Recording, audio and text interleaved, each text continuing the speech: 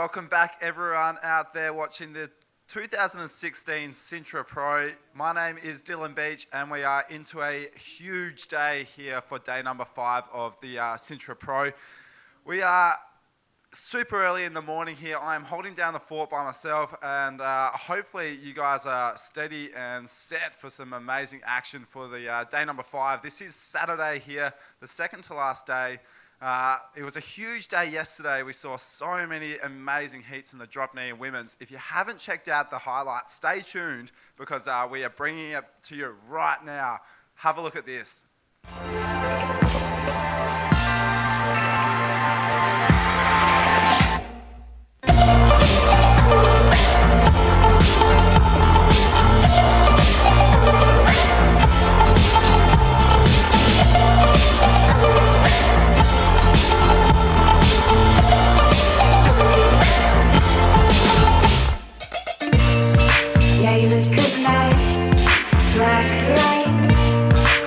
Like a mirror, wanna see my reflection. Your hands up like a question. Wanna get close, whisper something now. I don't think the sugar cube told that to me. I know they come to tip us up. I know they'll fight. Skeletons dancing at the scene of the crowd.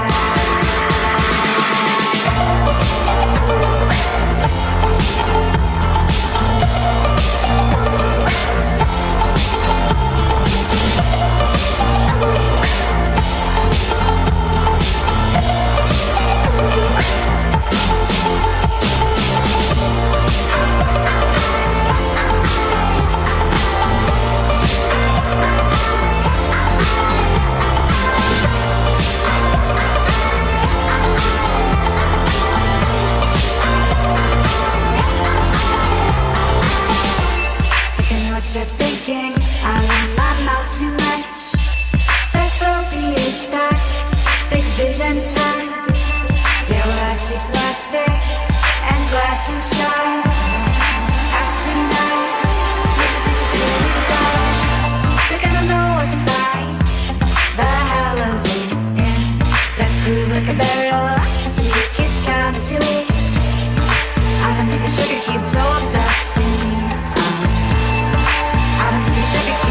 That to me. I know they come to take us up. I know they'll fight. Skeletons dancing at the scene of the crowd. I know they come to take us up. Wow, what an incredible day of highlights. Of course, the biggest story to come out of that was we crowned Isabella Souza as the 2016 APB World Champion. It was an incredible heat to watch, and she did make it into the final, which was enough to claim the world title for the 2016 with still one event to go. Of course, the ladies head up to Nazaré straight after this event. So an incredible feat for Isabella Souza and a huge day of competition yesterday. We have day number 5 here for the 2016 Sintra Pro. We've got a stacked day of competition. We've kicked off things really early, which is why myself, Dylan Beach, is just holding down the commentary fort. We're running right now into live action for the round number 1 of Heat 1, round number 5 of the Pro Men's. Apologies, as I said, it's really early in the morning. We're running through to the quarterfinals of the men's, which is going to be an incredible day of action. The drop knee quarterfinals are on hold as we will see how these conditions fare up. As we can jump into live action right now, we have Yuri Valadao from Brazil, Dave Hubbard from Hawaii, and Kevin Torres in Chile. Now, you can see a few scores from the riders, Yuri and Dave. Kevin Torres was actually just running a little bit late to his heat and is just making his way out into the water as we speak. And yeah, huge day of action. We have seen that predicted swell come in as we see Dave Hubbard on this little left-hander. It's going to bowl up into a nice one, and Dave Hubbard, boom, getting things working, us banking a nice reverse, but that low tide making things very difficult here at the Sintra Pro. As we said, we are running on a massive day. We've got a few rounds of the Pro Men's. We should be able to finish all the way up into the quarterfinals. And the drop knee quarterfinals are on hold. As we saw some incredible action in the drop knee heats go down yesterday. As we said, Dave Hubbard, that 1.5 for his last wave. It's a pretty low scoring affair for the first few minutes here at the round 5, heat 1 of the men's division. Of course, Dave Hubbard, my fellow commentator, and he's left me in the commentary booth and is paddling out in the water as we see him on screen. What you're looking at right now is the dead low tide. So making things quite difficult with that building swell here on the weekend. It's Saturday morning, about 8:30 here local time in Sintra. And we should, as we've seen all week, that tide come in throughout the day and hopefully will bring some incredible conditions as we make our way into the rounds of the Pro Men's Division. The likes of Pierre-Louis Costes, Louis Finnegan, Amaury Laverne, Yuri Valadao, Eda Luciano. The names just go on in this next few rounds of the men's division, so do not go anywhere. This is going to be an incredible day of action. We are in the first heat of the day as we see Yuri Valadao. Have a look at this thing out the back on the right-hander. He's just going to make himself busy as we see him kick things off on a nice forward spin. Checks back into the sort of the power source and just throws another spin just to keep himself busy. And he hits that little inside section and rides through that roll. So holding on to a 3.0, Yuri Valadao. Not a bad little backup score.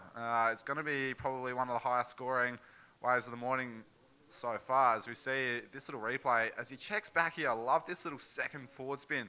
And that little half turn as he makes his way into a little bit more of the powerful section of the wave. That was Yuri Valadao from Brazil. Kevin Torres, of course, was running a little bit late in his heat and is making his way back down as we have yet to see him catch a wave. But that last wave, as we heard the beach commentator just announce it, and it pops up on your screen, a 5.25 for Yuri Valadao. So a great wave as his backup. Now he's looking to replace a 3.0. Dave Hubbard from Hawaii, my fellow commentator, is in second position, a 2.0 and a 1.5. Dave, from watching him surfing throughout the week, he's not going to be looking to hold on to that thing anytime soon. But still plenty more time to go, 16 minutes and 26 seconds. As we predicted late last night, and we sort of saw a little bit of a pulse late yesterday afternoon as that west swell is starting to pile in. You see at the back all that whitewash on the outer reef just making its way through the playground down here at Sintra.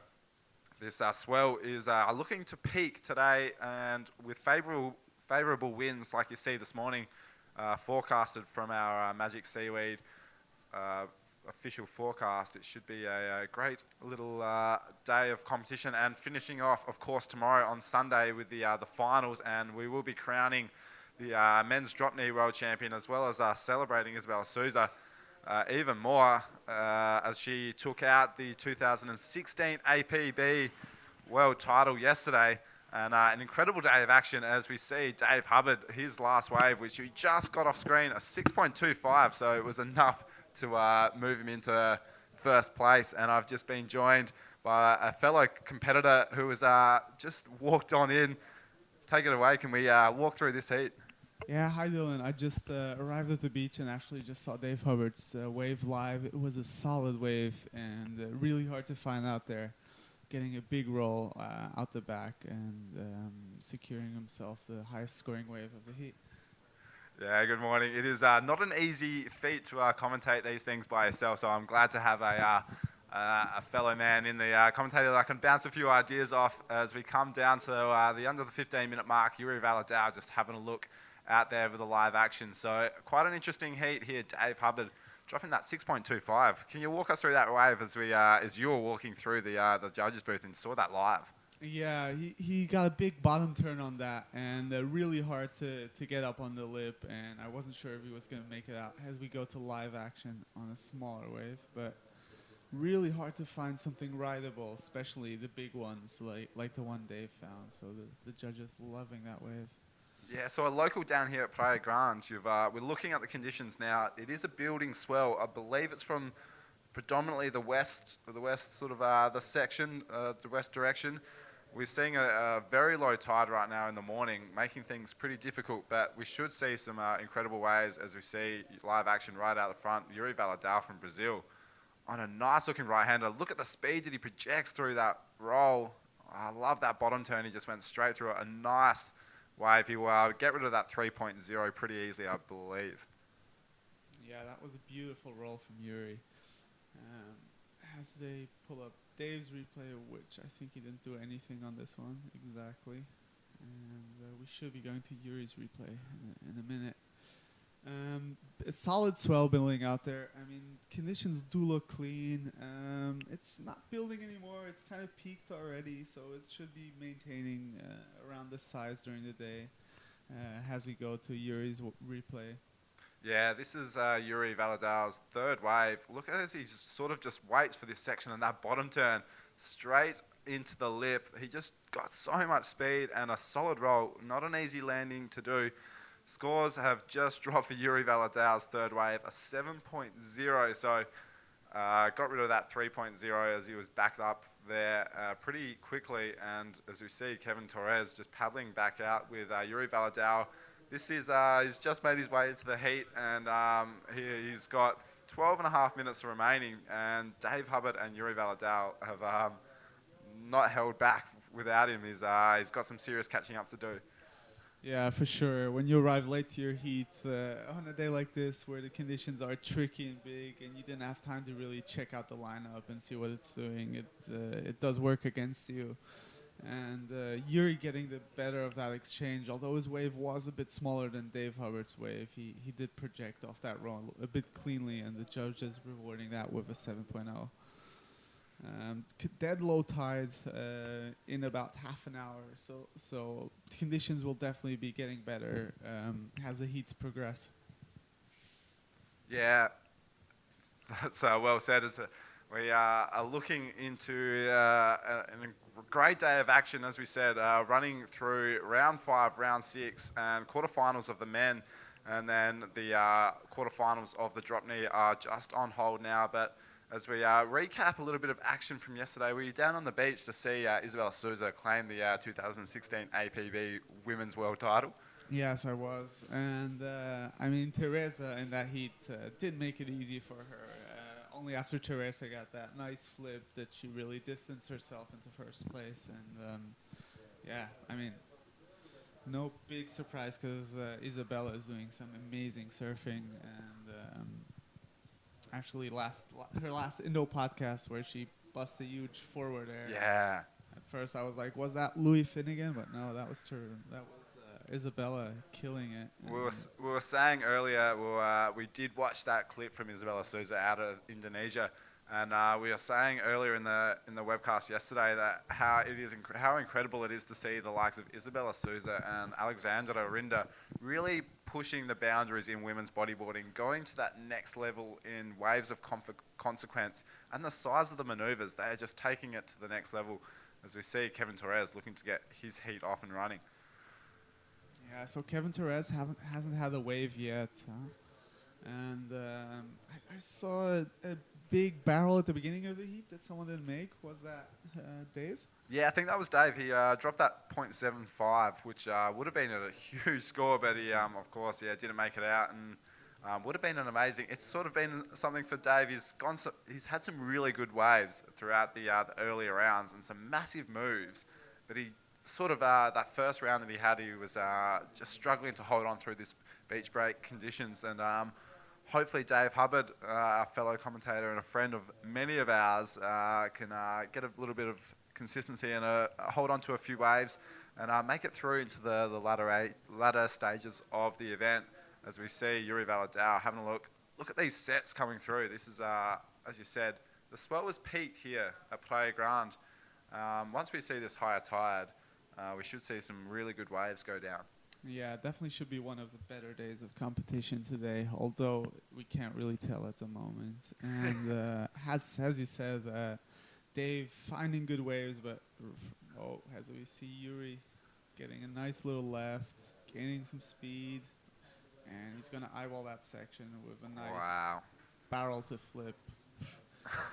Yuri Valadao just going through the motions here. He's surfing really good. He's looking to get rid of that 5.25, and in tricky conditions like that, that was a nice wave. So much speed there, and just making his way into that inside section where it almost just bowled out for him, and tucking under the lip and just busting a big flip out of that little left-hander.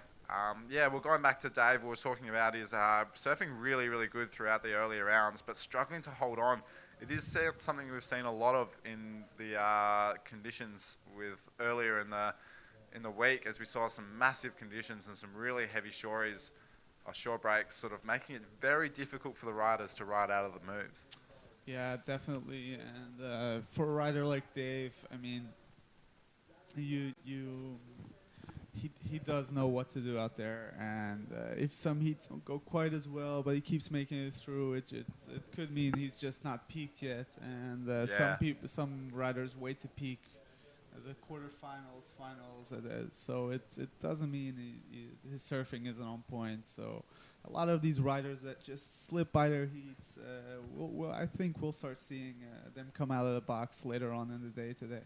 Yeah, good point. And as we see Yuri Valadao talking about hitting the strides, his last wave 6.75, enough to move into consolidate his first spot even more, as he just makes things very difficult for Kevin Torres, who we just saw in live action trying to punch that invert out of the lip, but not much happening for that. He struggled to sort of get out and above the lip, as he was sort of not really generating too much speed off that little wave. And not a huge score for Kevin Torres, but Yuri Valadao, 6.25 and a 7.0.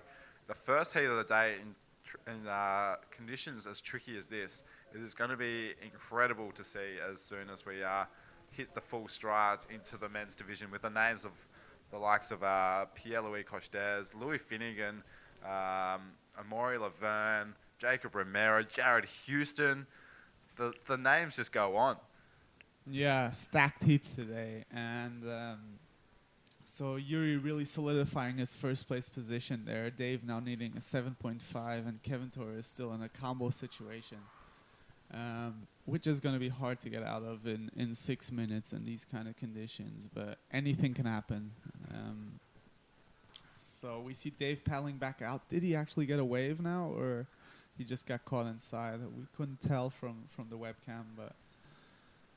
Yeah, just that little wave there. It was a 1.0. It wasn't much happening for Dave Hubbard. As we see these sets just continue to bombard these riders. We were talking earlier about how hard it was just physically, continually duck diving, as we see Yuri Valadao looking for a bit of a heat update. Up there, he's should be pretty happy with himself. He's surfing really well with a 7.0, 6.25. Dave Hubbard, as you just touched on earlier, looking for a 7.51, and Kevin Torres in a little bit of a situation we like to call combination land. Yeah, well, that's might be fruit of him arriving really late to this heat. As we see Yuri, let's see if the cameras follow him. Nah, it just going so fast, the camera couldn't keep up with him there. That was Yuri Valadao just going to the right of screen. We'll wait for the scores to drop to see if it was anything of significance, as the cameras are just focused on Dave Hubbard here. The Hawaiian, and one of the most genuinely nicest guys on the World Tour. We've had the pleasure of talking to him throughout the week on the webcast, and a really nice guy, and it's interesting to see him really switch on and switch off between the commentary booth and into the competition area as he sort of sets his scene and really gets into that mental state and just turns it back into competition mode. Yeah, definitely. And if you haven't seen his DK heat yesterday, he really put on a clinic, and just seems to, once he hits the water, he just switches into contest mode, and when he's on, no one can catch him. Yeah, Of course, multiple world drop knee champion, and it was really great just to pick his brain about the drop knee sort of technicalities. Of course, one of those many riders in this 2016 Sintra Pro that are doing both drop knee and pro men's. Of course, Dave Hubbard, Jacob Romero, Ian Campbell, Amaury Laverne, both doing both heats. Both divisions. As we see, Yuri Valadao really busy here. It's Dave Hubbard is just notching up a lot of waves, but he's just not really getting anything too big on the board. As we see Yuri Valadao, that last wave he came in at a 5.75. We'll wait for scores to drop for that one, but Yuri Valadao just clocking up some big scores here and just throwing away some solid numbers. Yeah, definitely. Yuri, just his throwaway scores are much higher than the average waves ridden in this heat. Dave waiting out the back patiently. He knows he needs something big. He knows he needs at least a 7.5 to take the lead. So he's going to be a little more selective. As we see a nice little barrel coming out with a clean Rolo and another Rolo. I'd love to see the beginning of that wave, but I can imagine that could be the score. What do you think, though? Yeah, you were just touched on it as we cut to live action, talking about him being selective. He knew the sort of waves he wanted, as we see Dave Hubbard just making his way out. I wouldn't even say paddling, he's just walking. Let's have a look at this replay. This little right-hand wedge, and he just waits for that. You can see him dig his legs in for the barrel, and not quite finished, punches a roll straight in front of Yuri Valadawi. Actually just had enough time to get two rolls in there. So chasing a 7.51. We haven't seen too many barrels go through, as we see Dave Hubbard just trying to move to the left of screen and get out the back. Interesting to see what the scores are coming through, as the scores have just dropped. Not quite enough. Well, would have been enough for Dave Hubbard, but Yuri Valadao's last wave, a huge 8.75 for that one. So Dave Hubbard momentarily was in first position, but then that score for Yuri Valadao just dropped and just did that quick seesaw back into the standings that we've seen all heat. Yeah, so Dave finding a nice little nug on that wave. The thing that kept the score a little lower was the wave was pretty small compared to other waves ridden in this heat, and actually pretty curious to see what Yuri did on that 8.75. It must have been a huge flip, I can imagine, since he's got those things on dialed. Yeah, he does. The Brazilian, as we see, Kevin Torres, he's a big invert on that right-hander. He knew he had to be really busy. He's come out all guns blazing here.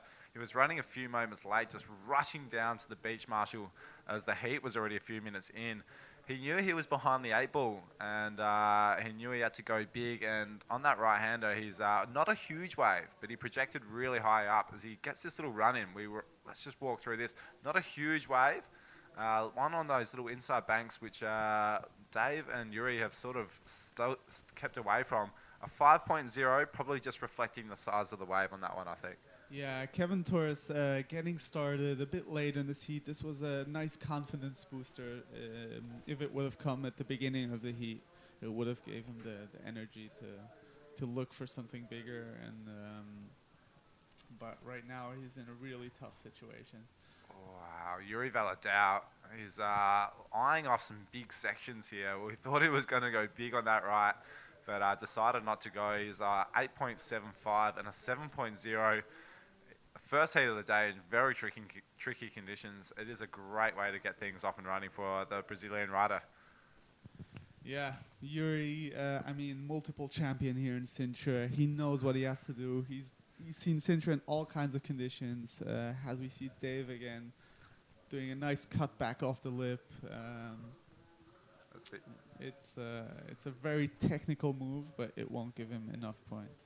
Yeah, as we count down that heat, is confirmed. Yuri Valadao, as we see a little bit of a replay of Dave Hubbard, just looked like it was going to be a little wave, but you see him just a little bash off the lip. So Yuri Valadao and Dave Hubbard moving on through. Kevin Torres, unfortunately, just mistimed his heat and unfortunately getting knocked out. We are here at the 2016 Sintra Portugal Pro. Do not go anywhere. We'll be right back here with some more live action just after the break.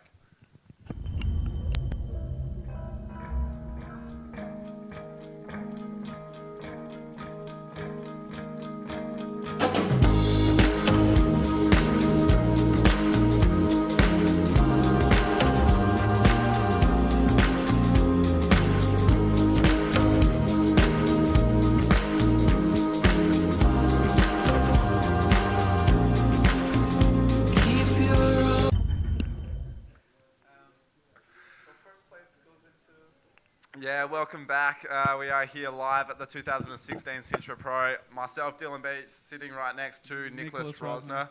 Yeah, the local Sintra Portuguese rider. That was an incredible heat we saw. Yuri Valadao just put on an absolute clinic. We are running into heat number 2, round number 5 of the men's division. Throw back out to the action because we have a huge heat in the water, Nick.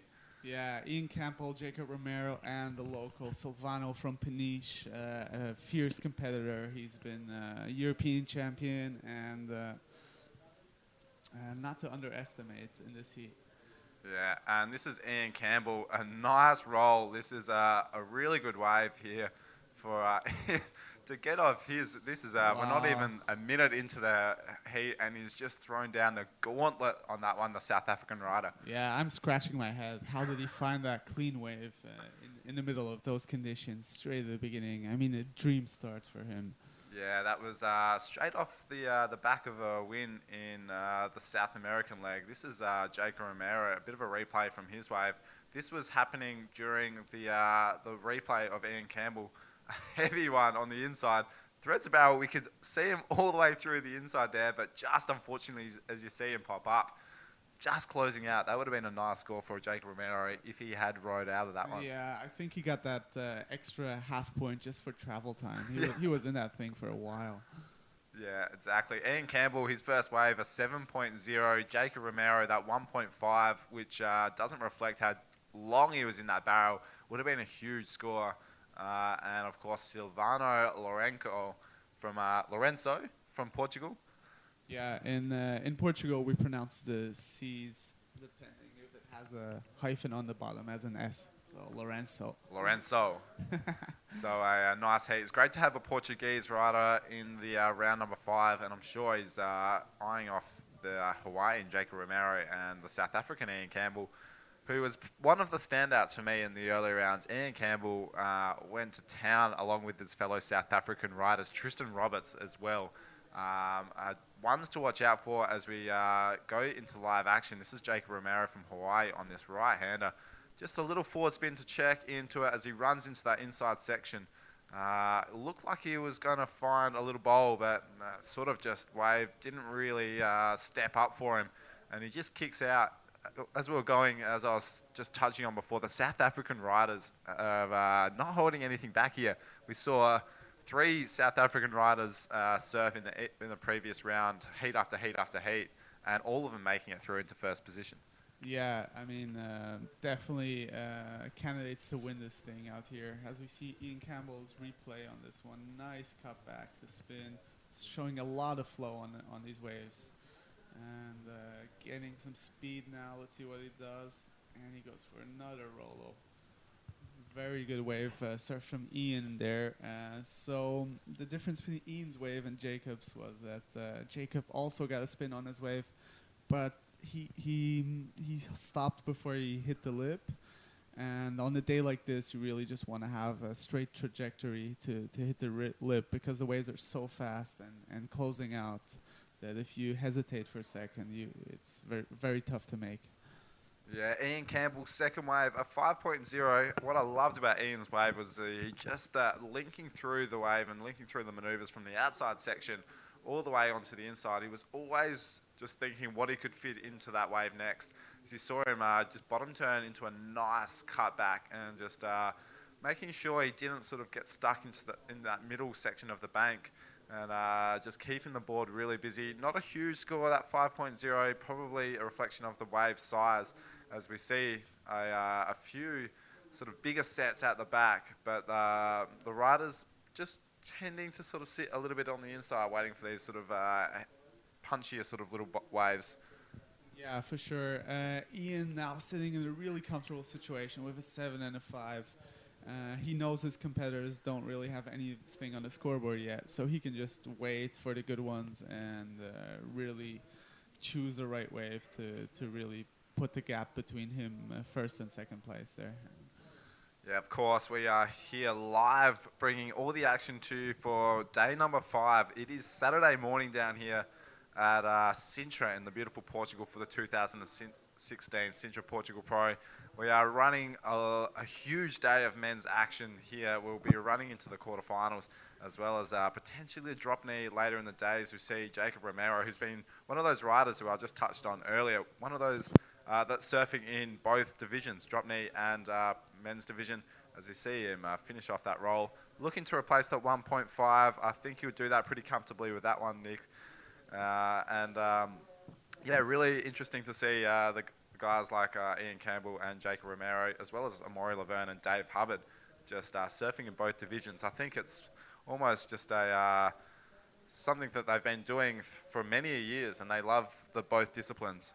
As we have a little bit of break in the action, we will throw it down to Vilma with the last heat winner with Yuri Valadao. Take it away, Vilma.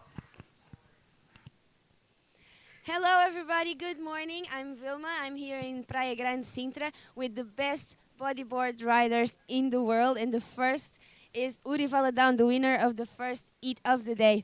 Muitos parabéns. Como é que as condições estão, outra vez, um bocadinho diferentes. O mar está muito maior, as condições estão difíceis, mas está bom, estão umas boas rampas. Está grande hoje, subiu bastante, mas estou muito cansado. Bem cansativa, as zonas estão bem fora e foi bem difícil também porque não dá para escutar muito bem lá dentro. Então eu estava super preocupado se realmente eu estava passando. E aí no final eu comecei a correr atrás para pegar umas zonas melhores. Okay, let me just translate very fast. Well, the conditions here in Praia Grande are always a little bit tricky. Today the waves are bigger and far away from the shore, so they have to pay attention because they don't hear anything what the judges say, what the speaker is saying. So it's all about the mind. Mas estou muito feliz de ter passado. No final consegui achar um backflip muito bom ali que me garantiu uma nota excelente, com certeza. E feliz, manter o mesmo foco para as próximas baterias, que cada bateria é como uma final. Yes, it just has to stay focused. Every heat now is like a final, so it just stay focused. Congratulations. Queres deixar uma mensagem lá para casa? Mais uma vez agradecer a todo mundo. Não sei se no Brasil as pessoas estão conseguindo assistir agora, porque lá é muito cedo. Mas de qualquer forma eu agradeço a todos. Beijão e vamos para a próxima. Valeu. It's never too much to say thanks to everybody that are supporting us, supporting them, and sending good vibes, good energies. So back to you guys. What's happening in the water? Yeah, thanks, Vilma. Great heat surf by the Brazilian Yuri Valadao. As he just noted in that interview, it's really hard for the competitors to sort of make out what is happening on the score situations because conditions are tricky. We've seen a lot of waves coming through the competitors' area. The wind is not making it easy for the judges to get their scores out to the competitors, as the beach commentator is sort of being drowned out by the amount of whitewash and the amount of waves. So really hard for competitors out in the water. And we saw Yuri Valadao make the most of it. He just touched on earlier that he's just going through his own game plan and just doing what he needs to do himself. He's obviously come into this heat with a little bit of a strategy in his own head that he wanted to get through, and playing it out really, really well, Nicholas. Yeah, I'm sure Yuri's got that final in the head and a really focused competitor. Doesn't make too many mistakes and just one of those guys that you don't really want in your heat because you know he's going to pull some giant flips every time. As we saw, obviously, one of the heats of the event go down so far. Almost one of the heats of Sintra history. We had Yuri Valadao, Jacob Romero, and Pierre-Louis Costes earlier in the week. If you have not seen it, definitely take a few minutes of your morning, jump onto the APB Facebook page and watch day number 3 highlights, because that was one of the best showcasing of bodyboarding out here of Sintra that I've ever seen.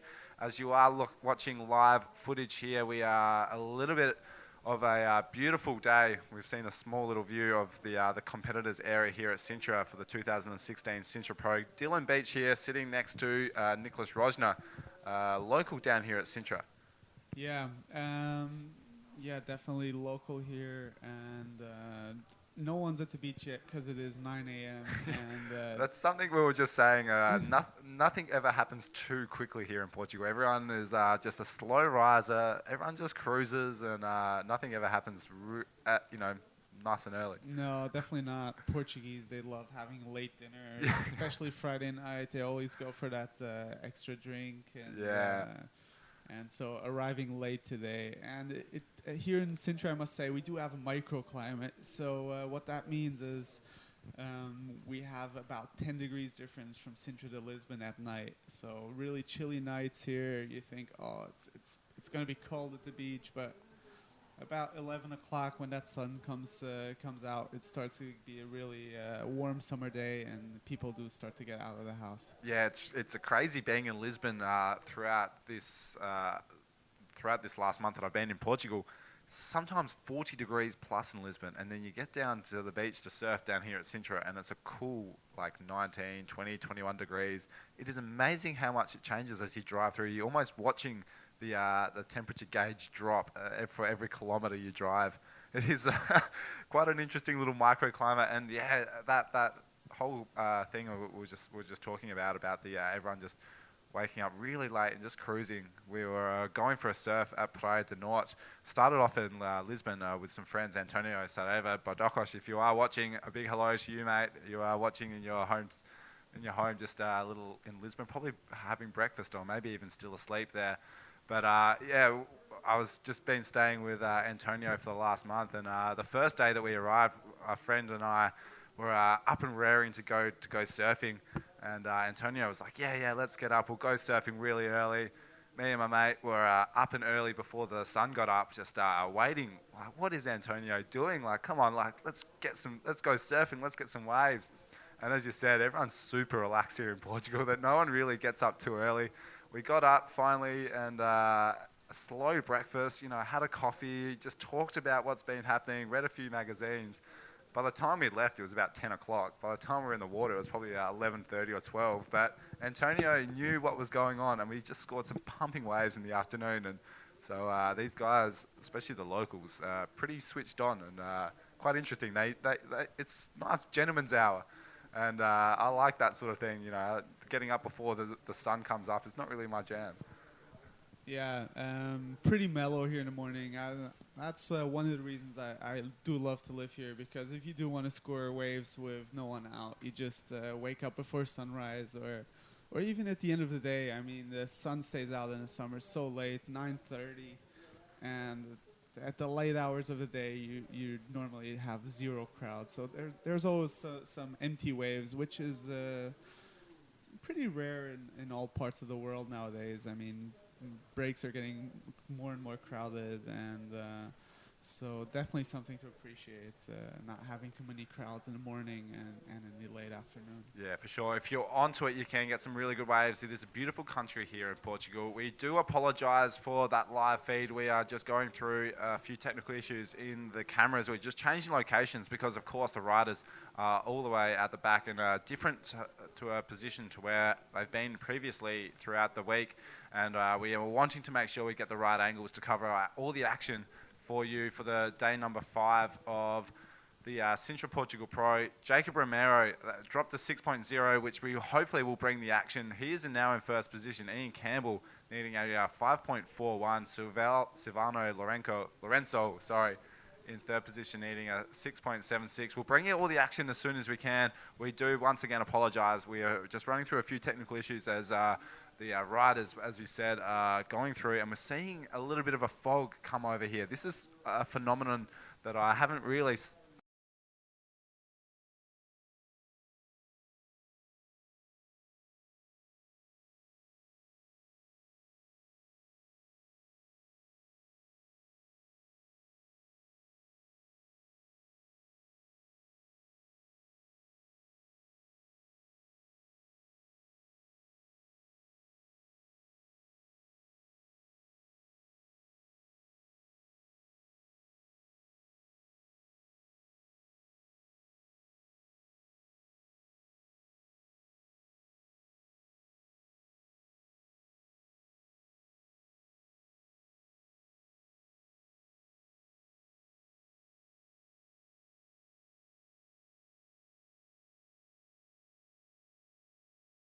summer months, we do have nice and glassy conditions. So it's happened plenty of times where people are just sitting on the sand and they don't really know how are the waves, and sometimes I coach, I give bodyboard classes, and I have to go in either way, and sometimes I'm just in the middle of the class and we're just frothing on how good the waves are, and no one even has a clue how it looks out there. And this happens a lot in Praia Grande in the summer. On the flip side, though, that can be those conditions like we experienced up at Praia de Norte a few weeks ago, is that building swell combining with a little bit of fog can be quite scary, as you are squinting out the back to see what is coming, and you're not too sure if it's a 10-foot set or a 4-foot set, and you're sort of just wondering what is just looming on the outside when you combine a building swell, a solid period at Praia de Norte, and a little bit of fog. It is something that is, it just adds to the rush and adds to a little bit of, a little bit of the adrenaline pumping at here. It's one of the famous beach breaks in the world, and something that is coming up for all of the viewers in a few rounds' time. As after, of course, we finish up here at the 2016 Sintra Pro, we head up to Vienna. Can you tell us a little bit about Vienna for the viewers back home? Yeah, Vienna, all the way in the north of Portugal, beautiful little town, and really nice wild beaches up there. Also a beach break. So don't really know how the banks are up there, but the swell for next week, I already took a sneak peek, and it is looking solid. So for sure, it should be a great contest next week. Of course, yeah. And finishing it off for the Portugal leg, of course, they'll head down a little bit south to Nazaré, the infamous wave and one of the famed beach breaks in the world, Praia Grande. If you do get a chance to surf it, it is one of the most incredible beach breaks that I've ever had the pleasure. And we bring you back down to live action, of course, as we apologise.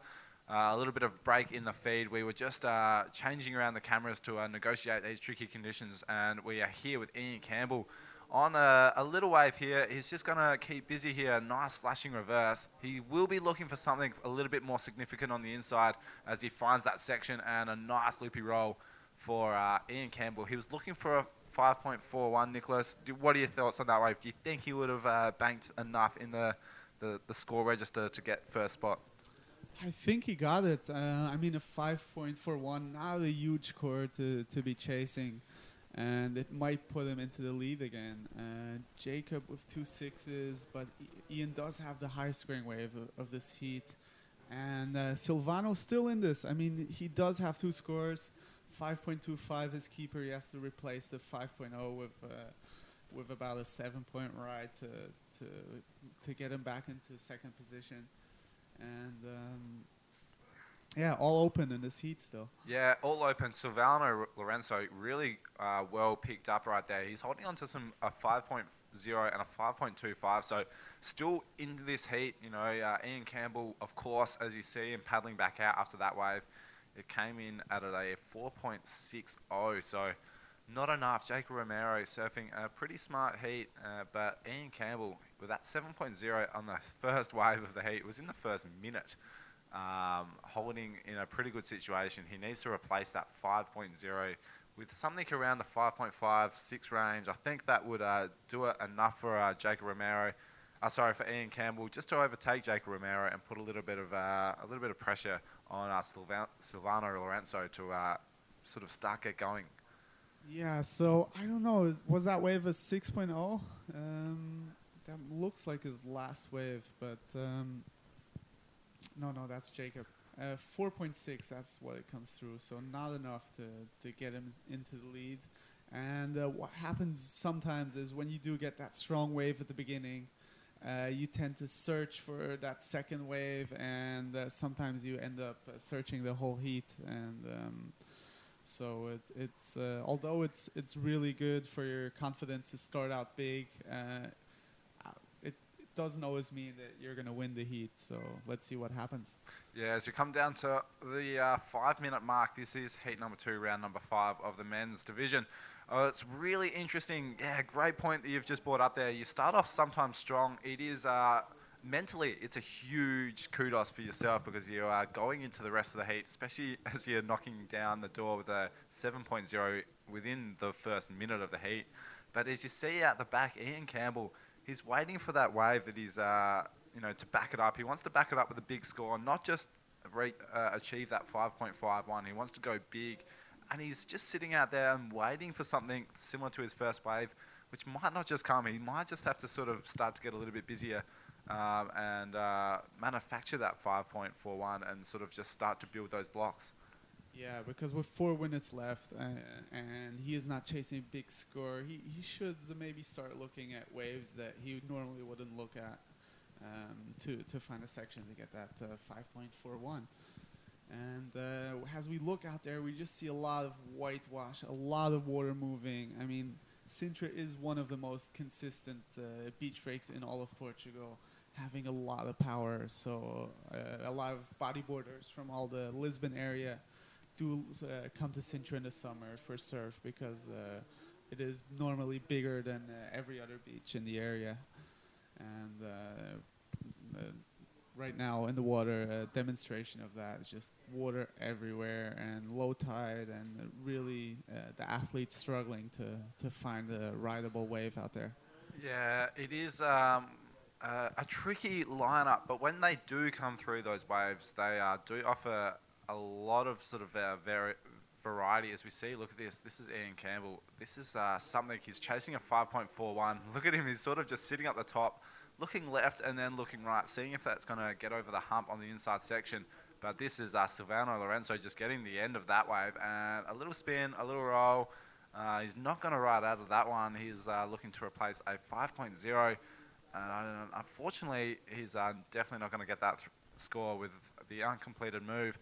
But yeah, back to the conditions. Yeah, it is a really hard one here for especially on this low tide. But when they do come through, as we saw in the previous heat, Dave Hubbard unable to thread a few little barrels. We saw Jacob Romero earlier in this heat just getting caught on the inside of the barrel. So there are barrels, there are air bowls, and there are some opportunities for a lot of the riders to sort of get busy and throw out a variety of moves throughout the day. Yeah, so Jacob on this one, also really small wave. Everyone trying to improve their situation, but the waves really not cooperating at the time. And with 2 minutes left, Jacob is looking pretty secure on that first position. As we see this quick replay, Jacob didn't really get much done on this wave, similar to Silvano's previous wave, which came in at the 2.5. And with 1 minute left, the lineup does look a bit cleaner at the moment, so we might see some action happening towards the end of this heat. Yeah, it's either they go all out or they don't go at all. They either get that one wave that offers them a huge opportunity to get that score, as you saw, obviously Ian Campbell with that 7.0 and that 5.0, Jacob Romero with a 6. So either they get that big score or they are dropping a 1 or a 1.9. So it's just a great overview of the waves here. They're either getting those really nice waves that are linking up from the outside all the way to the inside, or it's not really offering them too much to sort of get busy on. Yeah, so although we do have a beach break here, and as we see Black taking off on this one, getting some speed, but it doesn't look like the wave's going to offer much. He kicks out. Yeah, although we do have pretty messy beach break conditions in the morning, we are going to see huge moves happening and definitely some good waves to showcase real bodyboarding at a high level. And throughout the day, I'm sure we're going to see some amazing moves getting done. Yeah, so the last 30 seconds, Jacob Romero and Ian Campbell look like they will move on through unless Silvano Lorenzo is just going to pull a rabbit out of the hat and drop that 6.76, but he's in third priority. It might be a bit of a hard situation for him as we count it down. 10 seconds, Jacob Romero surfing a solid heat. Ian Campbell with that 7.0 just couldn't find that solid backup, but it was enough to get him through into the next round. And unfortunately for the Portuguese rider, Silvano Lorenzo knocked out of the 2016 Sintra Portugal Pro. We are here for day number 5 of the event. A massive week so far. We will be finishing it off with a huge finals day tomorrow. And the weather is amazing. The beach is slowly starting to heat up. If you are around the area here in Portugal, make sure you do come down and check out all the action live. I'll tell you what, if you are enjoying it in a 2-dimensional screen, you will enjoy it even more with the sand between your toes and a little bit of salt water just running around your face. It is an incredible thing to watch live, and as we see the next few heats run through into the men's division, we'll see some incredible action go down. Of course, we are running all the way through to the men's quarterfinals today with the drop knee quarterfinals on hold as we saw those guys run through some good heats yesterday. This is an action-packed day for day number 5, the 2016 Sintra Portugal Pro. Do not go anywhere. We'll be right back after the break.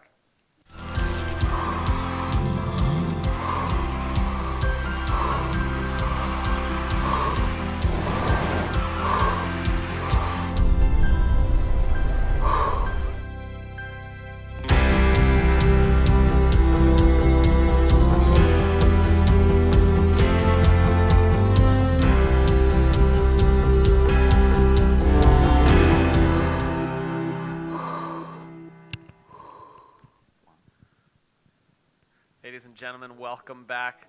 2016 Portugal Pro, right here at Sintra Praia Grande.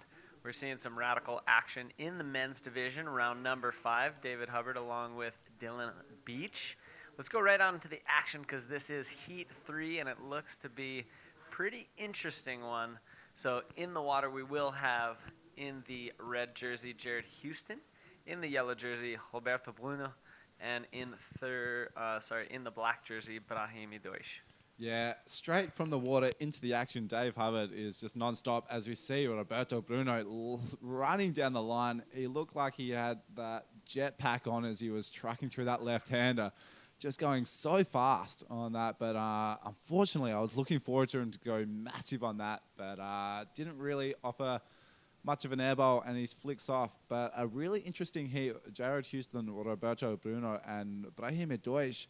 Of course, everyone will be thinking Jared Houston, the current world champion, will be a hot favourite in this heat, but he's got some stiff competition in the likes of Roberto Bruno and Brahimi Deutsch. Of course, both seasoned competitors on the APB World Tour. Brahimi Deutsch from Morocco and Roberto Bruno from Brazil, keeping really busy as you see him on his second wave. Another left-hander. One all the way out the back, and he's going to get a solid roll on the outside section. Oh, I would have loved to see him truck all the way into the inside as we see that wave just continue on through. Maybe just get a little bit caught up in that roll and a little bit onto that top section as we watch this replay.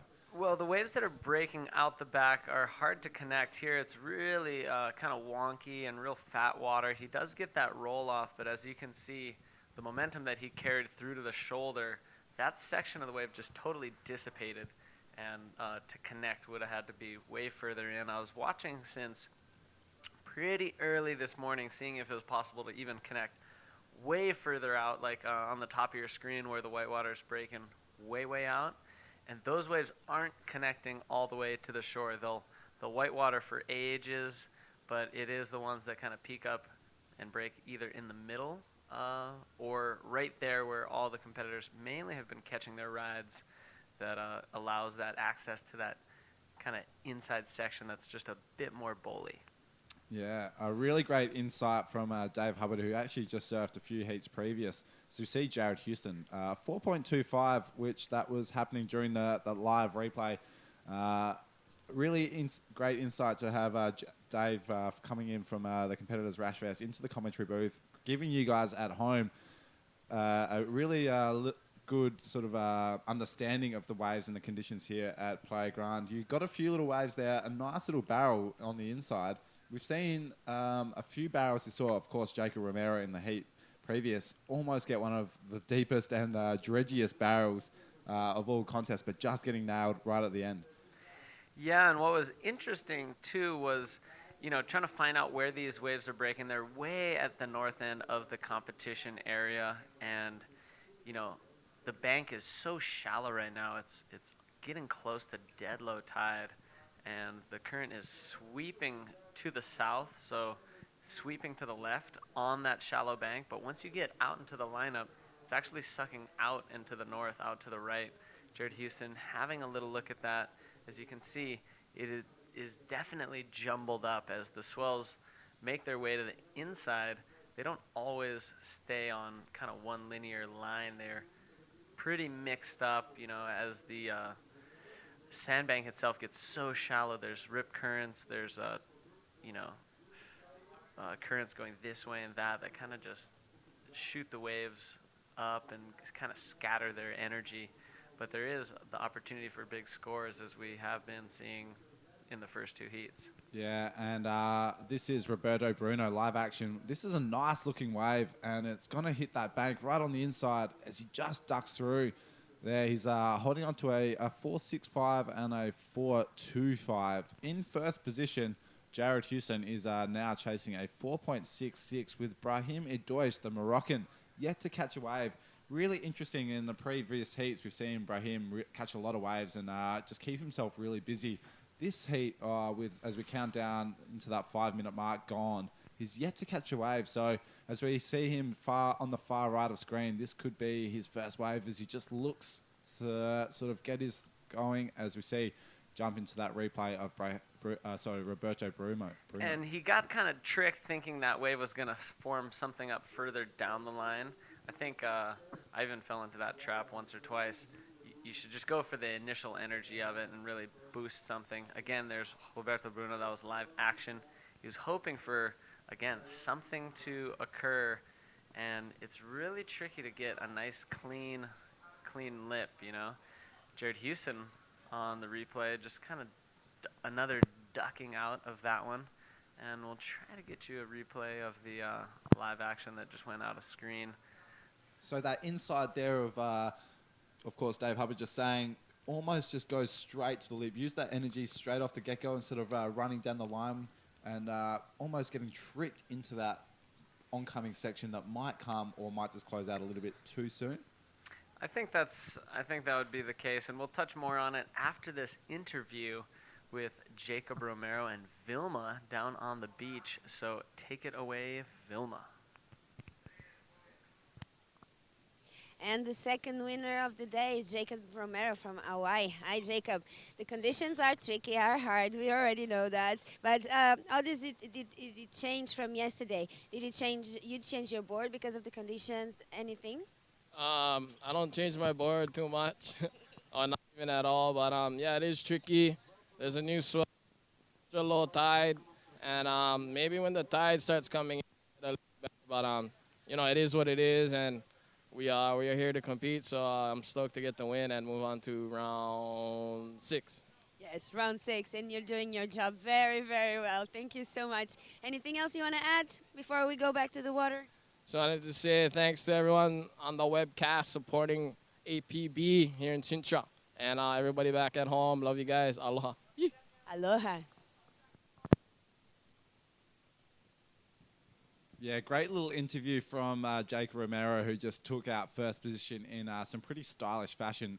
Really, as we've talked about throughout this morning, the conditions are really hard, but Jake Romero is summing it up pretty well, saying this is the conditions, no matter what he's got to do. He's got to surf it, his other competitors have to surf it, and everyone else throughout the day has to surf it. So he's just going out there and getting the job done, just like Jared Houston has just got off and running. A nice roll there. He's going to get rid of that 1.0 with probably the highest score of the heat so far. Yeah, that was a nice clean roll, and the section that he was able to hit just kind of converged. So it wasn't like a total clean lip, but it was enough of a lip to give him projection and a nice smooth roll for Jared Houston. And I would definitely agree that we're looking at a mid-range, possibly even a good score to come out of that. Yeah, and like your recap, terrific insight from Jacob. Hey, all the competitors do have to surf the same conditions. So, you know, if you're looking at it getting discouraged and thinking, oh, how am I going to get scores? Well, everybody else has to deal with exactly the same conditions set. So just making the most of it, making the best out of the situation, and that's exactly what Jacob Romero did in that last heat. And what I love about, sometimes conditions like this can be a little bit off-putting, but in the overall scheme of things, when we're talking about a world champion bodyboarder, we do have the waves of course, Fronton, Arica, Praia de Norte when it gets big, but a world champion is not just one of those bodyboarders that surf well in those big heavy reefs. Of course, Pipeline and Teopu, another few waves just to add to the list on the APB World Tour circuit. But of course, the World Tour competitors are so well-rounded and are so good in these conditions that, to crown the world champion, you've got to be good in all conditions, no matter beach break, heavy reef break, lefts or rights, onshore or offshore. You've got to be good in everything to be the world champion these days. Yeah, and I think venues like Sintra and Itacoatiara as well kind of encompass those kind of sentiments, because it's a long duration of an event. You're bound to surf in some good conditions and some pretty challenging conditions. And so whether it's tidally affected, wind affected, or we're waiting for a swell, so we have to surf this round before that swell gets here, whatever the case may be, those two events, this one, in particular, here for a week, have to surf, a heat maybe every day, maybe every other day, but it is the most well-rounded rider that kind of rises to the top of the field and continues through each of those days that is drastically different from the previous or from the next. And yeah, terrific insight, Dylan. Yeah, as we saw that last wave, Jared Houston, a 5.5. I think as we are becoming into the APB's tour schedule, we talk about, we talk about consistency. I think consistency is key in all conditions. We saw it myself, a great experience of consistency on the ABA Australian Tour. Joe Clark, who took the win, didn't win all the events, but he was consistent throughout the 4 events, no matter what the conditions. And I think that is going to play true, as of course we are up to Mother Nature. It's the sort of the beautiful thing about those bodyboarding and surfing events is Mother Nature is just the overall decider of surfing events. Yeah, and I really think consistency is a huge deal, whether it's in a heat or throughout the competition or throughout the whole year on tour. And let's check out Roberto Bruno on this one. Tons of speed, comes from behind the section, throws a reverse there. Now he's going to continue on, gets a forward spin in there, finds a little section to roll off before adding another roll there at the end of it. Incomplete on that final maneuver, but a nice long wave, and there's the competitor kind of hoping for some information there. Look at this wedgy peak Jared Houston's on. Wow, look at this thing. A huge section. Jared Houston, that one, as Dave called, looked really nice from the get-go as he wedges up onto this little inside bank. Jared Houston not holding back, looking to replace the 4.25. In my eyes, I think that would have been the best wave of the heat so far. A real heavy section, huge roll, and landing it really cleanly. I'll agree with you. And let's check the replay again of Roberto Bruno. He avoids that section, comes around that with so much speed, throws the reverse. Here's where he puts a spin in while he waits for that lip to form. And it just kind of crumbles around him, but he goes for that roll, and he's hoping to milk one more off it there. I wonder what Roberto Bruno had for breakfast this morning, because every wave we've seen him catch so far, he has just been flying. It'd be really great to see what sort of board he's riding, because in conditions like this, he's been going so fast, as we saw and we commented the first wave of his heat. He was on this left-hander, just going Mach 10 on that. Unfortunately, he wasn't able to link up with the inside section, but Roberto Bruno, just something on the end of his fins maybe just make him go so fast. And we didn't catch that wave of Brahim Deutsch, but at this point in the heat, the 6.75 counting for Brahim, he just needs to back it up at the 2.16 right now for him to move into second spot. And we're waiting to see the last score of Jared Houston. We do get another score for that wave of Roberto. It's a 5.15. It puts him up into the lead right now.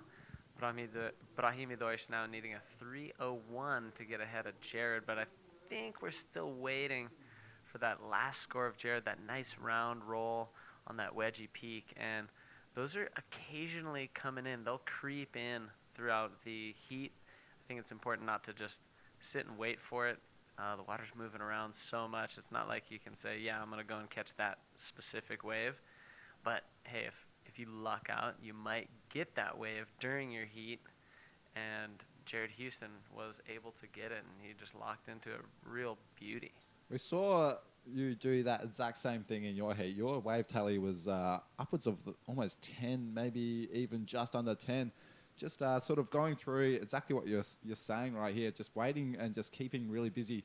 Not waiting and keeping really busy. And just if you did get onto that one wave, we were talking about before, it's either you're going big or it's sort of that 1.0, 1.5. So, yeah, Dave, it's good insight for the all the people watching at home on this webcast.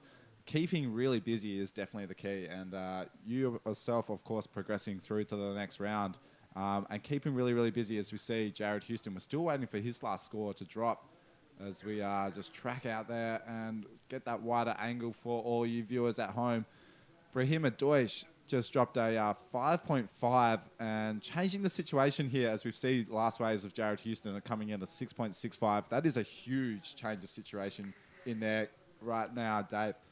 Big shuffle up for sure. Roberto Bruno was in the lead just a few moments ago before some of those scores got tallied. And 6.65 for that wave of Jared Houston for that nice roll and that clean kind of wedgy peak. But Brahimi Deutsch was able to back up his 6.75 with a 5.5. And he's hard to track because he's in the black jersey. I'll remind the viewers at home, he's sitting... all these riders are sitting super far away, actually right on the border of the competition area. So they are, well far away, which is maybe just a little bit of one of the reasons why it's pretty tricky to keep the camera on them. So, give us a little bit of a break with our footage here because the cameramen have their work cut out from these riders are at least 100 meters, maybe 2 down the beach from where the event scaffolding is set up. And so we haven't been able to catch much of Brahim's action, but he is leading this heat by just a thin margin over Jared Houston. But now pressure is on Roberto Bruno to get that 7.01 to move into an advancement position. He's holding priority, which, even more so on a day like today. I've been mentioning over the past few days, it's only occasionally been really coming into play. But, on a day like today, it's like not necessarily victory at sea because it doesn't have that onshore element, but it's just wild out there. So it's really rare to be even looking for the same wave, and I don't feel that priority is going to be super important. Definitely not in the opening stages of all the heats, but potentially in the closing moments, yeah. So let's see there. We finally get a little glimpse of Brahim. Finally spotted Brahim Deutsch, that green rail. I think the dead giveaway for the cameraman as we see him, the current heat leader. He's took a little while to get off and running. He must have had just a little bird who's just watching the webcast and just overheard us saying he needs to get busy, passing off the message to him, and he's done exactly that, catching the last few waves just in the last few minutes. So Brahima Deutsch, just a huge situation change, and of course taking that first place position off, which was of course Roberto Bruno from the majority of the heat, but now Jared Houston with that 5.5, a 6.65 was in first position. As we see, this is where that priority comes into play, Dave, as we see Jared Houston, who was in first priority, taking that wave from Roberto Bruno and smashing that roll. Can he hold on? No, unfortunately, Jared Houston just getting knocked off his board as we see that blue deck just being bombarded by the whitewash. But we were just saying how that priority system can be really important, but we see that was that wave from Jared Houston.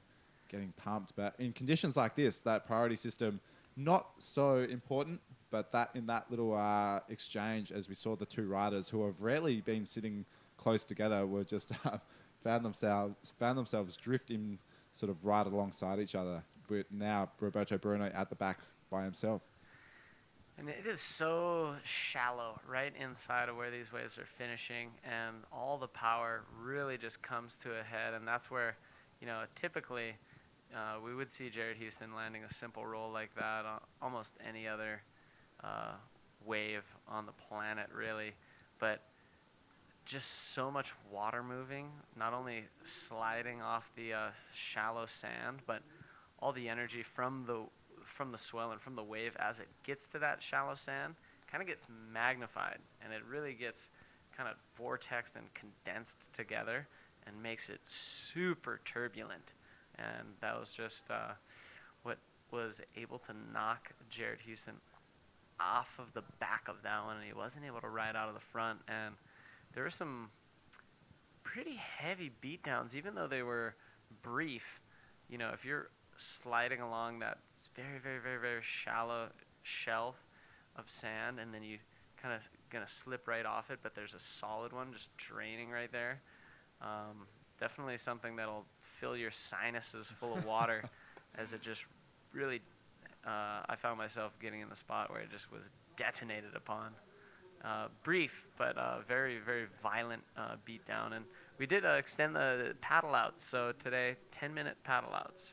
Yeah, 10-minute paddle outs to, of course, make the give the competitors a nice sort of even playing field when they're paddling out. You talk about that solid sort of section on the inside. A lot of people do pay a lot of money for that sand exfoliation, but the competitors here just getting one for free and making their skin feel silky smooth as we come into that 5-minute mark. Brahim Deutsch, the Moroccan, holding down first position over Jared Houston, and Roberto Bruno now chasing a 7.01 to progress into the next round. Almost, it was a stacked heat as we rolled into this, but this could almost be a little bit of an upset. If coming into this heat, looking at the heat draw, I had Jared Houston on first, Roberto Bruno in second, but Brahim Deutsch just bucking all trends and holding down first position, but still, of course, 3 minutes and 50 seconds to go. Anything can happen. Roberto Bruno, front and center of screen. It's going to be interesting. He's looking to replace a 4.65, and anything can happen in these shifting conditions. Roberto Bruno, all he has to do is just get onto that one solid section. The single maneuver, we saw Jared Houston drop a 6.65 for a big roll. So that single maneuver off a heavy wave may just be enough for the judges to throw down that 7.01. Yeah, so like you said, it's possible, but with time winding down, it is, an ever so perilous position for the Brazilian in this heat. He wants to be into round number 6, and he'll need a score to do it. Jared Houston up and riding on this one. He finds a nice left-hander, throws the backflip, and again, just such a difficult section to land because it's so shallow right there. Typically, if that was breaking in any more depth of water, we would have seen Jared land that one simply. Yeah, it did look like a nice left as it sort of just wedged up, and Jared Houston, unfortunately, just getting knocked off the board there. A hard one to land, but there is shaping up to be some nice waves. We're seeing a few solid right-handers. Roberto Bruno having a look at this. He's slowly coming down to the business end of the heat. We've seen him catch a few waves and go so fast, Mach 10 on them. If he can link up with that speed onto an inside section, and we could be in for some fireworks. Roberto Bruno, of course, from Brazil. Jared Houston, the South African, and Brahim Deutsch, the Moroccan. I've been really impressed with the South Africans throughout this event. Tristan Roberts, Ian Campbell, Jared Houston, and Ethan Nell, of course, the young guy from South Africa, all progressing through numerous heats and putting the rest of the competitors on standby. Yeah, and so it was finally the end of the road for Ethan Nell yesterday in the men's division, but we still have the hopes of 2 of the South Africans alive thus far. and a minute and 30 will kind of continue that for Jared Houston. We're yet to see Tristan Roberts, the third South African left in the draw, hit the water. It's going to be a very exciting heat. Eder Luciano, Tristan Roberts, and Tanner McDaniel. I think that's coming up in heat number 6, Stacked potentially. That's going to be super exciting to watch. We'll see if we can't get maybe Ian Campbell in here to help call that one. That would be a treat for everybody, really. But we're almost down to that manic minute as we see some paddling. Yeah, so that was the priority system coming into play. Roberto Bruno holding in top priority over Brahim Deutsch, now relinquishing that top priority as Brahim Deutsch and Jared Houston still holding down first position. This is your current heat leader, Brahim Deutsch, on this little left-hander. It looked like at the beginning he was going to get a nice flip bowl or ARS bowl, but opting, as you were saying, maybe almost something that he should have been looking for, to go straight up to the lip instead of sort of racing down to the line to that oncoming section. Especially because of how difficult it is to land the finishing move as the wave comes to its completion closer into the sand. So if you're able to do that maneuver further on the outside, a little bit more water, a little bit maybe potentially easier to land it. Also, the section's bigger the further out and the sooner you hit it. So potentially even a higher wave score could be achieved there. And it does look like we've counted down this heat. Brahim Deutsch and Jared Houston moving on into round number 6. But please stay with us, because more from the Sintra Portugal Pro 2016 coming right back after the break.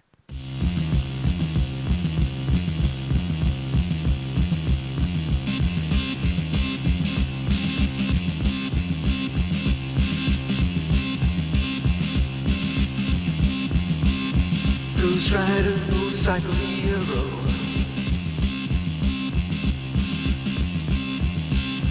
Baby, baby, baby, he's a looking so cute.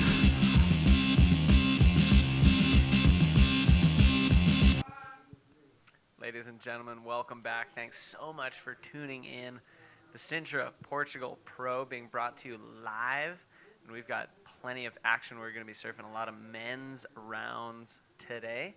Dave Hubbard alongside Dylan Beach. Let's go right out into the water. It is heat number 4 of round number 5, and this one looks like another really exciting one. The 2 Australians left in the draw are going to be facing off against PLC. This is a heat that have been looking forward to watching, but on the other side of the coin haven't really been looking forward to, because as a fellow Australian, this is of course one of the potentially 2 Australians may go through, but 1 Australian may be knocked, as we see Louis Finnegan and Jake Metcalf, both from Western Australia. A big hello to everyone watching from Western Australia. I know they've all been waiting for this heat, and it is set to be a cracker. PLC, the former Frenchman, now calls Portugal home, is in the red rash vest. Louis Finnegan in the yellow and Jake Metcalf in the black.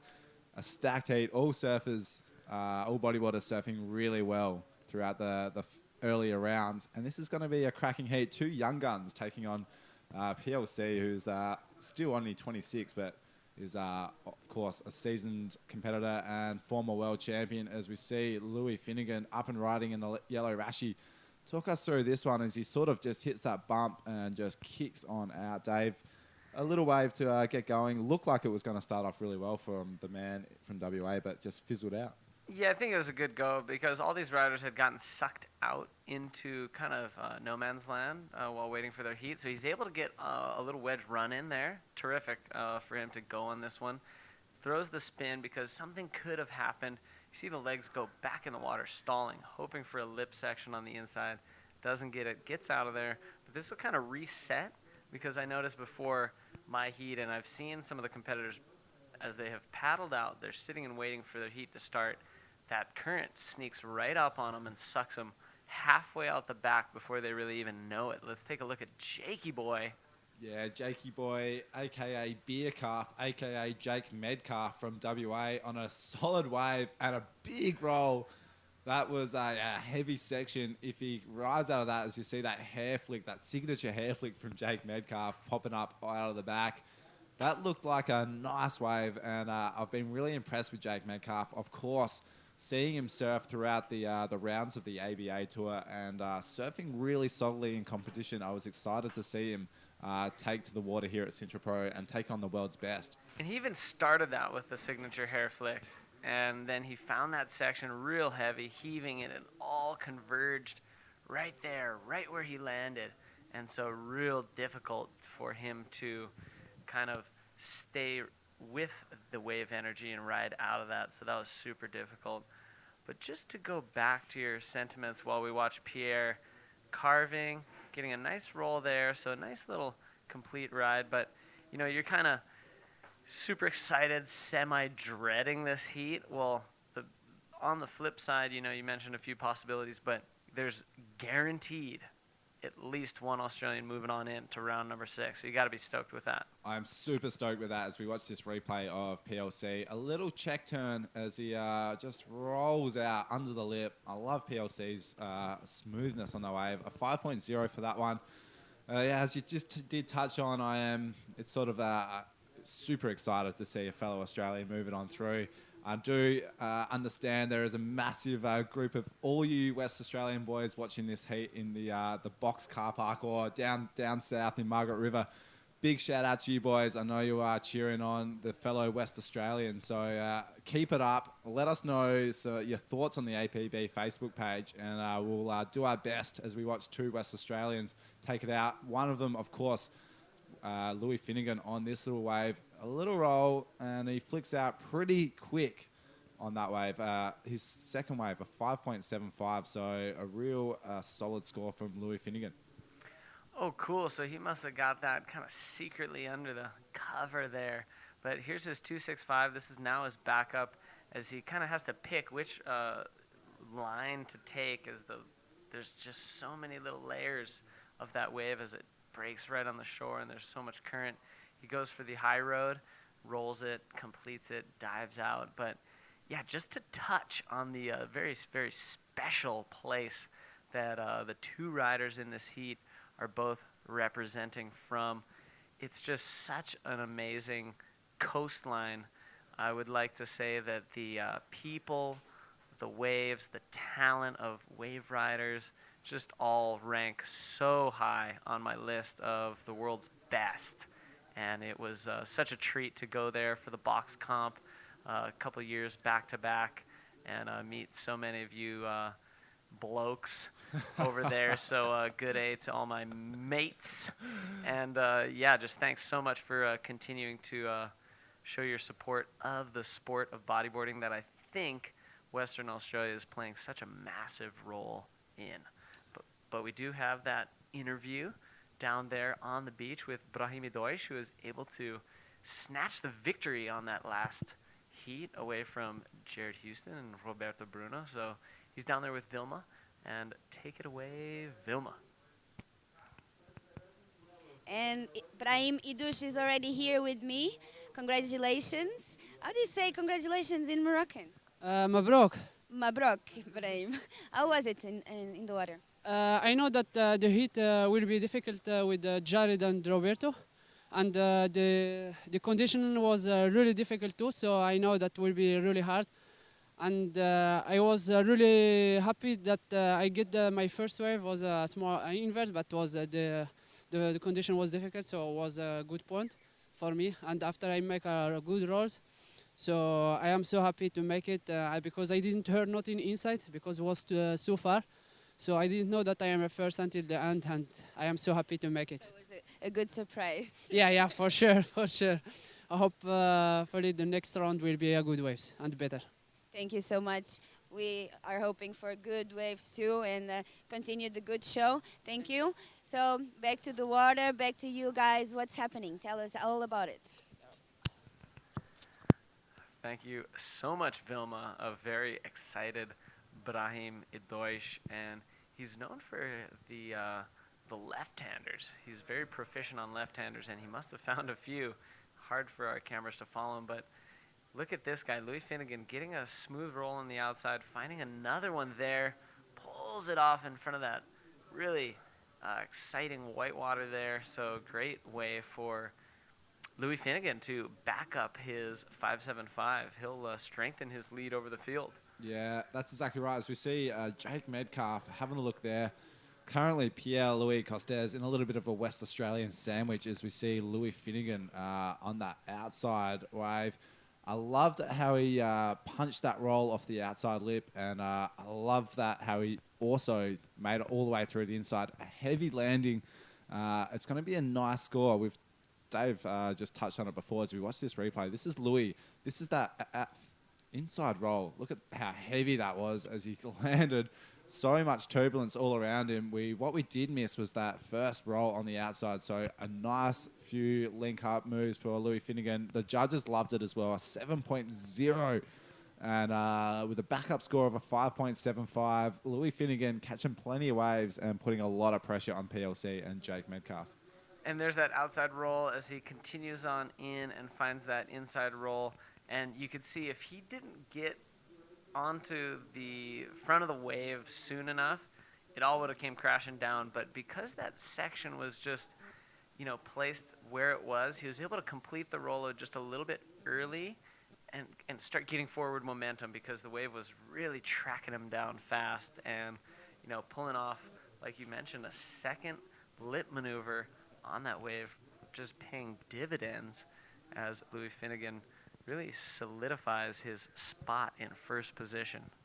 Yeah, we look at Jake Metcalf just sitting a little bit to the right of your screen at home. I can't wait to see this guy get a few waves. As we talked about him earlier, I love his surfing. He's been surfing the ABA World Tour, the ABA Australian Tour throughout the year, and also coming very, very close to taking out an event down in South Australia, my hometown.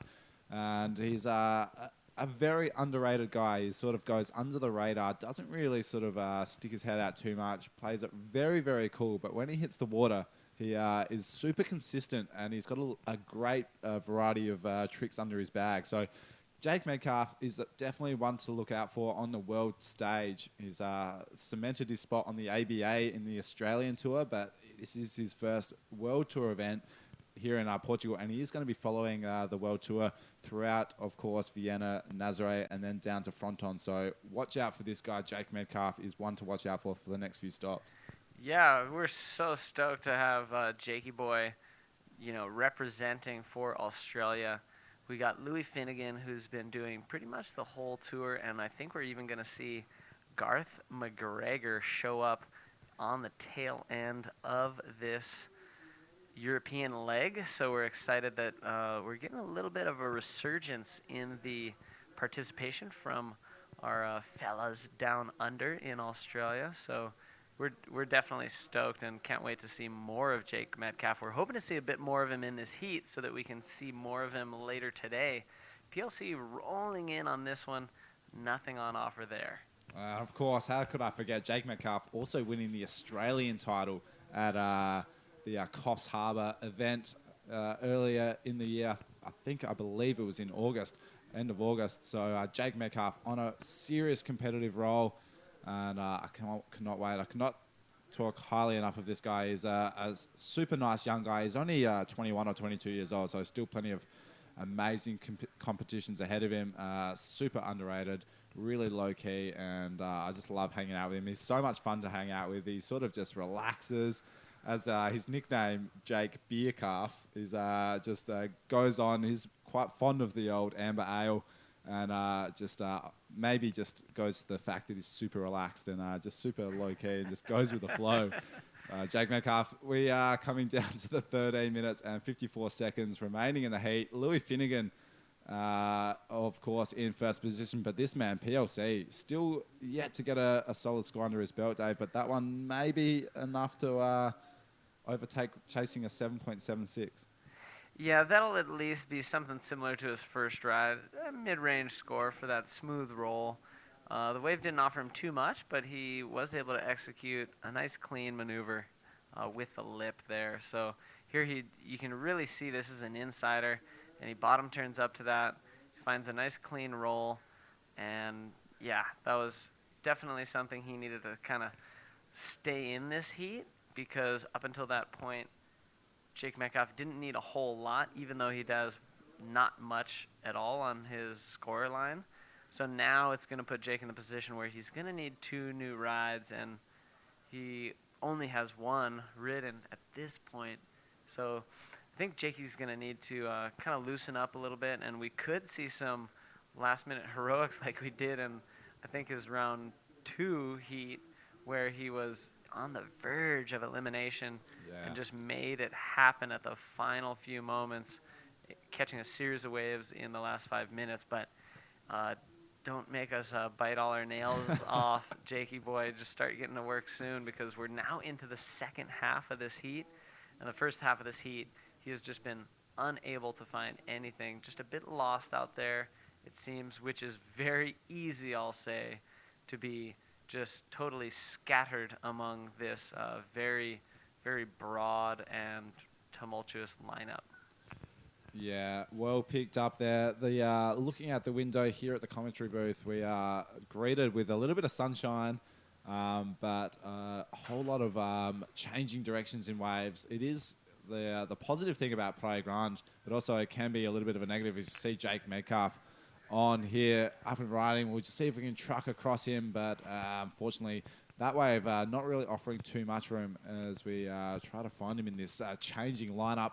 It is a great thing about this lineup, but it is a very challenging thing about this Praia Grande. The different swell directions, this different changing in the rips can produce some really good waves with the little wedging beach breaks and little power pockets you get on the wave, but can be really hard to surf at times. But of course, always swell down here, and so many different conditions like we've seen throughout the week. Just making it a great location to keep on the APB World Tour. Of course, as we are here for the 2016 Sintra Portugal Pro, this is heat number 4, round number 5. Louis Finnegan, who is paddling for this wave right now.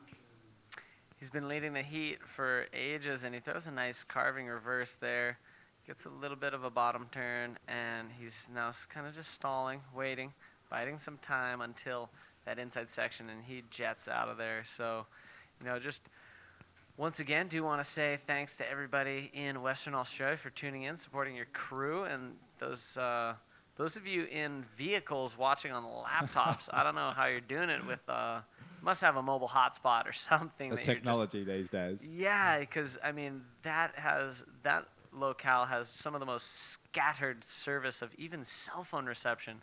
How to get onto the internet just baffles me that y'all are able to do it in a vehicle on a laptop. So thanks guys so much for tuning on in, and thanks to everybody who's tuning in around the world for this day number 5 of competition here at the Sintra Portugal Pro APB stop number 5 on the Men's World Tour. This is the moment we've been waiting for. Jakey Metcalf up and riding.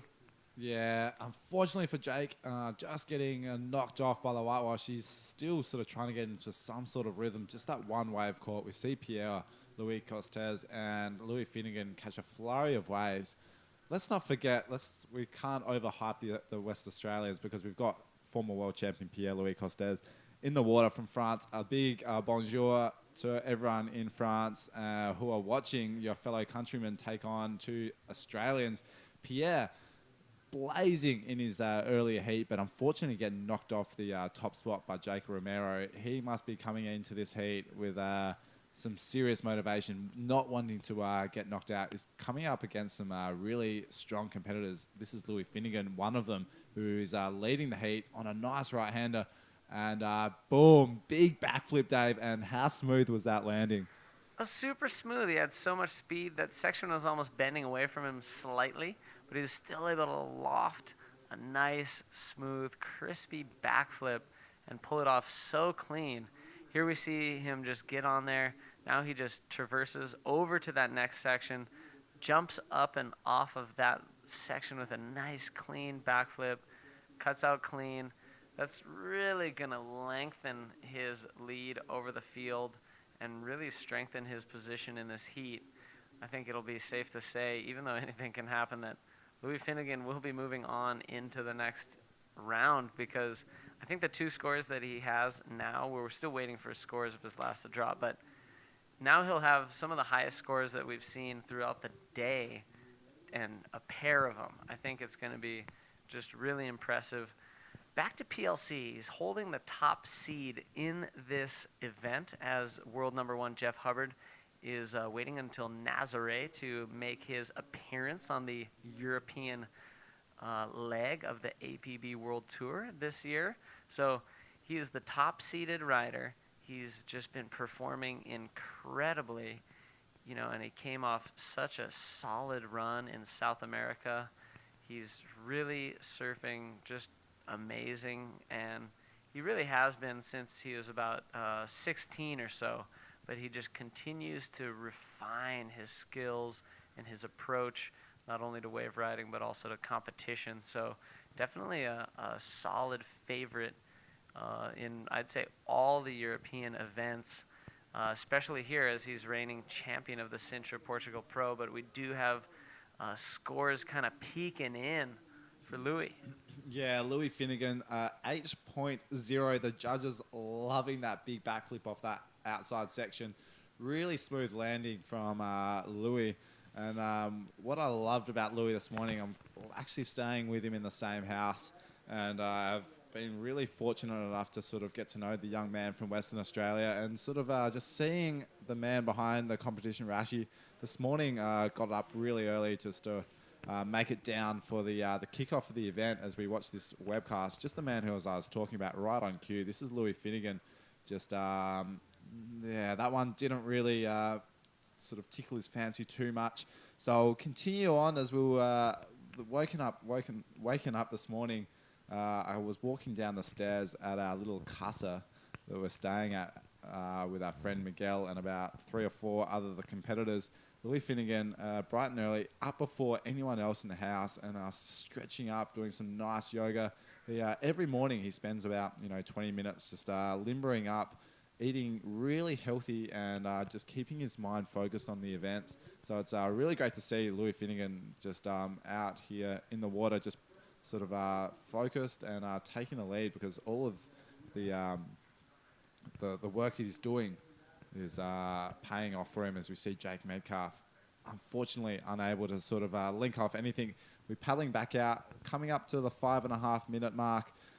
Still plenty more action to come as we Louis Finnegan, Pierre-Louis Costes in second, needing a pretty high score at 9.86 to take over first position. Jake Metcalf, an 8.41, not too hard of a score as we see him have a sniff, but he looks like he's almost going to have to reset and get going again. But it does look like PLC is vulnerable. He's been going on a lot more waves than Jakey Boy, but he's only been able to get 2 scores that have been anything substantial. I mean, just looking at his wave tally, he's got a couple 5s and he's got about 5 zeros or 1s between those 2 numbers. And so, Jakey Boy is surfing a bit more consistently with only 3 waves ridden, but he still has yet to crack a score that would be considered a keeper. And yeah, as we're under 5 minutes to go, he could turn it around because, like I mentioned, PLC kind of vulnerable right now. Anybody is actually vulnerable out there, well, besides Louis Finnegan at this point, because difficult conditions, hard to find him. And if Jake can kind of lock into some of that last-minute momentum that he had in previous rounds, we could see, one of the upsets of the millennia. Yeah, a really interesting point you just touched on there. Pierre-Louis Costes, usually when you're watching him in a heat, he's always really comfortable and really relaxed. You're watching him here, he's, almost looking back to shore a fair bit, looking to sort of catch a lot of waves. As you see him here, just looking on the inside a little bit more from Jake Metcalf and Louis Finnegan. Interesting to sort of see that play out. He must be aware, and I've watched a lot of Jake Metcalf's previous heats, and seeing what this young man from Australia can do, because he just doesn't look comfortable right now in the lineup, Dave. And I don't know, he may be aware that he is quite vulnerable. Only Jake is needing an 8.41. Although it looks like a pretty big score, it only takes 2 waves to change that. Only takes 1 wave to change that. Really, that situation. So Pierre-Louis Costes, has to be constantly looking behind him as Jakey Metcalf is maybe snapping at his heels. Yeah, and it's difficult out there for sure. And even though Kevin Torres in my heat was in a combination situation up until some of the final minutes, I didn't feel comfortable at all sitting in second spot, knowing that the numbers I had produced weren't very large.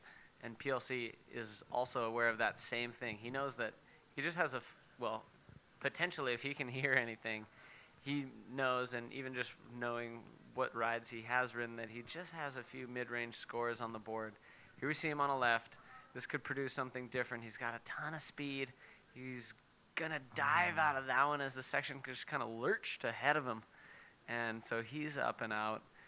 Yeah, Jakey Metcalf, I would say strategically for him would be to try to quickly access two rides. If he could get, maybe a 4 and a 6 or a 4.5 and a 6, something along those lines, he could totally turn the heat, and it would be, like I said, one of the upsets of the year. Yeah, that was Louis Finnegan having a little look. Yeah, could be a massive upset for the rider in red. This is Pierre-Louis Costes. Of course, Jake Metcalf really needing to get going as we're coming into that final 2 minutes. 1 minute, 45 seconds remaining. Jakey Metcalf, I know all of the boys back home in Margaret River are just itching him on, just telling him to get a few waves, telling them to get busy, because he really needs just to manufacture that 8.41, whether it either be that one wave huge move or that 2 waves just to get that combined score. Here he is having a look at this left-hander. He needs to sort of get that. He needs to start going on those sort of waves. Only those 3 waves caught in the heat.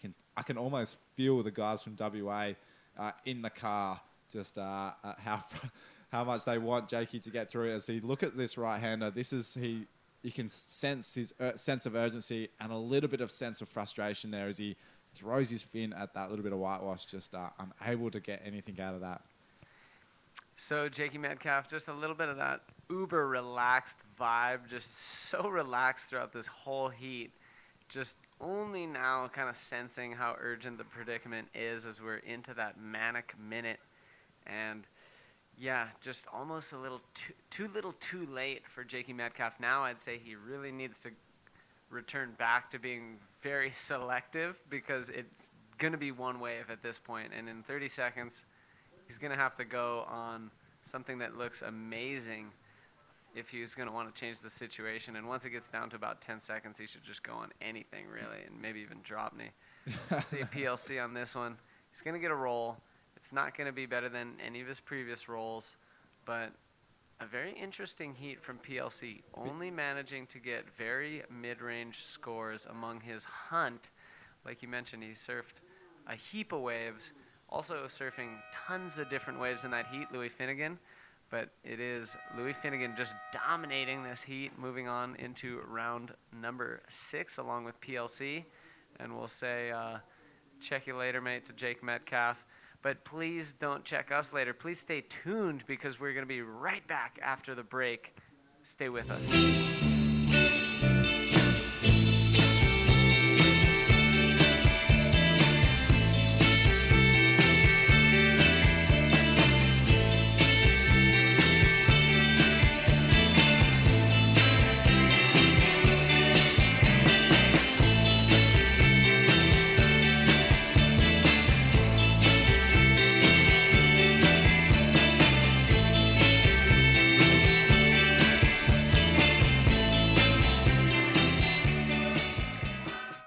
Welcome back, ladies and gentlemen, to the 2016 Sintra Portugal Pro. Thank you so much for tuning in. Dave Hubbard alongside Dylan Beach, and the men's action continues. Even though we just saw a little bit of some boogie chicks in that commercial, just a terrific flavor of this event here in Sintra, that there's so many divisions represented. One of the really hot ones is the women's division, no pun intended.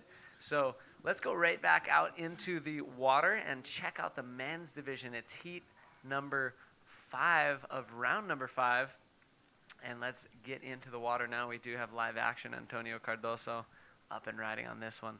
Yeah, this is the man from Praia do Norte up at Nazaré, the Portuguese, one of the standout riders from this beautiful country as we see him getting busy to kick off his round number 5 heat. And just not too bad little way from there from Antonio Cardoso, taking on, of course, former world champion Amaury Laverne and Matthias Prosgadas from France. Matthias Segoras. Oh, I'm going to let you... I had to chat with him and find out exactly how you say it. I know we've been butchering it, but Antonio Cardoso was able to put a few different combos on this wave, so definitely a good way to get started. You know, no maneuvers until the inside and just a few soft rolls at the end of this one, but definitely a good way to get started, as we've seen competitors in heats really struggling to get 2s, 3s, even 4-point rides. So that is our man who we will be seeing in his hometown later on the European leg of the tour. And he's into first position with that 4.5, and it is Matthias Segoras in second now. He was able to get a 3.75. These two fellas are both advancing on, and they might have similar sponsors, but one of them has way more fans apparently. And see you later, Louis. You won the heat, but this guy's gonna get some photo ops. He is the Prince of Portugal PLC, and the fans just love him. Look at the fans flocking down. The grommets just...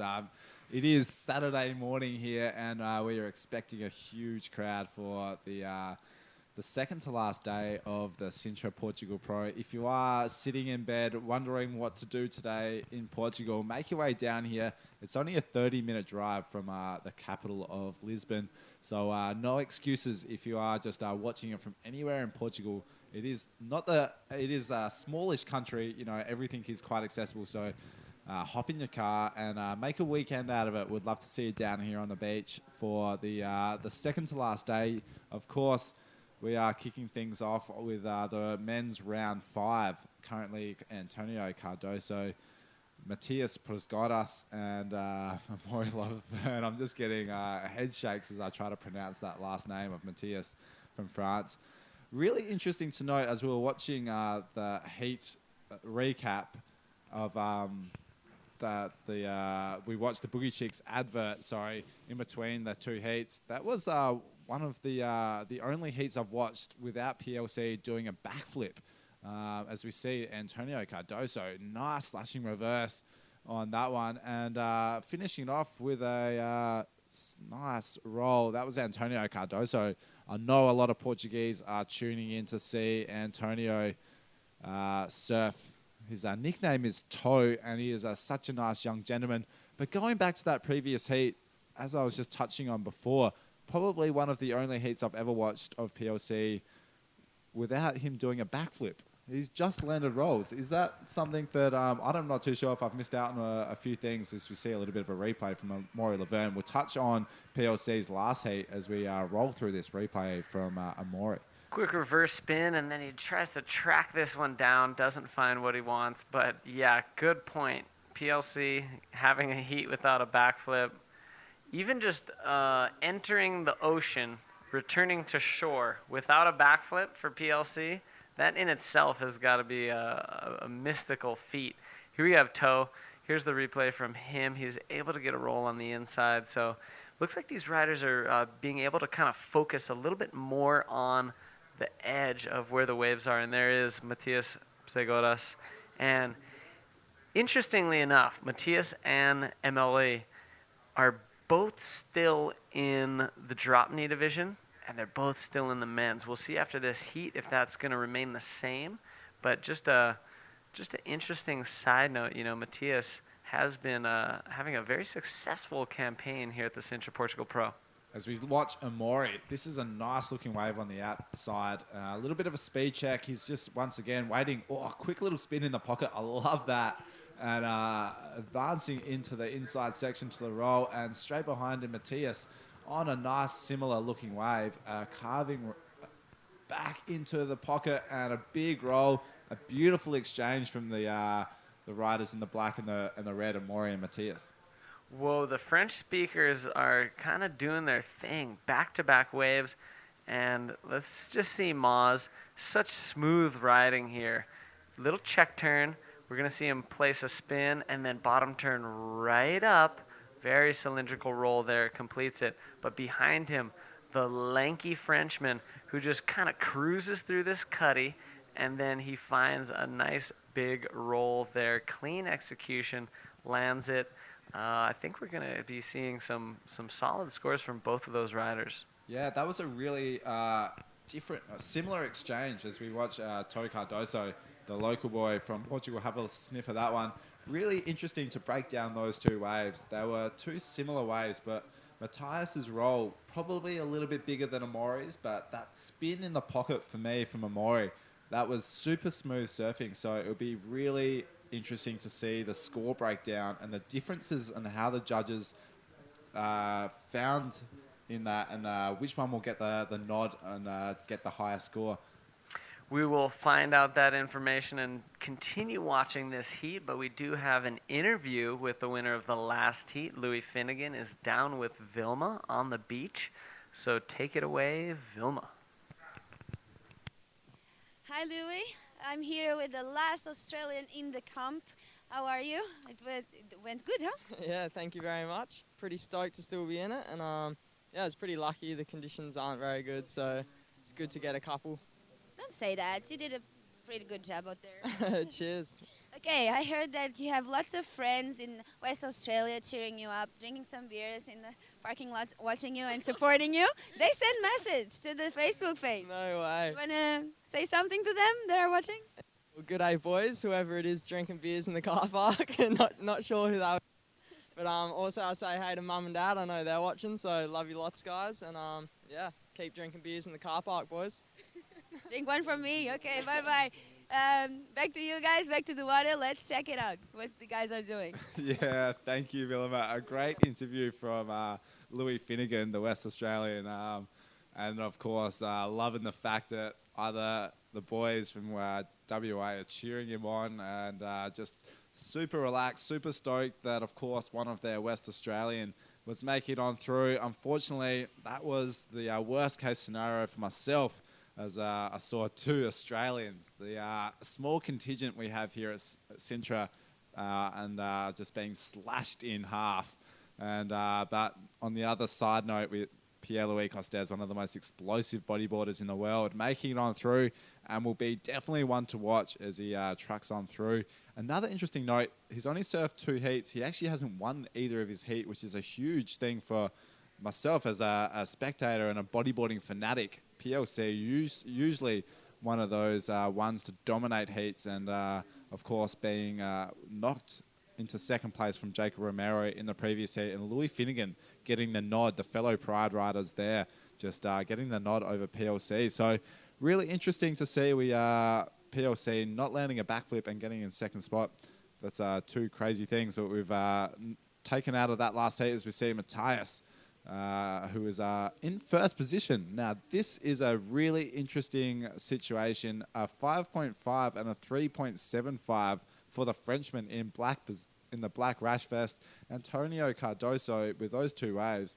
As we watch this replay of that in and out for the Frenchman.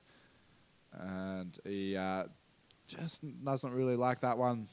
Antonio Cardoso now chasing a 4.66. Amaury Laverne in third position, only looking for a 3.36. He's got a really good wave under his belt, Amaury, that 5.75, who actually just did get the upper nod on that little exchange, which we saw before. The judges loving that pocket surfing from Amaury, but not quite enough to take out top spot. Yeah, and I hate to be the bearer of bad news, Dylan, but PLC did win his round 4 heat yesterday. Staying corrected.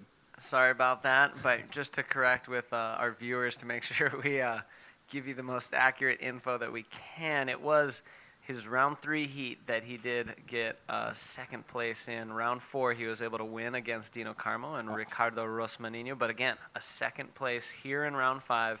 It's enough to move him on, but live action, Moz. That is Moz, a nice backup wave for his 5.75. That outside roll, trucking on all the way through the inside. Unfortunately, getting knocked off in that second one. But this is your current heat leader, Matthias, on a big section. So much water moving through I'm sure he just got a few liters of salt water up into the sinuses right there. But Maury Laverne looking like it was a nice wave at the roll off the outside section. And what happened on this little inside bit here? It just sucked up so hard it dredged, and the lip threw so far out that when he came up underneath it to do the through the lip roll, it was just too much explosion that came down ahead of him. Here's Matias Seguras going right behind him, trying to get a big roll of his own. And again, just getting caught up in that explosion on the landing, unable to complete that one. But he is our current heat leader. We'll try to get those scores up on the upper left refreshed for you fellas tuning in. Thank you so much for being there and being patient with us. But Moz does have a 5.75 and now a 5.1. It's put him into the lead. Antonio Cardoso with a 4.5, and a 4.6 is sitting in third spot, needing a 4.66. He does have first priority, and in second place is Matias Seguras, who does have a 3.75 and a 5.5.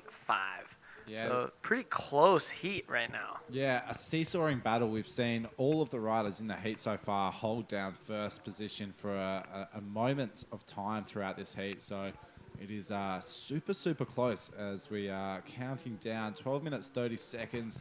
Maury Laverne, that nice last wave, putting him into first position as we see Toe Cardoso just listening to the scores from the beach commentator announcing that he's now bumped down to third position. He must just be wondering, how did that happen?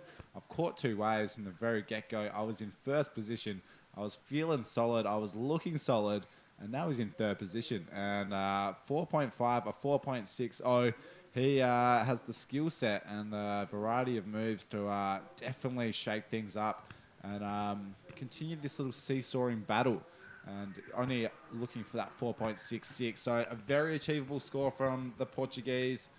And plenty of time left, just under 12 minutes to go. Really interesting as we truck through this round number 5 of the men's division. It is, unfortunately, we are cutting through. We've got to cut out a few of these riders as we get through the rounds, as we all frown here in the commentary box. But it has to happen, and we are going to crown a champion for 2016 here tomorrow for the finals day on Sunday. Yeah, so this is going to be a super exciting day as we, continue to push through the men's division. And we are surfing in probably the most challenging conditions of the day during this low tide. We do expect when the tide picks up that we're going to be seeing some radical surfing, radical action, better opportunities for scoring from our riders out there. So we'll get through round number 5, and then I do think once we get into round number 6, we're going to start to see that tide kind of start to pick up a little bit because we have plenty of swell, and I think the swell is actually a good size. It's not too big. I don't think it'll be overpowering this shallow sandbank that the waves are breaking on, but it won't be small either. It'll be substantial. We're going to have substantial sections once the tide fills in. That'll kind of help some of the swell to scoot past some of those outer banks that it kind of gets broken up at now, and it'll really be able to form up on that inside bank, hopefully super nicely. Yeah, that is what I'm looking forward to. When all the energy just gets focused on that inside bank is when we start to see all the big moves go down. Of course, we saw Jacob Romero just keep on hounding about this heat, but if you are really watching to see some incredible bodyboarding in the Rash Fest, go back to the day number 3 highlights. Jacob Romero, PLC, and Yuri Valadao. Jacob Romero, a few massive air reverses, big inverts, and that between the 3 of them was one of the most explosive things of live bodyboarding I've ever laid my eyes on, and it was incredible to watch. And looking at similar conditions, although it doesn't look like it right now, as we see that high tide peak into the afternoon, we will see all that energy focus onto that inside bank and offer some incredible air bowls. Fingers crossed for the guys as we run into round 6, into the quarterfinals for the the men's division as well as the drop knee quarterfinals on hold. So potentially a huge day of surfing for the likes of yourself, Dave. Hopefully, yes, hopefully I get to hit the water multiple amounts of times, and it would be terrific to see the DKers hit the water if we have awesome conditions with that high tide. So we're really hoping for it, and hoping for another nice score is Matias Seguras, and he throws the ARS on that one. And as you like to call it, caution to the wind. He really went for a maneuver that was almost uncalled for on that frothy section, but it could have paid off. And, not a bad idea at this stage in the heat, because he wants to get rid of that 4-point ride, and I don't think a simple roll would have really done that. So, had he completed that maneuver, probably could have increased his situation. Now, this is a replay of the wave from Moz that we missed as we were watching that wave of Matias. And it was Moz just weaving his way through the eyes of the cameraman, just making it very difficult to track. He is a magician out in the water, Amaury Laverne. Yeah, definitely a magic man, and just such a skilled fella. Looks like he could be out of a kind of a carnival-like atmosphere. He's built like a gymnast. He is a solid. lot of fellas say. So it looks like he could be an acrobatic up on the tight wire, stretched across the old circus top. But yeah, just a terrific athlete and sportsman. Let's check out Matias. He has having a look there, and ends up not going. But Antonio has been so patient for the last probably 18 minutes almost, or 15 minutes, sorry, because he caught those first rides back to back within the first few moments of this heat, and he has been just sitting ever since. Yeah, he started off really strongly. That 4.5 and 4.60, as you touched on just then, was in the opening minutes, and he hasn't caught a wave since. So we're coming on to the 5-minute mark with very shortly, and Antonio Cardoso. We've seen this happen to a lot of the riders throughout the previous heat. Jake Metcalf, of course, but just being stuck at the back, stuck waiting for that good one. It must just be going through his mind right now for Toe Cardoso that he only needs a 4.91 though, Dave. To me, it seems like he needs a massive score, but in reality, a very, very achievable mid-range score. Yeah, certainly is, but he's not going to get it unless he starts catching waves, or unless he attacks one of these sections out here. And we have seen Matias and Emily being much more active in this heat, and score coming in for Emily a 7.25 on the evasion wave. And let's see, Antonio kind of getting a hint that he needs to stay active. He's going to milk this one, looking for that connection. Series of cutbacks as he finds his way to the inside section. Nice reverse. Now he's setting up. He wants a lip maneuver, and he's finding a roll way on the inside. That could be the 4.9 he needs, excuse me. So now we could be seeing a situation change. We'll get you the score when it drops. Yeah, that last wave from Toe Cardoso, he is actually still recovering from a sore knee that he got riding the jet ski at his home rate Praia do Norte. So, you've got to keep that in the back of your mind. Antonio Cardoso has watched this replay, not 100% fit, but he's getting stronger, rearing up for the next few events. This wave, he's sort of just waiting, sitting at the back. In his mind, he just must be thinking, please link up to the inside. I need this thing to sort of rear up. And he just does a few little cutback checks. I love that little reverse, just to make sure that the judges know he's still going. And that little roll on the inside, not the biggest, but not the easiest to ride out of, as you see him just holding on for dear life, trying to make through. That last wave, a 4.75, so not enough to move him into second place, but did get rid of that 4.5, making it just a little bit easier as he builds his score slowly. But emphasis on slowly, Dave. He's only caught 3 waves. He needs to get going as we come into that 5-minute mark. Yeah, he's going to need to repeat his final effort and notch it up just a hundredth of a point. He needs now a 4.76 with just 4 minutes remaining. So definitely a precarious situation to be in, and also kind of teetering on the verge of advancement is Matias Segoras.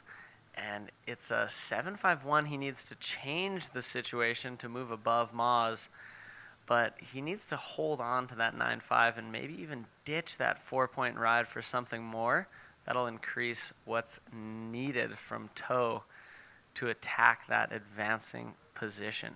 Yeah, Toe Cardoso is just continuing. Like, he's only caught 3 waves, and we talk about how he's being very slow, but those 3 waves that he's caught have just continued to build, and he's not getting any of those 1.5s or those 0.65s that the other riders have got. Every one of his waves have been in that mid-range score, and he's just building upon them. So as we see Matias just needing to get rid of that 4.0 to really put the pressure on Toe Cardoso. As we all know, the local man is very achievable of getting that 4.67 and that 4.76. And if we look at his last score, falling just shy of what he might need. So in the back of his head, he now knows what he needs to do, and he now knows sort of the waves that the judges are looking at to get that score and build him into our second spot. But so tricky, especially as we march into the final moments. There is that kind of sense of desperation that, hey, I've been working at this for over 20 minutes, been unable to get anything substantial, and whether or not he knows exactly how the exact size of the score needed, it's like, okay, what more can I do? And it's basically just somehow luck into a smoother wave that allows a bigger roll for the most part. I mean, we have seen a few flips go down, a few maneuvers besides rolls, some combo surfing, but it has been rolls, strong rolls that have been advancing fellas through heats. So we're going to have to just wait and see which of these competitors is able to get the next best roll, because I think it's going to really come down to that. If Matias is able to get another wave and get a nice roll on it, likewise with Toe, I think it's going to come down to this final exchange between black and yellow, because it does look like Moz is going to be sailing in to the next round. Yeah, and this is the man who we're talking about, Antonio Cardoso, looking for that section, and right as you said, that roll is what he needed to do. So looking for the 4.76 with 1 minute to go, Antonio Cardoso almost looking like he's going to come in. As we watch this replay, this is what he needed to do. He's looking at this section, just kicking to get over this little dead lump, but he finds that inside roll ball, as we like to call it, and extends it under the lip. You could see he did not want to let go there. He had to hold on, and hands of steel, and he just rides on through. Coming in at a 6.0, Dave. Situation change. Antonio Cardoso now into second spot. Yeah, that was solid, and Moz also getting a roll of his own on that one. But if you notice during the takeoff of that wave of Toe, it looked so bad when he took off, but it was able to really stack up on the inside. So definitely a terrific choice for Toe to stay active and really just go for that last-ditch effort. We've got just a few more seconds in this heat. Matias may be lost at sea because he was way out the back last time we saw him, and hopefully he's able to get into something, and it doesn't seem like it unless it's happening off camera. Wow. And Moz and Toe look to be moving on into round number 6. But please don't go anywhere, because there's more exciting action of the 2016 Sintra Portugal Pro coming right up.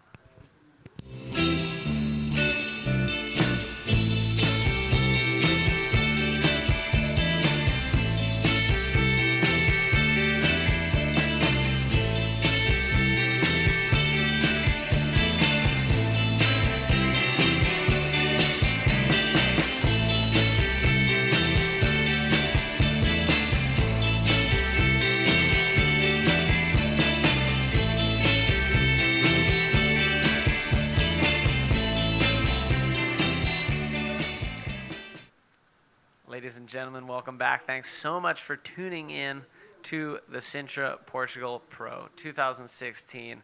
Dave Hubbard alongside Dylan Beach. We're bringing you amazing men's action all day and potentially even some DK action at the end of the day, so we'll have to stay tuned to see about that. Let's get right out into the water because we do have an exciting heat on our hands. This one, to me, looked the best on paper. So let's see what's happening there. We already have people saluting for the start. That is Eder Luciano. In the yellow jersey, we do have Tristan Roberts, I believe, in the red jersey in this heat, and Tanner McDaniel. So a very, very exciting heat. Sorry, Tristan's in black, Tanner's in red. And this, to me, at least on paper, looks to be the most stacked heat. I expect that this will be just action-packed from start to finish. Yeah, two of the youngest bodyboarders in the men's division, the men's division, Tanner McDaniel and Tristan Roberts, of course, surfing way above their years, and of Tristan Roberts, a standout in early rounds, going ballistic as we see him having a look at that last wave. But let's take back just for 1 second that last heat. Toe Cardoso, you called it extremely well. He needed that last wave, that he needed that last ditch effort, and you could see him drop to 6.0. He actually came in on after that last heat. He wasn't even going to attempt to paddle back out as the timer was on that 1 minute mark. So it was that last ditch effort, and he, as you said, a very bad wave to start off with, but he made some magic happen and dropped to 6.0, moving on through. Tristan Roberts having a look at that wave in the black. He is probably, for me, one of the event standouts so far, Dave. Yeah, I would totally agree with that call, and very fair observation. And I would say that hopefully these fellas have been watching the previous heats, and they've taken note that staying active is what is going to really help to increase their chances of moving on. And we have seen individuals like PLC being very active and still only finding 2 real mid-range scores, but we've seen fellas being really active and finding near excellent rides. In that same heat was Louis Finnegan with a 7 and a 8, so a terrific ride there. And we do have live action. Tanner McDaniel, he's up and riding on this left-hander. He finds a roll on the outside, which is great for him. Finds even another roll. And so he's going to continue to milk this wave all the way in with a spin and another roll. Let's see if he's able to make it out of that. He does.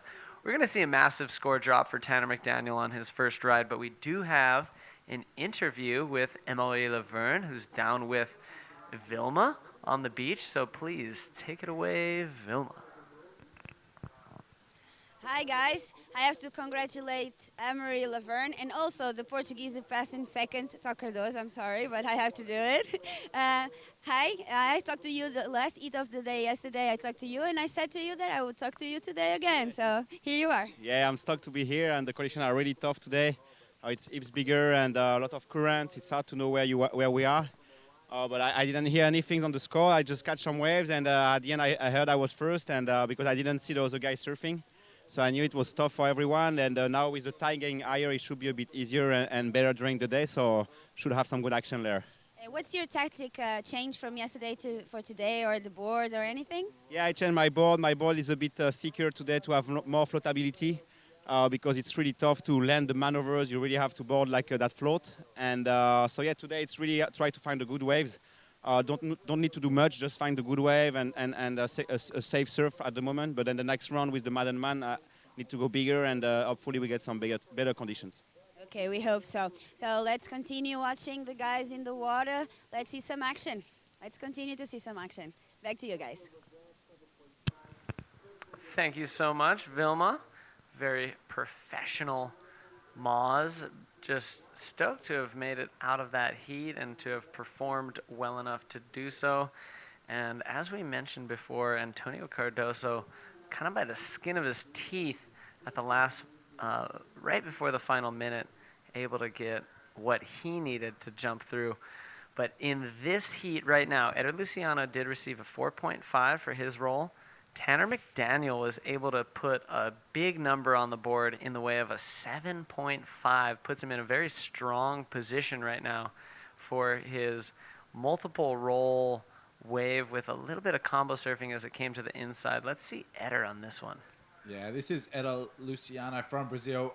There you go. A big backflip from Eder. He's quite a tall guy, Eder, but he gets it out and above the lip so well. And straight behind him, Tristan Roberts keep him busy. Nice combination of rolls there from the young South African. That was a good little exchange there from the two riders. As I said, Eder Luciano going big above the lip. A super smooth backflip. You could almost hear the landing as he smacked against the water here in the commentary booth. Just sort of explaining how heavy that landing was and how hard it is to sort of swing that backflip around. And Tanner McDaniel just out the back, just by himself now, but holding down first position with that 7.5. He's just got that 1.0, and he's having a look at this right-hander, and he does take off. Looking at this one. And he's going to take a lot of speed to that inside section. Even punches a little invert, gets hung up at the top, but he's able to push down through. I would have liked to see him make it all the way in front of that white water, just to really prove completion. He definitely left it up for interpretation. Let's take a look at the replay. Lots of speed here, and he finds that section. Smooth little invert, and there he really has to muscle his way to get almost in front of the white water, but for some reason he cut out before he got ahead of it. Typically, you at least want to ride out ahead of the white water. So we'll have to wait and see what the judges deem it. Yeah, it does come in through at a 4.5, but that last wave from Eder Luciano, a 7.0. The judges loving how big and how smooth he projected that ARS or backflip through the wave. The Eder Luciano now chasing a 5.01 to move over Tanner McDaniel in top spot, who's that 5.0 was did change the situation a little bit. And Tristan Roberts, he's got a nice single score there. His backup score is a 1.0, but that 4.9, not too bad of a wave to hold on to. He will definitely can start building upon that pretty successfully. Still plenty of time, of course. We are running 25-minute heats here for the 2016 Sintra Portugal Pro. So plenty of time for Tristan Roberts. Of course, he's one of the standouts, as I said earlier, in one of the rounds. Massive backflips and also trying some big air reverses out of the bowl. And this young man has got something to prove and wants to progress through with his fellow South Africans. But plenty of work ahead of him as we see Eder Luciano, who's in first priority takeoff on this wave. Eder Luciano has a lot of speed coming to that inside section, punches a nice roll, and completes it. So he's hoping to ditch that 4.5. If he's able to get anything above a 5-point ride, he'll move into the lead, held right now by Tanner McDaniel. So pressure is mounting on the South African. Yeah, that replay, a nice roll from Eder Luciano. He may just replace that 4.5 that he's holding on to, and he does, but just slightly. A 4.75, so improving his situation a little bit there, Eder Luciano, by just a quarter of a point.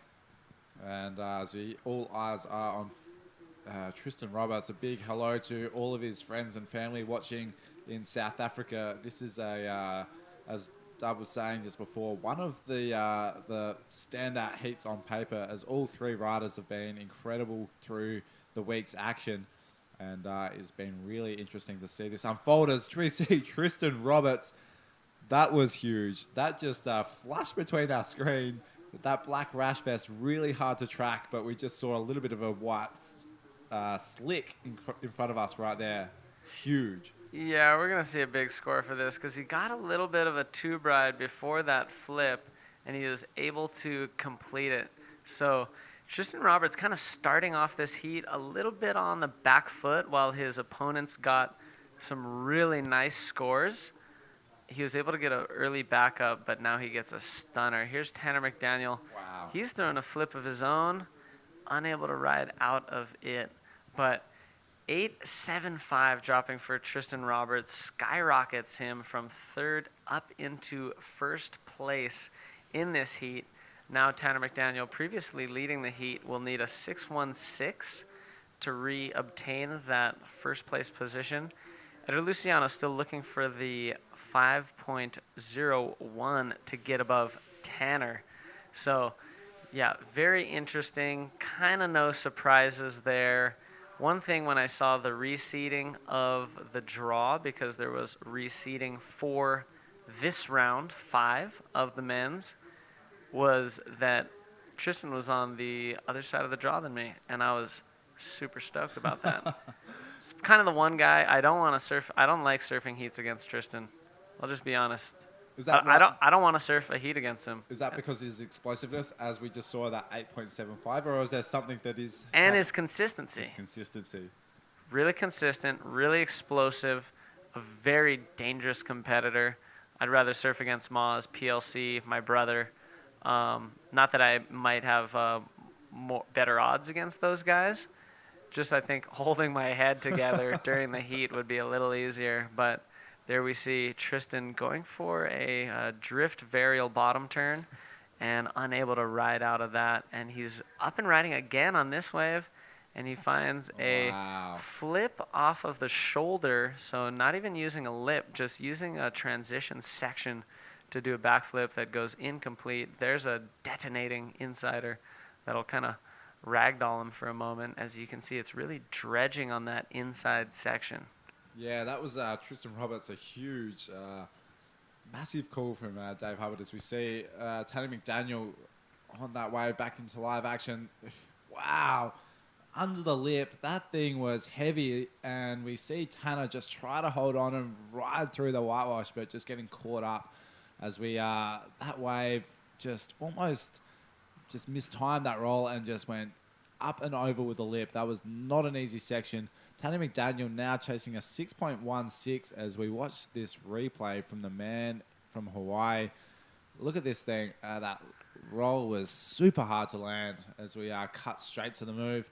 Tristan Roberts now in second priority. Eder Luciano in first priority. He needs a 5.01. I am looking forward to him to go and chase that. We know he can drop that 7.0 like he did on that big backflip earlier in the heat. So Eder Luciano, the Brazilian rider, is no stranger to these situations.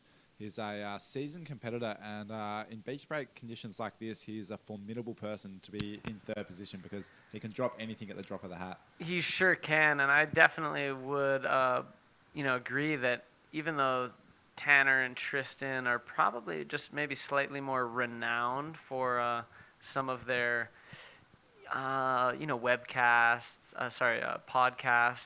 and some of their previous results this year, I'd say that throwing Eder Luciano in the mix in this heat, especially the way the conditions are right now, he was actually my favorite going into this heat because of the conditions. So I still think that he has totally the capability to find big numbers out here. And so we're just going to have to wait and see. He doesn't need much to change the situation right now.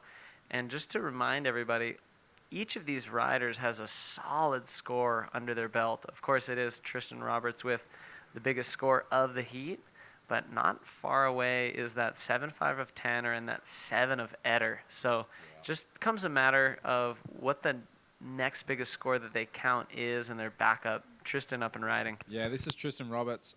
He's just picking off these little ones on the inside. We saw previously on his last wave that backflip, which was caught almost as he was pulled off that previous wave. So he's sort of sitting on this little inside right-hander here, which if you look into the lineup, it is still a little bit further north to the judges' tower and to where we are as we see the next guys in the heat just stretching up.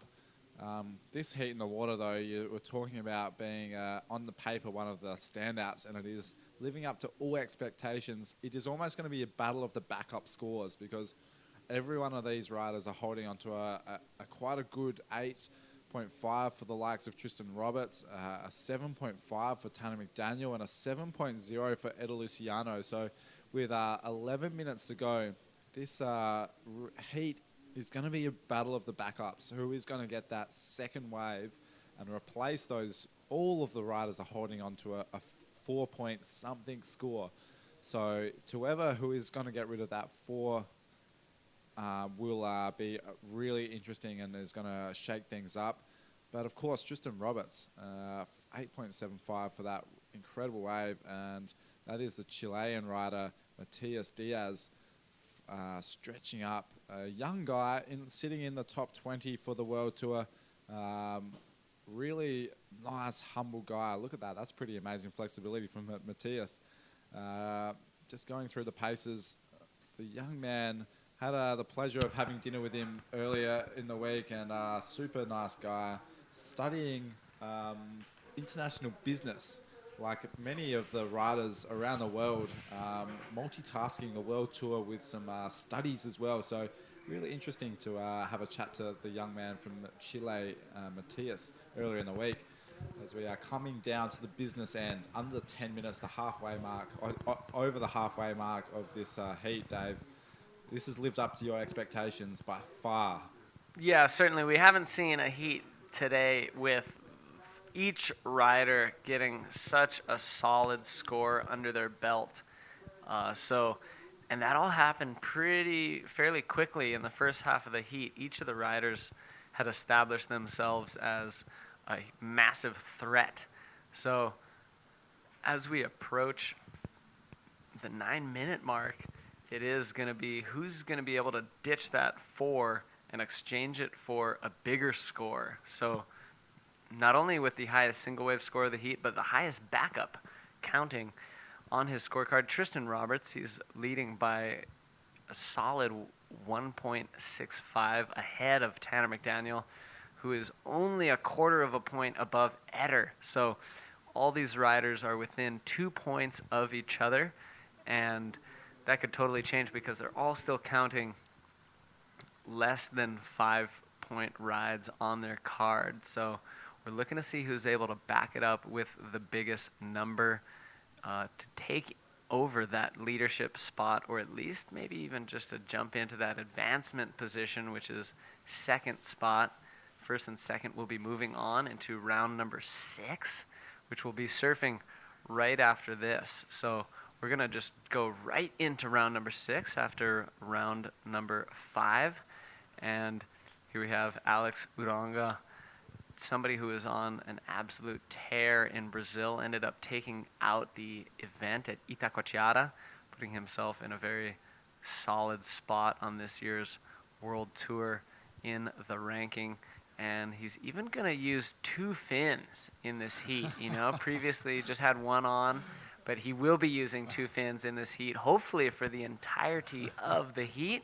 But it is definitely possible to lose some equipment out there because it is uber powerful, and you definitely want to lace up and make sure that the fins have the necessary required straps to keep them on your legs. Good point. Alex Uranga, of course, taking out the Brazil event in the APB World Tour. Seen some free surfing footage of him recently, just on the lay days here at the Sintra Pro, up further north on a few waves. And I'll tell you what, this guy has been surfing so well lately. And of course, one of the riders from the Basque country, only 2 borders north of us, for here in Portugal. It's almost like his hometown down here. Like a lot of the European riders, everything seems to be quite close here in Europe. Are you going to take a moment to sort of explore the other sites, or are you sort of going from location to location? Well, let's see live action before I answer that one. And Eder Luciano with a flip on that section. It was a difficult move to pull. It wasn't a big wave. And there the arm goes up just to make sure the judges know it was a completed ride. But again, look at what he's paddling into. The wave looks like absolute garbage. And then he's able to get a nice flip off of that section as that wave kind of doubled over the wave right in front of it. So, I mean, so many layers of swell all mounting on this inside section. It does look like Eder Luciano is going to get well above a 5-point ride, which is what he needs to change his current third place position. And I dare say he's going to have the best of the backups at this point. Even though he has the lowest of the major scores on the board, score is coming through at a 5.5. It does move him into second spot. Tanner now down into third spot, feeling the crunch and the pressure as it begins to mount as we're under 6 minutes in this Heat 6 of round 5. Yeah, what you saw in that last replay of Eder Luciano, you saw Tanner McDaniel just in the background there, looking at that wave from Eder, and it's a great call. It didn't look like a great wave if he started off with, and you can see Tanner McDaniel in the back thinking maybe that Eder Luciano is not on the wave that will allow him to get the score that he needed. And you can see Tanner just looking to shore as Eder busted that backflip and, of course, putting a lot of pressure on the young Hawaiian now, who is in third position, needing a 5.01. 5 minutes remaining as we hear the siren out the front. And, yeah, really, really interesting last moments of the heat. You can see Tanner McDaniel and Eder Luciano both paddling out. Tristan Roberts, of course, in first position. Caught a flurry of waves after that 8.75, but nothing of significance. So he's still holding on to that 4.9. Eder Luciano, that last wave, has just drifted himself back into contention to take out that top spot. Only needing a 6.66 now for the Brazilian to take Tristan off his throne in this heat. But it is really going to be interesting as we see him have a look at this one. He doesn't want to go into it. Oh, that was Tanner McDaniel. Or was that Alex Uranga paddling out for the next heat? No, that was Tanner. So That was Tanner. Interesting to see that wave from the start of Tanner McDaniel.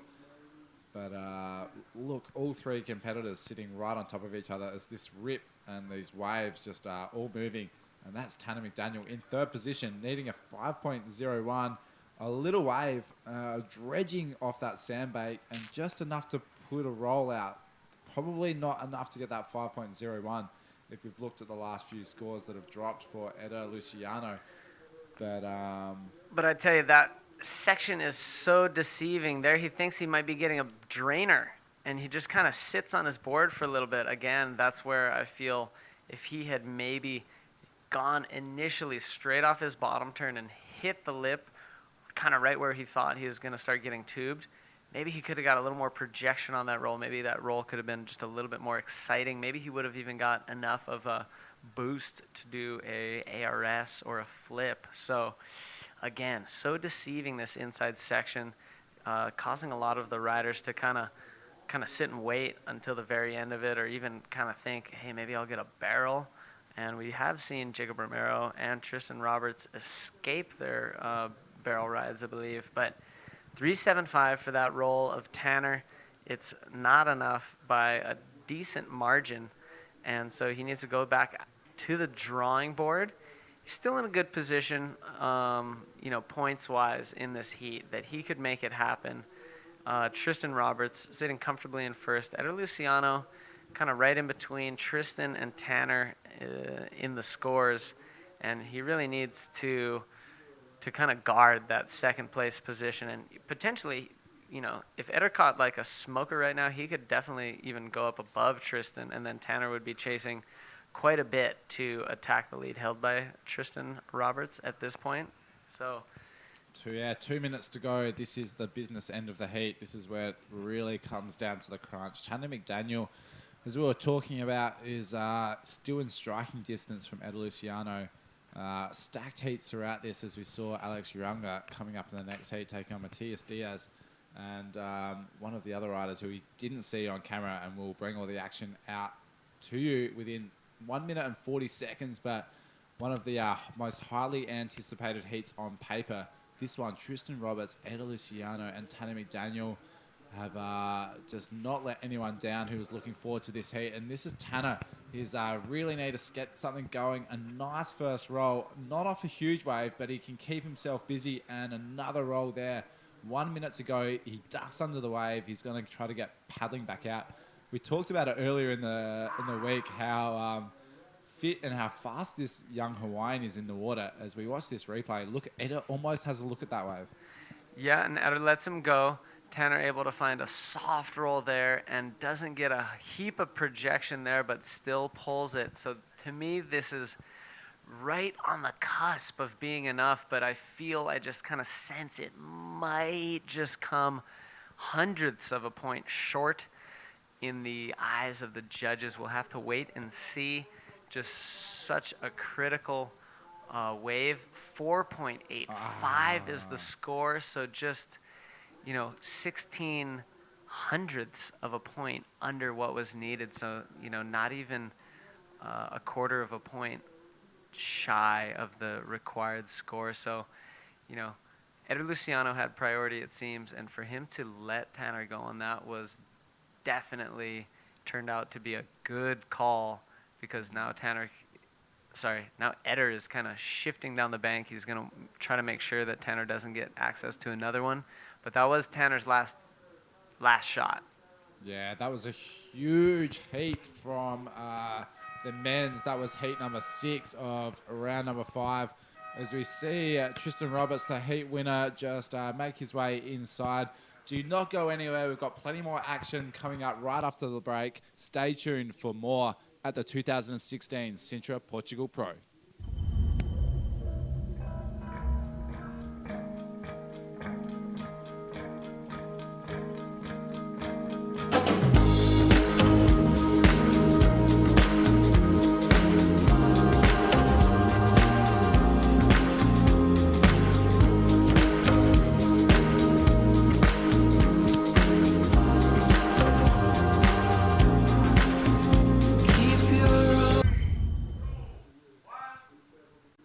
Ladies and gentlemen, welcome back. 2016 Sintra Portugal Pro. Definitely an action-packed day here with day number 5. The men's are in the water and will continue to surf throughout the entire day. Potentially, maybe we might see some DK quarterfinals at the end of it. David Hubbard alongside Dylan Beach. Let's get right out into the action. We do have an exciting one. It is round number 5, heat number 7. Alex Uranga, Matias Diaz, and Daniel Fonseca. Daniel, of course, in the black jersey, has been one of the top qualifiers and has made it through all the rounds to get to this point where he's matched up against one of the world's best, Alex Uranga, who is on fire down in South America. Let's see what the man we're speaking of is able to do, Daniel Fonseca, on this one. Yeah, I am a huge fan of this rider in the black rash vest. This is Daniel Fonseca kicking off his heat with a massive roll, and this is back into live action. Alex Uranga on another left-hander. This is looking really nice as he bottom turns into it. That thing just sucks out from underneath him. So Daniel Fonseca, a great first wave, 6.75. What we did miss in all that action was Matias Diaz. First wave at a 4.25. Alex Uranga, what did look like it was going to be a cracking first wave, just hit that shallow sandbank, which we've talked about all morning. And unfortunately, what he was thinking, I'm sure what was going through his head was, this is going to be an incredible section. And unfortunately, for all of the viewers at home and for us in the webcast booth and for him, that thing just sucked up and didn't allow him to get to the lip, because Alex Uranga, as we've talked about, just coming off a win in Brazil and some really solid free surfing sessions up here during the lay days. When the men's haven't been surfing, I snuck a little look behind the shoulder of one of his filmers and editors just the other day and saw some incredible footage of him surfing a few reef breaks and a few beach breaks just a little bit north from where we are here at Sintra. But a really interesting heat for the guys, for you guys who are watching back home. A massive shout out from all of the people from Chile cheering on Matias Diaz. Of course, Alex Uranga, the Basque country man. Hello to everyone watching in from there, cheering Alex on. It is a stacked heat, and An interesting note here, Daniel Fonseca, of course, making his way through round one from the trials all the way through this, surfing extremely well, landing some big backflips, some big barrels, also holding on to the second highest score of the event, that 9.5, which we saw on day one, and from that big barrel and to a super solid roll, as you see Alex Uranga in the live action in the water. A nice little setup spin. I love that. And he lands a roll, but you saw the impact that he had around him, just blasting him off his board. But that wave from Alex Uranga just giving everyone a little bit of a glimpse of how smooth he is in the water. That little spin, as we watch this live replay, he sort of just stalls and waits for that little section. I love this little spin. So smooth on the board, and look at this roll, the landing, just bombardment of whitewash around him. That 2.75 for Alex Uranga is not enough to overtake Matias Diaz's 4.25. His one wave as he's sitting out the back. The young Chilean, who we were just talking about, is in the top 20 and is surfing incredibly well.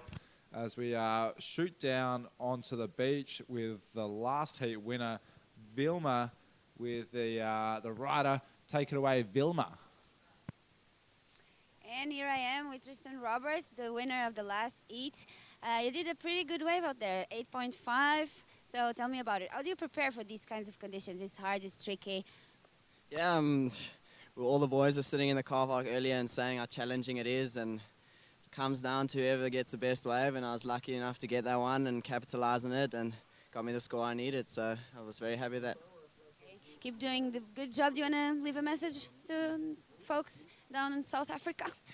Yeah, just thanks to everyone tuning in from South Africa. I really appreciate all the support and kind messages, and to my friends and family.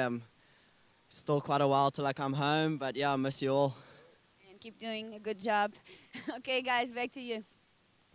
Thank you, Vilma. A short but very sweet interview from the young South African there, as he was just touching on. A big shout out to everyone watching back in South Africa. He is following the European leg, so he's not going to be back home in the beautiful lands of South Africa for a little bit. As we see Daniel Fonseca, the current heat leader, just having a look there. He's dropped that 6.75 for his first wave. A great first score to get things going.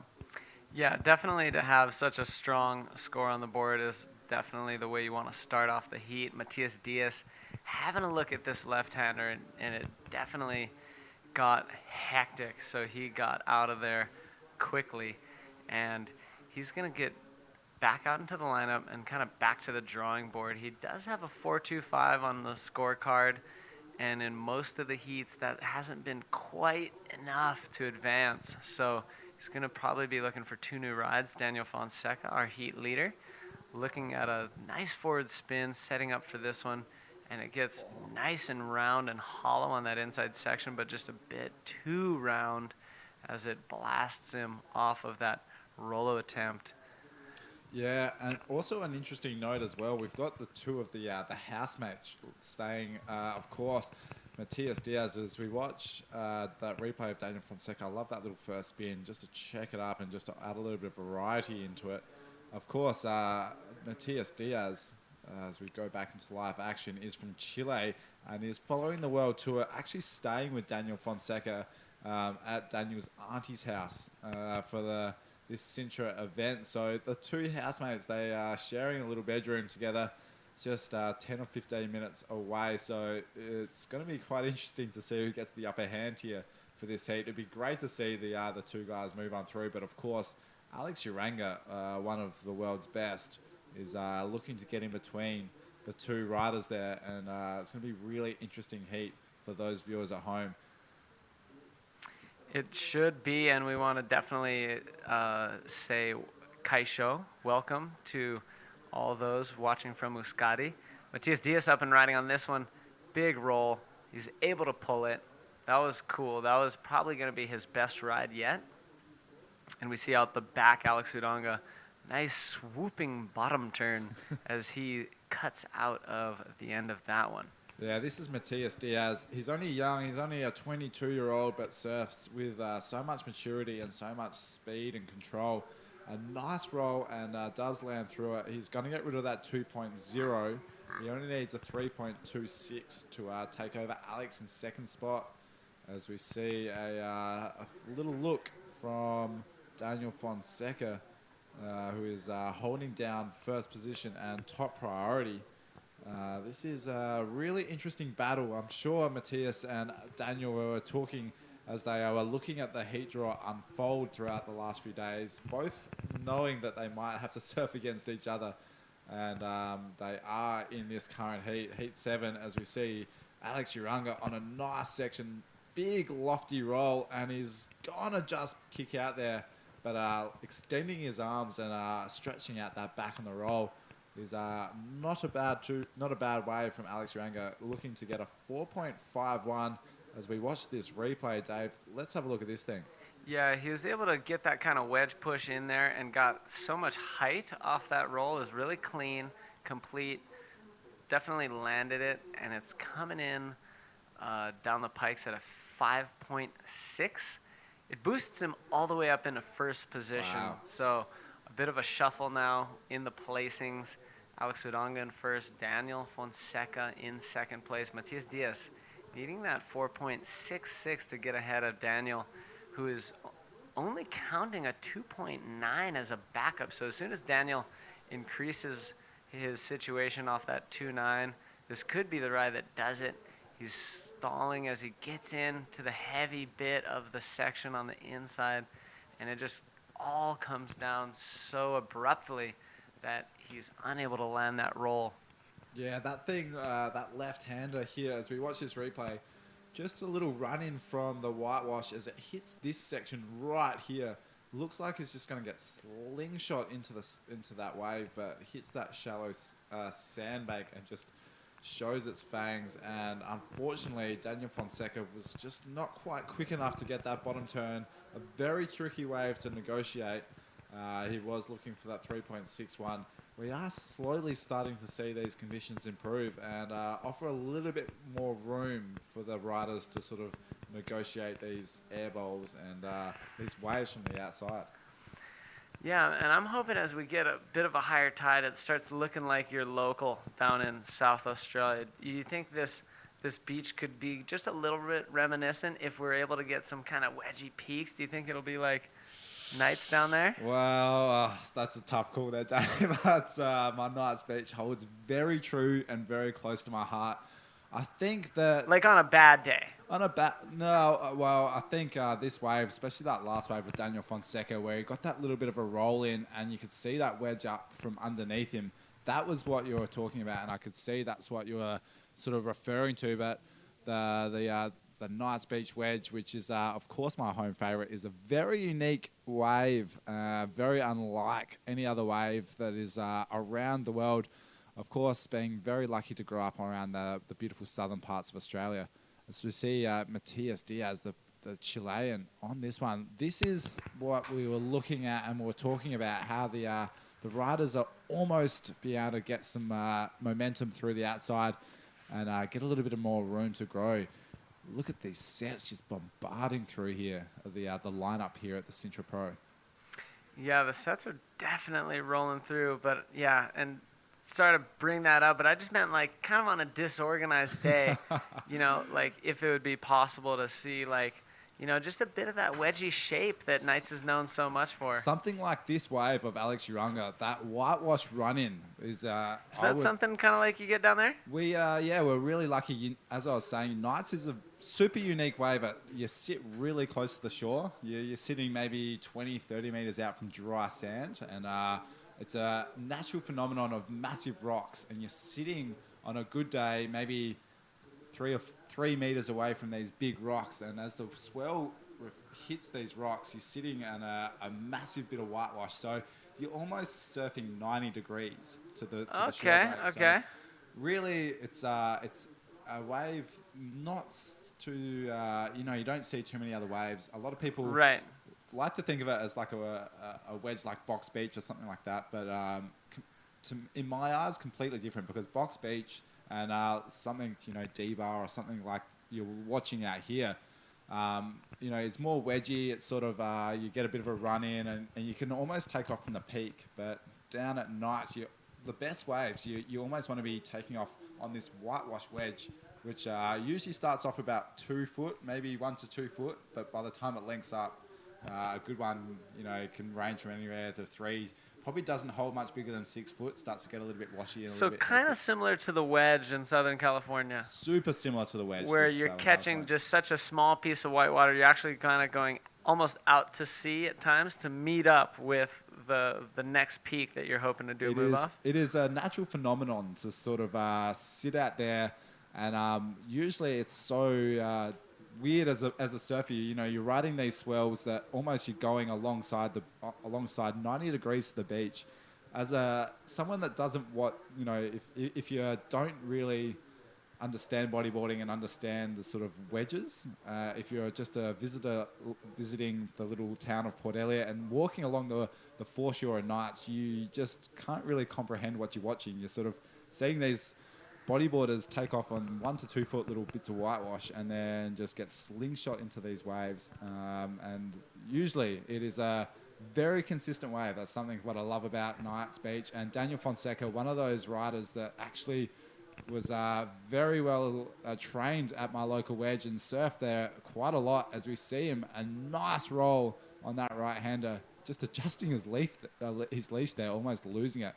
He's going to get rid of that 2.90 and probably bump himself into first position as we go back to live action. Whoa. Matthias, how did he land that? That was wild. That was a great maneuver, and that was a great wave ridden. Let's just talk you through Daniel's before we watch Matthias. But Daniel, very smooth, patient, waits for this roll section. He finds it there. Like you said, he's going to ditch that 2.9. Luckily, he didn't ditch his board or his leash, but he's going to improve on his situation and make it a little bit more of an offer for Matthias Diaz, who just did that backflip just at the end of that replay. Just a very nice maneuver. For me, it could have been the best maneuver of this heat. How did he land that? I am just amazed at how he just spun that around into the heaviest section and just landed that facing the front of the beach. My mind is just blowing for Matthias. Yeah, he was able to get his legs down to kind of share the impact. He spread his body out flat for the landing, but then continued to push his legs into the water without catching any edges. The legs helped him to spin around very rapidly, which was so necessary because the wave closed out right behind him from the section that he had gotten air off of. And he was able to continue that forward momentum. And there he was excited. He threw his arm up and he wanted to let everybody know, hey, I fully completed this maneuver. No questions asked. Don't guess about it. Just know that I just did the best move of this heat. And we're excited to see the score he gets for it. Yeah, the judges are working overtime on that little exchange between Daniel Fonseca and Matthias Diaz. They want to make sure that they get those numbers correct because that was a huge score from a huge move from Matthias, and we're still waiting from the score. And yeah, it's incredible to watch this little action unfold. Alex Uranga might just have a little bit of a battle on his hands. He's having a look at this little wave.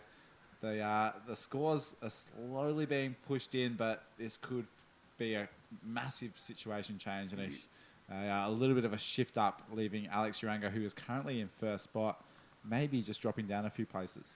Yeah, we could see a complete shuffle up, and we're just still waiting. We'll bring you that information once we get it.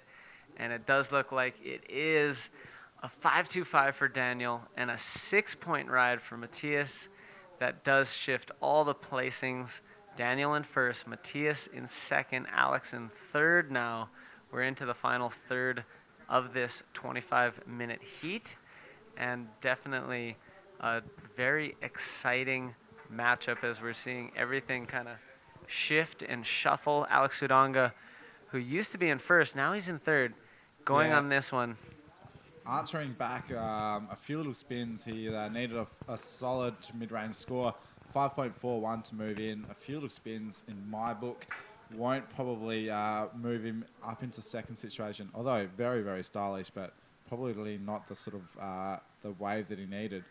As we just watched this replay, Alex Uranga, nice. I love the way he surfs. Always really smooth and really stylish. I would love to see you guys come down to South Australia one time and tackle the infamous Knights Beach wedge. Which it leads me to my next question. Is the water temperature similar to this beach, or is it much colder? I know that the air temp is near frigid at times, but what about the water temp? How are you faring here in Portugal? How is your gauge set here in Portugal? Do you find this water pretty chilly, or do you find it not too bad? Kind of a little bit in between. At times it's a bit shocking to the system if there's a lot of duck diving at once. It can be really cold, especially if the air is cold. My hands will just get a little bit weak. But since the air temp is nice and kind of sunny, it's not too abrasive, but I do find the water itself quite cold. Well, I'm just going to put a little bit of bad news into here because, yeah, the South Australian water is... significantly colder. It's not renowned for its tropical conditions, and it is... usually in the depths of winter, I am in a fully sealed, fully lined 4-3, and on occasions do bring out the hood, which a lot of the local riders do, and I know a lot of you guys from the South Australian Bodyboard Club are watching. Whilst I get the quick moment, a big shout out to all you boys down in the SABC.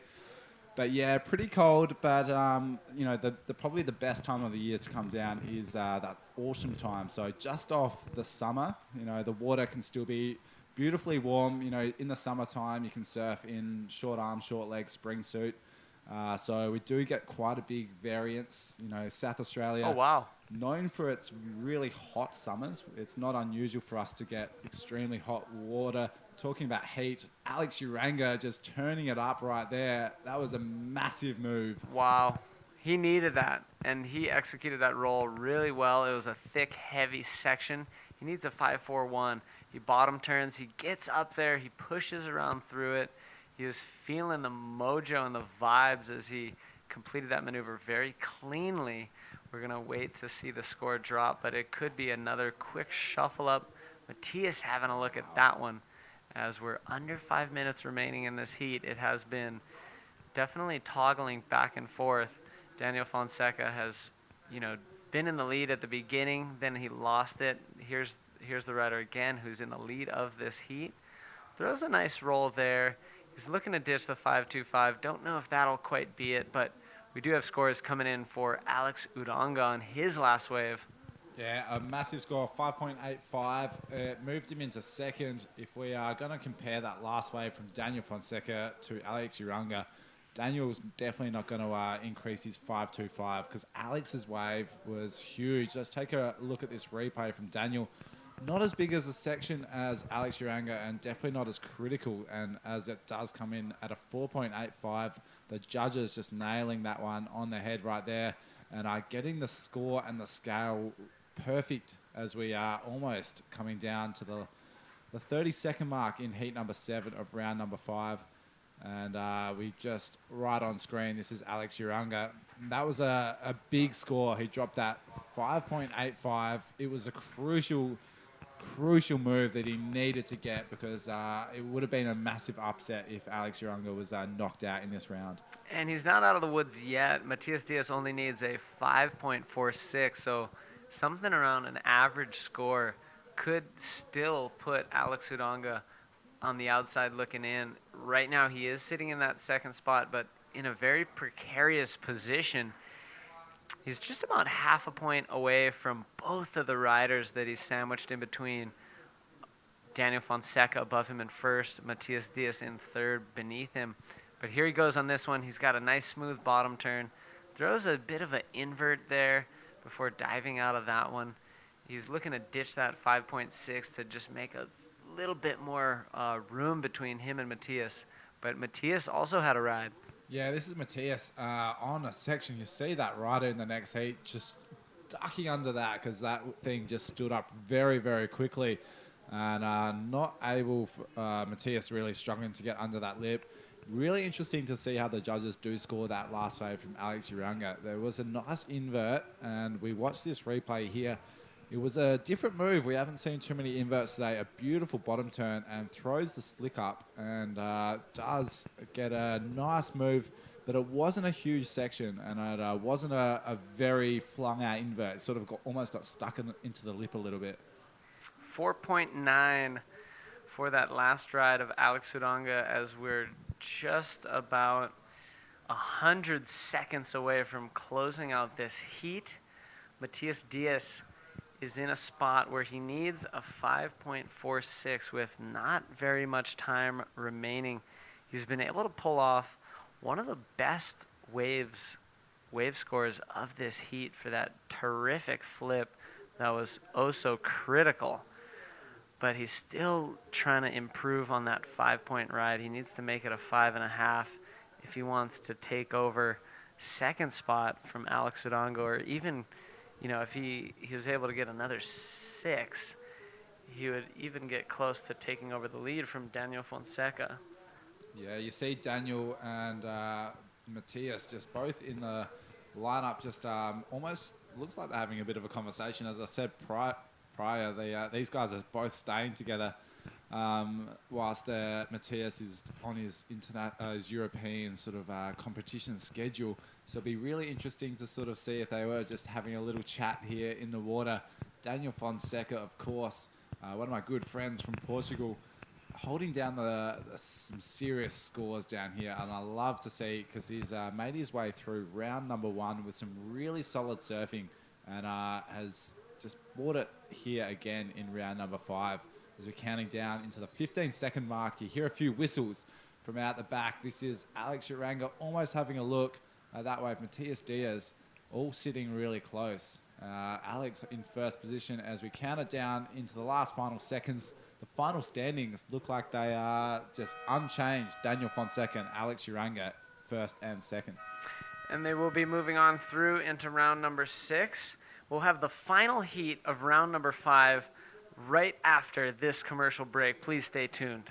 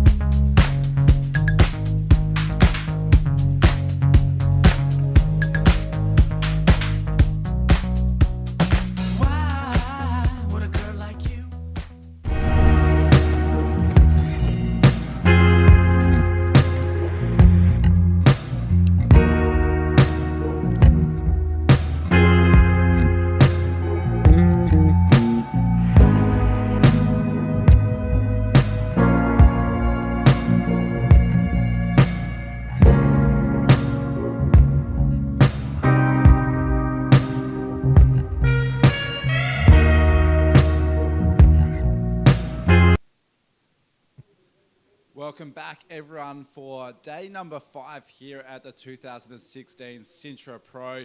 We are straight into the live action. Dylan Beach here holding down the fort with my good friend Renato. Is going to bring some action in the Spanish for all the Spanish and the South American riders. We are tracked back into the live water. Welcome, Renato. Hi to everybody. Thank you for the invitation here. I am here for talking in Spanish for all South America and Latin America too. Beautiful, beautiful.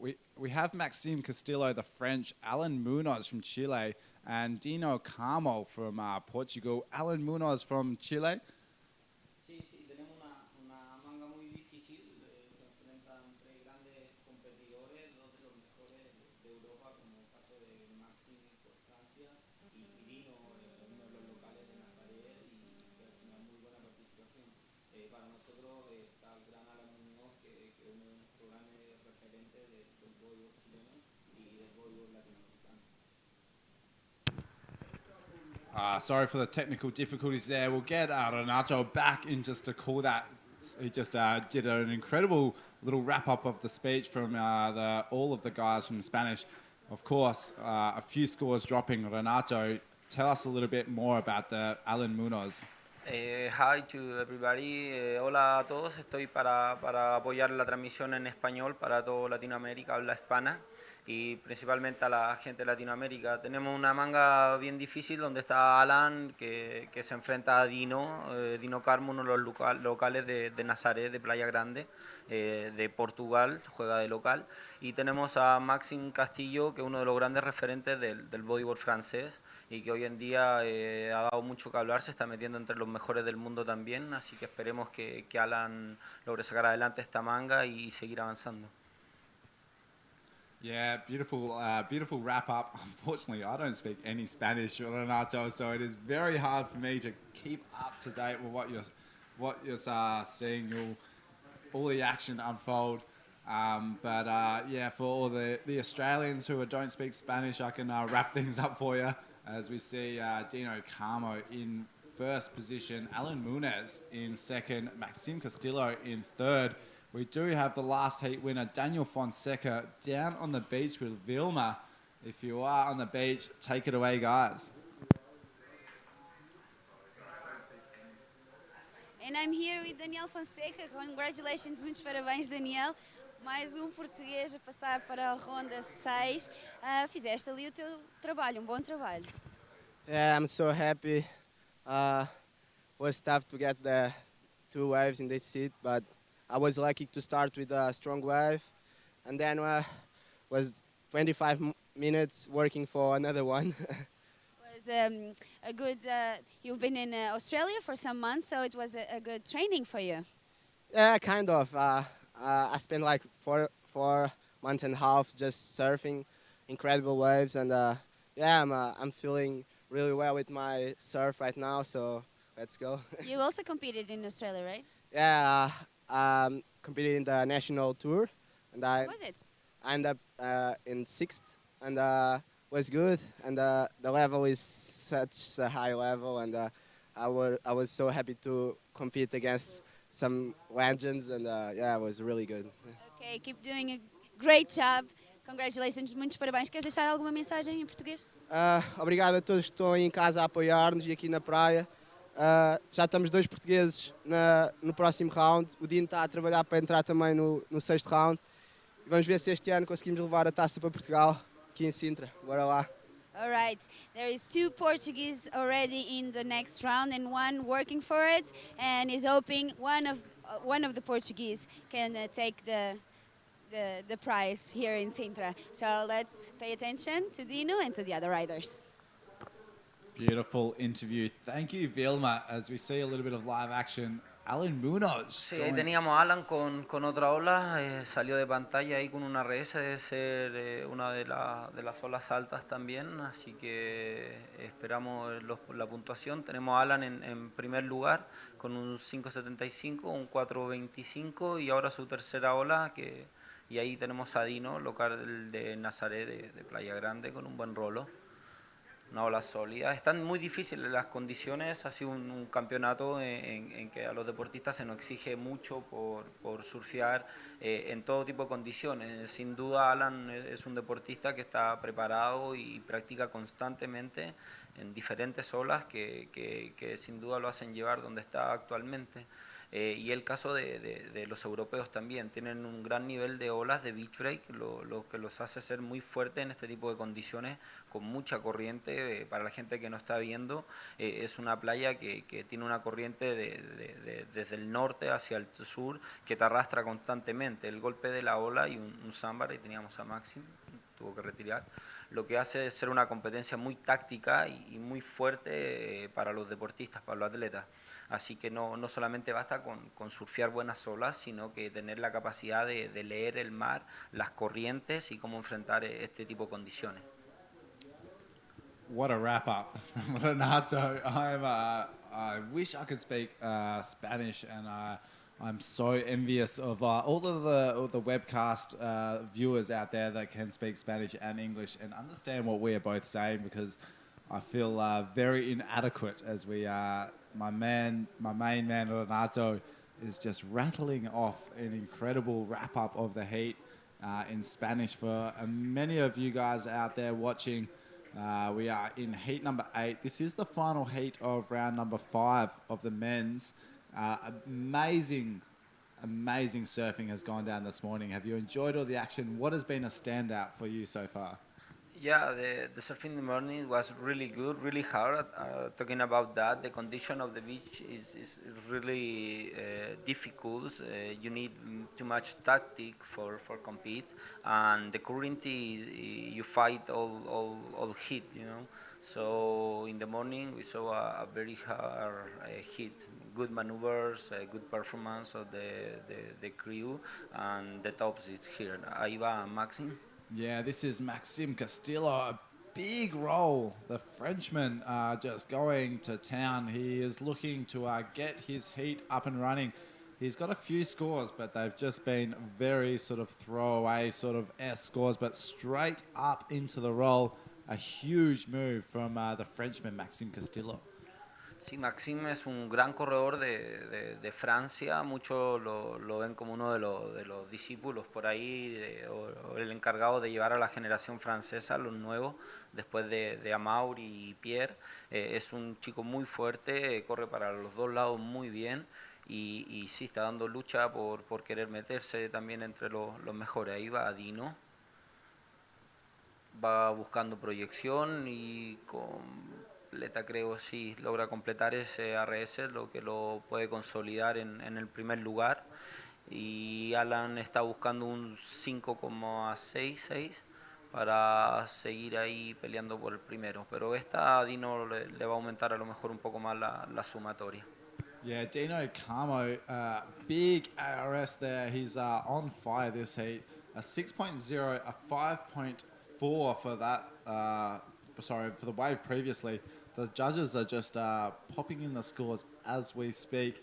He was pretty happy about that last wave. Renato put his fists up and was extremely pumped to land that backflip. Very hard conditions, as we've talked about, but they're slowly getting better with the tide. It's cleaning up, and the just shows with that 6.75 from Dino Carmo, the local Portuguese guy, very happy to his get that wave in front of his home crowd. Yeah, Dino is a very good guy. He feels so good in the water. We've been the last year in Nazaré, Playa del Norte, and the locals and Dino are very cool guys, cool people for surf, for free surf, for feel the air, you know, in the locals boys. So for him, I think a good two maneuvers. The conditions are really difficult, so have to good score. Yeah, you just touched on the friends of Dino Carmo and all the Portuguese bodyboarders. They are an extremely friendly bunch of guys to hang around with. They are always more welcoming and always keen to show you the waves and the local sites around Portugal. They are a very friendly bunch of people, the Portuguese bodyboarders, and very blessed and very happy to share. And it's great that you noted that as well, because it's great to see that they're showing everyone a good time here, especially for the 2016 Sintra Portugal Pro. We are coming into 14 minutes. Dino Carmo in first position, just with a solid few scores. Only 3 waves under his belt, a 6.0 and a 6.75. Alan Munez, the Chilean, Renato, a 7.75 and a 5.6. Maxime Castillo is that one wave score of a 5.45, but his backup is a 1.0. And he's looking to get rid of that quickly. I love that last interview from Daniel Fonseca, the current heat leader. As I've said earlier in the webcast, I'm a massive fan of Daniel. I met him in Australia when he was traveling around for the Australian Pro Tour, and got to get to know him really, really well. So excited to see him move on and through to round number 6 with a huge name of Alex Oranga. I talking in Spanish. Para que la gente entienda un poco, el hit pasado donde compitió Matías, estaba Daniel Fonseca, que es uno de los grandes corredores de Portugal también, y se están quedando juntos, que es una anécdota, que son muy amigos. Entonces la última situación ahí los vimos que teniendo la prioridad, Daniel hablaba con Matías para tratar de tomar una buena ola. Sin duda lo que está haciendo Daniel, ahí tenemos ola, Maxim. Está buscando la sección y un buen rolo. Acá Maxim va a lograr completar. No completa, no completa. No completa y tenía su segunda Not ola. complete. I do understand that. That was Maxime Castillo. He needed to get a bit of a score under his belt to back up that 5.5. This is Alan Munez having a look. Not Sí. much happening. Y no salió bueno. Y la situación que vive Daniel estuvo en Australia el año pasado, todo el año, con estas visas de Work and Holiday, pero se metió a surfear, lo vimos mucho por las redes sociales, ganó un evento del tour australiano, lo que sin duda tiene hoy en día el gran nivel para meterse entre los mejores del mundo, sin duda. Es un gran corredor de Portugal, por ahí el recambio y se mezcla la antigua generación portuguesa con Hugo, Manuel, con la nueva generación que sin duda hace que Portugal sea una potencia a nivel mundial. Ahí tenemos a Alan, que está buscando mejorar sus olas. En cuanto a la táctica, en estas condiciones, Alan ya posee 2 olas de buena puntuación. Lo que él debe tratar es cambiar sus puntajes por olas más altas, lo que en esta difícil condición se hace un poco más complicado elegir. Entonces creo que Alan ahora va a esperar. Ahí lo vemos que está girando, buscando una derecha. Se nos pierde un poco de la pantalla, creo que sí la surfió. Lo que va a hacer es buscar mejorar sus notas más altas. Yeah, great wrap up. Once again, I'm so sorry for all of those listeners. I'm just amazed, and I just stargazed, and I always just get into a dream as soon as you start talking Spanish, because I love the Spanish language. Maxime Castillo is in 3rd position as Renato is struggling to get off and running. The man on screen, he's surfed a few heats, but Alan Munoz, 7.75 for that last wave. It did go out of camera. We didn't see it, but it was a big score from the rider from Chile. Yeah, we're talking about that. The Alan waiting for the 2 big score now because have 2 good waves. So for tactic, and I know him, he waiting for the good waves now. He have 10 minutes for take a good point. So the last wave we can We saw that good score, that 7.5, like you were talking about. You know Alan very well. Is that something that he takes into a lot of his heats, waiting for those good waves, or does he like to catch lots of waves? It's depend the condition all the time, but with Alan we are friendly. We compete for national team too, so I know him too much, and when we compete we're talking about some tactics. Maxime. This is Maxime Castillo, the Frenchman, on a nice looking right-hander. He's got so much speed, a big section, Renato, an air reverse, and he pumps out in front of it. That was the second score that he needed. He's going to get rid of that 1.5, and he's only needing a 7.31, a pretty hard score to get, but going to be coming close, Renato. I love that air reverse. Ya, ahí para español también, Maxim logró cambiar, obtener su segunda ola con ese reverse.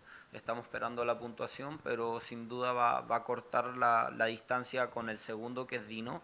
Y lo que estaba hablando un poco era de que Alan ya tiene 2 olas buenas, regulares, y estaba en busca de una alta, y fue la que logró conseguir con el 7.75. And that's it.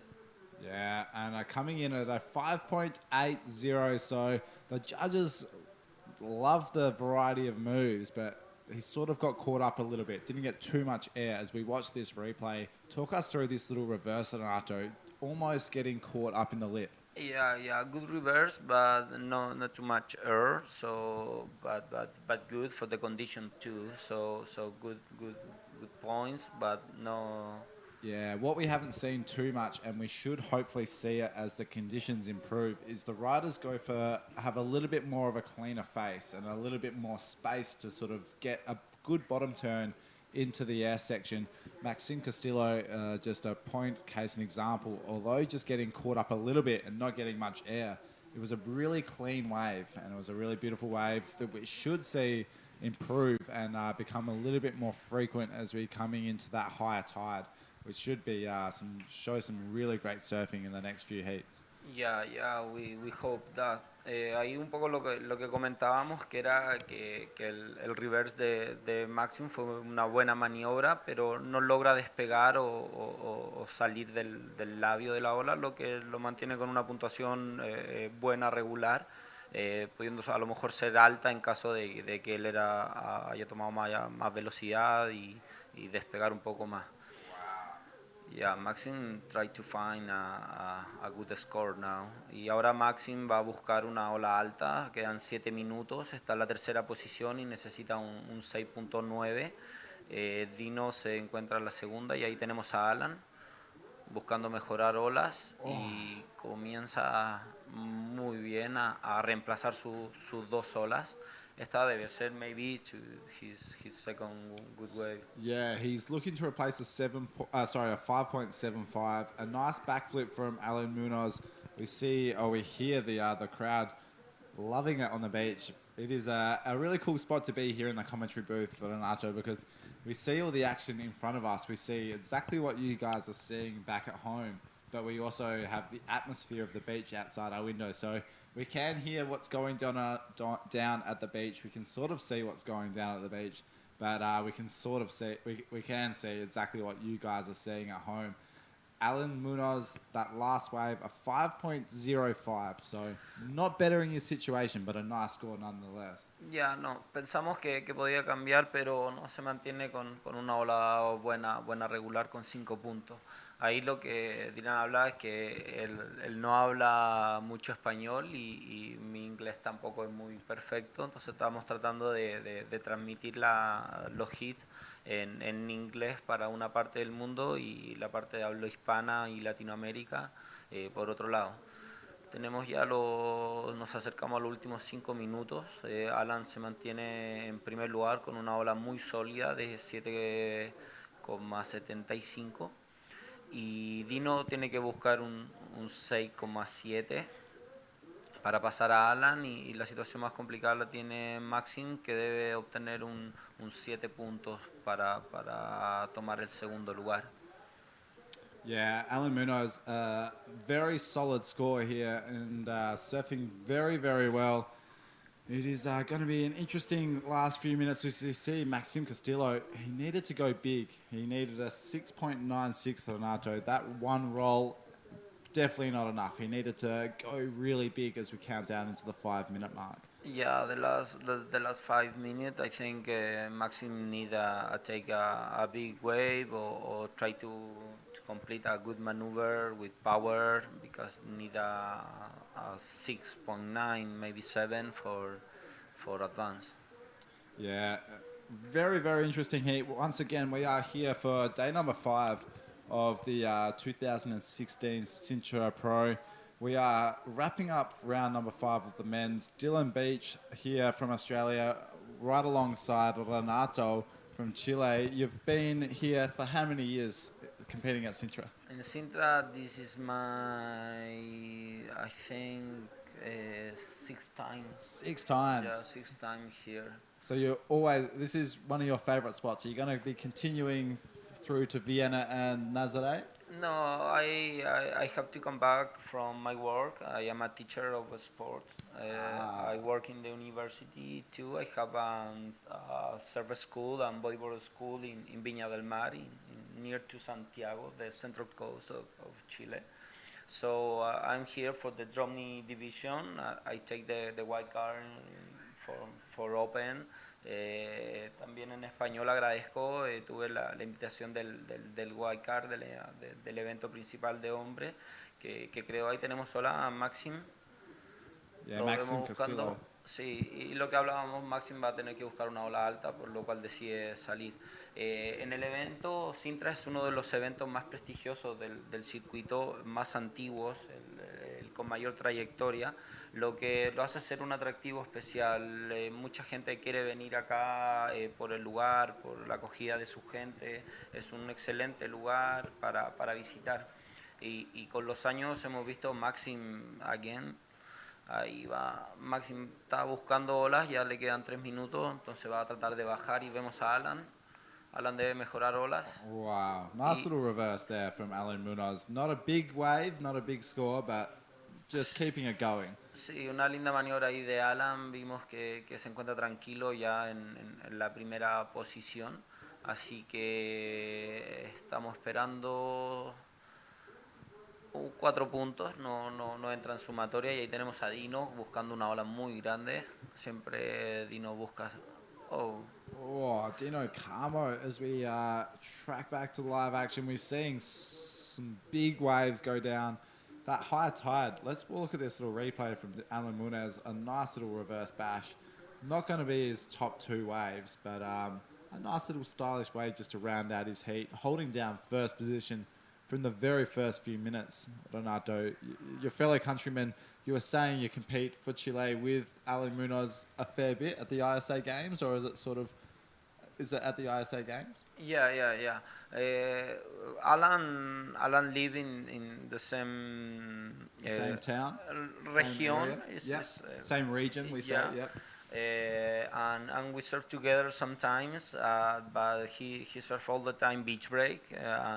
He stays sometimes in the north of Chile.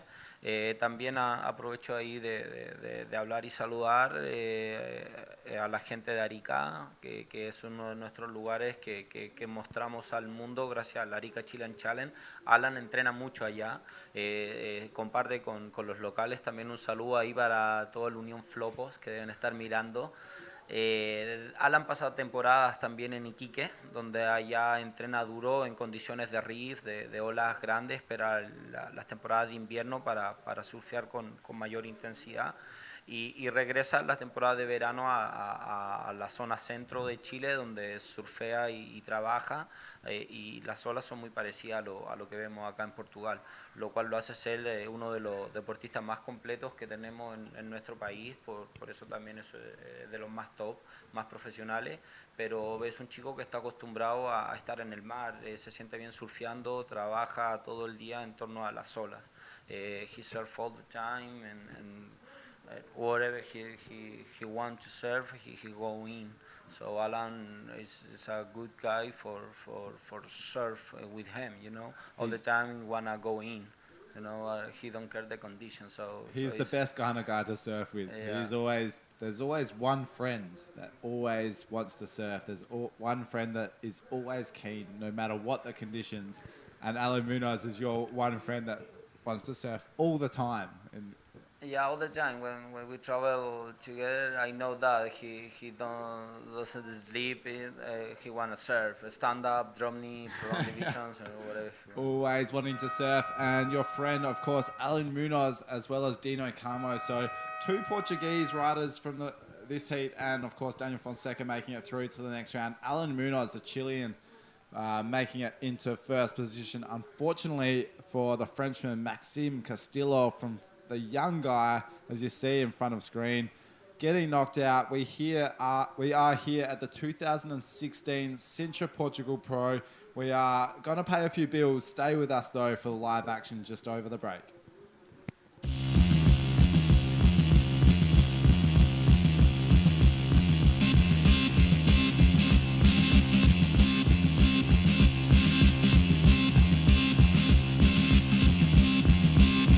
Ghost rider, motorcycle hero.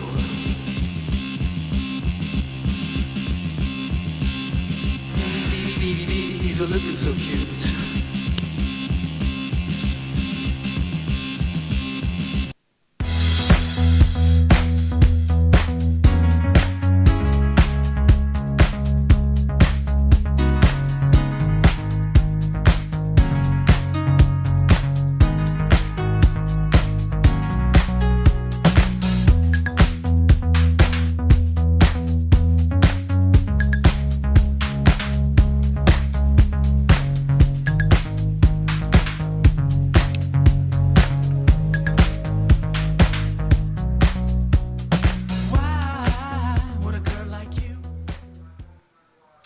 Welcome back to the 2016 Sintra Portugal Pro. We are straight into round number 6. My name is Dylan Beach from Australia.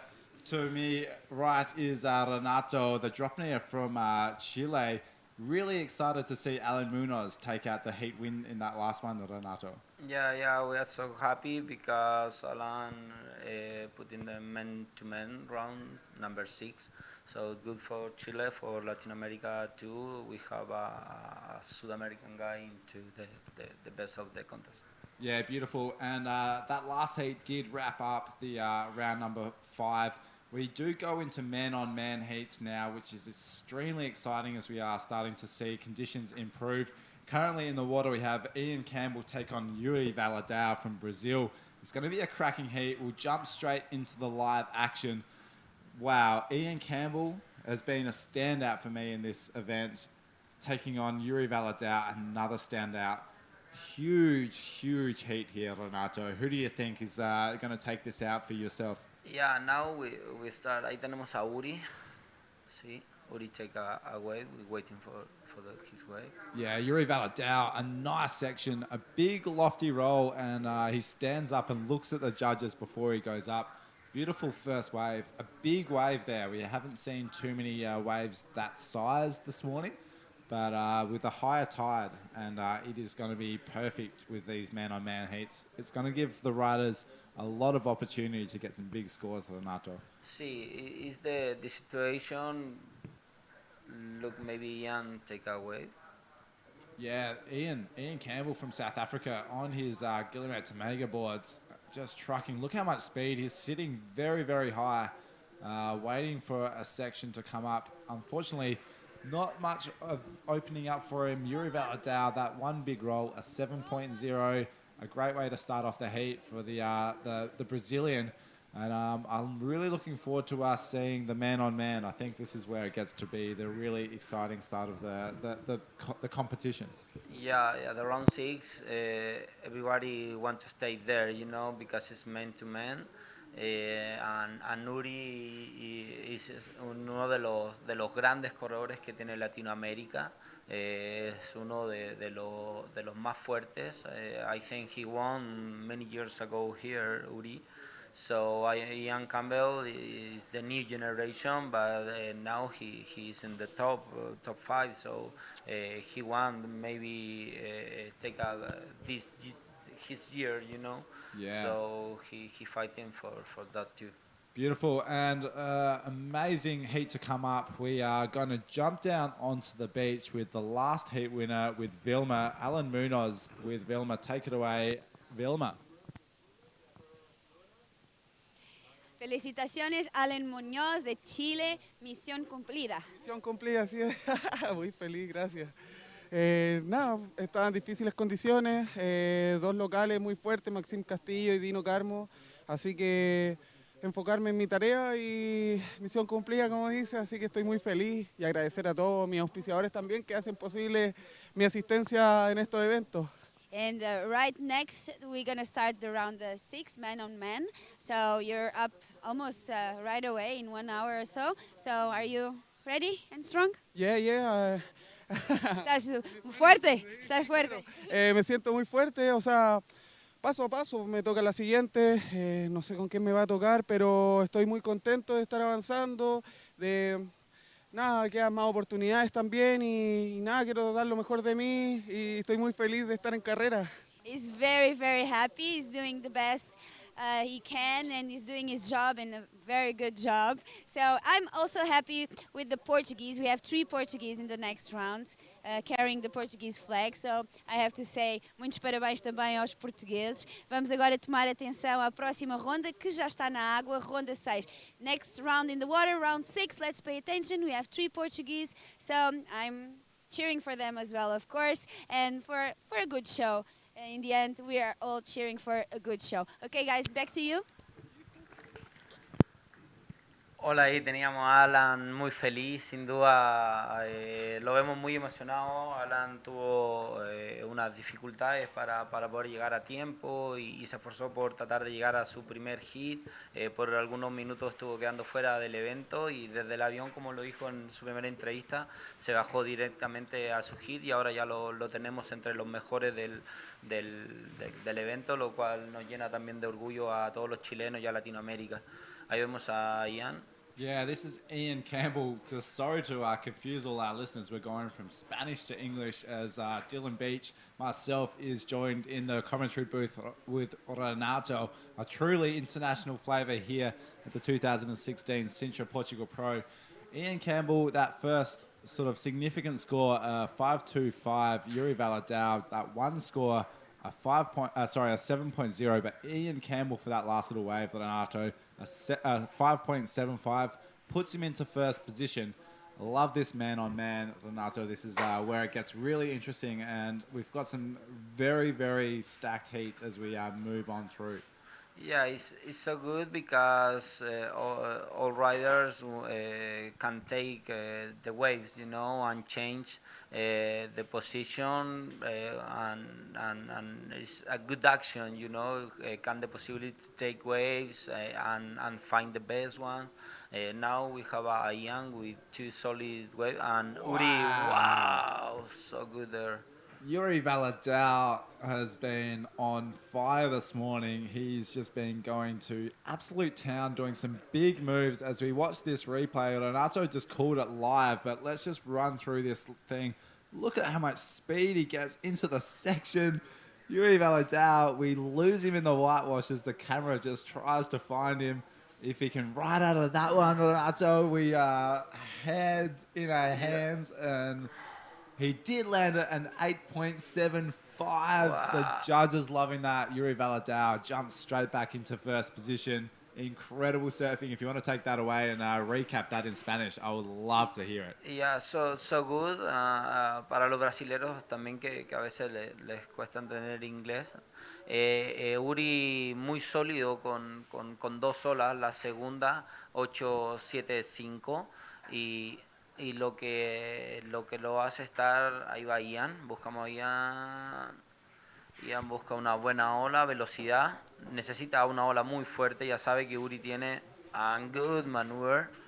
Yeah, Ian Campbell answering back, a nice invert, and he's actually going to get a little roll under his belt there as well. So, an incredible exchange to kick off the man-on-mans. This is a huge heat to kick things off. Ian Campbell and Yuri from Brazil, Yuri's just caught those two waves, a 7.0. Let's have a look at this replay as he takes off on this. He sits up the top waiting for this one. I love this bottom turn. The waves are absolutely pumping here at Praia Grande, and it was a big invert there from the South African Ian Campbell. A great battle between the two riders, both just not holding anything back, Renato. Yeah, but it's so good because now we can see the tactic. Uri take two waves and two strong waves, 8.7, and Ian take two good waves, and now I think he tried to find a good scores. So we'll have to waiting for good waves, for more size. So we're waiting for the show, I think. The round 6 is too hard. I think the next one, David with Jacob, the Hawaiian crew. So Hawaiian versus Hawaiian. Yeah, so air good. Specialist versus air specialist. Do not go anywhere. This is, of course, day number 5 of the 2016 Sintra Portugal Pro. Yuri Valadao up and riding, live action on Nacho. A big backflip. He is going, throwing fireworks. Yeah, Uri is a machine, all the time fly and take waves and go hard up. So it's difficult to compete with Uri. Yeah, let's look at this replay. You touched on how difficult it is to compete with Yuri, as he most people would just have been quite happy with a roll. But Yuri, just a big backflip. One of the standout heats for me, Renato, was Yuri, Jacob Romero, and Pierre-Louis Costes. Those three, that heat, wow. And Yuri is just backing it up in this man-on-man heat. 7.10, so enough to increase his lead over the South African Ian Campbell. Hello to everyone back home watching from South Africa, cheering on Ian Campbell, as well as hello to everyone in Brazil. I know we have a massive people contingent watching everyone here, cheering on Yuri. It is a massive heat here, and he's just dropped two of the highest scores of the heat. Yuri is on fire, Renato. An incredible competitive machine. Yeah, Uri all years putting the top, So we know his surf is not only for beach rake on small waves. He surfed really good in Arica the last 5 years, I think, with massive waves and power ocean. So the mentality of the Brazilian riders now is really good for, I think, the Tamega school, and many years before. It's not now, many years Tamega put the Brazilian in the top of the world and surf really strong.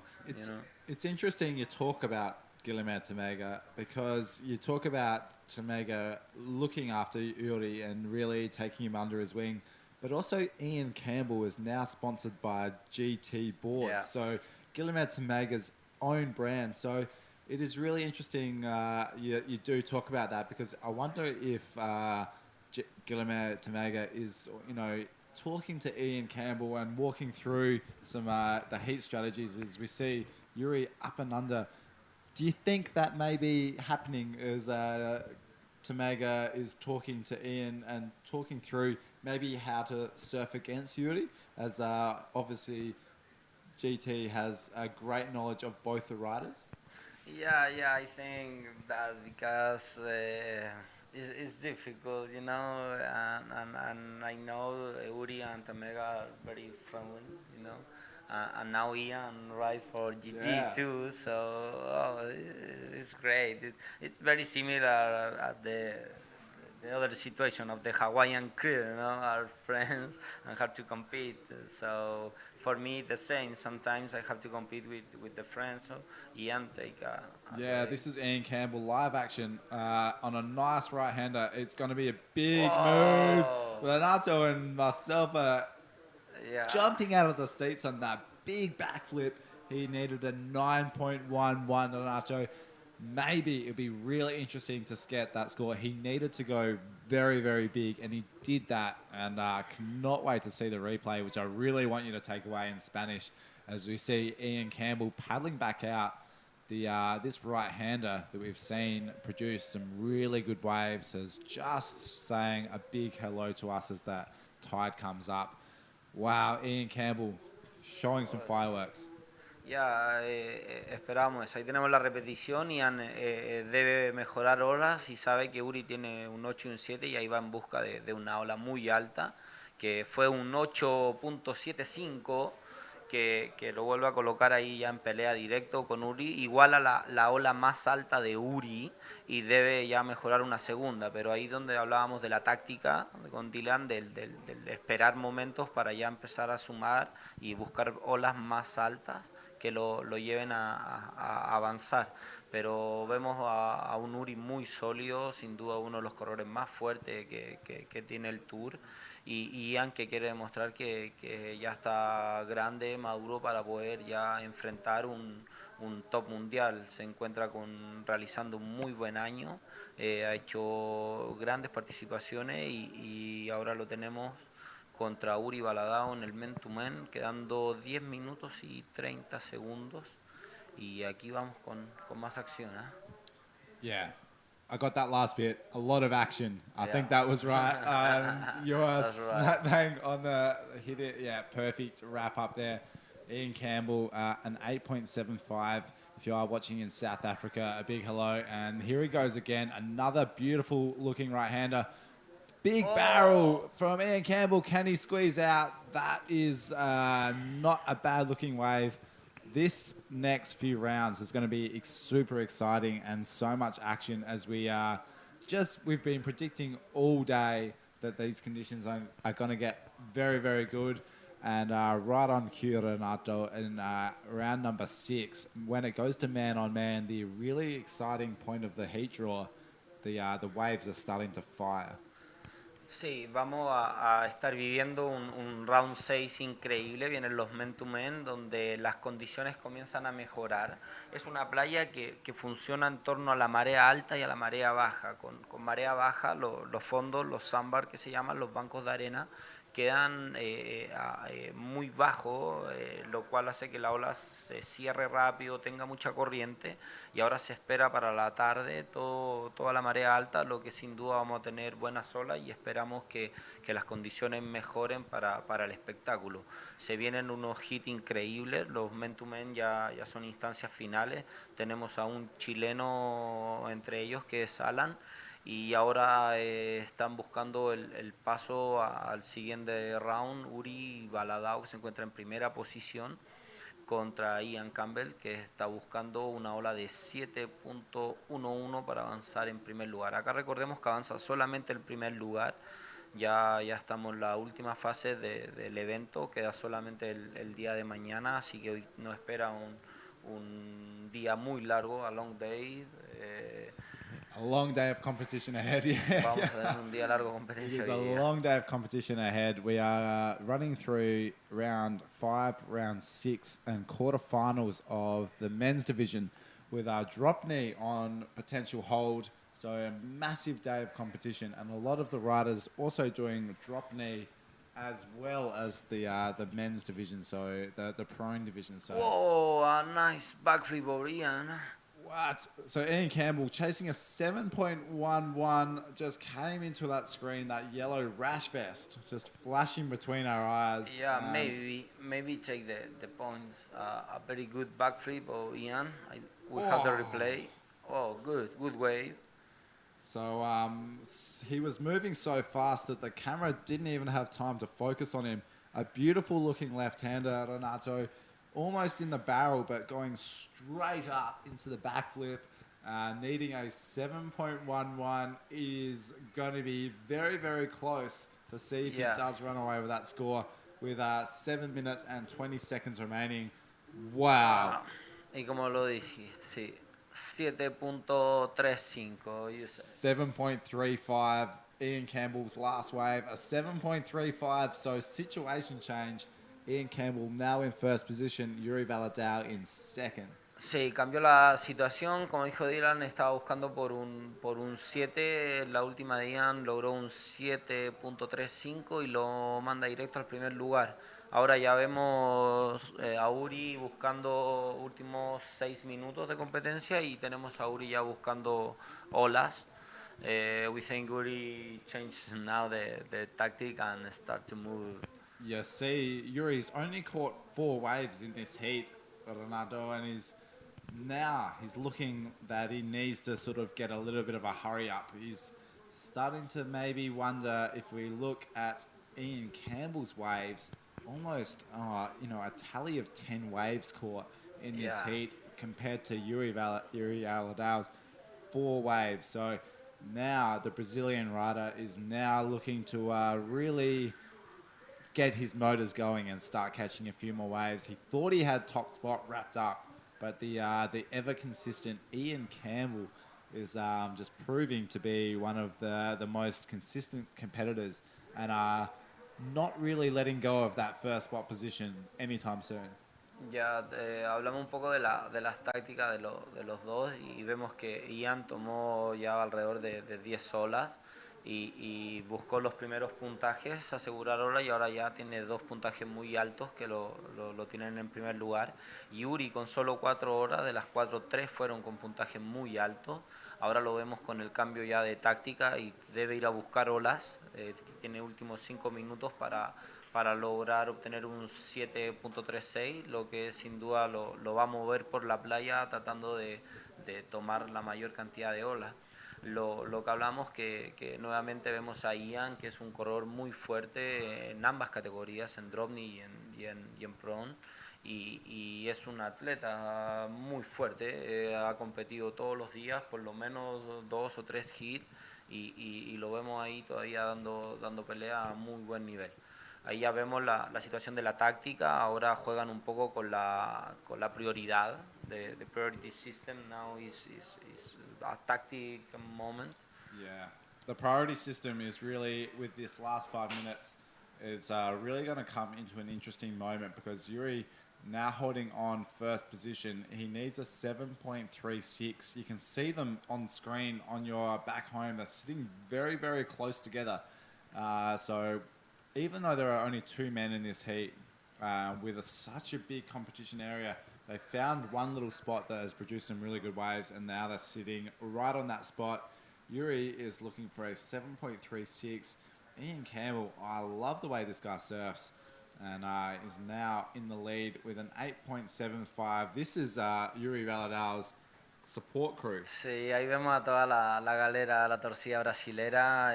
Tenemos a Eder, a Roberto Bruno, a Eliton y uno de los juniors, no sé si es Sócrates, creo, lo cual son chicos que llevan muchos años en el tour. Es una nueva y antigua generación donde sin duda han colocado al bodyboard sudamericano, al bodyboard brasileño entre los mejores del mundo. Lo que sin duda para Latinoamérica, para todo Sudamérica, es muy bueno siempre tener corredores que representen a la parte latina sudamericana. Así que ahí esperamos. Ellos están jugando con la táctica, están en la orilla moviendo un poco a Uri por las condiciones. Las condiciones del mar son muy difíciles en Playa Grande. Tenemos un suel que bajó y nuevamente repuntó hoy, y se esperan para mañana también condiciones similares, lo cual hace que Uri tenga que moverse constantemente para tratar de tomar olas. La linda vista de Beautiful. A great wrap up of the amazing heat we have in the water. We do have what you can see on screen, an incredible festival atmosphere. Saturday afternoon now in Sintra. The crowd is building. The weather is beautiful right now, Renato. The sun is out. There's a little bit of wind, but it is a beautiful day out there. Yeah, it's a beautiful day here. Finish the summertime, I think, the next weeks. But good weather, good condition for stay with the family in the beach. So a good day in Sintra. Yeah, beautiful day and a great way to kick into the afternoon as we are wrapping up almost with the final few minutes. This is heat number 1 of round number 5. Dylan Beach alongside the Chilean Dropney Renato. It has been an incredible heat, Renato, to watch unfold. This is man-on-man Ian Campbell versus Yuri Valadao, who has been an incredible standout throughout the few rounds. Yeah, we hope the good action for the round 6, the man-to-man division, the round, is so good. It's hard because the pass of the quarter of finals, so man-to-man, 25 minutes with this condition is good for so good. Yeah, it is incredible, and of course, as we've said, throughout the day, we are running the man-on-man's heats throughout round 6, also into the quarterfinals the whole way through, Renato. This is really where it starts to get interesting because there is 25 minutes for the best rides. It gives the opportunity for each rider to explore the lineup and make sure that they can get all of the waves they want to, and it's a great thing for a lot of the spectators down here to watch, and of course you guys back in webcam world. It is a incredible thing. All the action is heating up here for the afternoon at the Sintra Pro. Yeah, for sure. También aprovecho de despedirme, de dar las gracias por la invitación, el estar acá y poder hablar un poco para Latinoamérica, un poco de historias también es algo que tratamos de hacer los deportistas para mostrar un poco lo que hacemos más allá de viajar y correr olas. También felicitarlos por el evento, a lo que estamos viendo en Sintra. Gracias y puede que regrese para la Dropney Division. Maybe I will come back. Yeah, we would love to have you back here for the Dropney Division. Of course, as we said, maybe on hold for later on this afternoon. Yeah. Fingers crossed that we can see some Dropney action. We saw some incredible surfing go down yesterday, Renato. Any highlights for the Dropney Division that stood out for you from yesterday? Yeah, difficult condition, but great show and finished the heat. Yeah, so as we rounded out that last few seconds, Ian Campbell a huge upset maybe on the cards there. Yuri Aladar, as we see a last replay of the action, which we are bringing live to you here at Sintra. This is Yuri going big. That was almost a massive change of situation in the last few seconds. Wow, no alcanzamos a ver esa en vivo, pero sí, Uri tuvo una última opción, último segundo con ese gran backflip que no logra completar. Así que avanza Ian Campbell a la siguiente ronda. Incredible, and a little bit of a replay from Ian Campbell. That was an incredible way just to finish off the heat. I love this South African rider.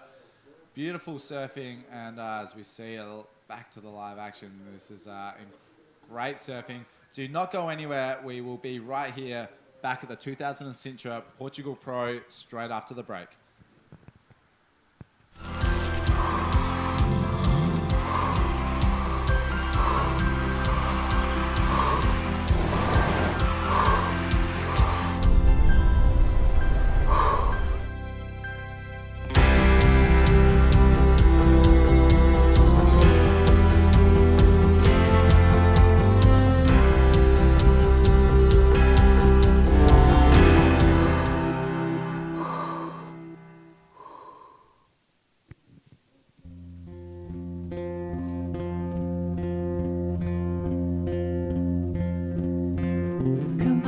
Come on, we can make it happen.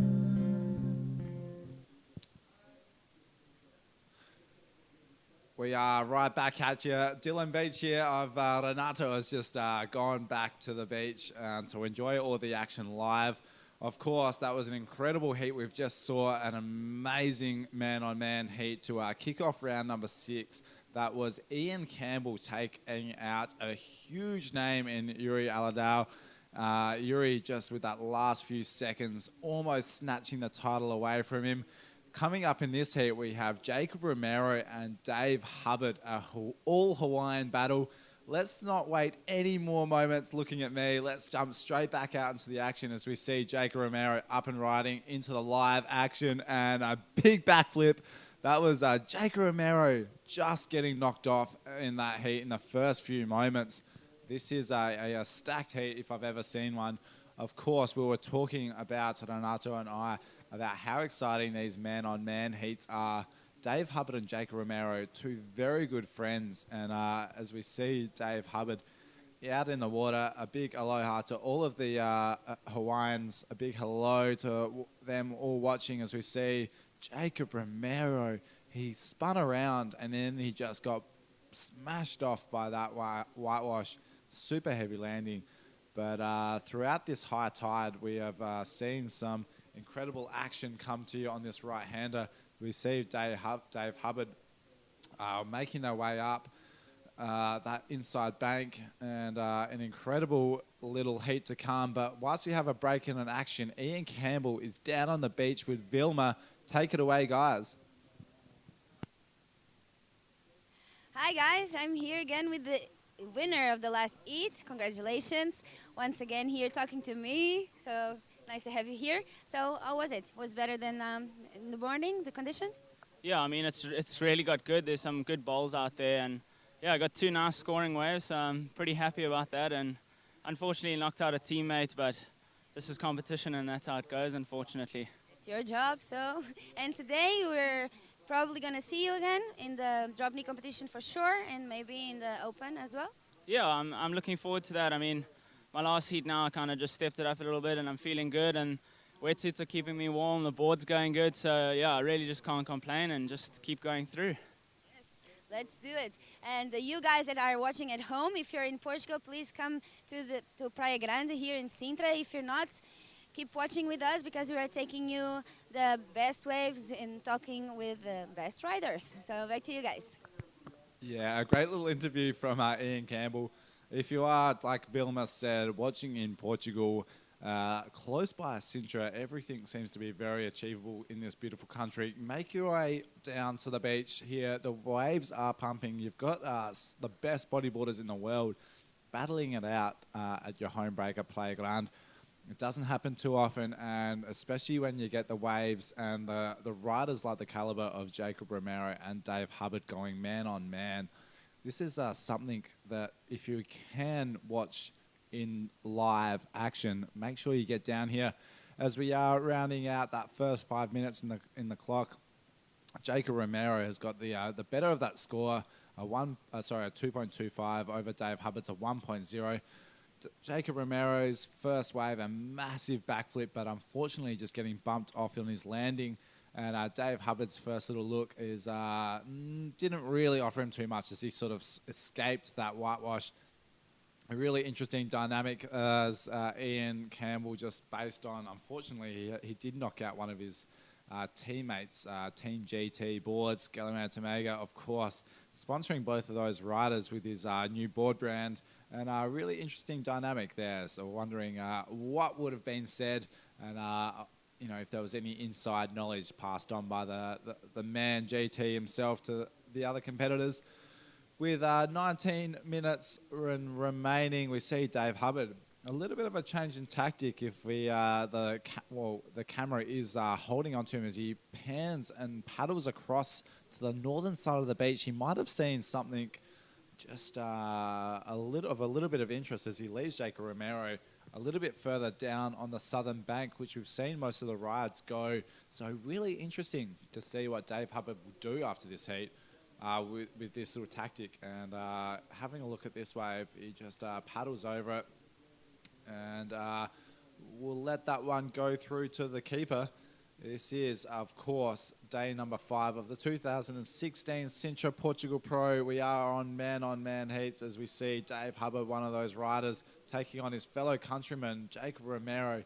Unfortunately for Dave Hubbard, I thought he was winding up for something big, but just getting knocked off and kicking out before that one closes out on the bank, leaving Jacob Romero in top priority, first priority in the red rash chest. This is, of course, Dylan Beach holding down the fort for you. It is a massive day of action. Of course, my fellow competitor is currently, commentator is currently in the water right now. Dave Hubbard, a very multitasked individual. 1 minute is in the comp rashy. The next minute he's bringing in all the action live to you guys. Alongside myself at the webcast, it is Saturday afternoon down here. So, as I said, if you are watching from home, I hope you're enjoying it. If you are able to get down here, located in Portugal, make sure you get down because the sun is shining. It is heating up. It is getting very, very warm here down at Praia Grande, as Nicholas Rosner touched on before. It's a little bit of a microclimate down here, and at nights can get very, very chilly, and in the mornings it is very chilly, but during the days it definitely heats up and can get pretty warm. As we a few little waves caught. Jacob Romero, that big backflip, 2.25. Dave Hubbard, very interesting. He's sort of trying to get a little bit of space away from his fellow Hawaiian, and a little bit of a break in the action. We saw a flurry of waves between Yuri and Ian Campbell, and hopefully the action continues because we've seen this morning with that dead low tide, the waves on this little inside bank were really junky. They were really hard to find a clean line and a clean face to really sort of make any score happen. But as we predicted, that high tide is just coming in this afternoon, and it should make for some really good waves. And last heat just really just showing its teeth and showing what these waves at Praia Grande can really produce. As we see Dave Hubbard being really selective. Look at that, how clean that thing was as it hit that inside bank. This is the sort of the conditions we were waiting for, and we were holding off on definitely holding our breath for the men's division as we're going into live action. This is Dave Hubbard on this little right-hander, just trying to get something going. Not a very long wave, but he knew he needed that score. He had that 1.0, that 1.25 for the first waves, and he just knew he had to get a bit of a score under his belt as we crossed to this replay straight up into a nice size wave. It'll be a mid-range score, I reckon, from the man in yellow. A 4.25 for Dave Hubbard, his first wave. Enough to move him into first position, but a very, very close fought battle here, I think. There's so much respect between those two Hawaiians that they're just going to sort of sit off each other and just play it really cool. If one of them wants to have a look at the wave, I'm sure the other guy will let him. That is definitely the Hawaiian wave. From what I've understood, it's a beautiful country, and these two countrymen are battling it out. Of course, only one of them can go through into the quarterfinals, and of course, only one of them can hold the winner's trophy at the end of the end of tomorrow. We'll be rounding out the 2016 Sintra Portugal Pro tomorrow at the beach. It is going to be a cracking day. Forecast is looking really good. The guys from Magic Seaweed have presented us with a nice looking forecast, and we are very grateful to Mother Nature for providing us with some really good waves. Of course, if you are around anywhere in the world, jump onto our APB Facebook pages or social media pages. Let us know where you're watching from. We'll do our very best, of course, only myself in the webcast room. So we'll bring you the very best. And if we can do a shout out, we will do we'll try to do it as we see Jacob Romero back into live action. This is eyeing off this section. He just waited for it, and a signature Jacob Romero tweak as he shows us that bright blue slick. I love that Jacob Romero's inverts, and not a huge wave, but with that 2.25, he only needs a 3.26. As we watch this replay, look at that bottom turn. Just sits up and waits for it. He doesn't sort of push the envelope too much, and that invert, he's got such a great tweak on that, and dropped to 5.0. So Jacob Romero back into first position. Dave Hubbard, 3.01 is all he needs, and we've seen Dave just go to town a few days earlier. Unfortunately, was sort of coming unstuck on a few of the landings, so I'm sure Dave has got that pictured in his mind of really needing to land those big moves and really needed to sort of get those big scores earlier in the heat. It's been amazing, if you have been watching the webcast, to really get a great insight into the mind of the competitor of Dave Hubbard. He talks about keeping busy and talks about getting movement around the lineup, and you can see him really practicing what he preaches, moving up and down the lineup right on screen. You see him just paddling, just trying to keep busy. He's trying to keep in the location, trying to change locations, I guess you could say it, as he hoped for that one wave to come up and give him the opportunity to get that solid score, as he has to duck dive that little wave. We saw that kick and swell yesterday afternoon. That's a little bit of a west pulse, so it was interesting to wake up and come down to this competitor site this morning and see some bit more swell as we saw yesterday. And we should see some great conditions for the finals day of action tomorrow. The winds look really, really nice, and everyone is stacked. Of course, we will be finalizing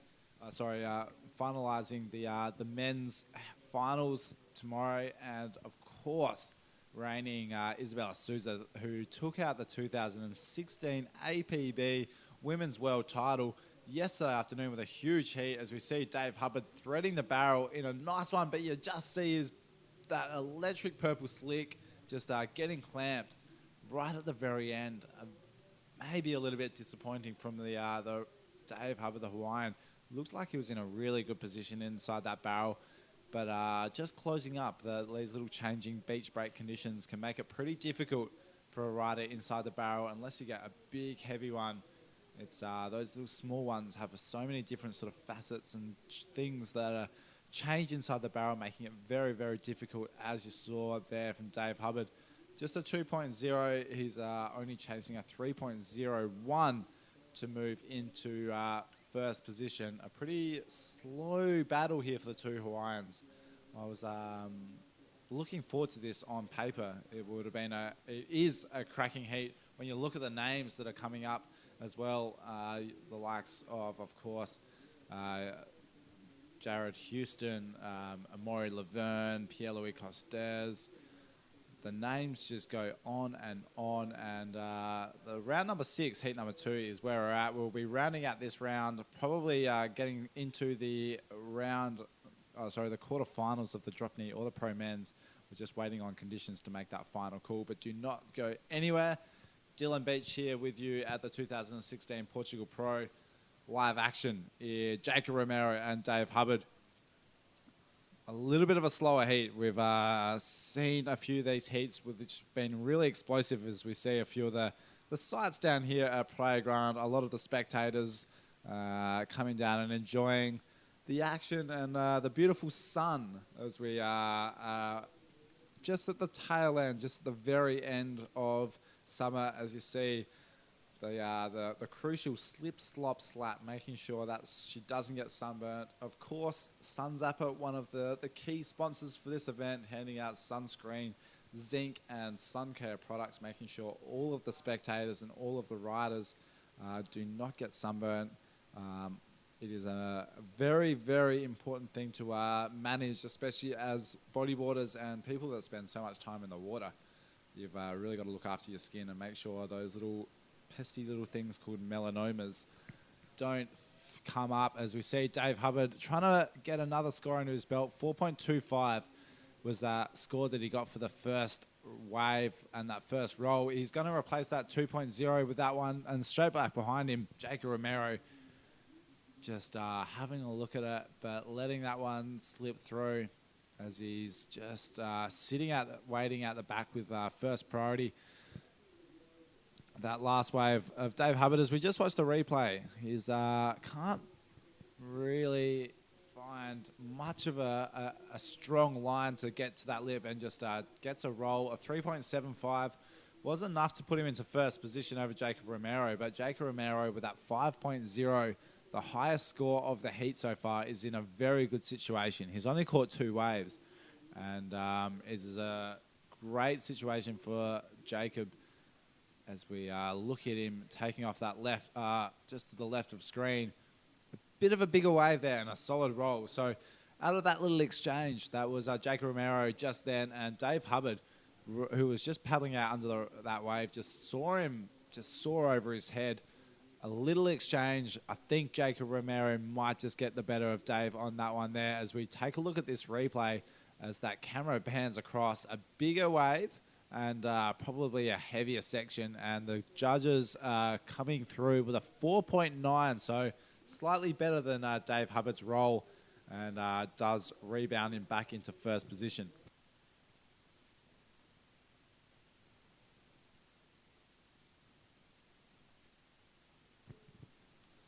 So as we hear the beach commentators just announcing to Dave Hubbard needing a 5.66 now. Just Jacob Romero just building upon his score. That 5.0 was the foundation for him, and that 4.9 is just building that frame for that heat win. But Dave Hubbard is maybe in the running to surf a fair few heats today. Of course, surfing in the drop knee and in the men's division.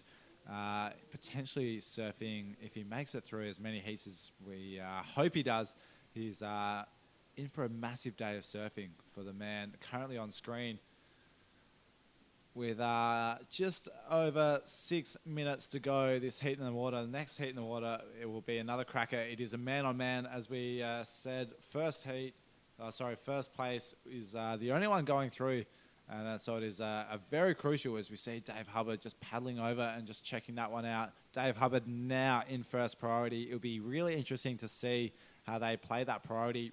Probably won't come into play this early in the heat, but those last few minutes into the last seconds is when really priority comes into play, and it can, as Teza was touching on before, it can almost be a double-edged sword to sort of see if you sit on that first priority, or you let it go through and let a few waves slip under you, the radar, as well as maybe Jacob Romero could snatch something under him. But this is Dave Hubbard, a little right-hander, just that one roll.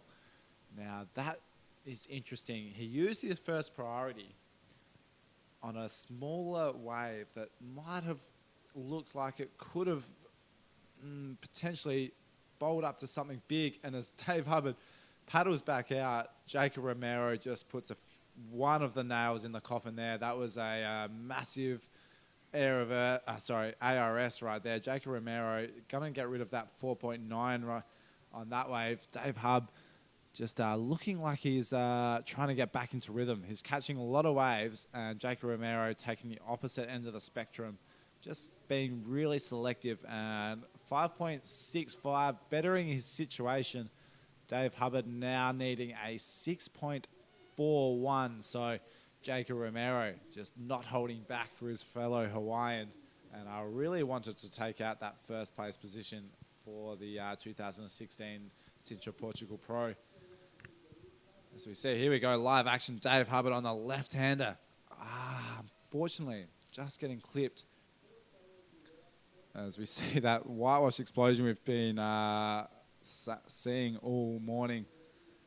Super heavy and very, very hard to negotiate your landings through. My name is Dylan Beach. I am bringing you all the live action here at the event for the webcast. We hope you are enjoying it. Please let us know where you are watching from on through the APB Facebook pages. We've got everything on there from the last few days' highlights to incredible photos from the week's action, as well as an incredible photo and a little bit of a write-up from yesterday's crowning of the 2016 Women's APB champion, Isabella Souza. That is the story to come out so far of this week. Isabella Souza, enough points to make it through and claim victory over Alexander Rinda and Sari O'Hara, who were the main riders in contention to take out that first spot. But of course, with Sari getting knocked out in the quarterfinals, as well as Alexander Rinda, Isabella Souza, who made it into the final, had enough points to claim that 2016 World Champion title. And it is a huge party, I'm sure, and a massive celebration from Isabella last night. As we're coming into the last 3 minutes of the men's round 6, heat number 2, Dave Hubbard is trailing Jacob Romero, now needing a 6.41 in this heat. Jacob Romero has put down a solid bit of surfing from the get-go. That first wave, he almost landed that big ARS. He knew he needed to go big, taking on, of course, Dave, alongside his brother Jeff, two of the world's best aerialists, and of course, Jacob Romero, right up there with the best in the world, above the lip, knew he needed to go big, and in that 2.25, although it doesn't reflect how big that score could have been if he did ride out of that, just unfortunately getting clipped right at the very end as he switches around.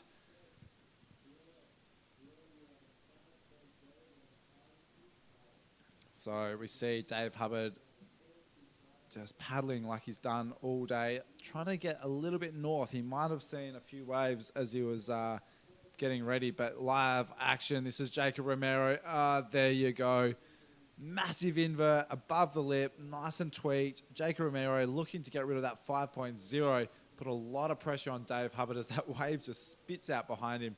The waves are firing down here at Playground.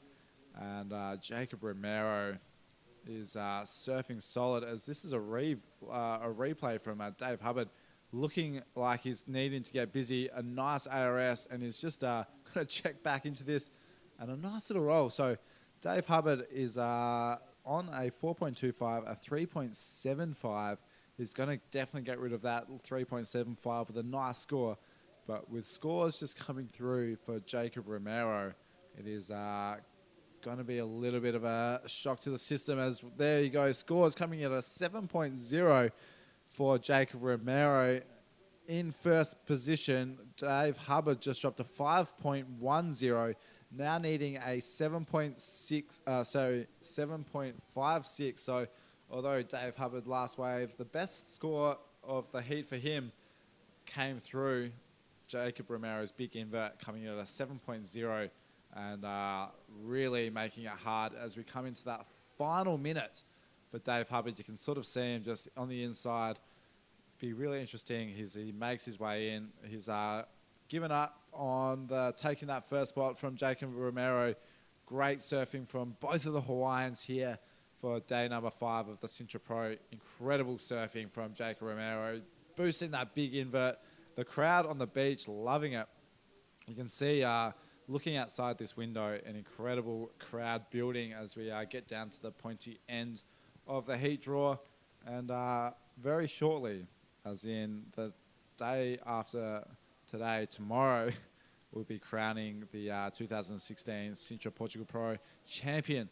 Dave Hubbard running up the beach, Jacob Romero out in the lineup as we finish that heat. Congratulations, Jacob, taking top spot as we pan back and to see a beautiful view of Praia Grande and some people enjoying it. Do not go anywhere. We are here for the 2016 Portugal Pro live action straight after this break.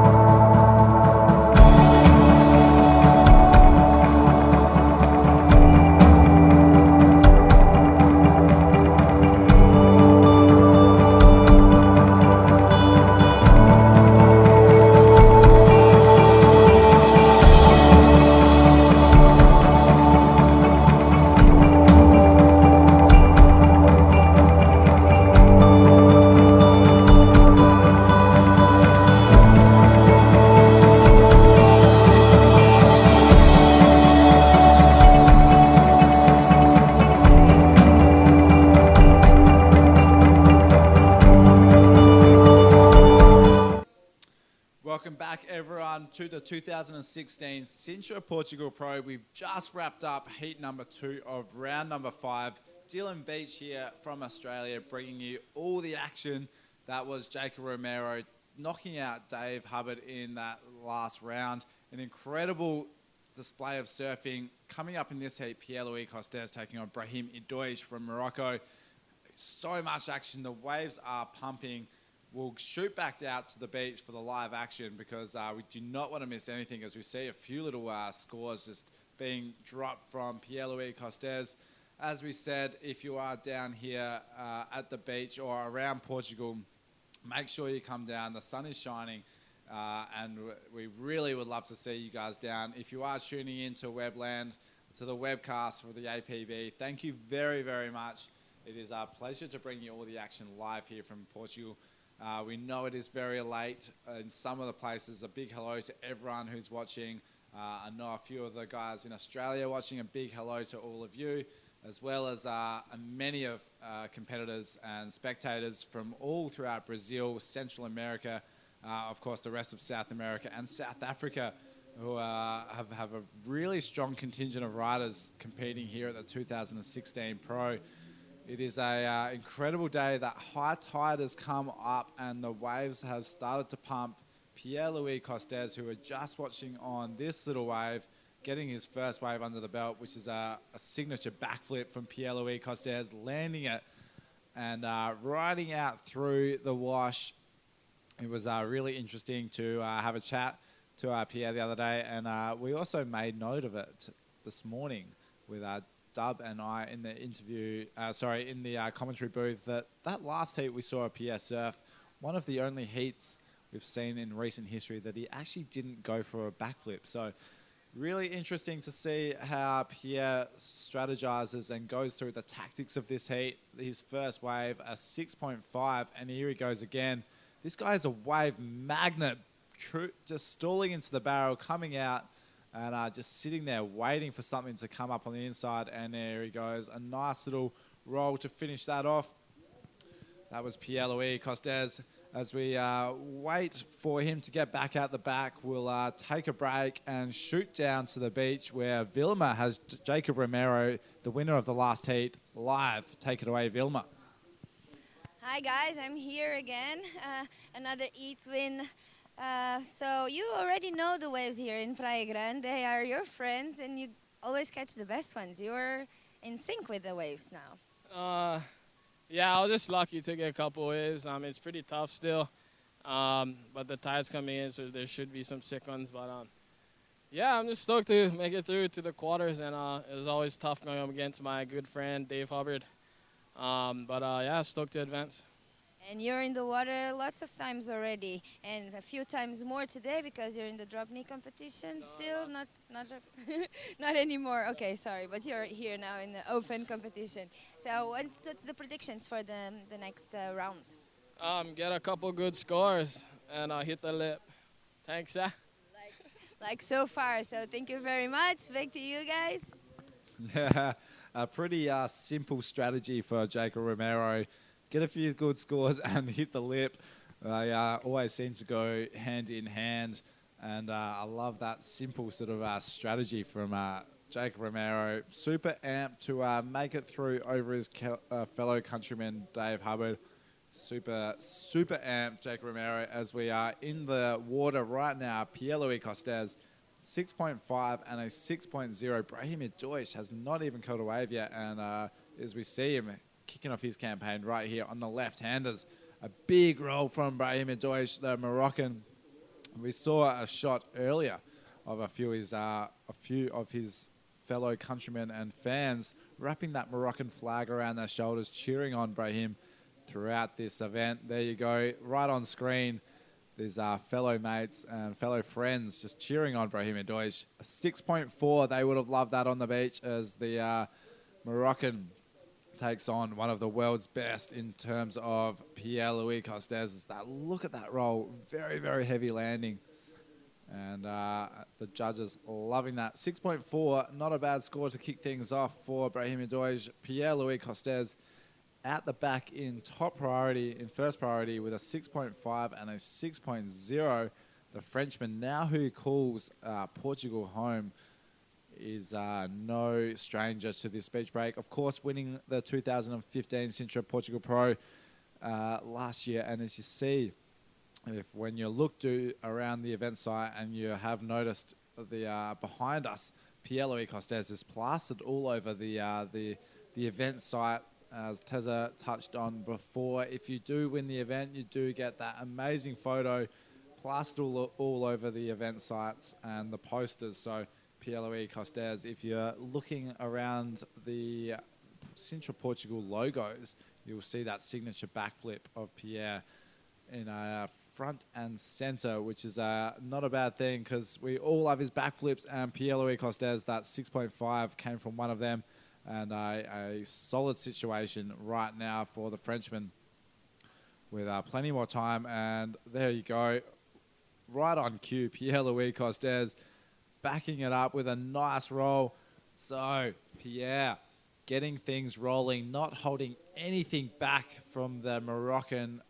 First three waves, a 1.0, a 6.5 and a 6.0, making the most of these really fun conditions. Look at this replay. That little right-hander, he doesn't waste any time to get up to the lip, and he boosts a big backflip and making sure he milks everything out of that wave with a little roll to finish. Big scores are dropping for the Frenchman on that last wave. Once they are getting locked into the system, we'll bring them to straight away. But Pierre-Louis Costes is starting to go up a few gears in this competition. He got second in his first heat, won his last heat. Won the second heat he surfed as we see Brahim Deutsch, and then making it on through. Pierre-Louis Costes almost looks like he's just gone up a gear in this competition, and it should be a little bit of a sign for things to come as he's getting into the last few rounds. This is, of course, round number 6, heat 3 of the Sintra Portugal Pro. Next up, the World Tour, the APB World Tour, which you guys saw a great wrap-up of during that ad break, heads to Vienna. The beach breaks just north of here, right on the border of Spain and Portugal, where the men's tour will battle it out for some very important points and some good prize money as well for the men's APB tour. From there, they head an hour or two south to the infamous Praia Grande. Playa de Norte, the North Beach of Nazare, always known for some of the biggest waves ever caught, holding up to 80 foot, but probably in its prime around that 6 to 8 foot mark. An incredible beach break. It offers so much for a bodyboarder. It's really, really wedgy. It's quite a long beach that offers so many different peaks for the riders to sort of sit up and in between. Super wedgy, so much power behind the waves that Playa de Norte. A lot of incredible barrels and a lot of incredible air bowls. So do not tune anywhere in the next few weeks, because the action is obviously going to get so jam-packed, with, of course, Fronton being on the list of events that are coming up on the European leg for the 2016 APB World Tour. Jeff Hubbard, the current tour ranking leader, chose to sort of sit out for this event and come back for the Nazare and the Fronton event, leaving Pierre-Louis Costes, who are currently in the water, as the #1 seed for this event. So really interesting to see how Pierre handles that #1 seed pressure, as he drops an 8.25 for that last wave. So the judges loving that. Looks like he's looking after that pressure pretty well as he gets up on riding on this wave. And live action, we are just going so fast. The camera can't even catch up to him as we keep all eyes focused on Brahim Deutsch as he looks at this left-hander right here, live action. The man from Morocco didn't really like the look of that one. As a really interesting point Dave touched on before is Brahim's really strong on the left-handers. So you see a little bit of a split situation on the peak. Pierre-Louis Costes choosing to go the right, and Brahim Deutsch choosing to go left. Pierre just getting the upper hand on the waves so far, but of course Brahim holding on to a 6.4. Not a bad score. He's just got to back that up. He's only got those 2 wave scores locked in, 6.4 and a 1.0. So if he can find one of those left-handers that opens up into a nice bowl, which we saw Ian Campbell get a few heats prior, a big backflip, and was actually the wave that scored him enough points to overtake Yuri Valadao. So there are those left-handers out there that are opening up and are really offering the riders this enough situation to get that score. Brahim Deutsch, an 8.36 is needed. As you see him have a look at that, 13 minutes remaining. The Frenchman Pierre-Louis Costes, former world champion, is in a very, very solid situation as we are almost counting into that 10-minute mark. Dylan Beach bringing all the action live here for you. I'm sorry if we are struggling that language barrier.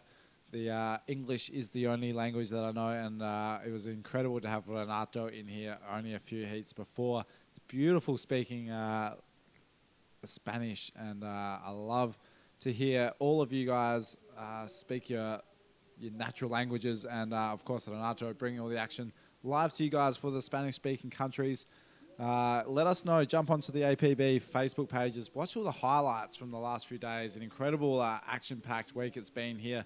And as we are here, local time, it is 1 p.m., so 5 minutes past 1. We have just ticked over into the afternoon, and it has been an incredible morning as we see the sun is poking its eye out. We saw a little bit of fog as Nicholas Rojner and I were taking the reins this morning. But the fog has cleared up, and it is making a beautiful day down here at Playa Grande. We see Brahim Deutsch just exploring the possibilities further north of this beach break. He's very strong on the left hand, so he's really focusing all his energy on the left side of this bank. As you see in bottom turn, this could be the wave that he needed. A big roll and landing very solidly on that last wave.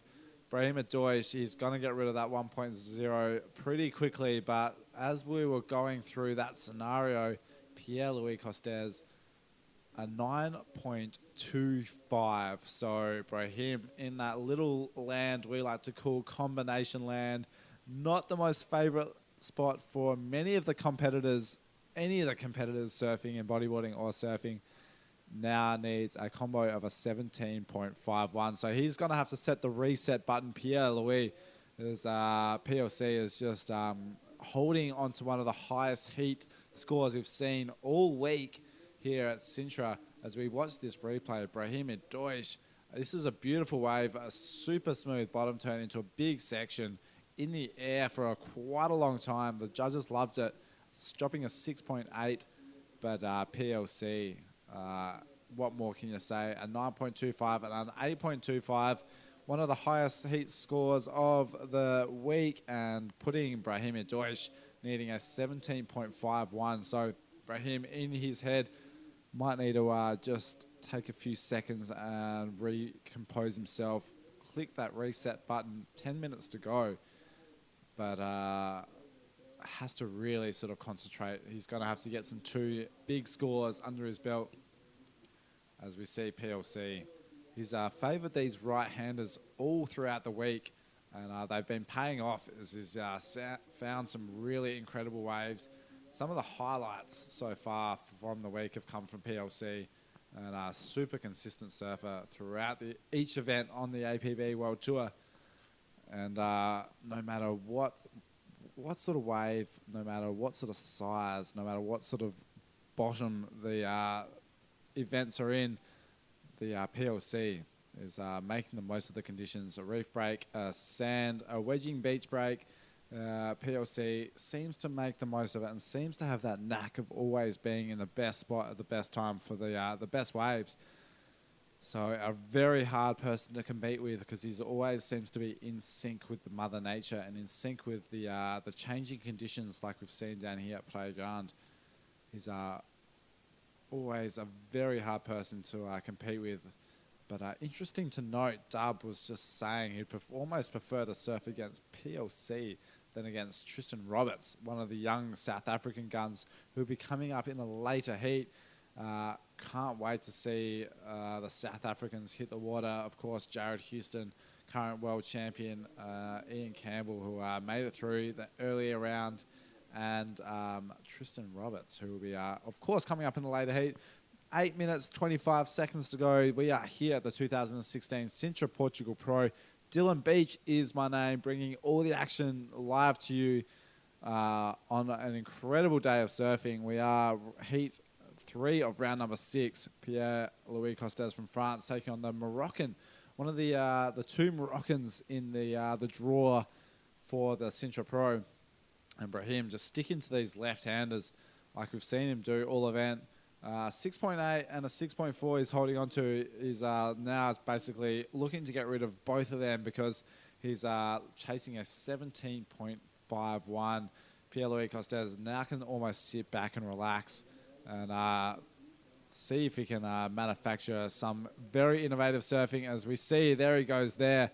A nice smooth air reverse, super silky as we see him just kick out, unfortunately unable to land, paddle back out the back, but right on cue, PLC just loosening up the shoulders and trying to manufacture some innovative surfing to maybe even get rid of that 8.25.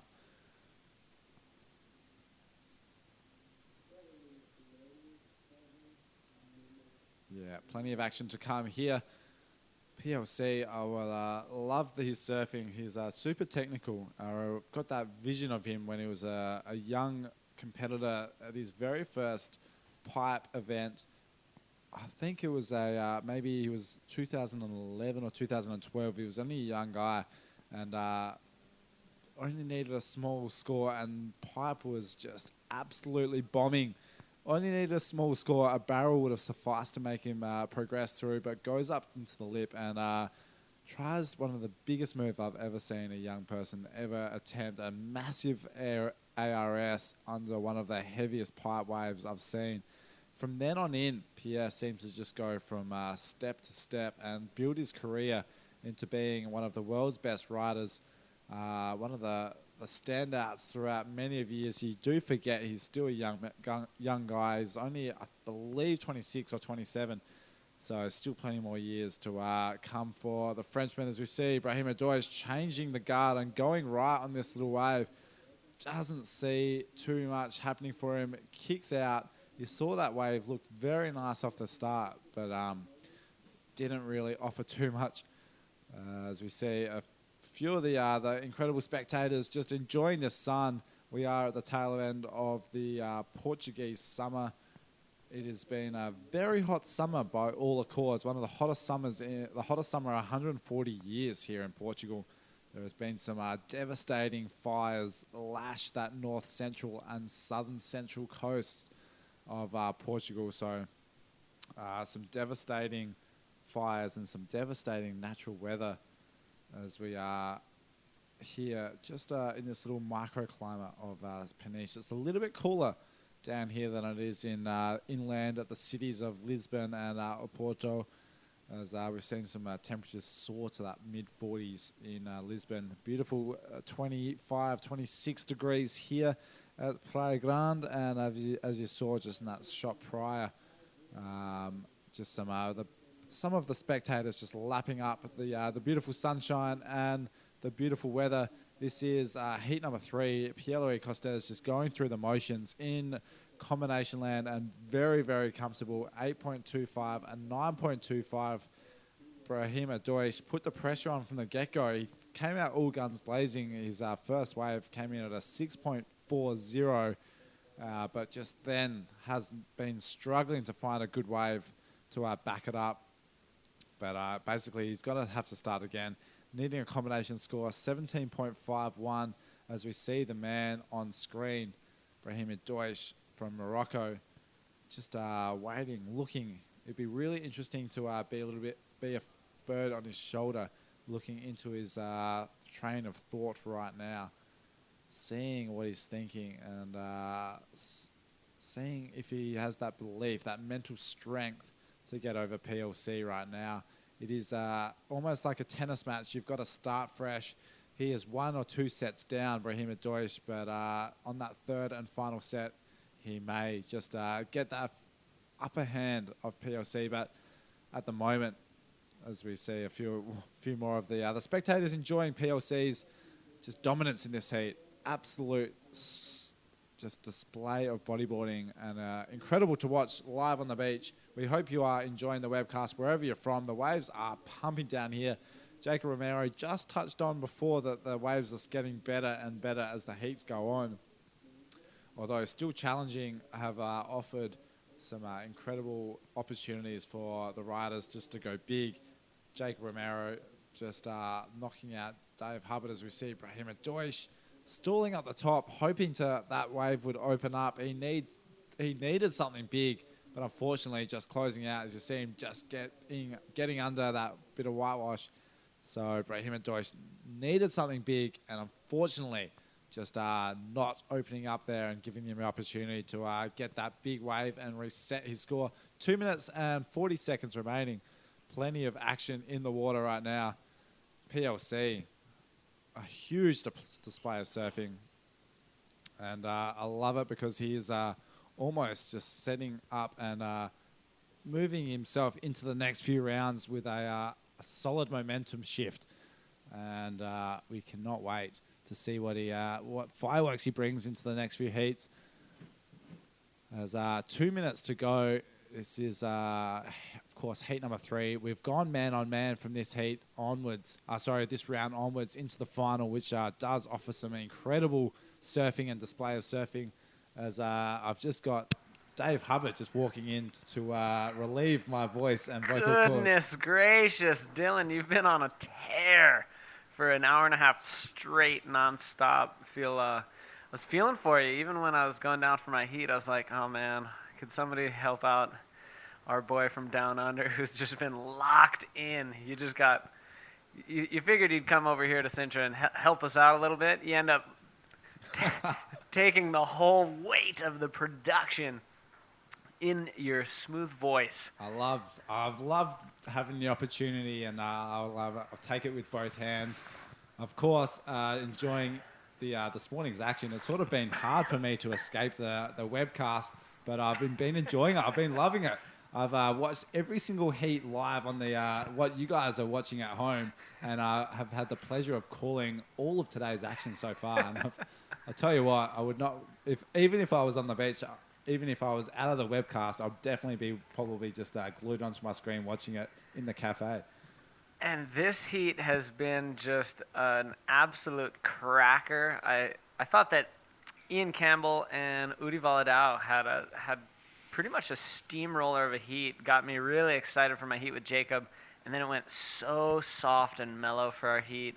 Jacob was able to get a couple decent scores, but then, boom, we hit the next heat and fireworks again. So Ocean just taking a little bit of a rest in that heat, but coming back full force in heat number 3 of round number 6. Yeah, Mother Nature just taking a little bit of a breather for your heat. Not really too many waves on offer in heat number 2. Of course, Dave Hubbard and Jake Romero battling it out in that one. Brahim Deutsch on that last wave.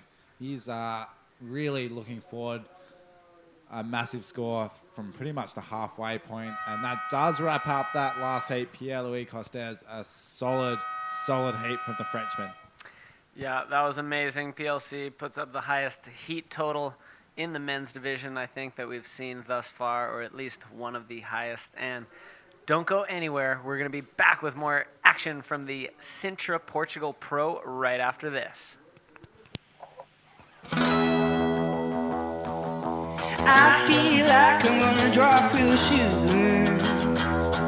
My mind's a hurting, I'm over the moon. Pulses sagging out and losing the pace. It's the way you feel, man, not the way you taste. Rebel, I see you with your gun. Ladies and gentlemen, welcome back to the 2016 Sintra Portugal Pro. David Hubbard alongside Casper. And we let Dylan take a break because he's been in here since the first heat of the day. So you can imagine he needed just a little bit of a break. But let's get right out into the water for heat number 4 of round number 6.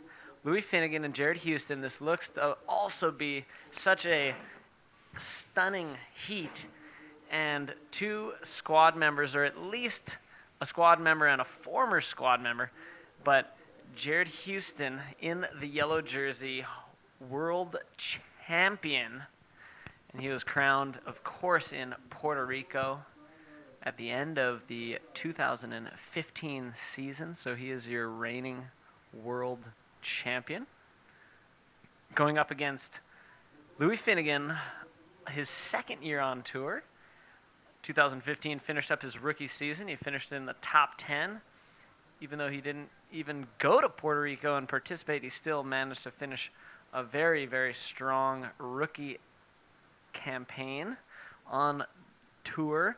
He was able to even win an event, the Antofagasta Chilean Challenge, in his rookie year on tour, and I've got to say, a maiden victory for the first year that somebody's on tour is a very, very impressive feat. So kudos to him. We've talked so many times about Louis Finnegan and his headspace and how mellow he is and just how kind of grounded he is, how he seems to be pretty mature for a young fella. And Jared Houston needs no introduction. He just did a bit of a change up in board sponsors recently, and he's now riding for Versus, and he loves the color black on a boogie board. Right now he's got a blue deck and a black slick. So Jared Houston, I'm sure there is at least a few people tuning in from his now home, La Isla Encanto, as well as his home country of South Africa. So 2 amazingly beautiful places with just really, really awesome, genuine people tuning into this heat for Jared Houston. And of course, Western Australia tuning back in for Louis Finnegan, and by now, as well as I'm sure earlier as well, but all of Australia rooting for Louis Finnegan, who is now the lone Australian in the draw in round number 6. So we've got quite a battle on our hands, and they both would have been on the beach watching and listening and seeing what happened in that heat before, with Brahim Adouche just getting absolutely blazed by PLC, who posted a 17.5 heat total. And so they'd be thinking, okay, we're going to have to get some solid scores on our hands. They're going to be fishing around for those excellent scores. Here's first blood being drawn by Jared Houston. And he gets a little bit of a cover-up before following to a nice little flashy invert on the inside. And we do have the very exciting, very prominent grommet in the booth with us now. It is Tanner McDaniel. Thanks so much for joining us, Tanner, and giving Dylan a little break. Talk us through this replay. Yeah, thanks for having me. Okay, so, well, about that replay, we'll probably be able to get you on. But Tanner McDaniel will be in the final of the Pro Junior division that'll be surfing tomorrow. Are you excited about that? Well, tell us about the replay first. So here's a replay of Jared Houston's last wave. It's a nice little cover-up, kind of little head dip, and then trimming down the line, and a nice little invert on the end section. So be a decent score. I think it came in at a 6.25. Is that the last score from him? So yeah. It is. And were you able to watch that last heat live, Tanner? Do you see any of PLC's waves? I didn't really watch it. I've been kind of spacing out. Just I went and got some food and just been kind of feeling the effects of a loss in the last round. Yeah. Do you want to go over it? Do you want to vent? Yeah, it was pretty tough. The waves were hard in my heat. I had started off with a wave I thought was a pretty good way to start off the heat. I thought so too. And I just couldn't back it up, and yeah, things just didn't go my way. So obviously a little bit bummed, but looking forward to the next comps coming up. Exactly that. Well, we're in the same boat, so I'm feeling you on that one. Let's see Louis Finnegan having a look at this one, but it does seem like the sequence of the whole event, it has been very characteristic, this whole Sintra Portugal Pro, that somebody in the water really gets into a groove and a rhythm and gets good waves, and there's others that are in the heat that aren't really feeling it and don't get them. Louis Finnegan with a really nice flip, and he's going to be out of that one, but we do have an interview with PLC down on the beach with his friend Vilma. So take it away, Vilma. And after one of the most impressive presentations here of the Sintra Portugal Pro, Pierre-Louis Coste is here with me. How was it? How did you find those waves, huh? They come to you. Yeah, the tide is way better than this morning. I had a terrible heat this morning. So I'm happy to actually get good waves in this one, and yeah, I was focused on the rights. I was watching them all the previous heat, and yeah, I think they came my way, and I was pretty happy. Ready to win this event again? I'm gonna try my best. The level is high, but yeah, definitely gonna try the hardest. We are cheering for you, of course, in Portuguese and in French. You know that muitos portugueses já o consideram quase português, portanto, queres deixar uma mensagem lá para casa? Sim, a minha família que está a ver em casa, um grande abraço, obrigado pelo apoio. Todos os meus amigos e a tous les Français, voilà, on va essayer jusqu'au bout. And I have nothing more to add. Let's see what the other guys are doing. All right. Thank you to Vilma and PLC for just a terrific little insight. PLC definitely is stoked. He's gaining momentum, and he's really pushing through. You know, he's the reigning champion of this event, and he's had a little bit of a shaky start.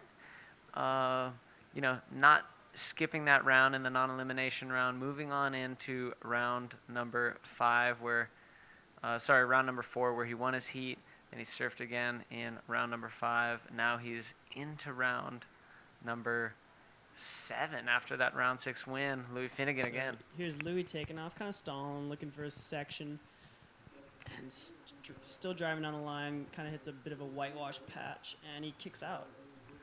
So do you think he should have just backed it up with a roll, even though that section looked pretty flimsy? Do you think he should have gone for a 3-point to 3.5 roll? Maybe that might have been a good call. He's got a 7.5 as his first wave, so it would have been good for him to get on the board with another score, just kind of put a little more pressure on Jared. Yeah, and at least just to kind of ease the situation. Then he can really wait and sit for a good one, because you know, sometimes in a heat, if you have a good score, or even if you don't, you're thinking, should I take off on this one? It looks average, but maybe I could just get an average score that could factor in at the end of the heat. For sure, yeah. So instead of being distracted by really figuring, oh, should I go for a small one or wait for a good one? You know, had he gotten that 3.5 out of the way, you wouldn't even have to look at waves that didn't offer more than like a 4. Oh, of course. Good to, if you've got a high score, it's almost a good call just to get back out and get that mid-range score, just because it kind of, yeah, like you said, takes the pressure off. You don't have to worry about it. You can just focus on getting now another good score. Yeah, well, he's choosing not to employ that strategy, but we'll see if he ends up employing that strategy on the next one. And so we'll just see how this heat shapes up.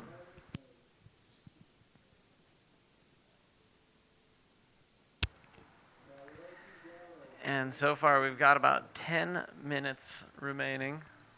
Yeah, so current heat situation is Louis Finnegan in first with a 7.5 and a 1, and Jared Houston in second with a 6.25.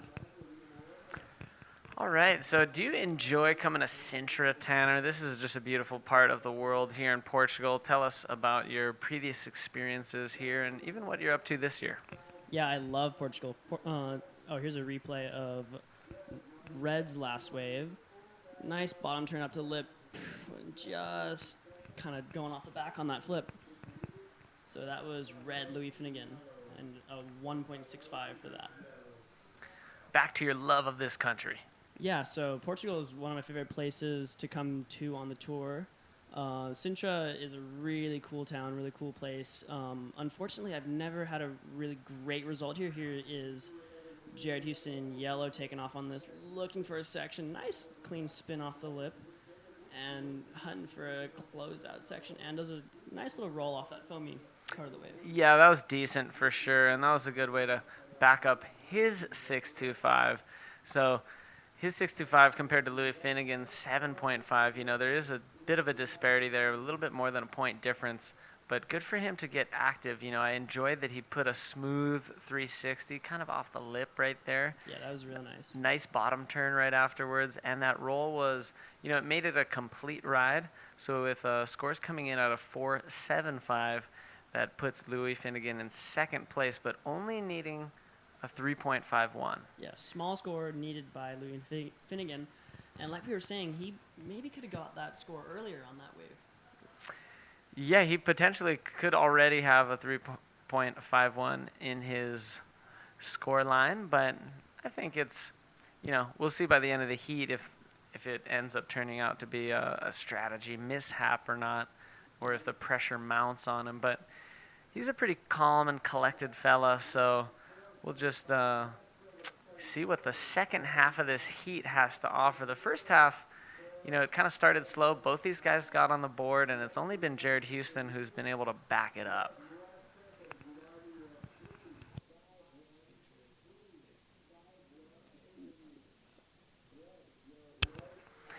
And so kind of back to some of your thoughts on this great place, Portugal. You're staying with the kind of the new version of the squad, and it seems like you've been put up into that squad leader position. Yeah, I guess, yeah, it's been pretty cool staying with everyone. It's always fun time staying with a big group of people. There's a paddle from Louis, just decides not to go on that one. But yeah, it's real cool staying with, I'm staying over on the next beach over with Jairam, Ian, and Tristan, and it's been real fun. Isn't even the Nell brother and sister combo there as Yeah, well? they're staying there as well. So you six have been just kind of tromping around, having meals together, playing cards. Are you guys playing cards We without me? haven't played any cards Okay, yet. okay, okay. Big sigh of relief from I've this guy over kind here. of been mentioning it a few times, and everyone's just been kind of too tired or not in the mood to play cards. So I'm a little bit bummed, but Well, I got the deck of cards with me, so maybe a Have to bust it little, out. little later today we'll have to loosen up with some Psycho. nice. And here is Jared Houston taking off on a nice-looking wave. Oh man, oh Nice man. clean roll off that section. So he did well to negotiate that. It was like a kind of a double up down the line that just broke over the wave and kind of ruined the section for him. But he did pretty well on it.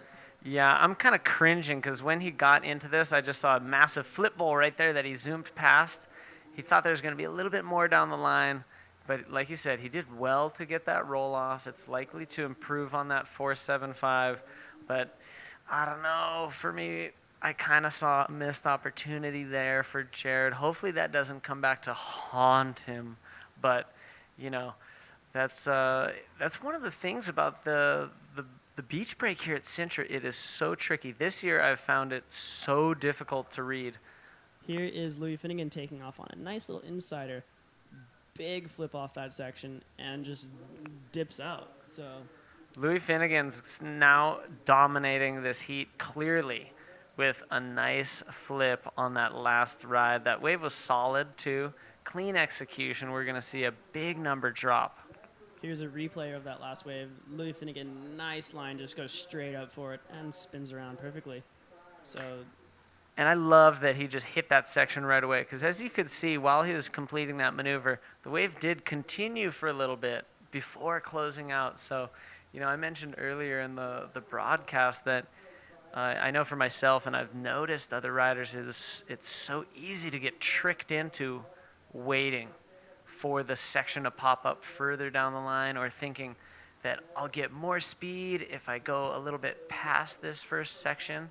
I love that he hit the initial section of that wave, which is kind of going back to Jared's wave. What I thought that he could have done was to just bottom turn and hit it, because I found personally in my 2 heats that I've surfed today out there that I never benefited from going down the line too far, and it was always, doing maneuvers immediately. And of course, my opinion only means so much because I didn't advance out of my last heat. So, I mean, I'm not saying that I know everything by any means, but I'm just saying from what I've noticed from not only my experience but watching, that, that was really well surfed, and I thought a very smart thing for Louis to do. It comes in at a 6.5, Tanner. So yeah, that's a good score for that last wave. He moves well into the lead now with a 14.0 total. Jared Houston in second now needs a 7.76 to take over the lead. Yeah, and if there's people that are capable of those kind of numbers, like at the drop of a hat, flick of a wrist, it's the South Africans, not only Ian Campbell, but Tristan Roberts and Jared Houston. A 7.76 is kind of like almost like a mid-range 4.5 or a 5 to most other riders. Most other riders are able to kind of get those 4.5, 5-point rides, not without too much difficulty. And these South Africans, they seem to just be able to pull off near excellent scores pretty easily in the blink of an eye, easily at any time in the heat. So, it doesn't mean a whole lot right now that Jared's in second needing a 7.76. He'll just have to be mindful if Louis, really turns it up and gets another banger wave, because then his situation will be a bit more dire. Yeah. So Jared had a look at that one, and he's having a look at another one. So takes off on this one. Nice bottom turn up to the lip.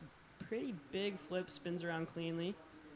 And another section maybe for him. Yeah, nice roll off that foamy section.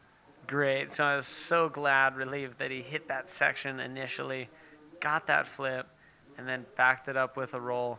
We're going to see a nice score drop. It'll be something close to what he needs. It may be the score. It may be just shy of it. But I feel it's his best wave yet of the heat. So Jared Houston starting to get on a bit of a roll, and it's a bit of a late start as far as the momentum is kind of speaking.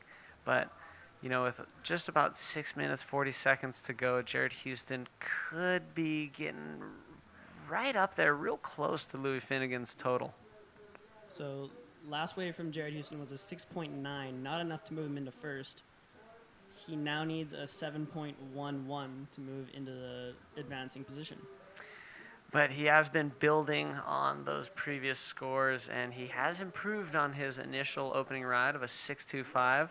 So he's working it. He's getting there, and I think something that also I've noticed is staying active and continuing to fish out the waves in this super tricky lineup. I mean, how did you approach your heat? Did you really focus on where the waves are coming in before your heat, and then trust that that's where they were coming in while you're out there by lining up with the land? Or did you just kind of go out there free for all and just kind of let the, you know, kind of just sniff them out and just kind of go to and fro out there? What was your approach?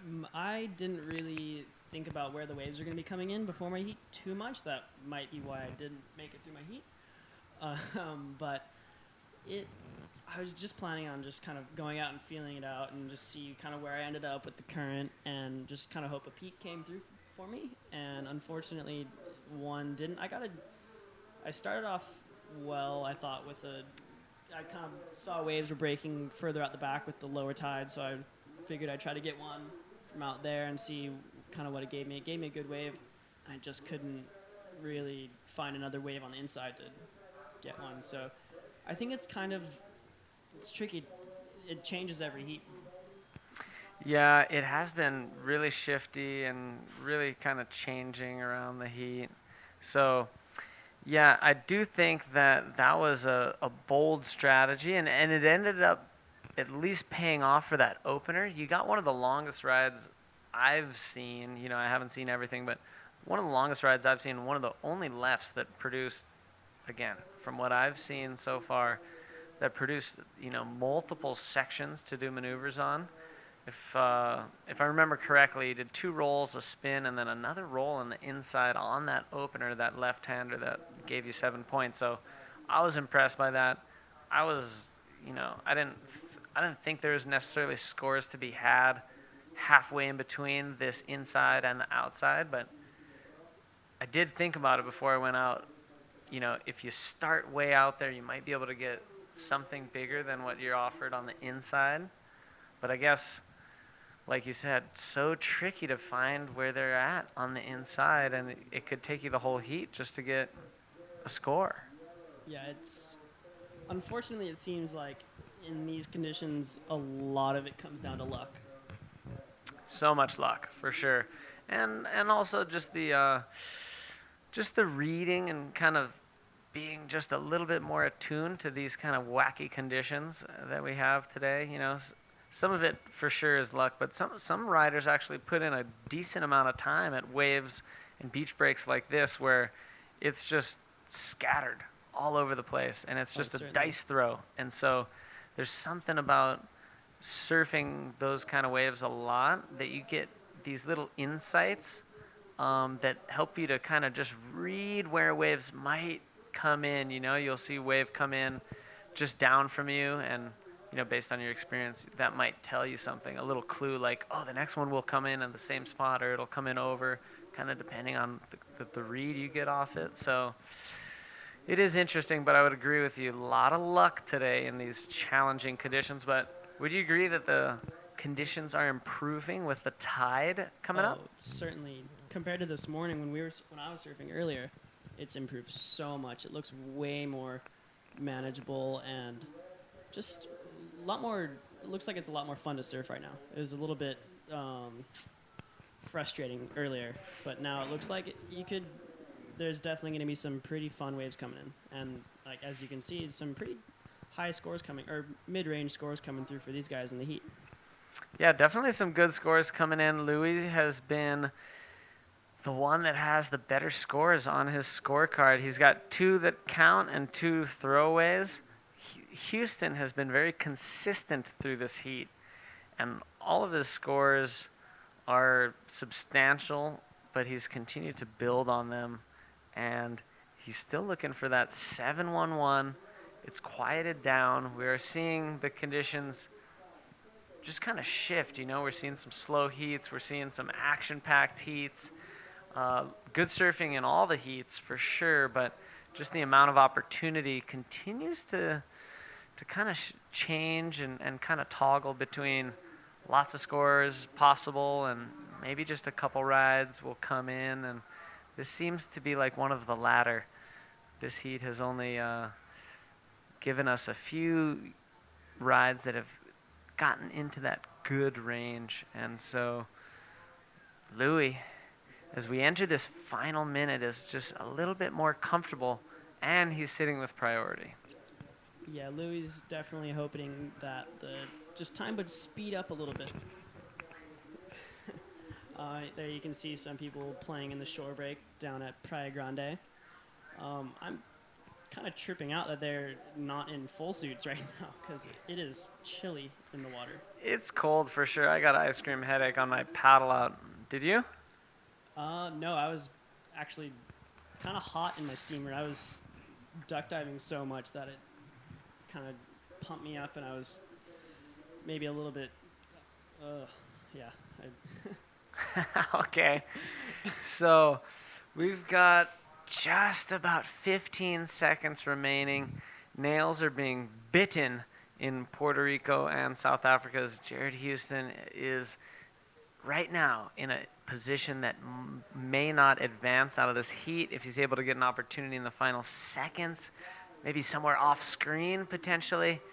Otherwise, it looks like it's Louis Finnegan moving on from this round 6 matchup in heat number 4. So please stay with us. We're going to go to a short commercial break, and then we'll be back with more action. Heat number 5 coming up right after this.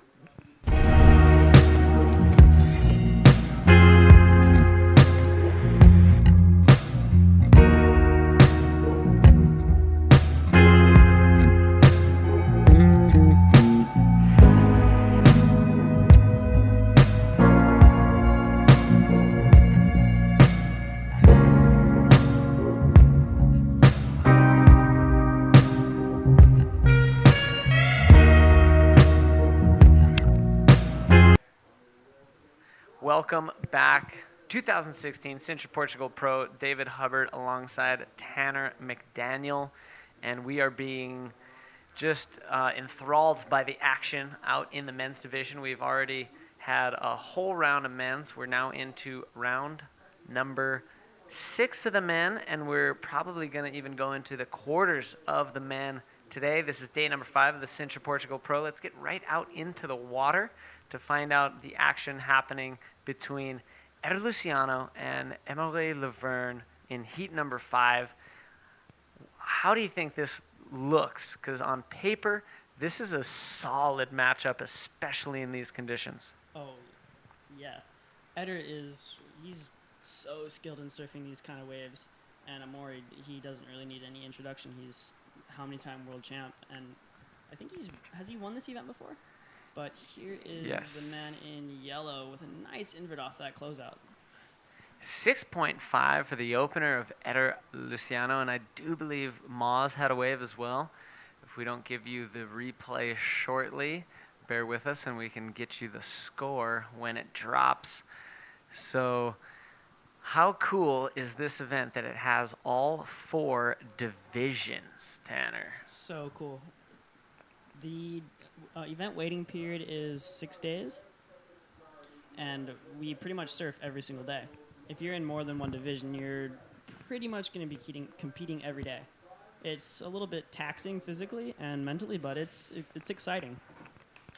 And how cool is it to just bring the entirety of the sport together insofar as there's women, there's juniors, there's even the drop knee clan, and of course the men who we notice around at most of the World Tour events. But how cool is that atmosphere?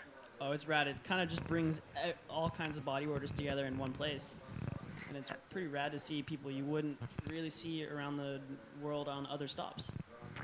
Yeah, it's such a great opportunity for the community of professional bodyboarders to really get some time together, rub shoulders, and kind of get to know each other a little bit more. And we have seen, a number of competitors opting to surf in multiple divisions. As Tanner alluded to, he was competing in the men's. He's still actively competing in the Pro Junior division.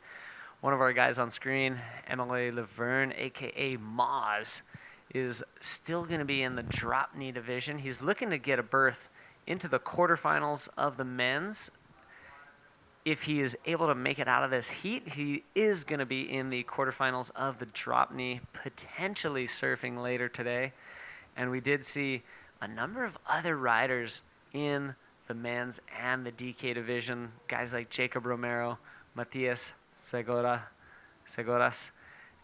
as well as Ian Campbell, and I think a few others, Martin Muridian, and, I'm forgetting at least a few, but it's so cool to see the versatility coming out in the riders who choose men's and drop knee. And, of course, like yourself, Tanner, a lot of the grommets in the Pro Junior division having a go in the men's division as well, like Socrates Santana and at least a few others. Can you tell us a few other names of Groms in the Pro Juniors who entered the men's? Yeah, so me and Socrates obviously both competed in the men's. Man, there's so many kids that also did the men's. I probably couldn't begin to name A bunch them. of Portuguese grommets. Yeah, of course. So current heat in the water. Omori taking a look at that one, and Ed deciding to go on it. So here we go, kind of getting around that section, pulling into a foamy little section, and flip through the closeout, or through the lip. So He's going to even find another maneuver as he rolls the whitewater on the inside. Eder Luciano can pretty much do big ARSs off of anything. And when we see the replay, we're going to see that he had to kind of tuck in under the curl to even access that lip. yeah, I almost thought he was just pulling into the barrel, and then he'd flip through the top. So Yeah, that was pretty cool. super impressive.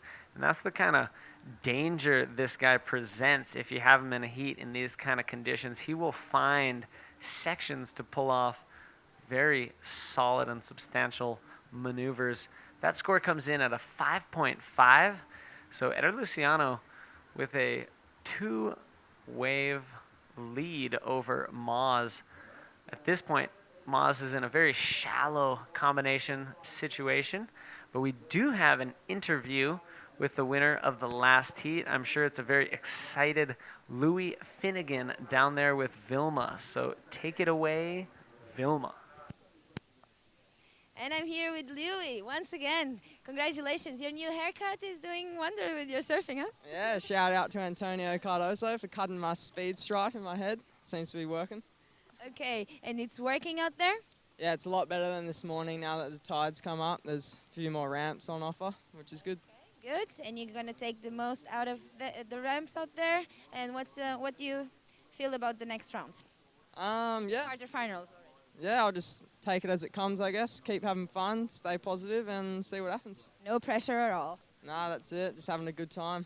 Okay, and we are having an amazing time too, watching you and all the guys in the water. So let's keep on watching. Okay, back to you guys. Louis Finnegan with Vilma. Thanks so much, Vilma. And he's getting a bit more momentum. He had a shaky start to his World Tour campaign and was slightly rattled by it. But now coming into this European leg, Louis Finnegan starting to pick up a little bit more momentum, hopefully a little bit more confidence as he continues his campaign here at Sintra and kind of opens up his account on the European leg of the tour with a strong result. Yeah, he'll be stoked. He, like you said, he had a pretty shaky start to the tour. Didn't really get the results he was looking for in South America. So I'm sure he's amped. He's making it this far here in Sintra. Yeah, he'd be fired up for sure. And I know also Eder Luciano would be fired up if he made it into the quarterfinals, if he was able to overcome Emily Laverne in round number 6. And we've got plenty of time remaining. We're about a third way into this heat, and not a lot of waves ridden. A pretty slow start to the heat thus far, but we were expecting some fireworks from Emily Laverne, the Frenchman who was previously living in Reunion Island and is representing there, but now living in the Canary Islands. He's up and riding now.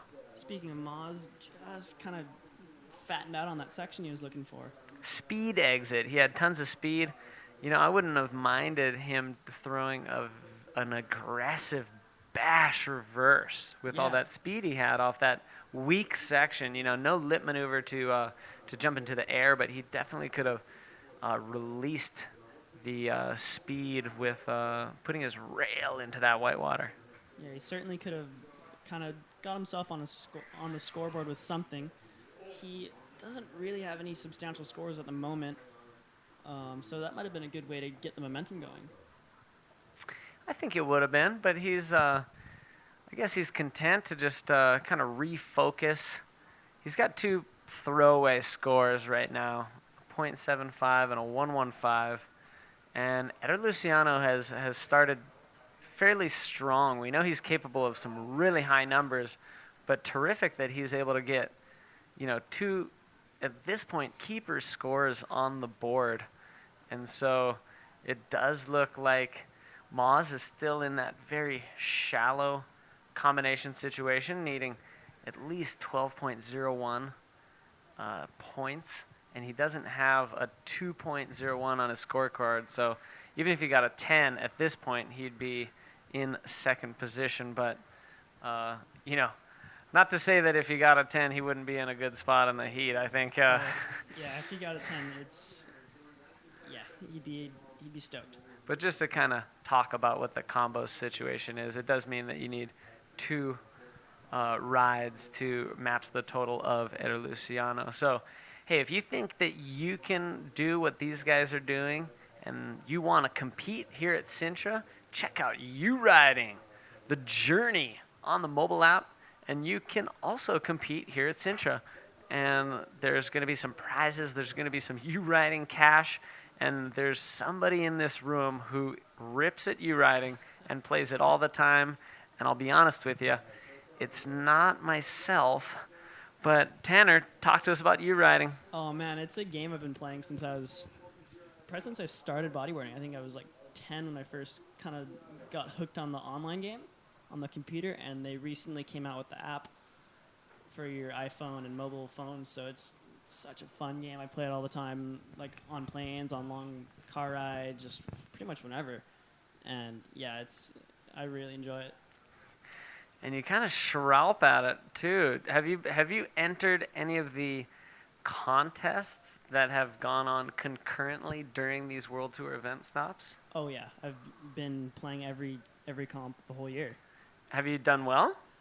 I haven't done that great. I've kind of blown it a few times, using up my scored rides unknowingly and just kind of not really doing too well in it. But yeah, I still always having fun playing the game. And they had a really cool showdown at Itacoatiara. There was kind of a You Riding night, right? And then even we had like some of the best bodyboarders that play You Riding the Journey. Guys like Uri, I forget his last name, but from Brazil. Yeah, he was there in person, right? He's kind of like an all-star You Riding guy. He's like the It's like the Michael Jordan of the game. I was just about to say that. Yeah, he's pretty good at the game. I was tripping out watching him play. I think I've got a long ways to go to be on his level. Were you picking up any techniques? Yeah, I kind of picked up a couple little tricks from him. Maybe next time there's a You Riding battle, like in person, I'll get to use it on him. Oh, snap! Almost a call out from the typically very humble Tanner McDaniel, but when it comes to playing cards or playing You Riding the Journey mobile app, this little stunter to my side will get really cheeky. So somebody who has been somewhat cheeky in this heat is Eder Luciano. He's been dominating the first half of this heat, and someone who has been very quiet and humble is Emily Laverne not even showing us anything, really, just trimming on a few short rides. And we're still waiting to see Moz let loose, because we've seen in previous heats out here and pretty much at any event that you could name, Moz just tears it. He's one of the most consistent, one of the most athletic, one of the most professional watermen that I'd say is living and breathing out there at this moment on this beautiful blue planet called Earth. And it's just a kind of a curious position that he hasn't been able to unleash any of that fury in this heat thus far. And have you watched the replay of that heat that he had with Jeff at Chile? I haven't watched the replay. But you saw it live. Oh, yeah. I was standing on the rocks watching. How cray-cray was that heat? That was, in my eyes, one of the best heats of the year. What about just almost of ever? Yeah, it's got to be up there. It's got to be up there. Yeah, their just wave exchanges were crazy. The 2 backflips they did back to back. I think Jeff got a 10, Moz got a high 9, and then just in the last 5 or 1 second, Moz just comes out, finishing the heat with a huge air reverse, gets a 10, and just moves into first in the last minuscule, it was crazy. It was crazy. I think Jeff's heat total was maybe something like 19.5 or 19.25, something just near perfect. And to come in second place in that situation is just baffling. If you get at least 19 points cumulative in a heat, you can almost rest assured you've comboed anyone else in the water. But, in that instance, it was against Moz, and he was also surfing very on point, very in form, and he was able to just barely overcome Jeff. And, he needed a 9.75 at the very end, and he got that 10. And, it was just an emotionally charged moment for the sport of bodyboarding. Kind of just like a moment in time that I think, more so than anyone who, did well or any other waves ridden at that event, or maybe even in all of South America, maybe even this whole tour, that is kind of a snapshot of 2016 APB World Tour in my eyes. Yeah, for sure. I remember the moment that heat ended and Amore finished it with that reverse. I think everyone who witnessed it was just kind of in disbelief, because it was just such an amazing heat to watch, and everyone was just kind of tripping out in the scaffolding, on the beach, on the rocks, just like, did that just happen? Absolutely tripping out. And here's the guy we're talking about, Emily Laverne. He's up and riding on this one. It's such a soft wave, but he's got tons of speed. He's hoping to fly up off the lip, puts the slick up. Kind of cute little invert. Cute little innie. And he's going to get himself out of that very shallow combination situation that he's been in for most of this heat. I don't expect a very large number to drop, but it's at least something to build on for the competitor in red. So here he is taking off. I really didn't think this wave was going to give him anything at all, so he's probably stoked that it gave him that little section at the end. Didn't really get too much projection. Yeah, it came in at a 4.75, about what I expected from that wave. He now needs a 7.26. Not too tall of an order for Moz, but like we've been saying, anything can happen. Here's Eder Luciano. He wants to ditch that 5.5, but he also wants to maintain priority. He quickly dives out of it and tries to get out the back. And some lines coming through, so maybe we will see another wave ridden by Eder if he can get out the back in time. Ooh, exciting stuff. We're just under 8 minutes remaining. Thus far in the heat, it has been Eder Luciano really putting his skills on show with his ability to read very tricky beach break waves and find sections to achieve some serious maneuvers. And even though we haven't seen the biggest ever scores of the day, we're seeing very consistent riding, and Eder Luciano right now is fending off multi-world champion, one of the best in the ocean, Emily Laverne. Certainly, Maz is certainly one of the most consistent wave riders I've ever seen. So consistent and just so powerful, and nothing really out of place with his riding, and just a treat to watch him bodyboard any wave, whether it's a competition or a free surf. But we're so glad that he competes on the APB World Tour, and he has been just really blowing our socks off since first entering onto World Tour events. I think one of the first events that he entered might have been Shark Island in 2004. Oh. And since then he's eventually shaved his head, and he's really moved into that upper echelon of the sport, where he is such a household name and such a prominent visual aspect of the sport. It's just never a surprise to see him make it all the way to the final, or to see a new podcast or a photo of him on Instagram that's just absolutely amazing.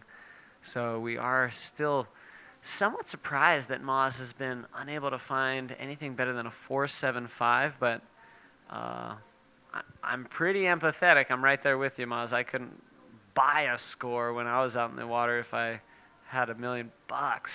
It was so tricky, and the fellas in the booth, Tanner McDaniel and myself, just a testament of how difficult the conditions are today. So hard to read.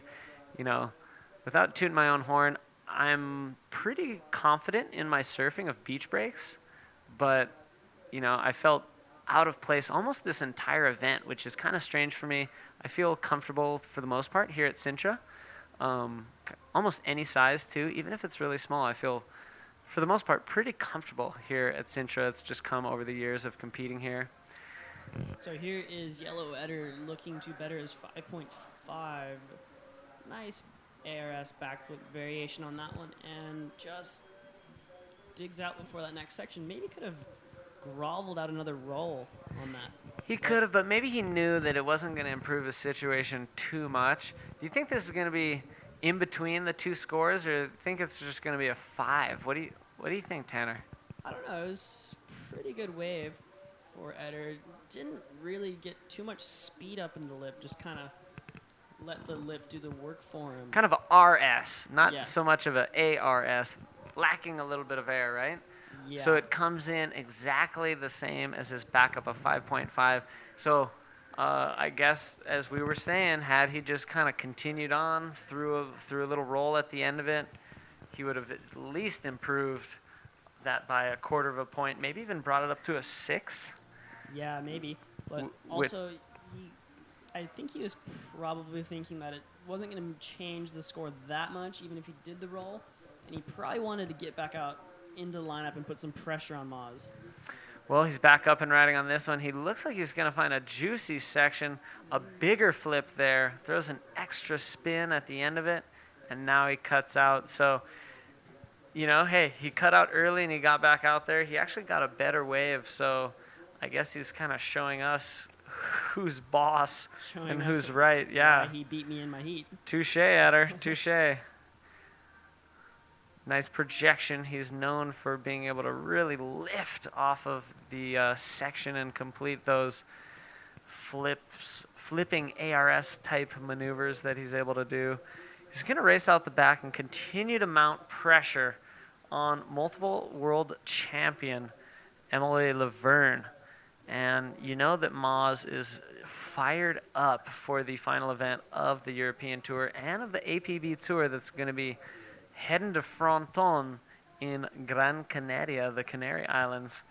He lives just like within, I think he can see it from his home. He lives like a few stones throws from the break, surfs it all the time. So, he's got to be confident going into that last event. So even if he doesn't get an amazing finish here at Sintra, I do expect that he'll be kind of picking up momentum throughout the rest of the stops here in Portugal, and then really kind of turn it up a notch when he gets to Fronton. He even won the Fronton King, a specialty event last year, I believe. Yeah, he won that event. I'm really excited to see him surf in Fronton. I think it's going to be a pretty amazing event. I'm really excited to be there. Yeah, I think everybody is. And let's see, Moz, this could be his last-ditch effort. 2 minutes left. He needs a 7.96, trimming down the line, goes for a backflip off that closeout, and he pulls it around. So I don't believe that's going to be the score he needs. We'll see what the judges think, but I don't think that's going to be a 7.96. I would agree, and it would be hard for me to give it a score higher than any one of Eder's scores at this point. Just wasn't very clean maneuver. A lot of white water around him. It wasn't really the section to do that off, but he kind of had no choice. He just had to go for it. He has improved on that 4.75. He now has a 5.3, which is what he got for that last ride. But he'd ridden it so far. He's now so far on the inside. He's got maybe a minute to get back out, and there's some big pieces of white water rolling at him. He might be able to just get out there if he hustles, but it looks like he's kind of frozen still, debating whether or not it's even worth it to get back out into the lineup. Yeah, I don't think he's going to be able to make it out in time. Who knows? I think if anyone could get out there in time, it would be him. He's one of the most fit bodyboarders on tour, if not around. And it looks like he's yielding to the result. That's exactly what I did when Jacob got his last 7-point ride and there was about a minute left. I just turned around and came in. It was over. I knew I couldn't get back out. Like you said, with that little amount of time, the paddle outs today, we have 10 minutes to paddle out. You know, typically we have 5 minutes to paddle out. Today, athletes are being given 10 whole minutes to paddle out because it is a pretty tough paddle out, easy to get caught, very shallow, rippy, tons of current ripping, and the waves just really surge and pound right on that inside shelf. So the heat ticks off, counts down. It is Eder Luciano moving on into the quarterfinals, and we will be back with Heat 6 of Round 6 of the Sintra Portugal Pro right after this break. Stay with us.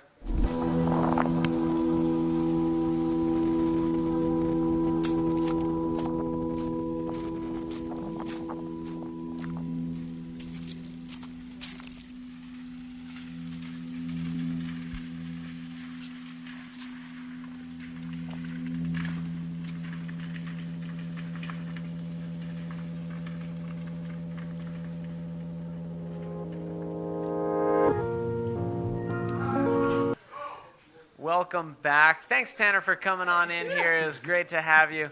He's going to leave Dylan Beach and myself, Dave Hubbard, to call heat number 6 of round number 6 of the Sintra Portugal Pro. Let's get right out into the water because we have another exciting matchup on our hands. We've seen some big names fall over the past few heats, and we're wondering if that trend is going to continue. So let's get into the water. Out in the lineup, it is Tristan Roberts and Antonio Cardoso. And let's just see what really goes down. Yeah, a few massive heats in that last few moments. Of course, Amaury Laverne, a hot favourite, former world champion, being knocked out by Brazilian Eder Luciano. And, of course, 2 world champions being knocked out. Jared Houston being knocked out by the young West Australian, Louis Finnegan. Dave, this has been last few heats. I've just stepped out for 2 of the most incredible heats of the day so far. Well, I think you had a well-deserved break, so we were stoked for you to catch your breath, maybe even use the facilities, maybe have a little feed, and just rest those gorgeous vocal cords that have been really put to the test over probably about 5 hours of nonstop jibber-jabbering. And, you know, when I checked out your Instagram last night, hold the phone, I don't know if I can make the Rookie of the Year call. you might have a little bit of experience doing this. There's a photo of you commentating down at Knights. There's even a shot of a Riptide interview that was online. So I don't know. I don't know if it's still valid for me to be making Rookie of the Year calls. Yeah, it wasn't my call. As soon as I heard you guys say that, I just kept my mouth shut. So, But that all happened this year in 2016? 2016. Oh, you're still clear then. Oh, that's sweet. Is that okay? Does that pass the Nah, test? you're still, that's still of the year. So that's still, you're sweet. Okay, yeah, phew, I just wiped a little bit of sweat off the brows. We just came back into the commentator's booth under some serious heat of the microscope as we watch Antonio Cardoso, the Portuguese rider, up and over and a nice roll to kick off his campaign. He's got his work cut out for him against the young South African. You noted before that Tristan Roberts is one of those guys you don't want to surf against in the heats leading out in this Sintra Pro. Or any event anywhere. You don't want to draw him in your heat. He's such a nice guy, so humble, so well-mannered and respectful. Actually doesn't even swear as much as the other South Africans. And so you just can't help but really love the fella. But let's go down. We've got Eder Luciano with Vilma on the beach. So take it away, Vilma. And we just witnessed the payback from Eder Luciano to Amélie Laverne from the last the Chilean event that you just lost in the quarterfinal. So this was payback. Yeah, one more hit with Omari. Omari is an amazing competitor in all conditions, and he beat me in last event in Chile.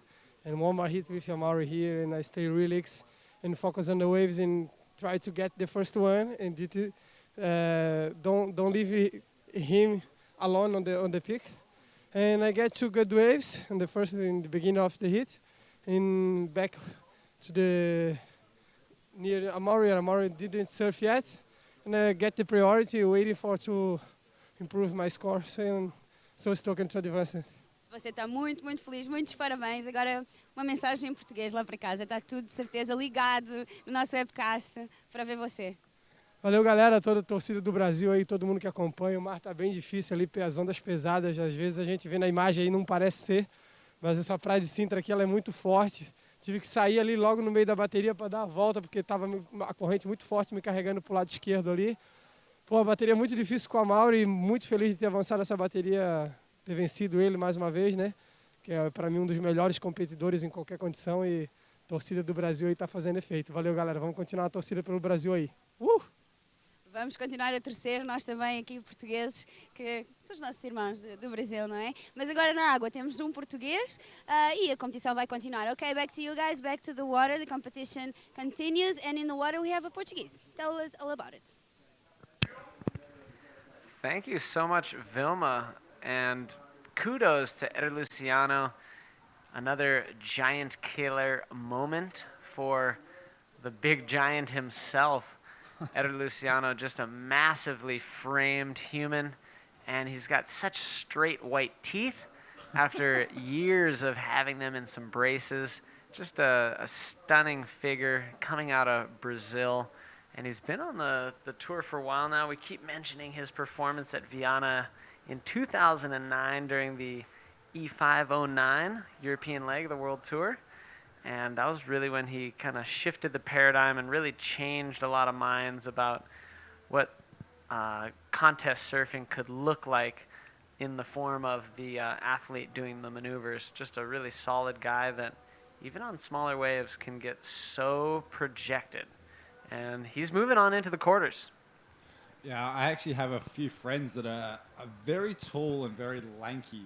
Probably, I think Eder Luciano might have a more of a solid figure than some of my friends back home, but they always sort of complain how hard it is to surf small waves. When I get back home, I'm just going to get them to replay this Eder Luciano and Amaury Laverne heat, because it just goes to show that no matter what size you are or what the frame you have, whether it be very tall or skinny like Eder, and the guys back home, I know you're watching, Tom. This goes straight back to you, mate, because I'm going to make you watch this heat, and it can be a really Great lesson to all of the riders out there, and especially watching this webcast back at home.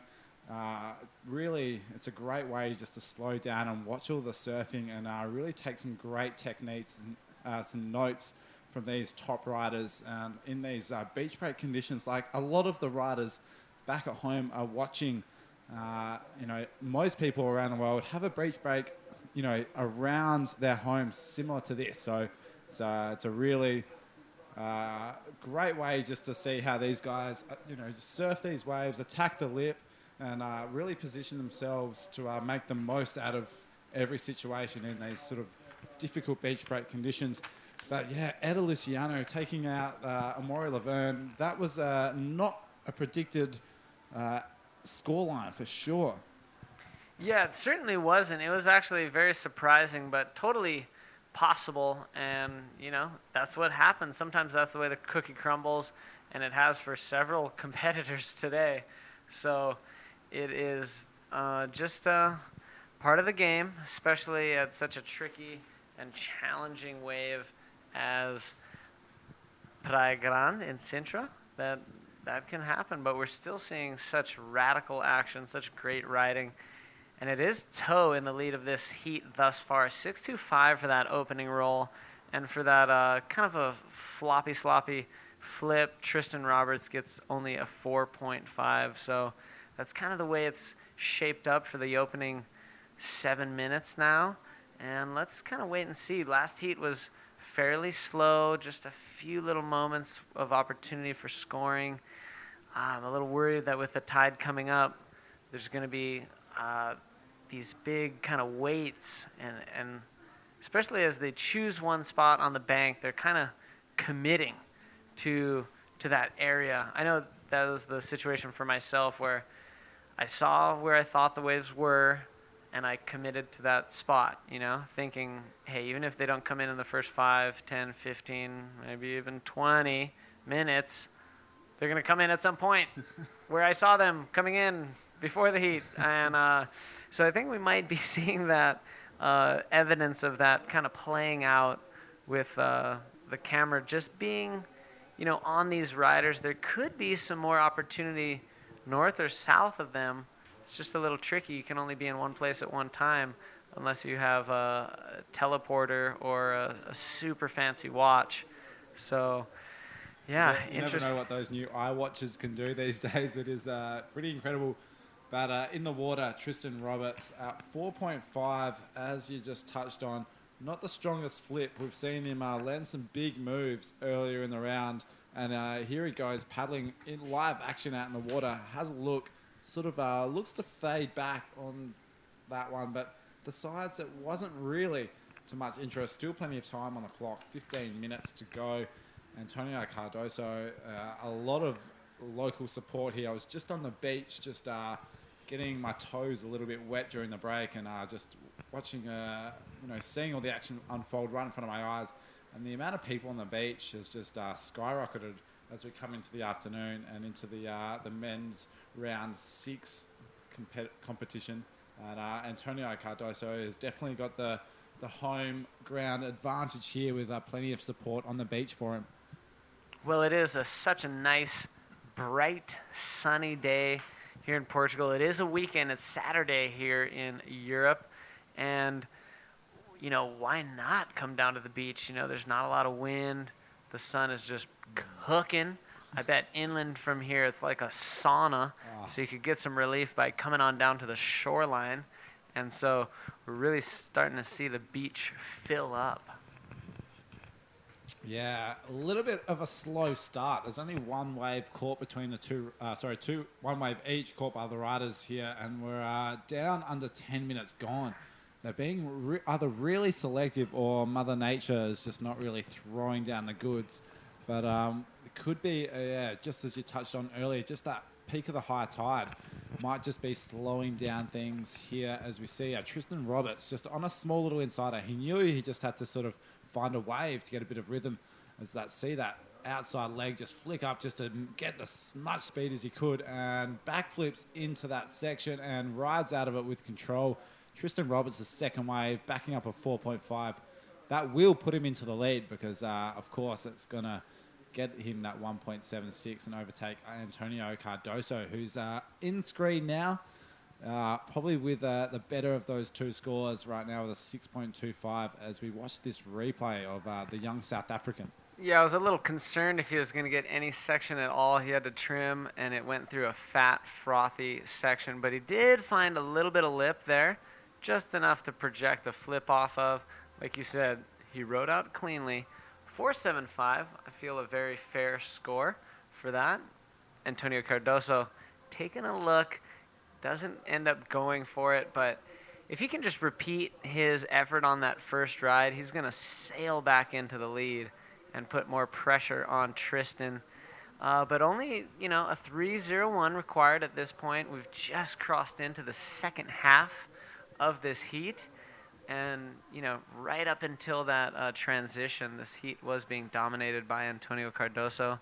And still the most powerful ride that has been scored does belong to him. Tristan Roberts, the only guy with a backup score, so that's why he's in the lead right now. But like you said, Antonio Cardoso enjoying that home court advantage, that home crowd support, just kind of one of the new faces of Portuguese bodyboarding. Such a radical guy, so professional, so committed to the sport of bodyboarding. He coaches some young fellas. He represents that beautiful city of Nazaré, and he just goes big every chance he can get and has been chasing the world tour for several years now, and it's great to see him, kind of climbing up the ranks and getting some solid results. I love to see, you just said, as we watch live action, this is Tristan Roberts keeping really busy here on a nicer, that's a better sort of wave, and that's a better sort of flip than his first one. Tristan Roberts finding a massive section and hanging in the air for quite a while on that backflip. That is, to me, it's going to be the highest score of the heat so far. It's going to get rid of that 4.5, put Antonio Cardoso under a little bit of pressure. Yeah, definitely. That's going to be an excellent score as we see here. The wave's solid. He's trimming. He's got heaps of speed. And there he connects with the lip so smoothly. Pulls it around clean. A terrific ride for Tristan Roberts. No surprise, the score comes in the excellent range. It's a 9.0. Pressure now on Cardoso for a 7.51 to turn this heat around. But with plenty of time, even that 7.5 might not be enough because Tristan is getting into the feel of this heat. It's taken him a little while to do it, but now he's achieving those scores that we're so aware that he can achieve. Yeah, the timing on that backflip was just second perfect, almost millisecond perfect, because you saw him just connect with the lips so perfectly. And it just allowed him, pushed him so far up and out of the lip to really sort of sail through the air. And the judges loving it. It's a 9.0. And as we see both of the riders just making their way back out into the lineup, it's something that I really love. You touched on Antonio Cardoso being supported by his hometown Nazaré. You see a few of the riders, both men and women's, with the Praia de Norte stamp on their wetsuit and sticker on their board. It's something that I take my hat off to the local, the councils up there for really supporting. They have seen the potential for bodyboarding, as we see the man who we're talking about, Antonio Cardoso. Nice little spin, and he's going to race down this section, finds a big lip and goes through the lip with an ARS. Can he hold on to it? This is wow.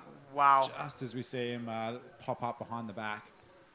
Yeah, as he went up for that maneuver, even though I sensed he was just a little late, he threw it into that ARS. So it was, he put it on the line to potentially get the score that he needed. So here he's just doing a forward spin. We can see the wave just almost doubles in size now that it moves into that inside section. He actually had to bottom turn an extra length because it almost shifted to another line of swell, kind of. So for him to connect with that lip wasn't as easy as it looked. So even though he did hit it a little late, still very well ridden and just unfortunate he was unable to complete that maneuver. It did look like he turned around for a moment, but just kind of narrowly gets caught up in the wash. Yeah, it's a hard move to land, especially when you're hitting.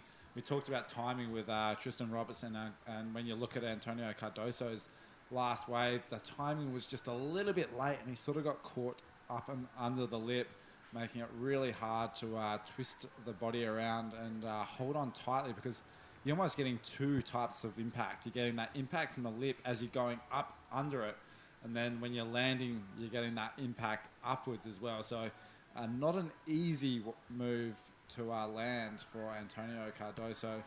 As we see Tristan Roberts just at the back, a few sets approaching the lineup. Let's wait for the action, because can't wait to see if he gets another section like he did before. He's definitely going to throw it out there and hopefully get rid of that 4.75. That last wave for Antonio, though, it started off as a sort of a 2-foot wave and grew up into like a 4-foot wave. As you touched on before, almost two swells just meeting each other.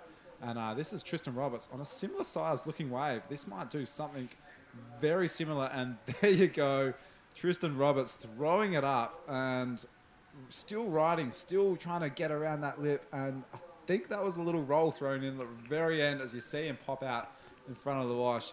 That is why the likes of Dave Hubbard does not want to surf against this young guy, because he is so consistent. You look at this replay. Nice wave, nice clean flip. And like you said, he's able to kind of continue riding. It got super frothy, but it let him keep riding, and he even tried that really frothy through the lip roll afterwards. So it's an 8-point ride. It puts Antonio Cardoso into a combination situation with 6 minutes and 15 seconds remaining. Antonio Cardoso needing 2 brand new rides, and it does look like a trend is being set. If Tristan Roberts holds on to that first position and advances out of this heat, he's going to meet Eder Luciano in quarterfinal number 3, who he surfed against in round 5.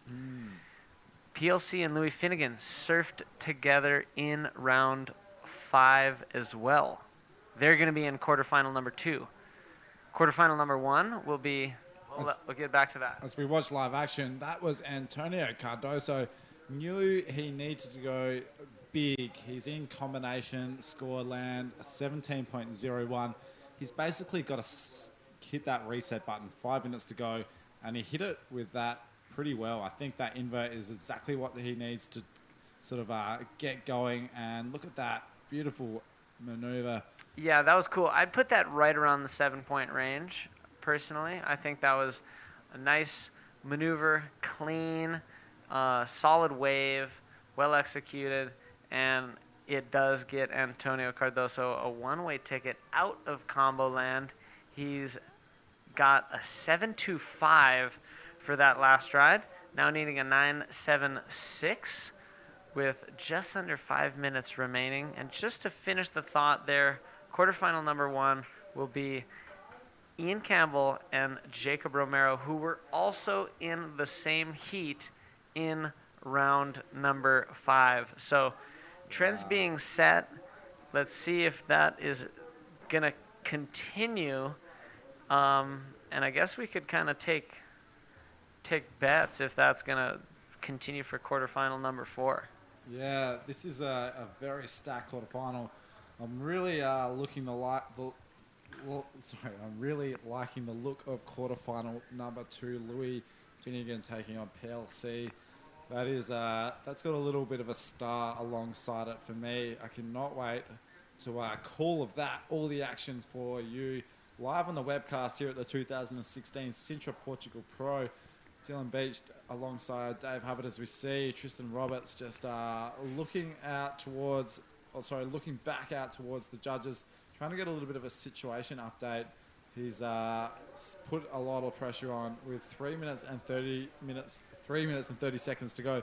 Antonio Cardoso, that last wave, right smack bang on the head with that prediction of that mid 7-point range. Antonio now, that 9.76, won't put it past him, but it's going to be very difficult. Tristan has been on fire. I wouldn't even put it past Tristan to beat that 8.0 in this heat.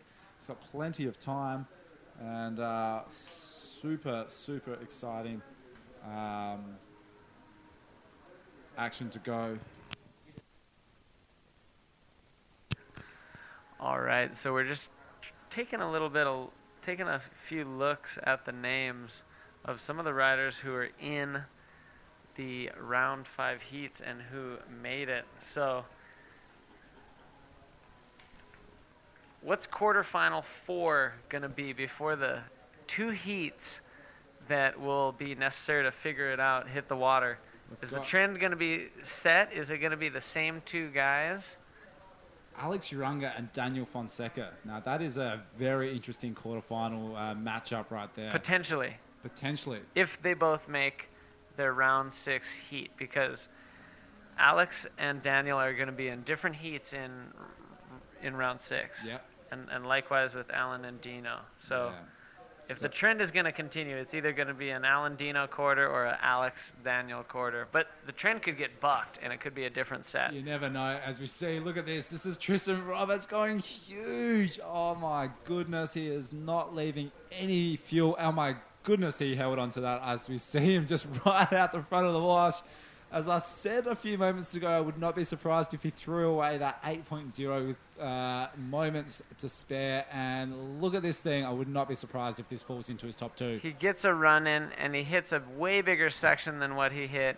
He gets totally swallowed, starts submarining underneath the surface of the water, and actually is able to get pushed back in front of the white water and then resurfaces on top of the wave. So he definitely got completely swallowed, was totally underwater, but stayed in the motion of that swell so far as to get pushed back in front of the wave. 8.75, and Antonio Cardoso returns to that dreadfully forsaken place they call Combo Land. He almost got a return ticket back to there because he was out of it for a very short time, but has just gone straight back into it. So Antonio Cardoso, the Portuguese man, is in a situation with 40 seconds to get, 40 seconds to go, apologies. But it's going to be very hard for him to get out of. The Tristan Roberts is just putting on a clinic here, a 9.0 and an 8.75. I was talking previously in Pierre's heat where he combination land Ibrahim. As we see, Antonio Cardoso, nice little way to finish off the heat. He's it's going to be the last wave ridden as we count down the last 2 seconds. Pretty sure it's safe to say that Tristan Roberts is moving on through to the quarterfinals here at the 2016 Sintra Pro. So we see a replay of Antonio Cardoso. Not a bad way to finish off his heat, Dave. Yeah, good effort by Antonio. He fought that one all the way to the very end, but Tristan Roberts surfed extremely well. Actually ousts that 17.5 heat total that PLC was able to rack up earlier in round 6. 17.75, one of the highest heat totals we've seen in the men's division. But don't go anywhere. We have Daniel Fonseca and Dino Carmo, a Portuguese matchup coming to you live right after this.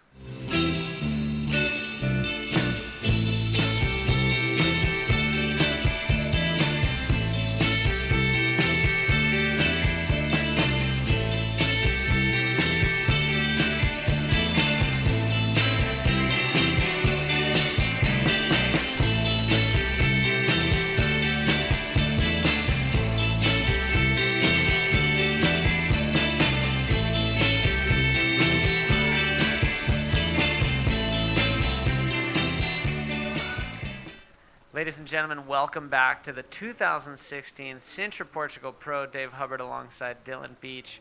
And you are tuned into a very exciting, high-flying, full of energy matchup of Daniel Fonseca and Dino Carmo. We've been seeing incredible heats all morning. So let's get right out into this one because we will have a Portuguese into the quarterfinals. Yeah, this is exciting to see the Portuguese. Although it's, the Portuguese will at least have someone in the quarterfinals. We just saw Antonio Cardoso, the Portuguese from Praia de Norte, getting knocked out by a very, very impressive Tristan Roberts. And Tristan, what more can be said by the young South African? I'm sure he has a very, very proud family watching on from back home as we see. That is Dino Carmo kicking things off. The ever excited and ever flamboyant Portuguese Dino Carmo. Very, very interesting matchup here. Dino and Daniel. Daniel, a very young Portuguese rider, just straight off the back of a year traveling around Australia, competing on the national tour back home, and surfing extremely good throughout round one. Also dropping one of the highest scores from the trials and making his way all the way through round 6 as we have a very warm welcome to Alex Leon into the commentary booth. Thanks, Dylan. Cheers, mate. As we have finally made it to Portugal. It's been a long mission, and I can't wait to sort of pick your brains about it as we drop down to Vilma with Tristan Roberts, the young South African, on the beach. Take it away, Vilma. And here I am with Tristan Roberts once again. Hello, congratulations. He did one of the best high scores of the day, probably the competition. Yeah, it started off real slow. The heat was real slow and struggling with scores, and Antonio started with quite a decent one. So just decided to keep busy and got a good score and then just bolting it from there. So I was pretty happy. It's always a pressure to go with the local guy because you never know what they're going to do, right? Yeah, Antonio's a great, pretty Portugal, and he's my teammate on the prior team. So know each other well, and I know how good he is. So I knew I'd have to do my best out there to beat him. Okay, so congratulations, good luck. And now in the water we had 2 Portuguese guys. So let's cheer them up and good energies for the Portuguese guys. So back to you guys, let's see what they are doing. Yeah, thanks, Vilma. Very happy camper down there, the young South African. Being one of the standouts of the event, Alex, has been an incredible surfer and just put on an absolute show, knocking out one of the local favourites, Antonio Cardoso. Yeah, Tristan's just an absolute talent. I remember seeing Tristan competing about 4 or 5 years ago and said, this kid's amazing. He's going to be a world champ one day. And ever since that day, he's just put his head down and he's just been determined and he's just improving every single event. We saw how good he went in Arica this year, making the semi-finals, getting a 4th place, incredible. Yeah, the young South African as well, and just so good to see. Alex, you've just almost flown straight into the commentary booth. You've barely had time to unpack your bags down here at Sintra. It's been a bit of a whirlwind tour for you the last few weeks. Yeah, it has been. It's been busy, mate. I've been in America and had a lot of meetings there, and then I was in London and then flew down last night, and got in, missed the first few days of their contest, but that's the way it goes these days. You just got to make it happen, but at least you've just come down to the tail end of the contest. This is straight into the man-on-mans, basically. It's seen some incredible performances, of course, Pierre making it through, but a few massive upsets. Jared Houston getting knocked out by the young West Australian, Louis Finnegan, as well as Eda Luciano knocking out Amaury Laverne. So of course, current world champion and former world champion knocked out of the Sintra Pro. Pretty massive upsets here for the event, as not even we're into the quarterfinals yet. Yeah, when it comes to Sintra, I just always never take anything away from Eda. I mean, he's always in my list, top 5 guys that can easily win this event. Eda's just a freak in these sort of conditions, because I think Eda's, he's a big guy. He's probably one of the biggest, tallest athletes on tour, but he gets more punch and projection than anyone on tour, especially in small waves. Here we see Dino taking off. Yeah, Dino on his 3rd wave, he's dropped that 7.5 for that massive first wave, leaving Daniel Fonseca at the back. Dino's that last wave will definitely replace his 1.0. putting a little bit of pressure on the young Portuguese from Peniche. We touched on him earlier as we watched this replay from Dino. These conditions are really cleaning up. As we saw this morning's earlier heats were really challenging, but on this higher tide, giving the riders a little bit more freedom and a little bit of space just to loosen their shoulders and get some big moves go down. And we see that last score, 4.25 for Daniel Fonseca in first priority, waiting at the back to still get that first score. I know Daniel's family and girlfriend are just on the beach, like they always are, just cheering on Daniel. And it's incredible to see this guy transform. I first met him at the first stop of the ABA Tour at D-Bar.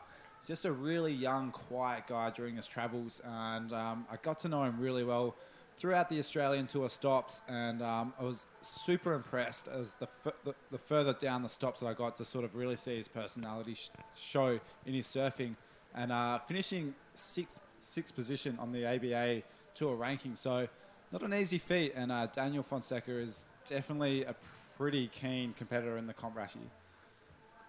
Yeah, and Dino Carmo's sort of really had a go this year too. I mean, he travelled to South America and did the Eureka event, and did pretty well actually. Made it through to, I believe, the quarterfinals in Eureka. Took down some big guns, and he's obviously a Nazare local, and started the specialty event up there in Nazare, and he's a big wave beachy specialist. So I won't hold anything back from him in this contest. I'm pretty sure he'll, have an outstanding performance if he keeps the way it's going. I mean, he's got a 7.5 and looking for a backup now, as Daniel's looking for, trying to obviously keep up and match him, yeah. Yeah, get something on the board. A lot of these Portuguese riders are really good at the beach breaks. They're the likes of course, Praia Grande, Nazare, Peniche at Super Tubes, a lot of really good beach breaks around Portugal. So a lot of these riders in the latter ends of the draw, especially the likes of these two, as well as Antonio Cardoso, are really well rehearsed in these beach break conditions. They're really strong on both left and right, really technical, and have got a nice little mix of moves in their bag. So these guys, they're almost in their element right now. Fun beach breaks, left, rights, a good size, and some really clean conditions for these guys to revel in. It should be a nice little battle. Yeah, and the beachy, it actually reminds me of Brazil a bit, this beachy today. Not normally, but the way it's set up today on the high tide, it's a lot like Itacoatiara, where it's sort of wedging a lot, but obviously here it breaks out the back and it's all a reform. Itacoatiara, you don't have that, it just all holds up, and that's why it's so heavy. But I don't know, it's just, obviously that's why, these guys are starting to punch out, and it's probably similar to what they were competing like in Itacoatiara.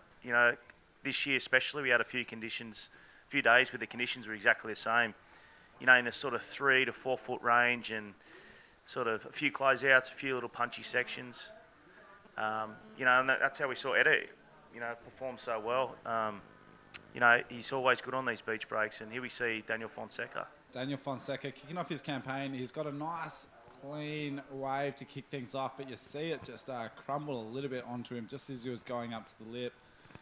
Of course, Dino Carmo, you just mentioned, one of the Nazare locals, which of course is the coming up onto the APB tour. We head from here up to Vienna, but I know a lot of the riders are looking forward to the Praia do Norte Nazare event, which can be one of those events that can start off, one of those waves that can start off at 2 foot in the morning and eventually be up to about 10 to 12 foot within a matter of hours. And that's something that we've experienced a little bit during my travels. It's one of those beach breaks that you never really know what it's going to do. It's an incredible shaped wave. It offers lefts and rights. It offers barrels and air bowls. But one of the deepest channels in the world, just underwater, channeling all of the ocean's energy straight into the Nazare Praia do Norte. And that's just basically just enables any little lick of swell to be channeled straight into where the comp is going to be. So I'm excited to sit back in Australia, have my laptop open with a nice cup of tea and watch that all the athletes take on play of the night, because it's one of my favourite waves I've ever surfed here, and it's been one of the main reasons I haven't left Portugal, because that's one of my favourite waves, and it just offers so much variety. And you can be sitting out there one moment in the morning, and it's a fun, really fun 3 to 4 foot, super fun waves.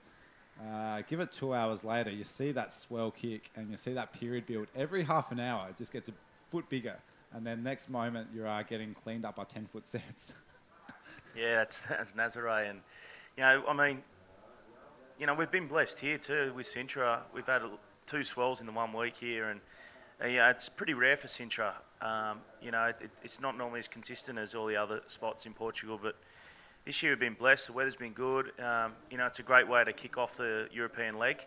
We've head to Viana after this, which is in the north of Portugal, for the Sintra Pro, where we'll see the men and the juniors battle out. And then we have obviously the Sintra Pro, which will follow that, and then the Fronton King.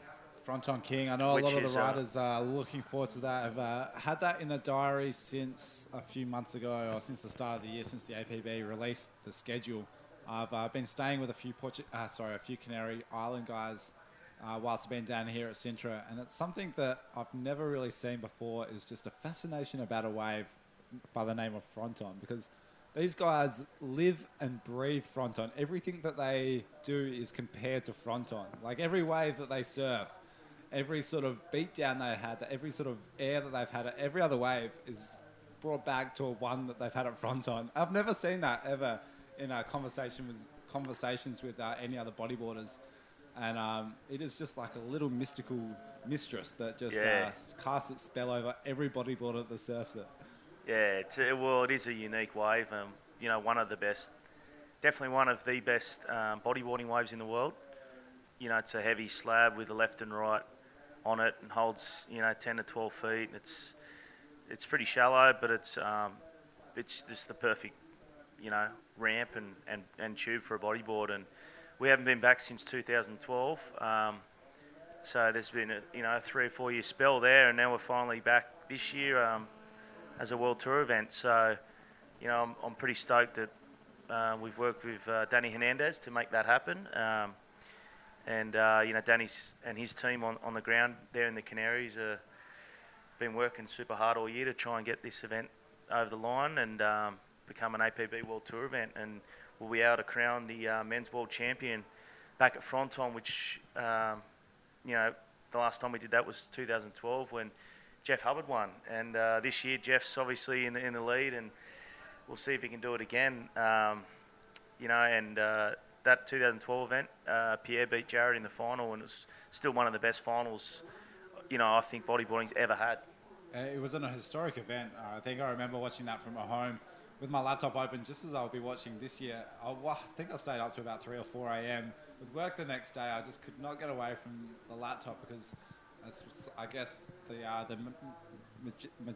magic Fronton just casting a spell over me. Yet from the other side of the world, I couldn't even keep my eyes off.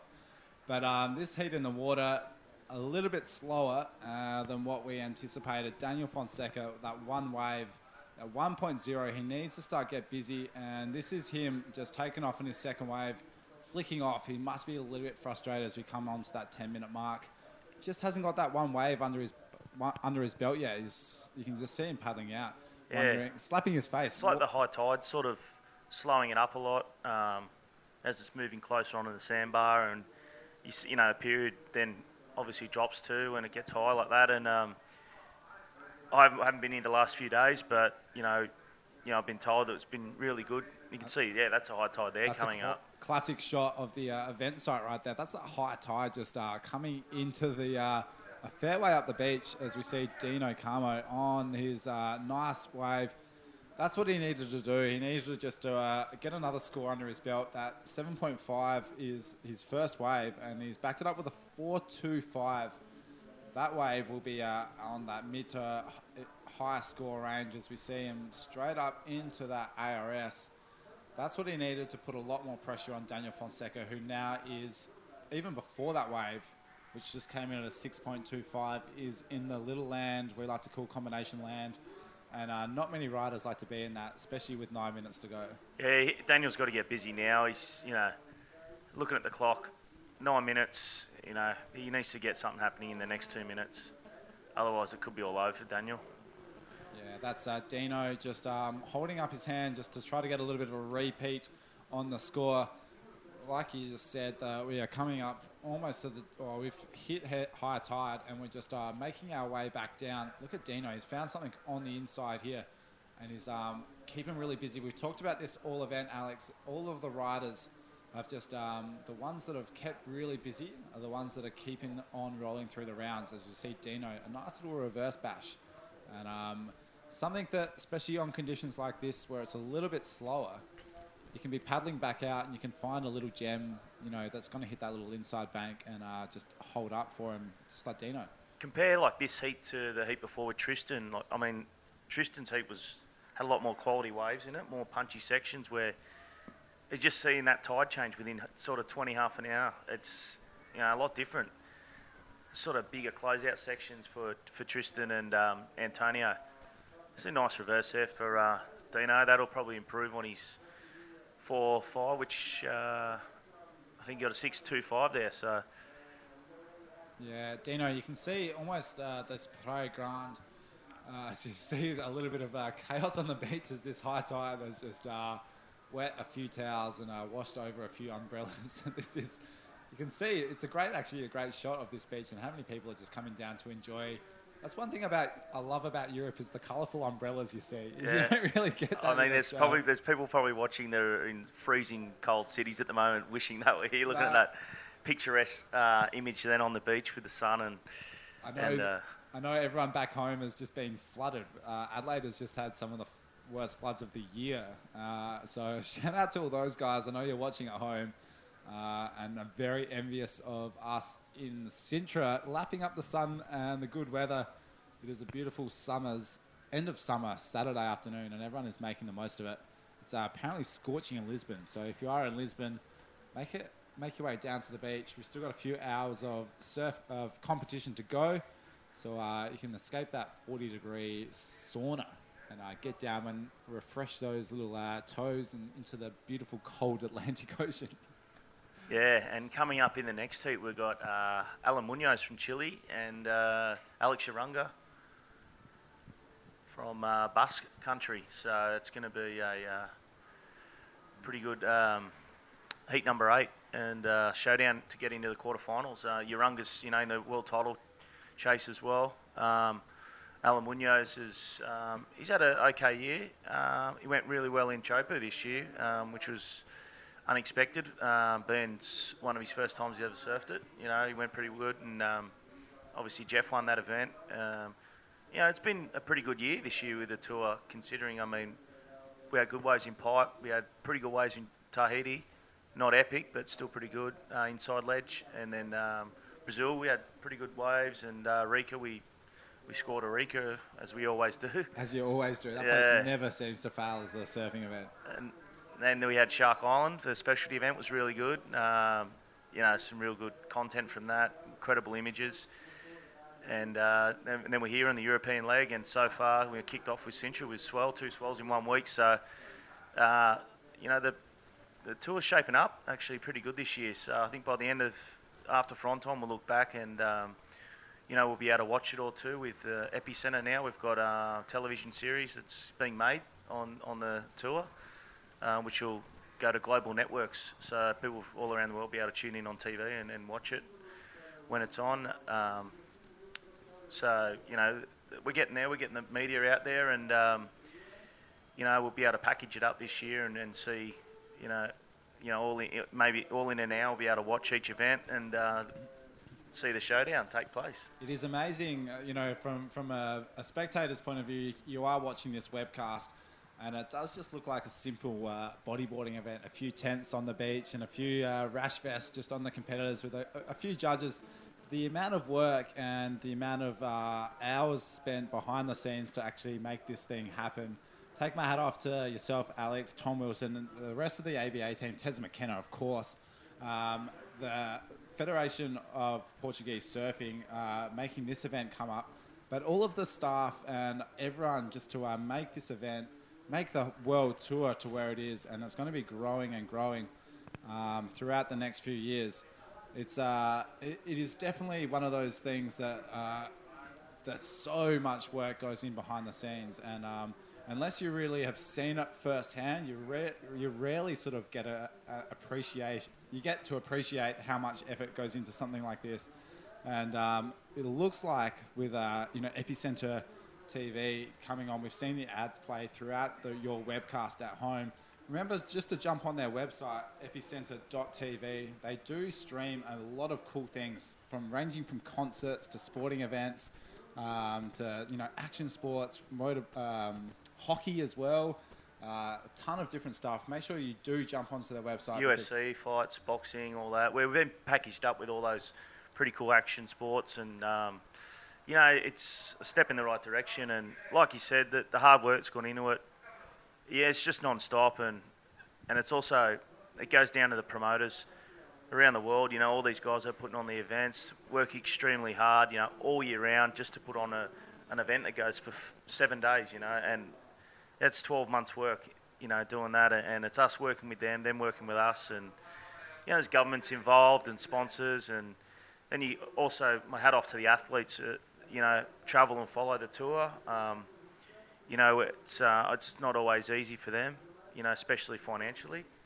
And our job is to try and, build the sport and create the heroes, and for them to become more marketable for larger sponsors and corporations. And, we're on the right track. It's all about development and creating more bodyboard clubs around the world as well. And, that's where it all starts. Bodyboarding clubs, parents starting clubs and putting on barbecues and running little bodyboard competitions. That's where surfing started, and small sports like soccer and basketball, and look at the size of them now. Yeah, it's really cool. In Australia, we like to call it a pathway to the podium, and it starts from that grassroots club level all the way through to the world tour. You can see that all that hard work is paying off and is making a clear pathway for these little young guys who may be watching this at home.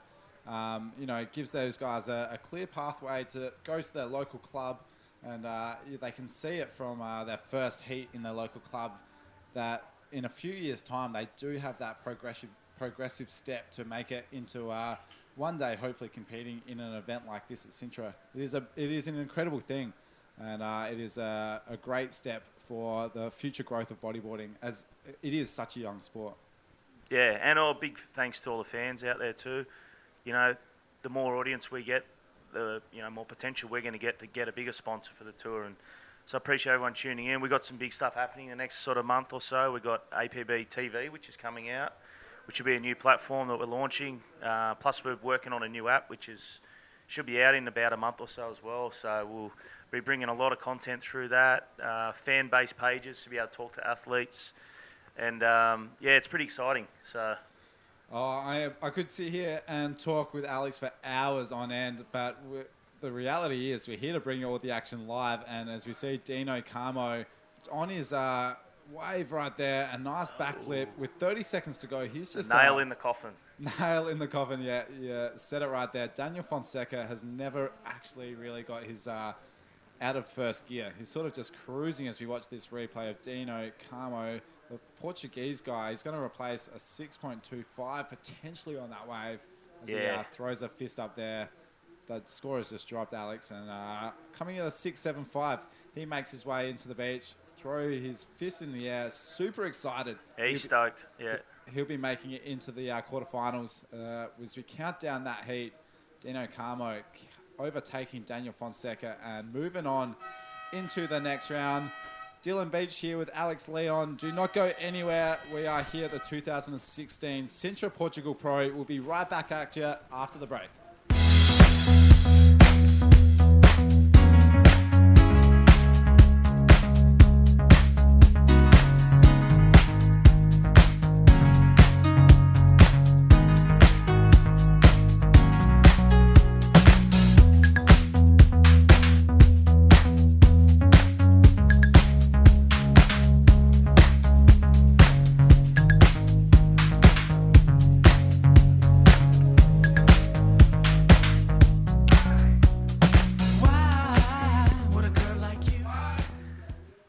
Ladies and gentlemen, welcome back. 2016 Sintra Portugal Pro, Dave Hubbard alongside Renato Arellano from Chile.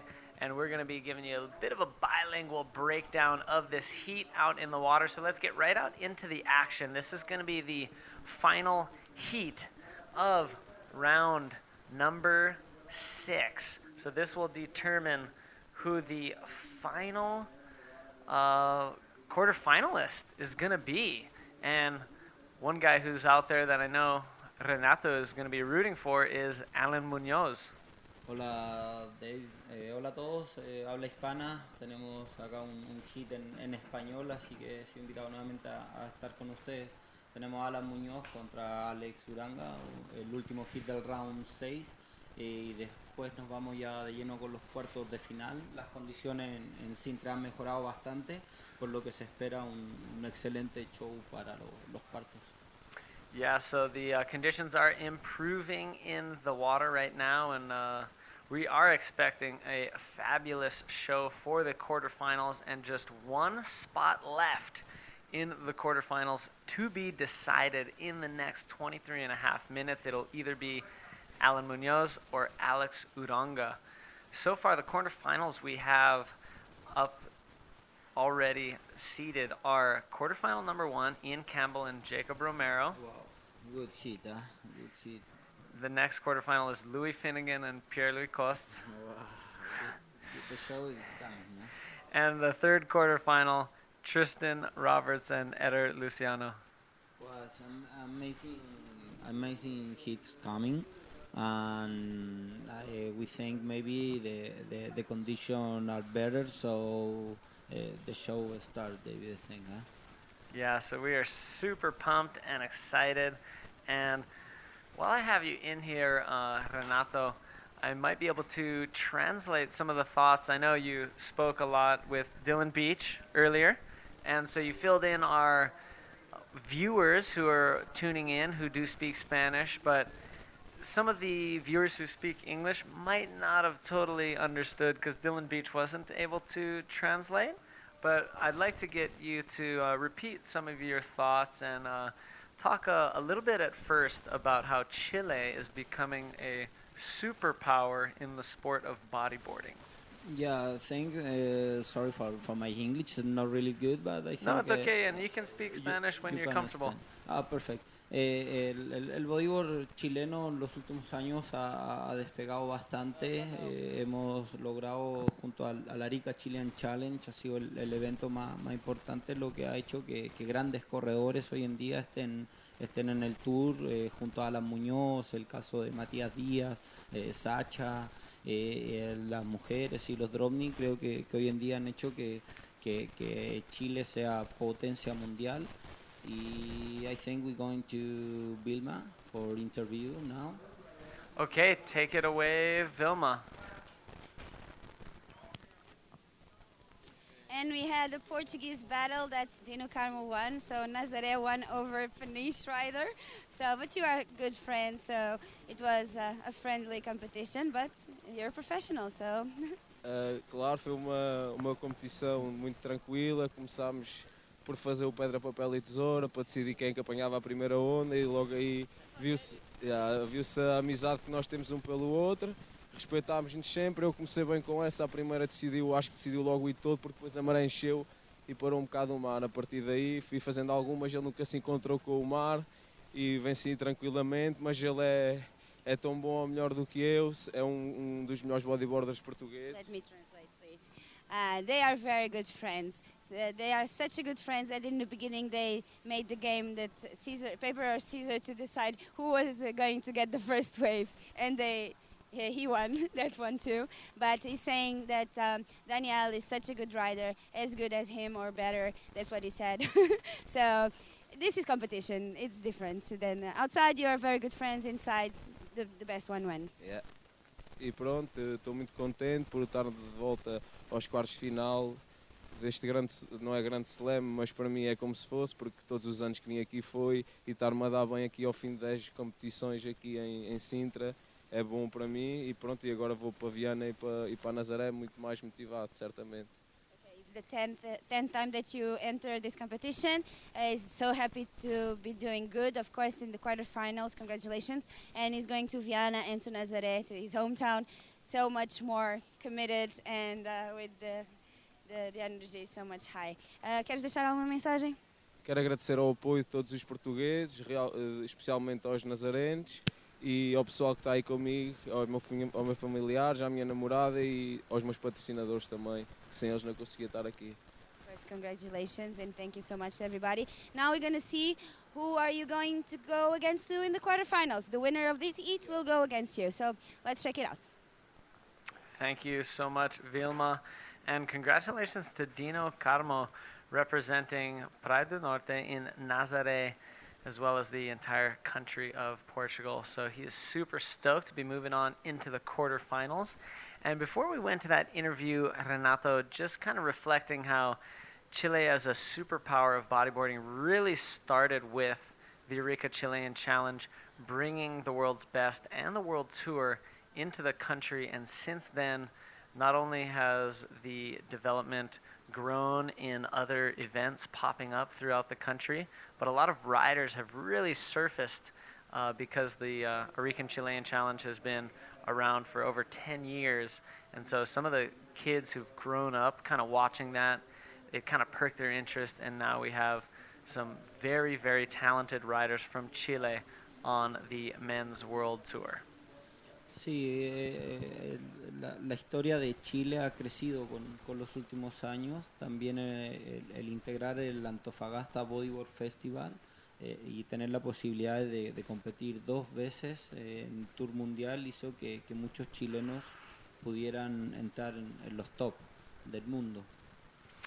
And just reflecting that now there's even, and there has been 2 editions of the Antofagasta Festival, Bodyboard Festival, and that has definitely helped to catapult more Chileans into the top rankings of the World Tour. And I think also there's been more public perception and more view on the bodyboard because of events like the Eureka Chilean Challenge, the Antofagasta Bodyboard Festival, and even events happening in Iquique and other places, even further towards your neck of the woods, outside of Santiago, Viña del Mar and Renaca. And it really, the perception is growing for bodyboarding. But let's see the live action here. Ahí veíamos a Alan tomando su primera ola. Vemos que el set se demoró un poco en entrar y Alan toma su primera ola, no una ola muy buena, por lo cual decide abandonar y regresar al point. Yeah, so Alan just caught a short wave there, and Renato just kind of reflecting that even though it wasn't a large score, he's just kind of getting the ball rolling and hopefully gaining momentum in the heat, because this has been a very slow start. Only one wave ridden in the first 8 minutes or so that have gone by. And if you'd like to talk a little bit more about Alan Munoz and the area that he comes from in Chile and how he's representing the South, as most of the attention has been a little bit in the north of Chile, but Alan Munoz representing so strongly for the south of Chile. Yeah, for sure. En Chile la comunidad más grande de bodyboarders está en el norte. Iquique es una de las ciudades que proyecta la mayor cantidad de deportistas con un muy buen nivel de olas, junto a Arica y Antofagasta. Y Alan, al igual que Valentina, Nelson, que también compite el Tour, Cristian Tapia, que también está en los juniors, y conmigo somos de la quinta región, que es en la zona central de Chile, donde el frío es muy fuerte y el power del Pacífico Sur también, lo que lo hace ser un deportista completo. I'll translate after this wave of Alex Uranga. He's got a nice speed line, and he finds a lip to flip off of.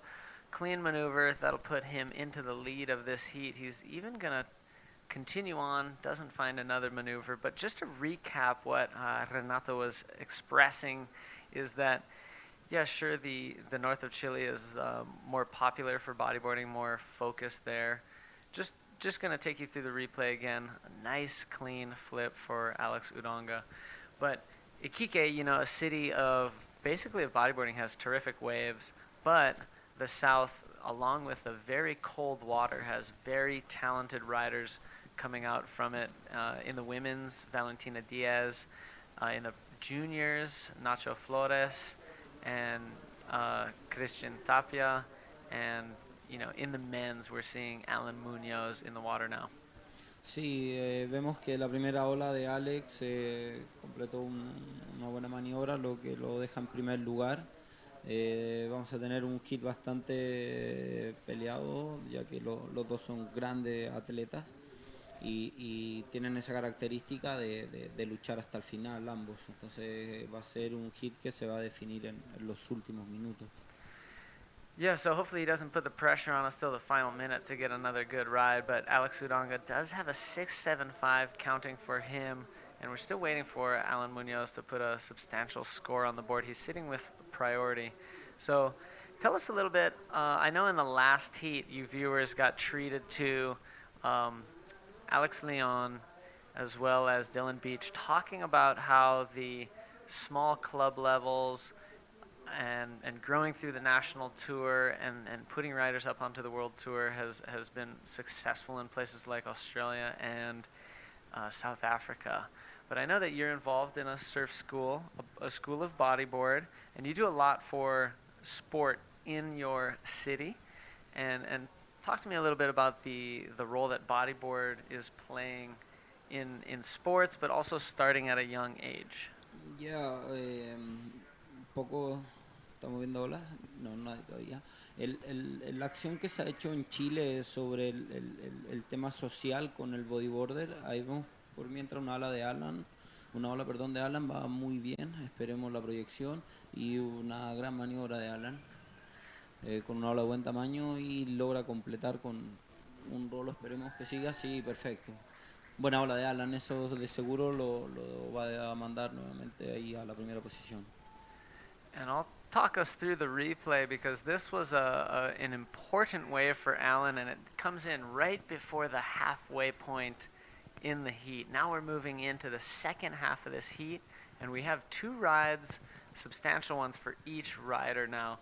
Alan Munoz choosing to go right on this one, waits and finds a nice clean flip section and even able to pull a nice through the lip rolo at the end and makes it out of that one. 8-point ride for Alan Munoz puts him back into the lead of this heat. And now I'll let Renato finish what he was talking about the bodyboard schools and growing the sport. Sí, bueno, una muy buena ola de Alan, así que ahí estamos contentos. Imagino que en todo Chile también aprovecho de enviarle un saludo a todos los chilenos que están apoyando, me imagino, por la web. El tema social en Chile ha sido bastante fuerte. Hemos logrado con muchos clubes deportivos desarrollar la acción más social del bodyboard, tratar de sacar a los chicos de la situación de vulnerabilidad y enviarlos a través del deporte como una oportunidad para la vida. El caso del Club Budeo, de los chicos de Arica, de las escuelas de bodyboard en Iquique, las municipalidades y los municipios han dado opciones para generar instancias gratuitas para la oportunidad de estos deportistas, por lo cual Chile hoy en día es una potencia también en formación de los chicos. So Renato just mentioning how terrific of an opportunity these little clubs and these little bodyboard schools have to bring bodyboarding as a lifestyle to the people of Chile. So at a young age, they're seeing that this is an opportunity for them to become an athlete and do something positive with their life. And he mentioned, Club Budeo, as well as the bodyboarding clubs in Arica, of course, Union Flopos, as well as the bodyboard school in Iquique. And I know he's being modest, but he has a school of bodyboard in Reñaca as well. And I'll hope that you mention it and you get to talk about that as well. But it's so important because it can capture the attention of the youth at a young age and really bring them into the sport where they can find a very healthy lifestyle. And we know that Arturo of Antofagasta has done incredible research, and as well as his social projects have really shown the positive benefit of that bodyboard, allows access to a healthy lifestyle and helps deter some of the youth of Chile from kind of sigue el vía no limpio. So instead of following a kind of a dirty lifestyle or kind of getting into trouble, it really allows a really positive outlet for their energy, attention, and allows them an opportunity to become a professional sportsman. Yeah, now with the years, the sport in Chile is professional. We have some. Ahí vemos Alan que está en busca de su segunda mejor ola. Tiene una de un 8 y busca mejorar el 1 que tiene. Así que vamos con un rolo, 2 rolos. Es una ola atento atrás que Alex busca. Es un hit que se ha pasado bastante rápido, poca intensidad de oleaje. Creo que está la marea alta. Ahí vemos la repetición de la última ola de Alan. So Alan is able to get 2 rolls off this wave, does well to get his first roll there, continues on, and as the section closes out, gets another roll. Renato just reflecting a little bit about how the conditions are changing as the tide is increasing, kind of drawing out the waves, just a little bit longer rides offered. The section isn't always on that outside like when we rolled up this morning. It was strictly one section basically of wave, and now we're seeing the wave kind of spread out, longer rides, more opportunities to hit the lip.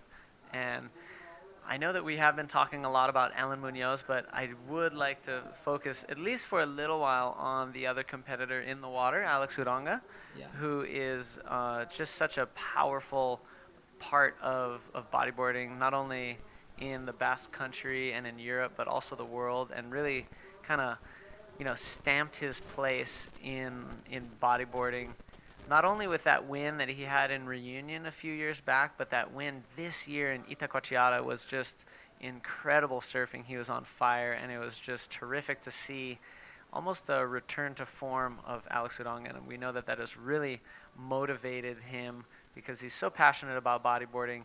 Sometimes it takes a win like that to really kick the fire up again.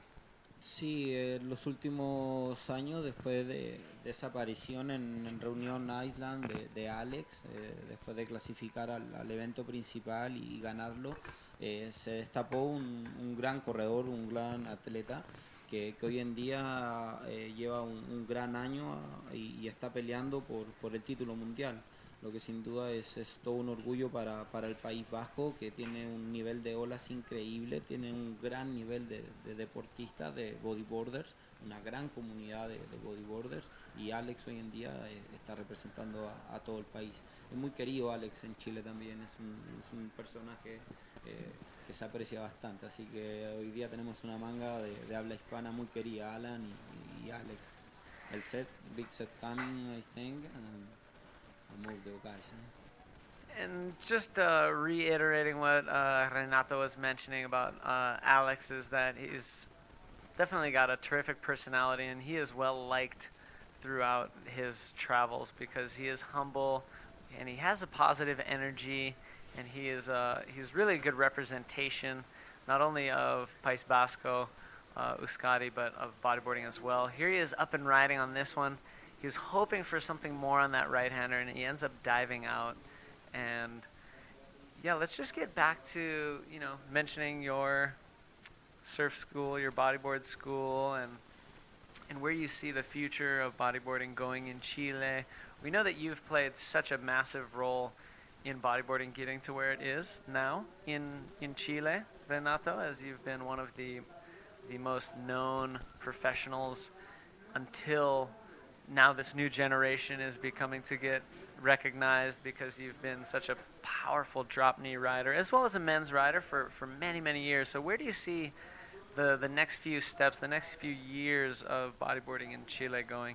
Sí, el desarrollo del bodyboard en Chile ha sido difícil. Creo que al ser un deporte moderno, en un lugar alejado del mundo, al fin del mundo, con condiciones extremas de frío, ha hecho que con los años hemos tenido que luchar con el cambio de imagen de la gente, del gobierno, de los auspiciadores, y la lucha de algunos deportistas ha hecho que hoy en día se proyecte el deporte y sean ejemplo para las nuevas generaciones.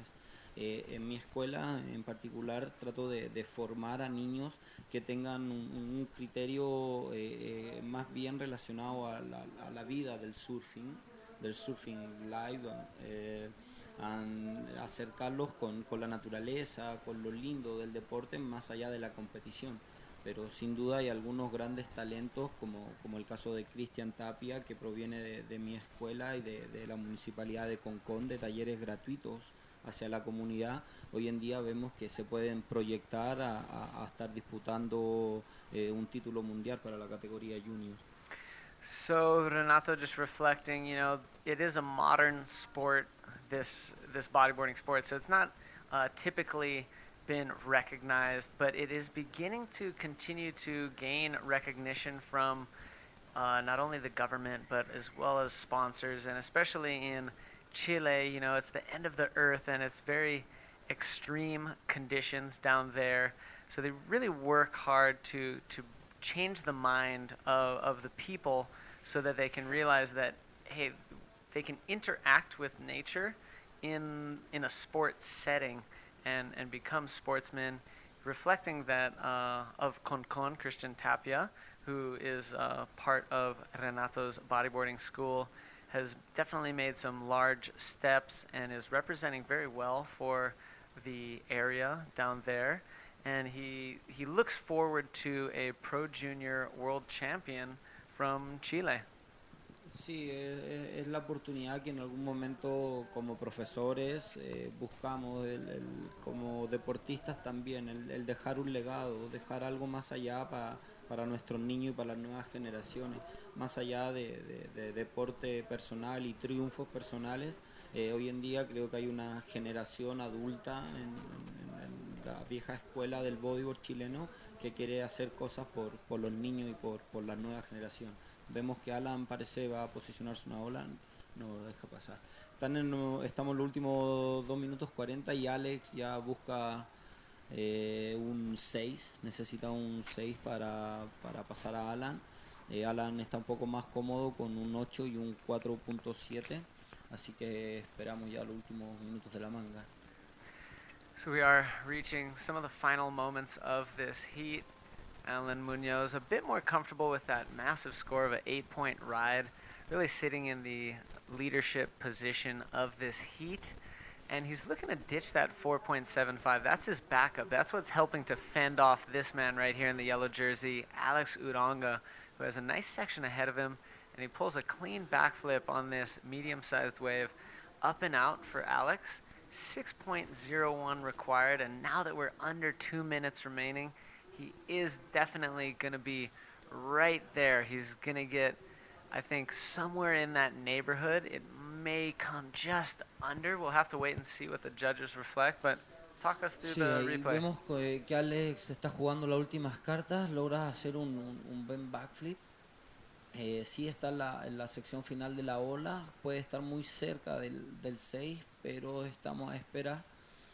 Veamos qué sucede y quedando 1 minuto 20 para volver a intentar o quedarse con la manga. Esperamos resultados de Alex. So let's wait and see the score for Alex. It will be an interesting one, and Alan Munoz will still be looking to ditch that 4.75 because if he's been kind of moved out of that first place position, and even if he's still holding first place position, he's going to want to get a little bit more room to breathe away from Alex Udonga, and it comes up just short. Alex Udonga gets a 5.75, so just a little more than a quarter less than what was needed.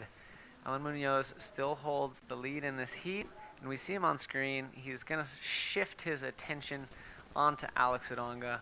Alan Munoz, sitting with priority, is going to want to be in the vicinity of Alex Udonga for these next 20 seconds.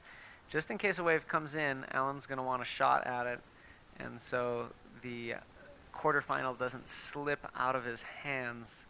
And before we close off this heat, I just want to thank Renato Arellano for taking the time to come in here and speak some Spanish to all the viewers in Latin America. Thank you so much for tuning in. And you can say some saludos. Gracias por la invitación nuevamente. Siempre un gusto poder estar ayudando y trabajando con usted. Un saludo gigante a toda la gente de habla hispana, a todo Sudamérica por hacer todo este esfuerzo en apoyar a sus riders. Y feliz que Alan haya avanzado y siga representándonos. Gracias nuevamente a todos. Un saludo grande. Well, stay tuned because we have the first quarterfinal of the men's coming up right after this short break. So stick with us.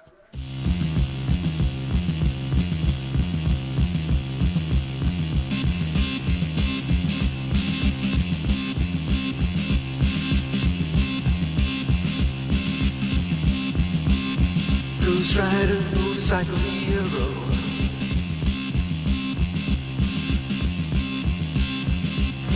Baby, he's a looking so cute.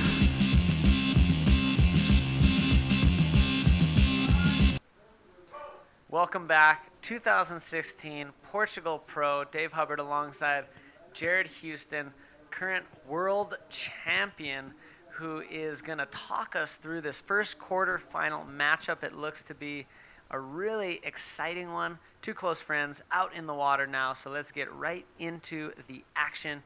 It is going to be Jacob Romero and Ian Campbell. Ian Campbell's going to be in red, Jacob Romero in yellow.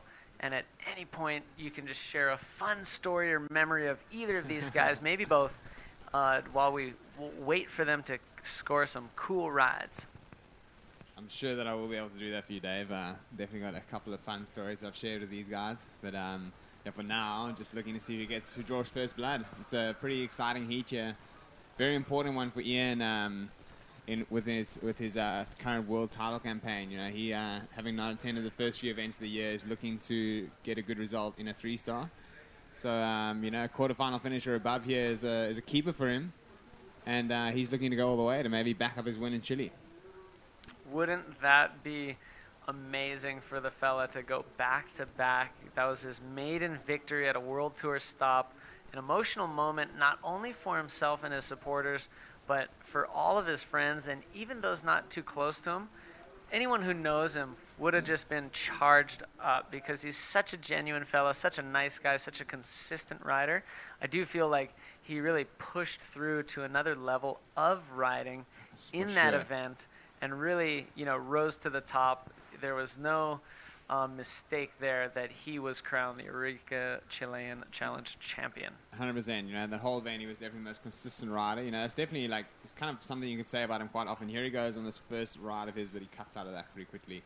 But, you know, it's definitely something to be said about Ian the majority of the time. It's just he's just a very consistent, strong rider and competitor. You know, he paddles hard, he catches a lot of waves, and he's just really consistent and solid in all of his maneuvers, left and right. And yeah, like you mentioned in Eureka, though, he just kind of stepped things up a whole nother level and was also the most exciting guy to watch. You know, it's not often you get the most consistent, be the most exciting guy to watch in an event, you know, and that was pretty cool to see him be both.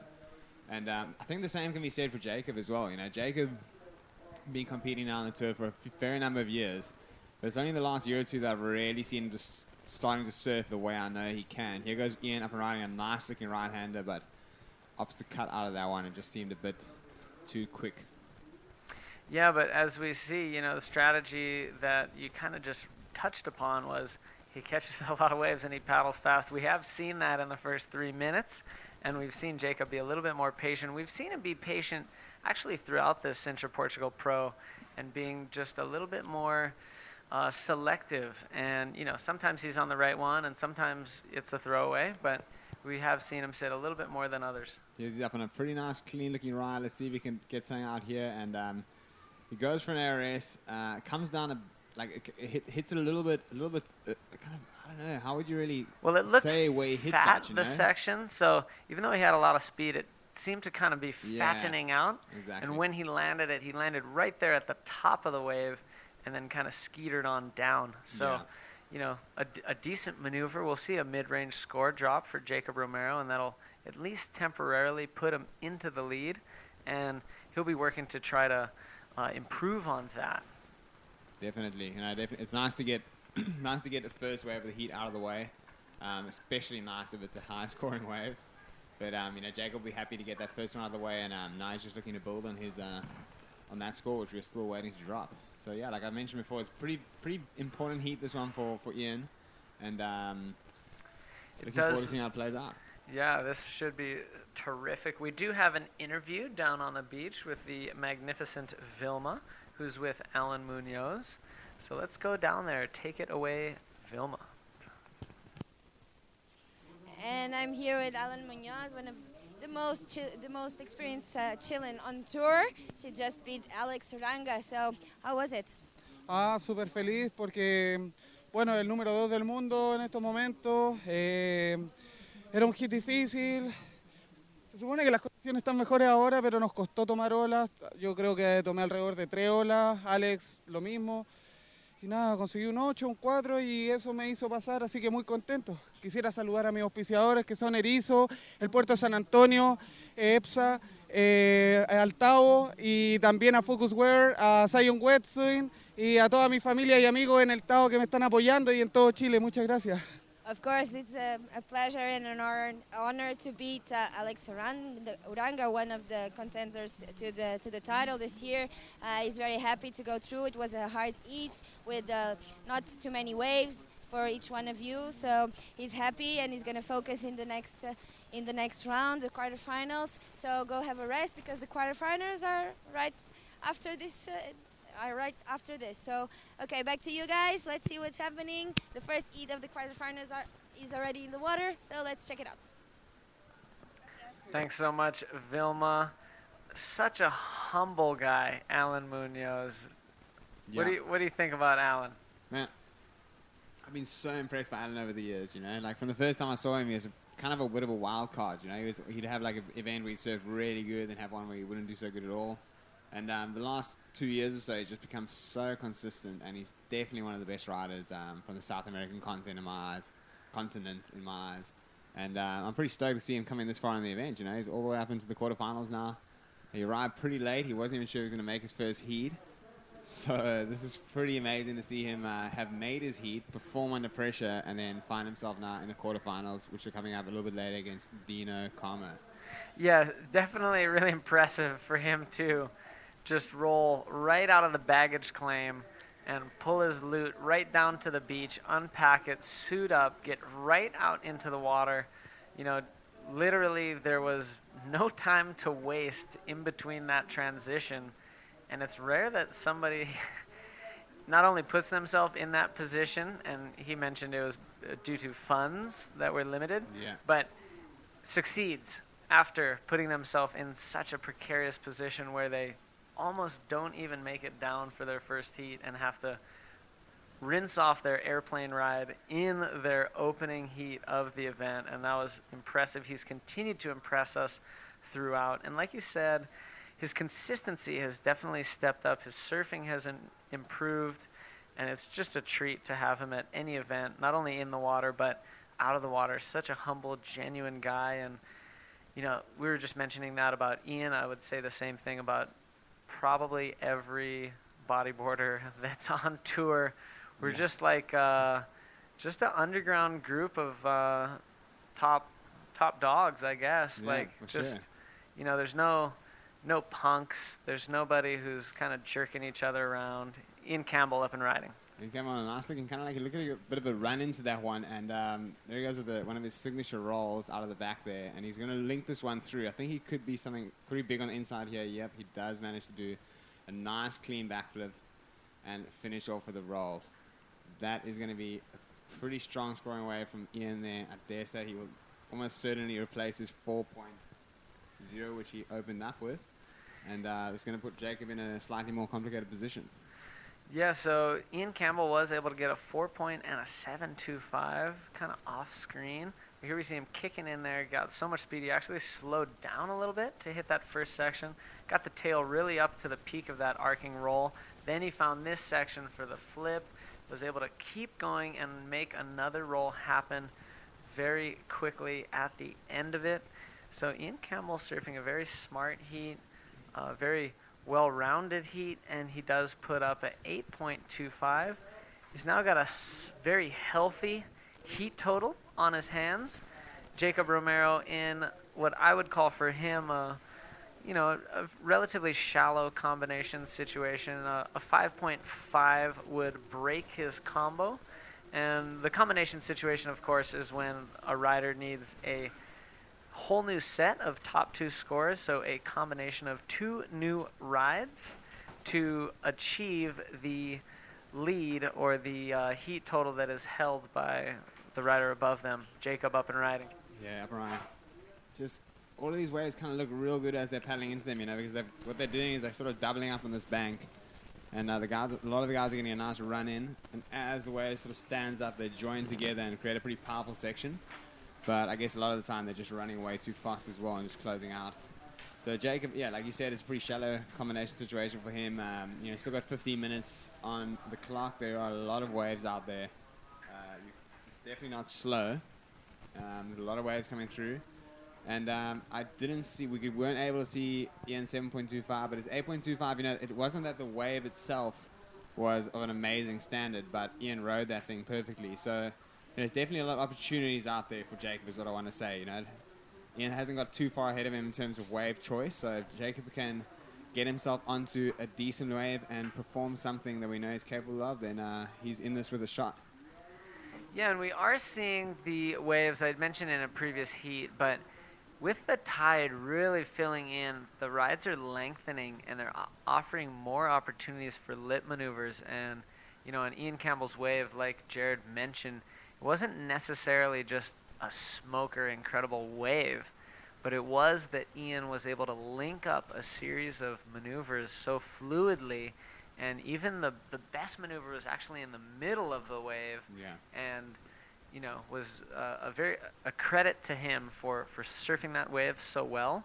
He's surfing this heat very well, very smart surfing. Just like you mentioned at the kickoff of this heat, he's consistent, he catches a lot of waves, and he's a super smart competitor. When did this guy start competing in South Africa? Man, he's been competing pretty much since the year dot, I'm a year or two older than him. I'm 2 years older than him, but I remember him pretty much since my first events. We used to have this division called the Cadets? I think it was called the Groms division back then, and I was for under Cool. 12s. So we both started competing pretty young, but Ian has always been a strong competitor in South Africa, and he's always been that fit. He's been a water polo player since he was a little kid. Always did very well in high school sports. So he's always had a pretty stacked extracurricular activity schedule around him. So his whole life's been active. His mom's a swimming coach. She swims. I think she runs as well. Comes from a fit family. So Ian, in terms of being a high performance athlete, has pretty much everything going for him in that sense. And just the kind of guy he is too. He's very headstrong, very confident in his ability, and you can see that. When you watch him surf a heat. Say, let's take his previous heat, for example, with 15 minutes left to go. Yuri had him in the same situation pretty much. He needed a 9-point wave to take the lead, and he fought back. He got an 8.75, and then furthermore needed another mid-range 7, and was able to detain that as well. So what I'm getting at here is he doesn't let anything rattle him. But at the same time, he can also run away with the heat in the beginning and try and do his best to rattle the other competitors. He's a very dynamic competitor.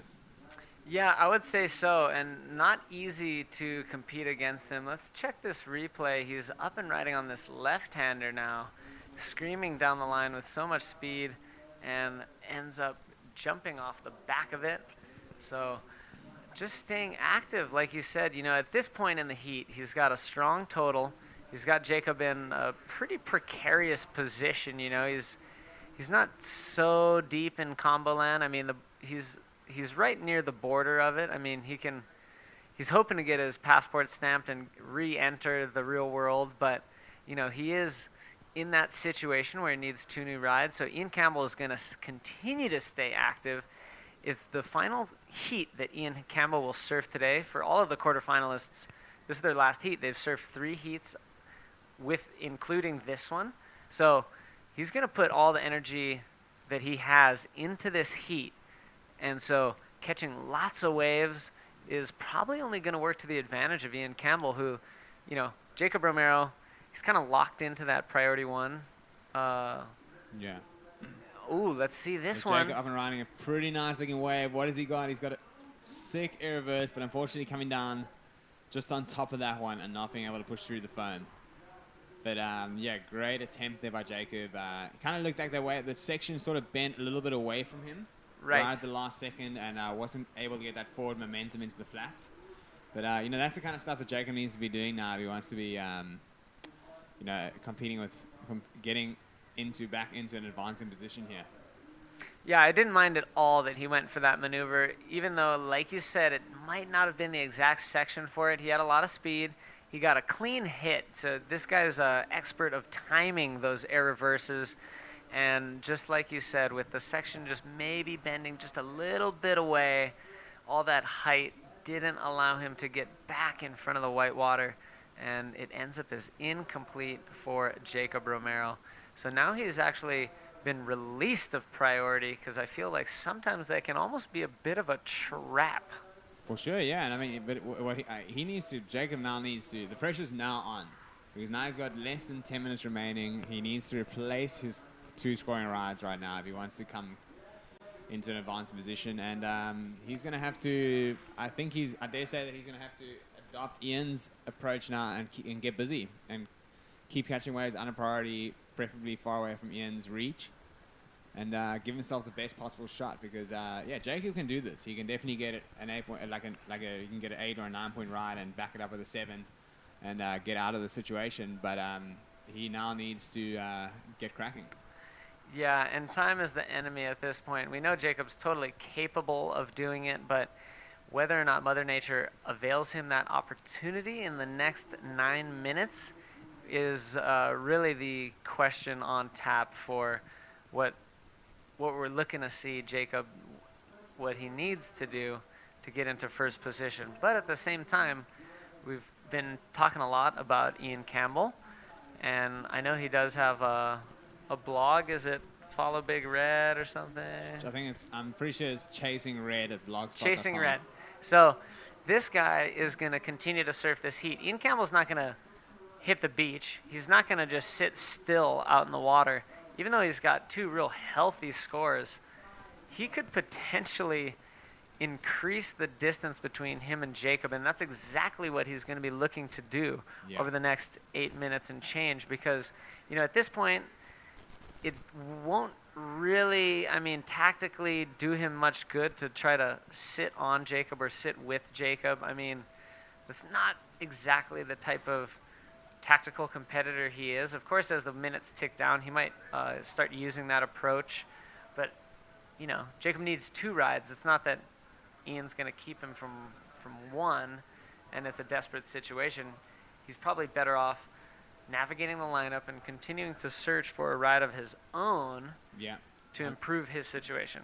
100%. I definitely agree with you. I mean, once it gets more down to the 3-minute mark, you know, where that would make a bit more sense to kind of move on to the other competitor and have a chance of getting the wave away from them. But at this stage of the heat, you know, he just wants to kind of, you know, also he can afford to keep busy, you know, like we mentioned before numerous times, he's one of the fittest guys out there. So, you know, it's not necessarily that if he catches a wave, he's going to spend the next 15 minutes trying to get back out. He will be out there in a flash. If we've got Jacob taking a look at this one, he's seen something, but he also has seen that it did not produce what he originally saw, and he's out of there.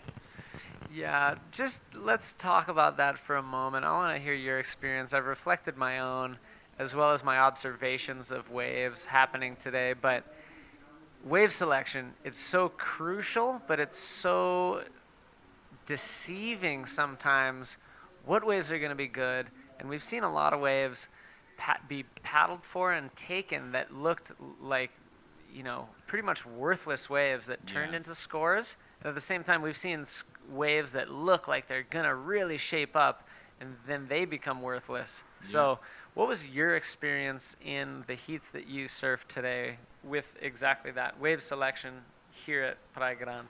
My very first heat there was absolutely no strategy to put in place whatsoever.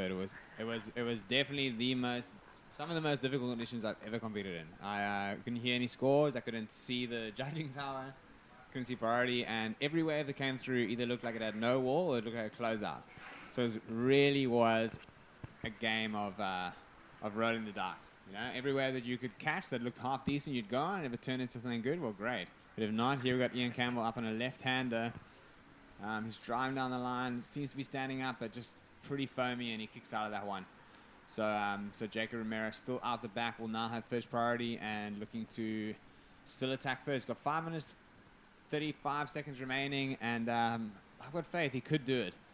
But in terms of wave selection, Dave, yeah, it's difficult, you know, because the nature of this wave, you know, especially the way the swell's kind of hitting the bank today, is that it's kind of almost seems that it's coming in from the north. And a lot of the waves are cutting into two pieces and doubling up.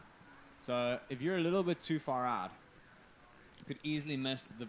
You could look at the wave and go, this doesn't look that good, but someone could be a few meters inside of you and catch it underneath and get a sick barrel and have a big air ball down the line. You know, so positioning comes into it in a big way, and there's no defined bank for you actually to position yourself in. So today really is just a lot of luck comes into it, you know. I reckon you're better off rolling the dice as many times as you can to try and come up with the goods. Yeah, I would totally agree with you, and we've been mentioning that throughout the day. And if you just look at the amount of rides ridden for Ian Campbell and Jacob Romero, it has been the quantity that has then produced the quality of rides. So, you know, Ian Campbell with double the waves ridden and at least double the wave scores have been attained by those extra rides ridden. And so, yeah, being active is something I've been kind of harping on all day, as in this situation with these conditions and just so hard to read, it's been paying off to just keep turning it over. I mean, one could argue, you know, that you could say, oh, Ian's been catching a lot of waves. There's kind of a string of 1s and 0.5s, but had he not caught those waves, he might not have been in position to catch the waves that provided a good scoring potential for him, you know. Very true. Jacob has played the waiting game more so in this heat and has still come up with this pretty mediocre numbers, unfortunately. So it's kind of like two different approaches, but so far it seems that Ian's approach is paying dividends. Jacob's still got 3 minutes and 20 seconds on the clock. It's a pretty big ask to get out of the combination situation right now, but let's hope to see him throw down something big for the boys and get everyone excited. Indeed, we would love to see that. Jacob Romero, one of the high-flying qualifiers, actually top seeds, but his qualification series in the drop knee, I'd say Jacob Romero, one of the standouts of the Sintra Portugal Pro in the divisions he's competed in. So kind of really embodying the high-performance bodyboarding that we've seen in this event in total has come from Jacob Romero. Some of the most iconic moments of the 2016 Sintra Portugal Pro have been from that man in yellow from Maui, Jacob Romero, and we're just hoping to get just another glimpse of all that talent that's packed into that little dark bearded fella. Ooh, this one looks like it kind of could be pretty cool.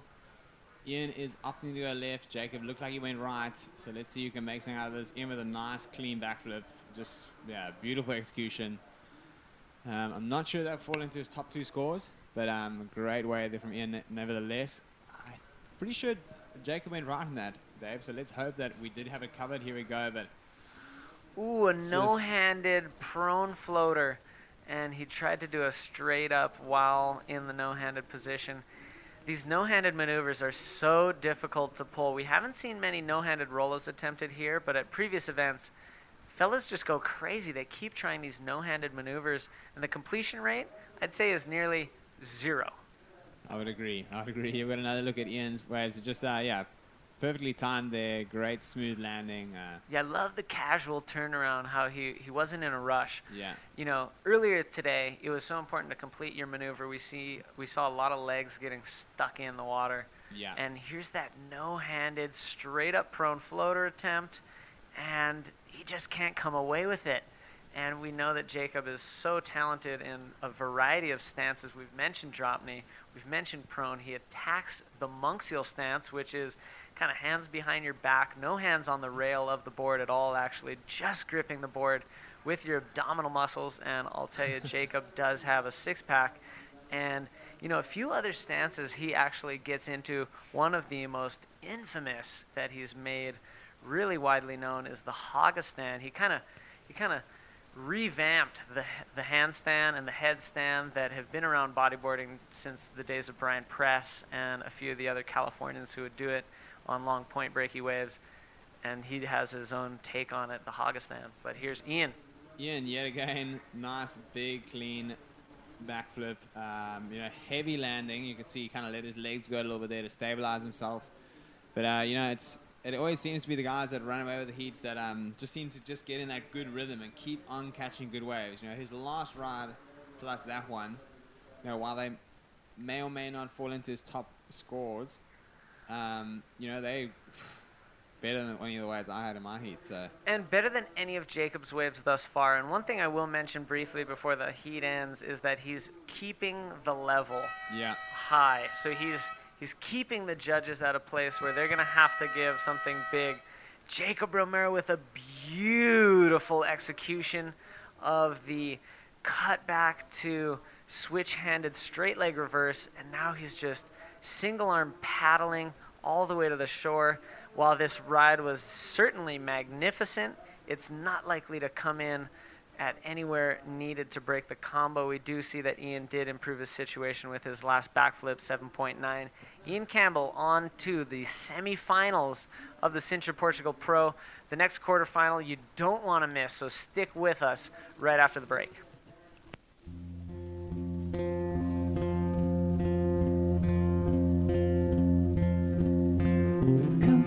Come on, we can make it happen.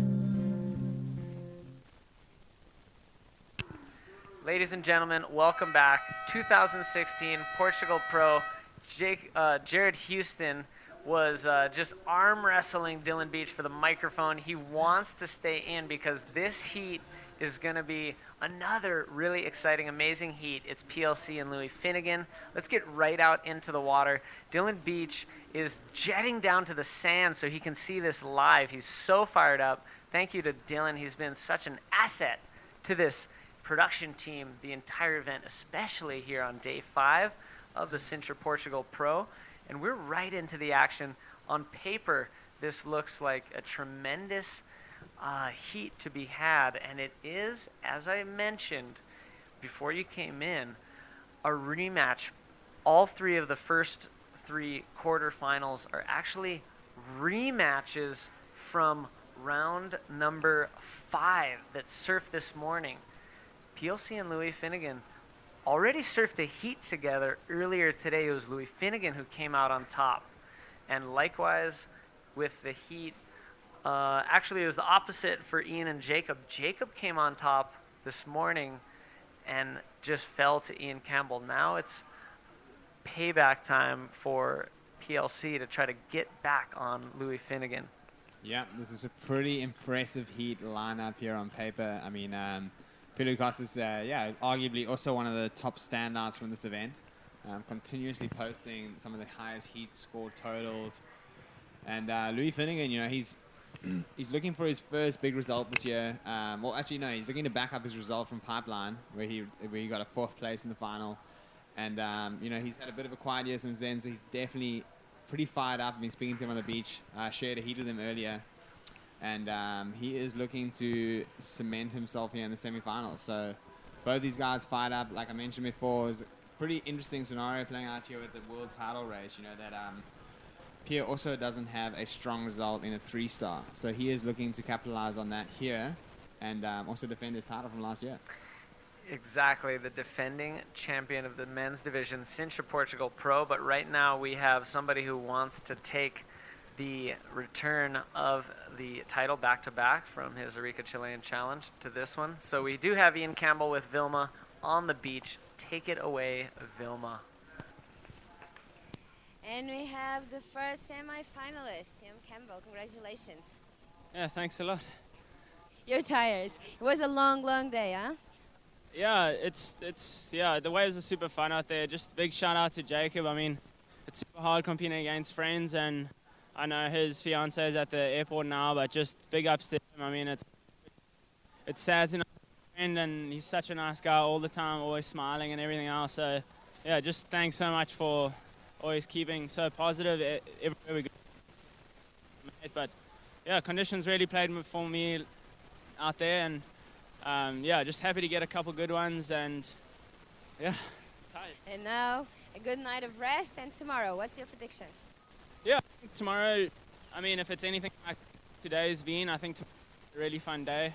I've still got actually one more heat today in the drop knee, so I'll just do that and then just go home and rest for tonight, and yeah, just focus on tomorrow for sure. Thank you so much. Congratulations.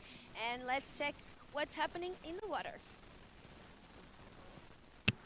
Welcome back. Thank you very much, Vilma. She's just been on it all day and just getting that special little insight that only a female can really, you know, kind of extract from the fellas as they catch a sigh of relief. You know, they hit the beach, they get the final announcement, they have progressed, and then they get to have a nice chat with a wonderful Portuguese woman, Vilma, who, you know, is just able to, you know, find out just a little bit more. And Ian Campbell, just so humble and just so terrific and genuine, and you know, he just ticks all the boxes. You know, thanks to sponsors, thanks to supporters, and wishes well to the individual he just beat. So yeah, what a consummate professional.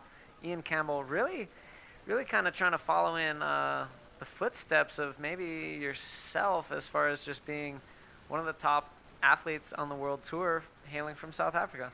Thanks, bro. Yeah, no, Ian's definitely very much on the right track. You know, he's had a blaze of a year this year. You know, it's been so cool to see him just stepping up his riding and achieving some great results. He's well in the title race, and yeah, I'd love to see him or any of my fellow countrymen lift up that title come year end. But the race is looking pretty tight at the same time. You know, the gentleman here, Pierre-Louis Costes, is also on the hunt for his second world title.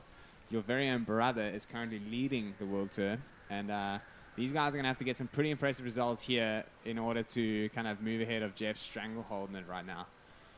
So it looks like we have no rides yet on the board. We've got 19 minutes remaining, and yeah, a bit of a slow start to this heat, but speak of the devil, here we got Pierre-Louis Costes himself. He's up and riding on this left-hander, takes a lot of speed to that section and does kind of a chop-hop aerial cutout, as it were, and exits that wave, and he gets out the back. PLC, we've mentioned it before, you know, as a, you know, defending champion of this event here in Sintra, had a bit of a shaky start. You know, he didn't come out and win his very first heat. He served so well, but Jacob Romero was who took that heat. He then won his next heat, and then he got second this morning in his heat. He won his next heat to get to where he is in the quarterfinals now. So it hasn't been just the clear-cut dominance that we've seen previously from PLC, and that his surfing warrants for sure, because in his heat against Brahim just prior to this one, he was very much so dominating. And so to see him come up against somebody who beat him just previously this morning is going to be interesting to see how he kind of feels out this situation that is a little bit, I'd say, unfamiliar at this level of his riding, and at least for the past several years. PLC usually hits the water and is just on fire, gaining momentum throughout the event, and, you know, sometimes he'll just wind up in the final and win the whole thing. Sometimes he'll fall just short. We saw him get a second place down there in Brazil. So, I mean, just incredible surfing the whole way through. But what I'm mentioning is that just a little bit uncharacteristic for PLC to have this kind of a trajectory, this kind of a road into the quarterfinal. So, you know, even though he'd be the heavy favorite, I kind of think the momentum is on the side of Louis Finnegan at this point, and just we'll have to see how this heat plays out, because Louis could take real advantage of that. Yeah, he definitely could. You know, Louis definitely in the best physical form of his life. You know, he's kind of had a big lifestyle change over the last year or so, and you know, I definitely see him in a much more mature headspace. You know, he's got a way more relaxed approach to his lifestyle and riding in general, and that, you know, that seems to be working for him. He's surfing great, and from what I've seen and what I've just like the conversations we've shared so far at this event, he's seems to be pretty fired up. You know, it's like he mentioned to me that the interview he got after winning his heat this morning is the first interview he's had the whole year. You know, that he hasn't won any heats in the whole year. Wow. And so, you know, at this event, he's come in guns a-blazing. He's had some great heats so far. Had a good heat this morning, beating Pierre, as you mentioned. And yeah, I'd definitely say in terms of momentum, these guys are pretty evenly faced here, because Pierre's been gaining some great momentum throughout his heats. You know, that's one benefit of having to take the long way around and have to serve through the second round, or in this case it was the fourth round. There we got Pierre up and riding, using his priority on that wave, keeping Louis off. He's hoping for something to pan on the way back down here, but it does not, and he's out of there. Louis as well had a quick look at that one and pulls out. So the waves have seemed to slow right down here, Dave. Hasn't really been anything of substantial scoring potential coming through that these guys have been able to get onto. Pierre's still leading with a 1, and Louis in second with 0.5, as his score at the moment needing a 0.51 to move ahead. Yeah, so do you think that was a bit of a sail on that wave, or do you think both of them were actually kind of keen on it? Do you think Louis thought their scoring potential, or do you think he might have just kind of gave it a paddle just to make sure PLC would go and that he would get first priority in this heat? Yeah, Louis generally got a pretty organic way of surfing heat, if I could say it like that, in that he's not very malicious in that way, you know, but he's definitely been known to sell a fair few lemons in his time as well, you know, so I'm not exactly sure what happened there, but it looked to me that Pierre was interested. He wanted that thing. Right. You know, so he made a pretty committed paddle right from the get-go. Louis kind of had a little sniff, you know, kind of looked a glance in this general direction, but Pierre looked like he wanted that, and it looks like he wants this one right now as well. And he's really hustling to get on it. Which direction is he going to go? He opts for the left, stalls at the top. Now he draws his line up for a ARS, and he's out of there. So he's way down the beach, as we do see the afternoon glare is kicking in, but still terrific camera work by the fellas here at Refresh. They're able to kind of dial that in, and let's check the replay. Yeah, I mean, so just... you know, did a great job for the wave, what it presented. You know, second kind of phoned down a little bit, but he was still able to project out into the flat and turn around with relative ease. So he nets himself 4.50, which is so far the highest scoring wave of the heat. And Louis now in second with priority is needing a 4.76 to move ahead. I mean, I dare say that these kind of scores are not going to be even ones that these guys are going to be looking at keeping towards the end of this heat. But, you know, with just under 14 minutes on the clock, time is winding down. So let's hope we see some interesting rides coming through soon. Yeah, so not a bad idea for PLC to at least get a backup under his belt. We've seen flurries. Some of the heats are just full of radical waves, a lot of high scores. Some of it, sometimes it's a one-sided affair like the last heat. And then we've seen a lot of heats, even today, just get real slow and come right down to the nitty-gritty, where it really comes down to, you know, almost a battle of backups, where the higher 4-point ride is what takes the rider on through the heat. So, you know, for Pierre to get a mid-4, definitely a good place to start.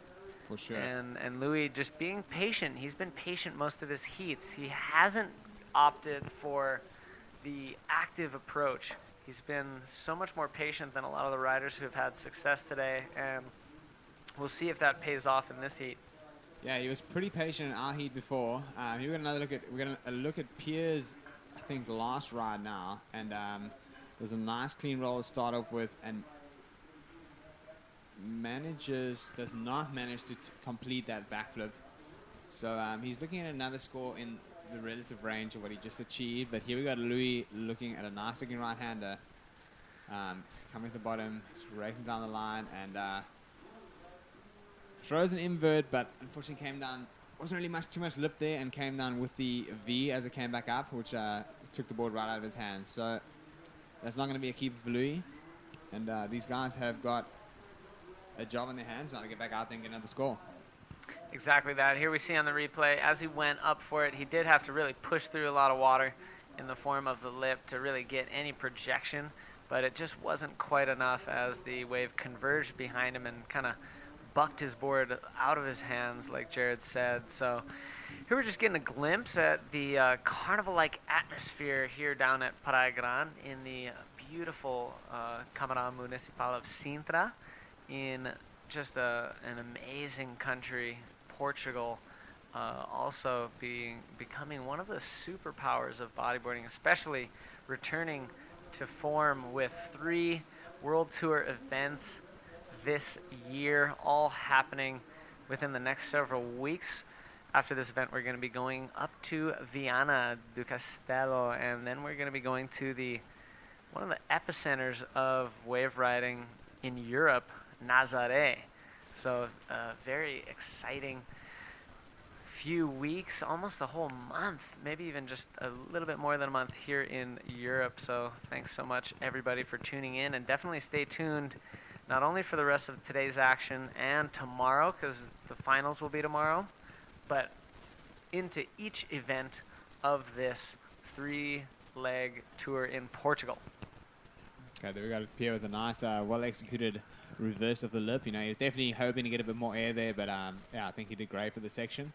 It does seem to me that Louis also had a ride, which I think we're going to get a look at right now. This looks like it could be a good little wave, and let's see if we can make a very nice invert, especially for the size of the wave. He managed to draw a good enough line to project well out into the flats, good amount of loft, and yeah, perfectly executed invert. So let's see what the judges thought about that, but I dare say that we're going to see a good score drop there for Louis Finnegan.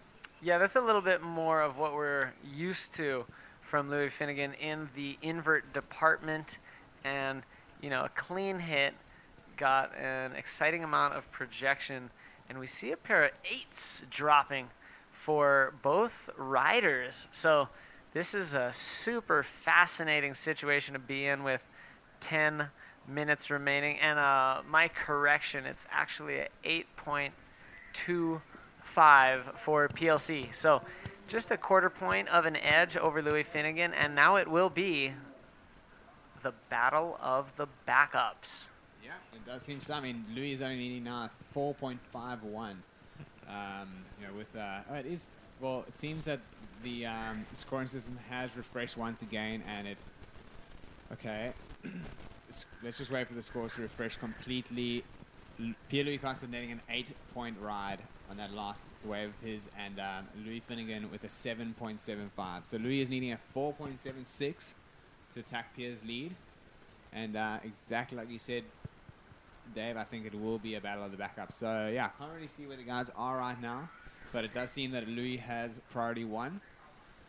And he's going to be, he's not really going to be looking for a wave in the 4-point category. He wants to do something big. Here is Pierre having a run on the beach. He wants to get back up into the competition area. It seems like his last wave would have taken him pretty far down the beach. There is a big sweep today.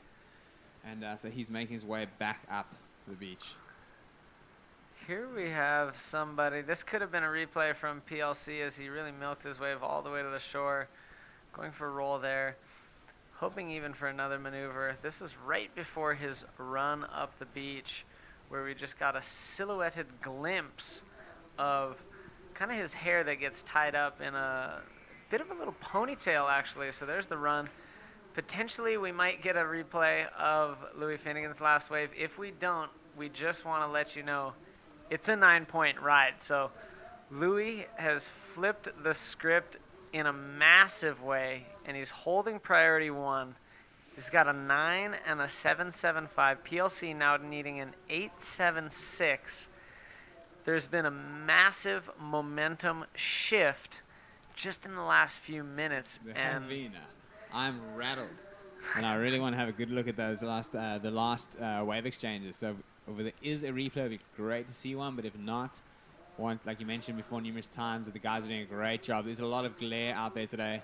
We'll have to wait for the highlights. Kaha's got the clip for sure, and we'll just have to wait to see the highlights reel, which we've been so excited to be bringing you tremendous highlights reels from the very professional Kaha, and we know that he's going to be just sticking it out throughout the European Tour, but then also finishing off in his home island of Gran Canaria at Fronton. I do expect him. I mean, he's you know, at one time opened up a bodyboarding mag. I think it was probably a Vert, and there was an advertisement for a bodyboard team, and Kaha was on it. You know, Riding a bodyboard. No, a Yeah. videographer as part of the team that they were advertising. So he's that much of an icon in the European sport of bodyboarding. Even though, I mean, he does ride a bodyboard, but he has had sponsors for his capability as a videographer and just his, you know, personality. He has so, yeah, that's exactly. I think it's like he takes a great video, don't get me wrong, but he is a character. And, you know, I mean, that's the kind of guys that you want on your team. You know, we did have a pretty nice shot of Louis Finnegan paddling back out to the lineup looking smug. You know, he just dropped a 9.0 and backing up at the 7.75 on the wave previous. So he's in a pretty cool position right now where he's actually winning this heat presently over his teammate. And I imagine somewhat of a rival as well, Pedro Costes, who has also served a great heat with an 8 and a 6.0. And he's now just looking for a 8.76. So he would need his highest score of the heat to overtake Louis. And Louis is sitting pretty right now with a 9-point ride, which is right up there, some of the highest scores of the day. And I imagine that it would have been something pretty awesome that he did. So let's see what these guys can make in the last 5 minutes and 30 seconds, whether Pierre can do enough to attack first place or whether it will be Louis moving into his first semi-final of the year. Yeah, I'd definitely say it's a testament to the headspace of Louis Finnegan. He hasn't been following the trend of surfing a super active heat. Sure, he's caught 5 waves, but it's been 20 minutes. So, you know, he has been a little more patient in some of the other heats, but, you know, his success rate for the waves he's ridden has been tremendous, and he has been able to get onto that roll. He's actually improved his score every ride, and you know, it started with small margins and then it's rocketed him up into first position with just such a solid, excellent scoring ride, a 9.0.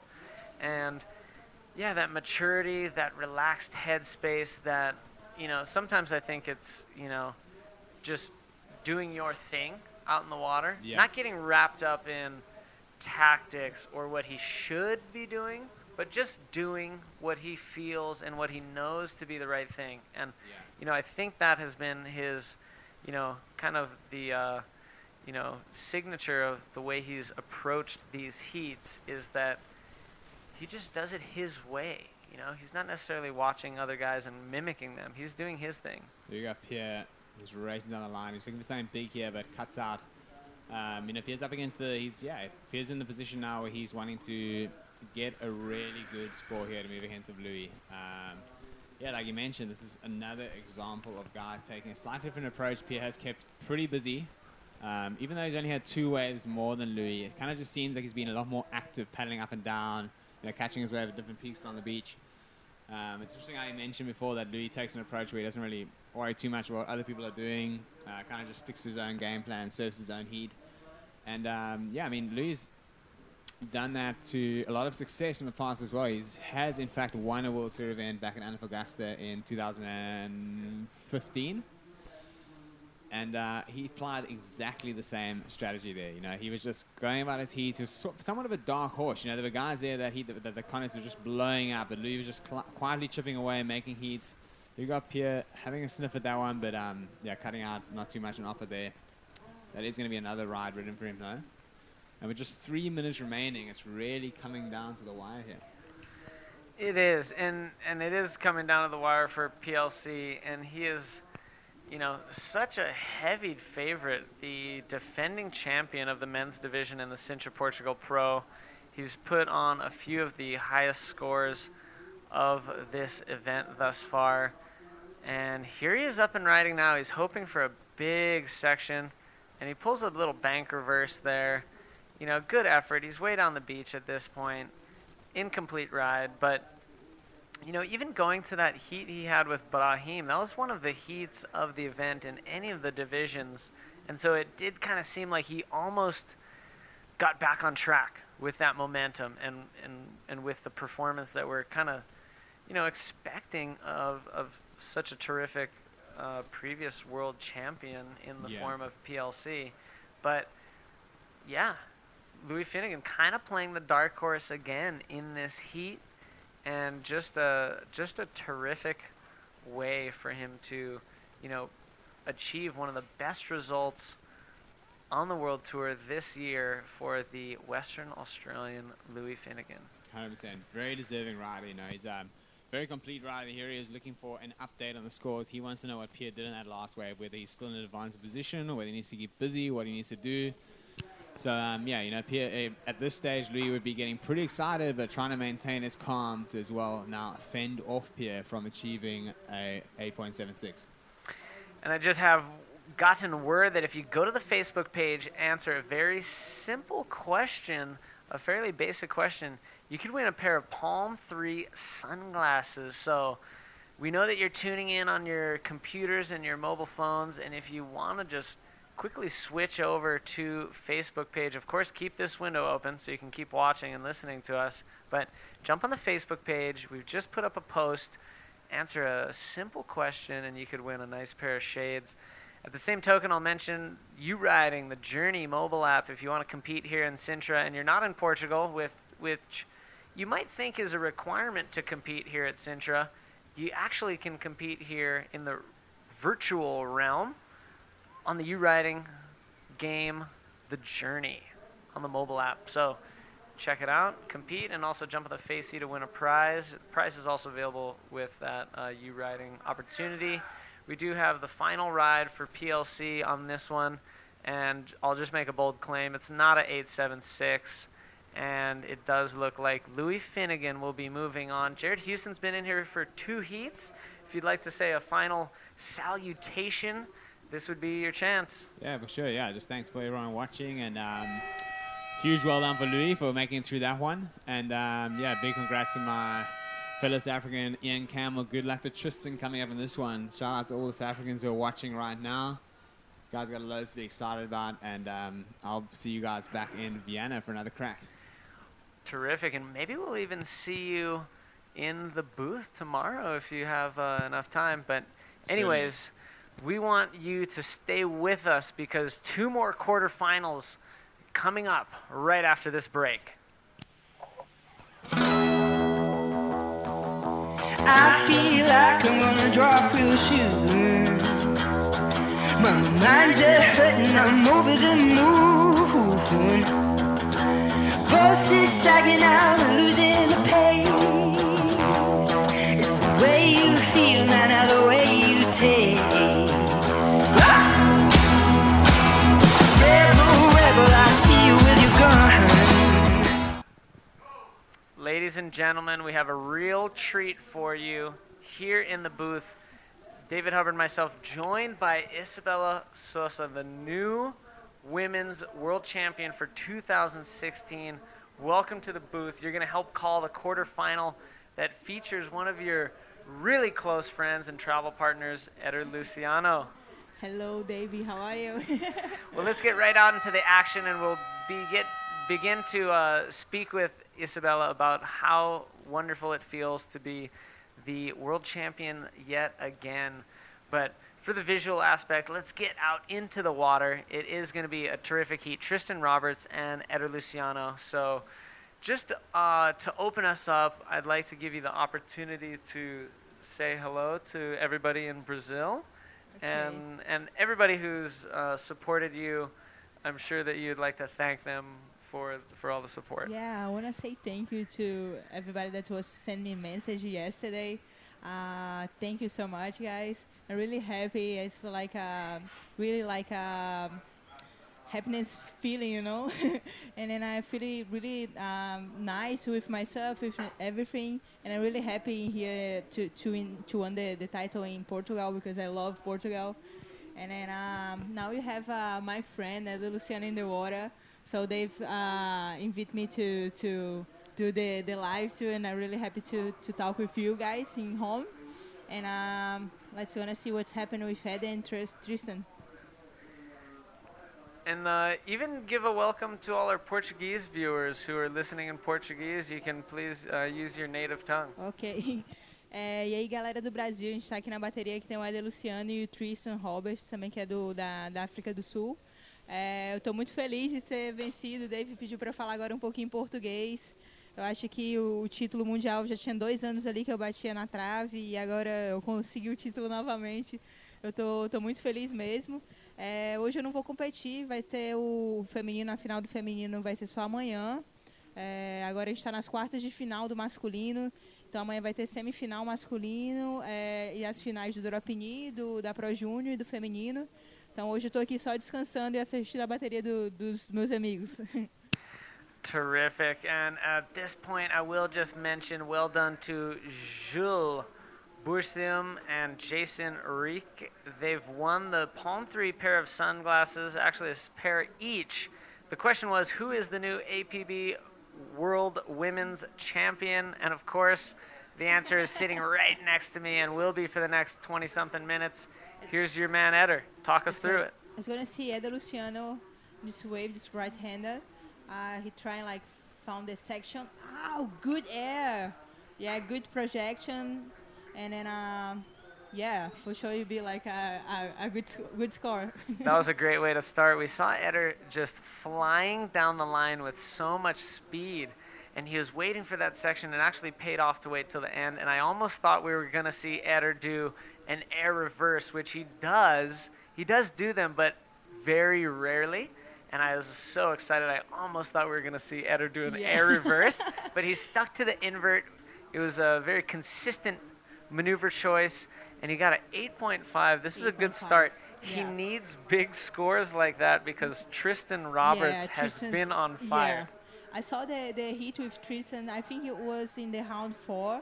It was Eder, Tristan, and I don't remember the other guy. Tanner McDaniel. It was Tanner. Yeah, such a nice hit.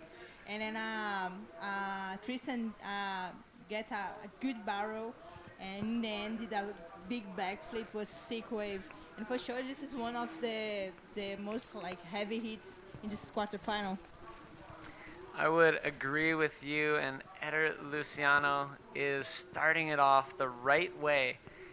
Eder Luciano is such a fierce competitor. He really is a smart competitor, and he puts so much into strategy, preparation for each heat. And this was an excellent opportunity to start off with a big number because we can only expect Tristan Roberts will be pulling some big numbers of his own during the rest of the heat. Yeah, and then Eder have a 8.5, but he have to take all the wave with the same points because Tristan for sure you do something close to this point. So let's gonna see what's happened. The waves is getting a little bit better right now. The shape is gonna coming a little more clean and with more conditions to the guys do a big fight. Yeah, so this is a super exciting one, and we're so stoked to have Isabella Sosa in the booth with us calling this heat. And while we have a little break in the action, could you just kind of recap your year for those of the viewers who are just tuning in and who might not be so familiar with the Women's World Tour? Can you talk us through the previous results you had that got you here? And even just being in the grand final is enough. You're the new world champion. The first stop was in Itacoatiara in Brazil. And I love Itacoatiara. Itacoatiara is such a nice place, such a good people in the water, outside the water. And then I have a lot of friends there. So it was a good start for me. And then I won the contest there. And then we have just 1 week to go to Arica in Chile. And then I won there too. Was pretty fun wave, 6 foot. And then good ramps and good barrels. And I was happy to win there too. All the girls was surfing so good there. And then I was really happy to win with good scores with every girls doing. And then so when I arrived in here, I was a little bit nervous. But was pretty good to do the final here and won the title. Like we have like now Nazaré, but I don't need like won there or get a good result. And I'm really happy to won one contest to the end. Yeah, that's so awesome. We're going to get more insight from Isabella all about her road to the championship. But let's go down with Louis Finnegan, who's with Vilma for a beach interview. Louis is moving on into the semifinals. Take it away, Vilma. And I'm here again with Louis. Louis, I love talking to you. So keep on coming back and talking to me. So you were on fire. Yeah, thank you very much. You love Sintra. Oh, I love Sintra so much. I love the waves here, so good. Nah, it was a fun heat. The waves right now are really tough. The tide's ginormous, so a lot of the waves are going fat. And obviously Pierre's more than capable to beat me. I just got lucky and got the better waves. So yeah, really happy and just counting my blessings. Okay, and what's your strategy for the next round? Honestly, I don't really have much of a strategy going. Just going to keep enjoying myself, like I said before, and surf my best. That's pretty much it. And you're doing a terrific job, so keep on doing what you're doing. And let's pay attention to the next heat, because two big riders are going to come out of there, and tomorrow is going to compete with you. So let's pay attention. The last heat of the day.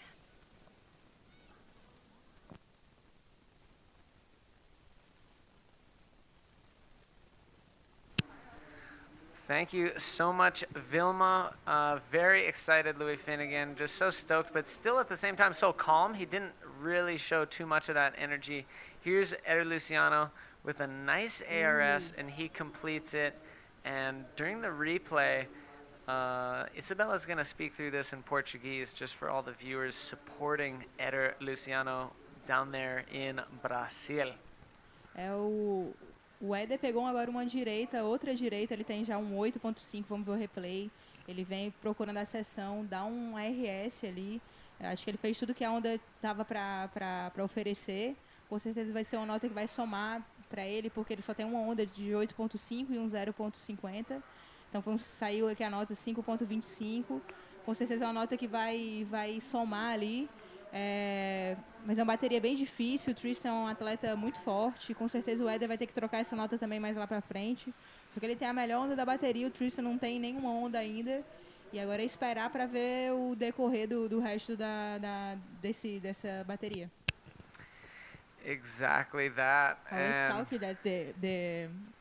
was talking like a little bit like think about what Eder think about this heat, because Eder knew that Tristan is really good competitor and really good rider. So for sure, Eder is trying like put a little bit pressure in Tristan and catch like this wave, like 5.25, because now Tristan is like trying get something, and for sure Tristan will like choose the good ones, like to put Tristan in the pressure. For sure, it's a good strategy, because right now Tristan is in a slight combination situation where he needs 2 rides to overtake the lead held by Eder Luciano, who has 13.75. And as we kind of just have some break in the action, I would like to say I think it would be super cool, even though you already are the world champion, it would be really cool to make a clean sweep of the Women's World Tour. Maybe win tomorrow, maybe win in Nazaré, make it a complete shutout. But hey, that's just a thought. That can be your new goal, because you already achieved your goal of being world champion. So. But my focus in the beginning of the competition, the beginning of the concert, the tour, was like just do the best that I can do. So now I'm doing the same, like I won the title, but my focus is trying to do the best that I can do, and then I will try to do my best in the final too. Here, it's gonna see Tristan. Look for the section. He's stalling at the top of that wave for so long, and he eventually just cuts out because nothing pops up down the line.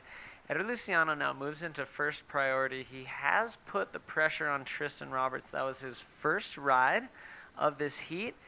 And, you know, well into the heat, we're almost to the halfway point, and Eder Luciano is dominating and has the pressure on Tristan. Back to the mentality of Isabella, I would say that that's such a healthy mentality, such a mature approach from such a incredible rider that has just, you know, so many accolades, already a multiple world champion, that, you know, she mentioned she didn't want to put pressure on herself to achieve specific results. She just wanted to serve her best, and she's not going to change that approach.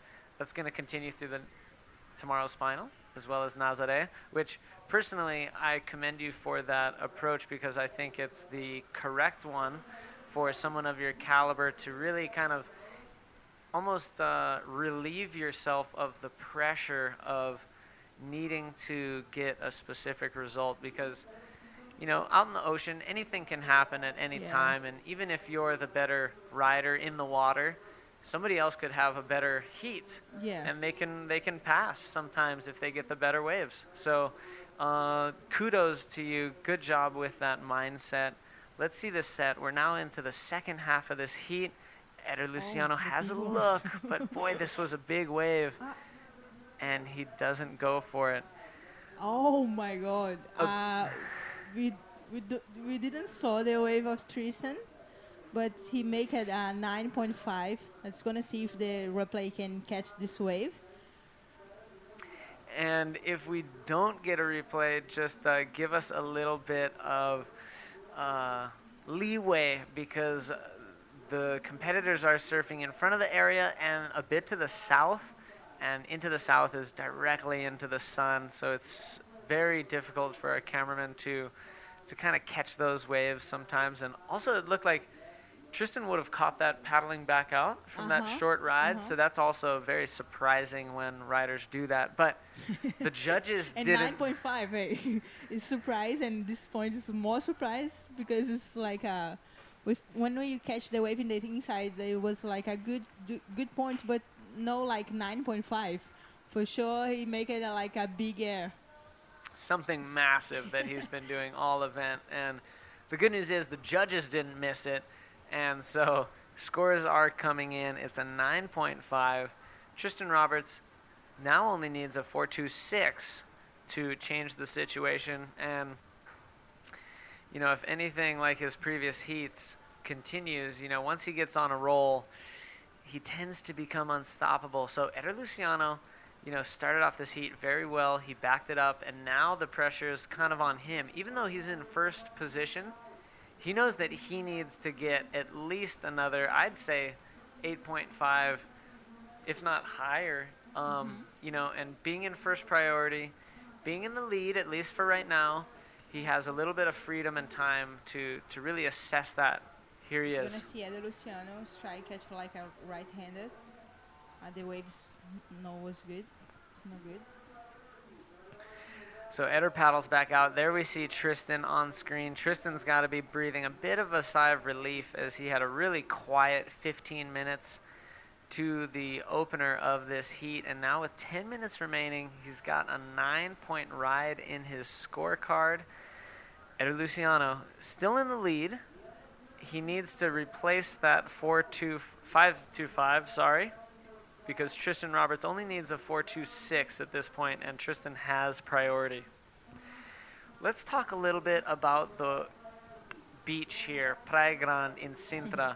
You've competed here so many times. Quickly, let's just watch this wave. Tristan Roberts is up on this right-hander. 4.26 will get him into the lead, and a big backflip like that, if he's able to pull it off, will definitely get him there, but it's incomplete. So a little sigh of relief from Eder on that one, because that could have been a big number. But back to how many times you've competed here, just so much experience at this beach. It's pretty difficult, and I feel that this year was an especially challenging year, because hard to find the good waves, and wave selection was very important, but the conditions always kind of changing and really tricky. Yeah, I was talking with the boys on the beach, and we talked that Sintra is the contest that you travel, and let's gonna see the replay from Tristan. He tried found the section, and he make it a big backflip, but he didn't complete. And then yeah, was this. So I was talking about like a Sintra at Praia Grande. The conditions is always like changing, always change. Every year is different. It's like it's kind of like when I come to here. I think that I'm going to Sintra. It's like I will be like a different wave. It's not the same wave. So if the contest is always change, like in the first hits was different that's is now, and then for sure tomorrow will be different.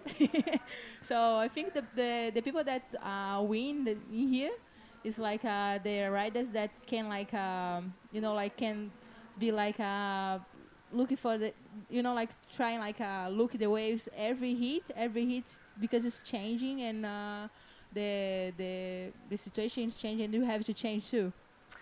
I totally agree, and we touched on it a little bit earlier, how it takes a really well-rounded competitor and a very kind of flexible mindset to approach the conditions as they continue to change. And especially, I think, day number 5 for the men's really encapsulated that, because when we showed up in the morning, just such a low tide, it was a totally different place than what they're riding now. The tide's higher, the waves are longer, they're spread out. You can have multiple sections on each wave. In the morning, it was so shallow on that sandbank. Here we have Eder Luciano up and riding on this. And he's hoping for a maneuver, and he dives out of that one. So not much on offer, but Eder doing good to stay busy, stay active, keep hunting and searching for a bigger backup score. So, wow, such an exciting heat we have in the water right now. We are just loving this action and loving having Isabella Sosa in the booth with us to share some of the insight and share some of the excitement of her recent world title. Dave, do you want that I talk a little bit in Portuguese to the people that watching in Brazil? Galera, deixa eu explicar aqui um pouquinho a situação que está acontecendo na bateria. O Éder pegou logo na primeira onda, deu um grande aéreo e tirou um 8.5. O Tristan ficou muito tempo sem pegar onda na bateria, mas ele tinha pego uma onda que foi ruim, ele entrando pro outside, ele achou uma onda que acabou que na filmagem não pegou, mas foi um 9,5, com certeza foi alguma coisa muito alta. Um tubo muito grande com manobrão, porque essa nota 9.5 é bem difícil de tirar, ainda mais nessas condições. E então ele tá precisando de poucos pontos. O Tristan está em segundo, precisando de poucos pontos para passar para primeiro. Tá precisando de um 4,26. Ele acabou de pegar uma onda direita e tentou um backflip e errou, que se ele tivesse acertado com certeza ia ser uma pontuação bem alta. Tá faltando um pouco mais de 5 minutos para terminar a bateria. E a situação é o seguinte: o Eden em primeiro tá trocando um 5,25, que ele também pode trocar logo na sequência. Mas o Tristan está precisando só de um 4,26 para passar para a primeira colocação e avançar para a próxima fase. Little recap in Portuguese from Isabella to our viewers from Brazil and Portugal. And it does look like we have a ride. Get our camera to try to catch what occurred there. And it does look like under 5 minutes remaining. So just a super exciting heat. Tristan Roberts still needs that 4.26 at this point. And here's a replay of his ride. Backflip. He didn't make it. Oh, he might have. Yeah, he might have just pulled it. So that might be the score if it was considered a make. Let the judges make that decision. It does look like Eder Luciano also caught a wave. We might be able to get a replay of that and just kind of be able to weigh up what right now seems to be the battle of the backups. This is Eder Luciano wave. Let's gonna see. Big Rollo. That was nice. Yeah. This is, wow, a really exciting heat. It does look like it is a super close one. Scores do come in 6.5 for Eder, 6 point for Tristan. Tristan now has a 0.5 lead over Eder Luciano. Eder Luciano needing a 7.01. And it does look like Eder's going to get out first, get that first priority, and have next choice, but just 3.5 minutes remaining. Yeah, and the current is pretty heavy in here now. You have to pedal a lot. So, but I think Eder have time to go to outside and catch one wave. Wow, we anticipated Yeah. a And then really... when it started the heat was Eder has like 8.5, eh? And then Tristan in the middle of the heat get a 9.5, and everything can change with these boys. And Yeah. heavy heat. Wow, so exciting. 3 minutes remaining. The beach announcer is letting the fellas know now that they're not duck diving because they couldn't hear while they're dunking, but now that there's a break in the action, the beach announcers are letting them know exactly what is the situation, and it is Eder Luciano, who's fallen down into second position. He needs that 7:01. Tristan Roberts, after being the whole heat in second place, has now moved into first position, and he's got a 0.5 lead, half a point lead on Eder Luciano. Wow. Like you said, anything can change with these boys out in the water. When did you first meet Eder? Because as far back as I can remember, even competing at Isla Margarita in Venezuela, you and Eder would always support each other so closely in the heats, and he would always be giving you motivation, encouragement, helping to signal various things from the beach. And when did that start? This has like 9 years ago, something like this. Cool. And, we was like pretty young. You was a kids. So cool. Are Yeah. you guys from the same area? No. I'm from Nordeste, from Brazil. Okay. And he's from South. It's like kind of like going to. If I come to Lisboa, it's more close than I go to Eder's house. Really? So you guys show up at a contest, and then you kind of get together and start going over the strategies and everything. Is that kind of correct? Like when you guys travel, that's when you can focus and work together? When I'm home, I always talk with him in telephone and everything. And cool. Yeah, we talk about a lot about training and stretching and and stuff and this stuff.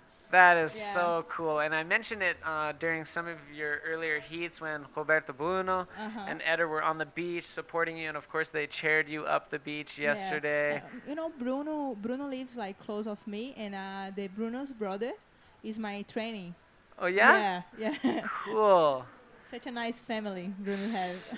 That's so cool. So great to get a little more insight of the support system around this world champion that we have here in the booth, Isabella Sosa, just the icon of the sport of bodyboarding, and of course considered at this moment in time the best female bodyboarder on the planet. Oh, Eder is trying to get like the last one. And he needs something in the next few seconds because he's still in second spot, needing a 7:01. Tristan Roberts has done an incredible job in this heat to get above him, and it does look like time ticks down unless there's something happening off screen that we don't know about. It does look like Tristan Roberts is moving on into the semi-finals. So I would like to say thank you again to Isabella Sosa, and you can say some final words if you'd like. I talk a little bit in Portuguese to the people. O Eder não conseguiu passar a bateria. Eu tô triste um pouquinho por ele, é meu amigão. Mas feliz também pelo Tristan, que também é meu amigo. Agora eu queria mandar um beijão aí para todo mundo que está assistindo. E a gente se vê aí na próxima transmissão. I want to say thank you to everyone that's watching. And I really a little bit sad because I had lose, but I really be little bit happy because Tristan passed too. Tristan is from the same sponsor than me, and then he's such a nice guy. Yeah. And I'm happy with him too. So I say bye-bye to everyone. Wonderful. Well, thank you, Isabella, so much for joining us. And thank you for everybody who's tuning in. And please stay tuned. We have One more incredible men's quarterfinal coming right up after this break.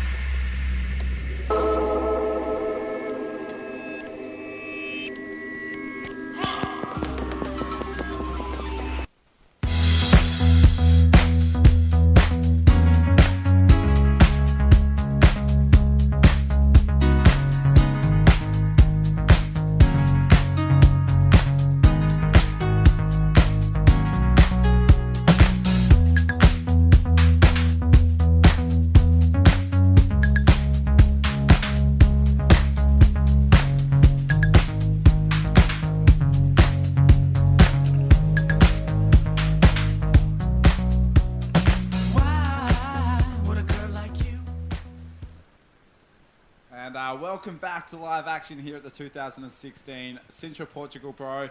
We've done a little bit of a change up in the commentary booth. Great insight to have Isabella Souza, the 2016 APB Women's World Champion, talk alongside Dub, also a multiple world champion, Dylan Beach, alongside Alex Leon here, taking it through the final of the final heat of the quarterfinals in the men's division. Alex. Yeah, Dino from Portugal and Munoz from Chile. So. Yeah, as we were just watching a little adverts from the CC board guys, Alan Munoz just went to town, dropping a 9.0 in the first minute and a half of the heat. This is setting the tone for incredible quarterfinals, which we've seen throughout this round. Some big names gone down, the likes of Pierre-Louis Costes, who was beaten by the young gun Louis Finnegan, and an incredible heat right now. Alan Munoz and Dino Carmo, as we have that winner of the last heat down with Vilma.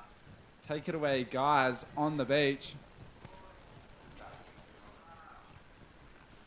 All right, and another semi-finalist here again with me. It was a heat that you had chance and down in the last minutes. And Eda started off with a bang of an 8.5, so I was like, might as well wait for a good score. And first one I paddled onto was not the one, and the second one turned out to be that one, and just managed to stay calm and use the most of it, so I'm happy. Congratulations. You want to leave a message? Yeah, just thanks to everyone again in South Africa. I really appreciate all the support, to my mom and my brother, all the boys back home, and to Tara and her family if they're watching. Thanks so much for the support. I appreciate it. Keep on sending the good vibes to Portugal, okay? Back to the water. Let's see what the guys are doing, because we are going to have another semi-finalist coming out from there. Okay, back to you guys. Yeah, thanks, Vilma. That was the young gun, Tristan Roberts, sending some big hellos to everyone who is watching back at his home country in South Africa. Remember, if you are watching live, just tune into the APB social media pages. Let us know where you're watching from. We'll do our best to give you a big shout out. But Tristan Roberts, that guy is a formidable name to look out for in the future, if not already. That backflip that he landed and got that huge score was just phenomenal. Yeah, he's really shown his dominance this contest. You know, he's really coming in fruition with his surfing, and like I touched on earlier today when I was commentating earlier today, and he's just improving every single event that he turns up to. He's just getting better and better, and what we saw that last heat then of Tristan was just incredible. I mean, this is honestly some of the best Sintra I've ever seen. There's full-on ramps, you know, and it's close to the beach with the high tide, and there's nice little peaks from the reforms, and it's actually perfect for bodyboarding. It's you know, it's hard to see Sintra when it gets like this. You know, it's sort of rare. You know, it's a sort of doesn't really break like this. It's a bit different, but you know, I'm stoked to see it like this. Sintra turning it on. You hit the nail on the head there. I've had a few heats off in the commentary booth And I've just been watching the waves absolutely pump. I actually haven't surfed the last few days since we've been at Sintra, and because when we finished, it's been quite late, and the vocal cords have been pretty sore, so we've just gone home and just rested up. But today I was just watching the heat, and I actually left my board at my friend Miguel's house, at Minnie's house, and I just ran and found him just to see if he could retrieve it for me. The good man, Minnie, I know you are probably listening in right now. Thank you for grabbing the gear so I can get that out there and amongst it, because there's not only this bank straight out the front, but there's an incredible bank left-hander just which a lot of the other guys are free surfing in. And Sintra Playa Grande just turning it on for the weekend of action as we are rounding out the quarterfinals with Alan Munoz and Dino Carmo here. Yeah, Alan Munoz with a 9.0 for that flip to roll. Incredible start for him, and Alan Munoz defeating Alex Urunga in that round 5, round 6, and making it through to the quarters. And Alex was chasing a world title, so kind of costly for him. But Alan Munoz, stamping his feet here in Sintra, and Alan was the first guy to make the world tour from Chile, and he's been at the forefront of that and driving. He's pretty much the one that's responsible for all these younger guys coming in to the tour from Chile. Alan, when he first broke onto the tour, he's just, took down some huge, big guns, and, some of our top athletes in the world he took down in Arica, and that was, the first we'd seen of Alan Munoz, and then, he made the tour and the top 30, and he just dominated around the world. Yeah, nice little wrap-up of the man from Chile who was holding on to a 9.0. That first wave we saw a nice big backflip and a solid roll. So the man who Alex was just chatting about, he's back up and riding right now as he just zooms in and out of screen. Just almost too fast for the cameraman just to pick up. Holding on to that 9.0, this will be his little backup score. Dino Carmo, who we've touched on before from Playa de Norte. You see him when he runs down to the beach. So we watch this replay. This is Alan Munoz. Nice bottom turn. We see, as what we were just talking about, the conditions are super fun. That wave just wedged up. Almost looked a little bit like a wave back home we like to call a Luca off the wedge. The breakwall, it's sort of, as you're looking right now, it's a right-hander that is just reeling off this bank. We saw it just show its face a little bit yesterday on the day before, but today, with conditions super clean and a perfect swell size, it is just enabling these world best bodyboarders just to go to town. Yeah, we have 16 minutes, just over 16 minutes remaining in quarterfinal number 4. After this, we're going to move into drop knee quarterfinals, running those 4 heats. Then we'll be back tomorrow. Here we see Alan Munoz on the left, just cutting out there, not much on offer, but we will be going into the drop knee quarterfinals next. Run those 4 heats, and then we'll be coming back tomorrow. We have 11 heats to finish tomorrow, and we'll be crowning the Sintra Pro champions in all 4 divisions. Yeah, wrapping up what has been a huge week of competition here for the 2016 Sintra Pro. Dylan Beach alongside APB CEO Alex Leon. It's been a pleasure, of course, to bring you all the action live. Do not go anywhere, because we are bringing the drop knee quarterfinal straight after this, as well as tomorrow. We are forecasted from the Magic Seaweed forecast to be in for a treat, because the weather is going to be beautiful and the waves look really fun as we see Dino Carmo driving down the line, that signature lofty ARS. That's what he needed to get his motor going. He loves to punch that under the lip, air reverse, so ARS. He always punches out, and I guess that's the experience in these beach breaks. His timing's really good. He punches under that lip, projects out over. So you'll see this on the replay here. He's eyeing off that section, gets a fair bit of speed from that drawn out bottom turn, and then just punches through that chandelier. Nice smooth landing, and that'll be in the fair good range score. I think around the 7s. And we just see Alan Munoz just popping up there. I was watching the last few heats on the beach, and something that I really missed about being here with the webcast is watching all the action replays like this one just coming up as we see Alan hopefully get a capture of Alan Munoz's last wave, because it is incredible sitting here being by the beach but things like this, which is a great pleasure to bring all the action back here. Oh, that is a solid roll from Alan Munoz. Might replace that 6.25, but yeah, you guys have got the best seat in the house, really. Getting all the replays and all the incredible action brought to you in the comfort of your own home. Whether that be 1 a.m. or 7 a.m. or 10 p.m. It's beautiful down here in Lisbon, in Sintra, Lisbon, Portugal. Beautiful part of the world, and I only arrived last night. You can see there frolicking in the shallows, the Portuguese kids with their mother or grandmother. Such a cool vibe down or here. babysitter. The babysitter, yeah. It's such a cool vibe down here. The beach is really packed out over the weekends with, especially as the bodyboarding action is heated up. It's hard to get a car park, especially right now. The car park's full. Everyone is down here at Playa Grande. Of course, Sintra is not too far away from Lisbon. It takes about a good maybe 20 to 25 minute drive to get down here. So it's almost like one of the local beaches for many of the local Lisbon residents, and many of them have made their way down here and are enjoying the live action, which we just brought to you right then. That was... So we have 6.75 there for Dino's RS, and that roll from Alan Munoz, that punchy roll, scored a 6.25. So Dino's now chasing an 8.51 to move ahead of Alan with 13 minutes remaining. Here we see Alan Munoz. Yeah, this nice left-hander. Textbook stuff from the Chilean. That was a huge left. We haven't seen too many lefts ridden, but that one almost bowled out really, really nice. Straight off the takeoff. And what I liked about that wave, Alex, is he didn't really dilly-dally too much. He went straight off the bottom turn. As we watched this, he didn't wait for anything to sort of pop up. He went straight off the bottom into that backflip.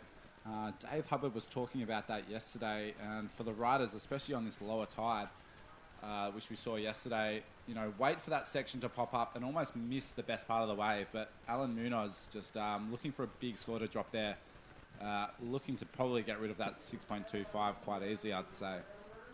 Yeah, that was it was a bigger wave too. An 8.5 he's received there, so extending his lead now. Dino Carmo's now in combination land, where you don't want to be, especially with half the heat gone.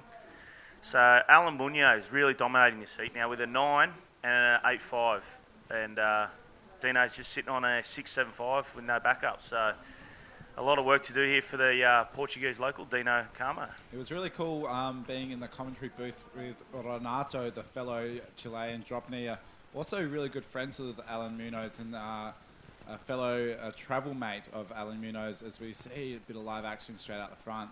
Alan just choosing to go over. He was saying and giving us a really great insight into the kind of guy Alan is, always keen to surf, no matter what the conditions. He's always just keen to get out in the water.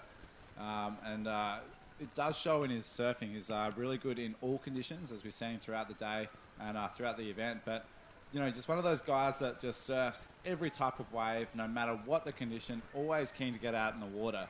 And Renato just saying his tactics, which is shown today, is to keep really busy. You know, he's not one to sit still. He's not one to wait for those good waves to come. He sort of manufactures his scores, keeps really busy, catches lots of waves, and as you can see, the wave count coming up to 5 waves for Alan and only 3 waves for Dino has really paid off for him, and he's got some big scores under his belt.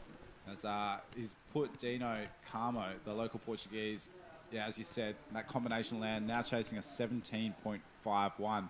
Basically has to set the restart button and start again. Yeah, and it's good because, you know, now Alan can just play safe or basically use his priority now. I mean, he can try and get into priority 1 and then just play off Dino and try and block him on some, you know, good waves that are coming. So I guess I'm pretty sure that's what Alan will try and do. He'll try and, you know, get another score and improve on the 8.5 if he can. And we see him here, just looking for a section now, not much on offer for. But then, you know, we'll see Alan, he'll try and, you know, sit on that first priority for a while, and then anything that good comes through, you know, he'll take. You know, I've seen Alan do that in the past, and he did that, especially he did that in Tahiti this year. He used his priority really well, and then that's what got him into like the quarterfinals there. Yeah, great insight. Of course, sitting alongside APB CEO Alex Leon, who's been alongside the guys at every stop, and really great insight to sort of see how he watches these heats and watches all the other riders. Of course, as he just talked about, Ali Munoz in Tahiti. There's not too many other people on the tour that get that insight throughout all the different conditions and all the different venues that we have here on the APB tour. Of course, Sintra is the fifth stop of the men's tour, and the first stop of the European leg, as we see Dino Carmo. He just really needs to get going here. He's got that 1.0 as his backup. That's 6.75, not a bad first wave, but he needs to go big and he needs to go big quick because he's running out of time. 8 minutes, 45 seconds. We've seen him land some big moves. That signature ARS on that right-hander has been his go-to all week, and it's sort of made him. It's got him through a few heats, but he needs to go something bigger, and he needs to get pretty busy pretty quick. Yeah, he needs to start. I mean, he's going to be going for a big backflip, or needs an air forward, or a nice big invert like we saw in those previous heats. I saw Eda do a nice invert before, and he got rewarded for that. He's just got to. Here we go. He's scrapping in to see something here. Just chandeliering in front of him, so they're braking quick too. They're hitting the bank and they're not really holding up for much time to try and get into it, and they're not barreling that much either with the high tide. So it's all about the air moves here in Sintra. Yeah, for sure. We just saw the peak of the tide not too long ago. So, as Alex was saying, we haven't seen too many barrels or sort of, really. We've seen a lot of quick moves and really quick surfing. But as we sort of see that tide dropping slightly throughout the afternoon, hopefully that little bank, this right-hander, which we've seen a few good barrel rides, the likes of Memori Laverne getting a 9.85 for a super deep barrel, Pierre Louis, as well as Yuri Valadao. The likes just to get some nice barrels, as we saw almost this time throughout the last few days on that dropping tide. This right-hand bank has really shown some great form and allowed the guys just to get some serious good barrels and almost linking it up as well. So Dino Carmo, 7 minutes to go. This dropping tide and these clean conditions, it's not out of his reach. I'm just going to say that. It's definitely not out of his reach. It's going to be very tricky, but the waves are there. The conditions are pretty good for here for Sintra. Yeah, and coming up to the drop knee next, I really look forward to seeing the drop knee out here. I love watching it, especially out Sintra, because it's. I think when a high tide hits, it's a perfect drop knee wave. And seeing Dub and Cesar carving it up and making drop knee look insane. It's good to watch, and these conditions are perfect for it. So these 4 quarterfinals coming up in the drop knee are going to be sensational to watch. And don't forget, everyone that's tuning in, you jump on the U-Riding app as well and play that game. There's the APB Tour game you can play. And here we see Alan Munoz just using his priority here and looking for a section, and throws the air reverse, just landing on top there though. Yeah, a lot of speed running into that section. He is looking to improve on an 8.5, so throwing a little bit of caution into the wind. He needs, if he was going to improve on that 8.5, he needed to go big, trying that air reverse. A move we haven't seen too much today, as there's a little bit of a recap on Dino Carmo's last wave. That was not really what he looking to get on the board. You can see him just a little bit frustrated as he paddles back out. And, he's still in combination land with 5.5 minutes remaining, and as I was saying before, jump on the U-Riding game and the APB Tour game that's inside U-Riding now in the journey, and you can play that, while the Sintra event waiting period's on. There's cash prizes and giveaways, for high scores and stuff like that. So jump on there, and they're good supporters. And also bodyboardking.com, jump on there. They're tour supporters as well. And, other tour partners as well is NMD, Found, and ISS, and Stealth Bodyboards. So they're all APB Tour sponsors now, so we just want to shout out to them too. Yeah, big support from the guys in the industry. You've seen a lot of the adverts just being replayed through this incredible webcast as we jump onto live action. This is Alan Munoz. Nice little backflip there. He's just going through the motions here. Oh, he could just back it up. There you go. Yeah, nice two flips. Alan Munoz. We were talking about just going through the motions. That thing might just improve your score. Is 2 backflips on that left-hander. He's found a few lefts. We haven't seen too many of these lefts sort of open up for the riders, but Alan Munoz, he's found some good ones in this heat. You can see how clear it is too. It's getting in the afternoon there. Nice rotation RS, good landing. Goes for this second one here and pretty much exactly the same. I'm not sure if that's it's going to go close to improving on his 8.5, but I tend to say the first big flip that he did on that 8.5 was a bigger and better, heavier wave. So, I dare say it'll probably be in the 8 range. But we'll see how the judges. I'm not a judge, but we'll see what they do. Yeah, neither am I. So we're just speculating here in the commentary booth, and the judges. Well, that's our job. We've got to speculate. So. The judges have kept the scale right on point throughout the event, and that 7.5, you hit the nail on the head there, Alex. That wasn't gonna improve his 8.5, and we speculated pretty well. That was yeah. Maybe we should be judges. Yeah. I'm sure everyone's a judge at home too. It's the couch judges. The couch judges. Yeah. You can always. It's always sort of a fun game if you are watching at home. With a few friends, just every wave that go, you almost put down a quick little bet of M&Ms or a few chips or something like that to see you if, or if you're a betting man, you want to chuck down a few dollar bills to quickly announce a score as soon as you see a rider complete a move, and then the person closest to it gets the cash prize or the M&M prize or whatever happens. As we see that high tide just causing chaos. From the Hotel Erebus down there, supporters of the Sintra Pro as well. Hotel Erebus in Portugal. One of the nicest pools I think I've ever laid my eyes on. It's got a 100-metre length pool. It's incredible. I did some laps in it before, and I did 4 laps and I trained all. That was it. I was buggered. Yeah, it's just stunning. And we're looking at it right now in front of the commentary booth, and it's just a beautiful looking hotel. As we are into live action, 2 minutes to go. Alan Munoz has just put on a clinic, and unfortunate for Dino Carmo, he's needing that 17.5 line. The combination land, I think it's a pretty safe bet to say we're going to say goodbye to Dino, and as we see Alan Munoz just book it to get into the semi-finals. Yeah, look, Dino's, that's another really consistent good result for Dino. He got this far in Arica as well. I believe it was either the round before the quarters or the quarters.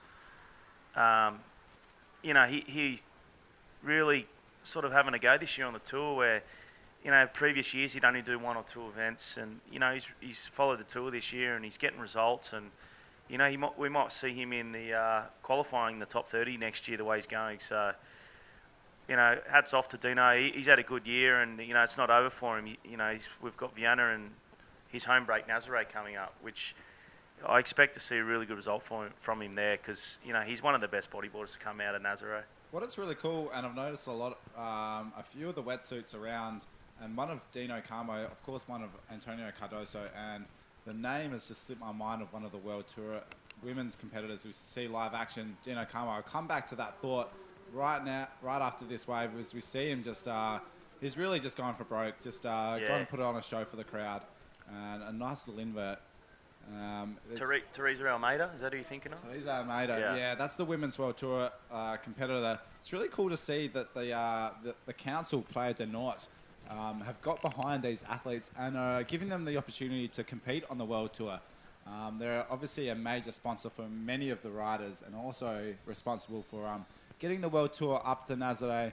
But it's really cool to see the government and the council backing these riders, seeing the potential in bodyboarding as we see 10 seconds to go. Alan Munoz making his way into the semi-final, and another great result for the Chilean. And so last score there, 5.4 for that invert on Dino, not enough. He was in combination land, so he had an uphill battle to try and get out of there, and against one of the best in the world, Alan Munoz from Chile. And Viva la Chile. Yeah, Alan Munoz into the semi-finals. Viva la Chile. Chichi Chile Lele, they'll be singing back there in Chile.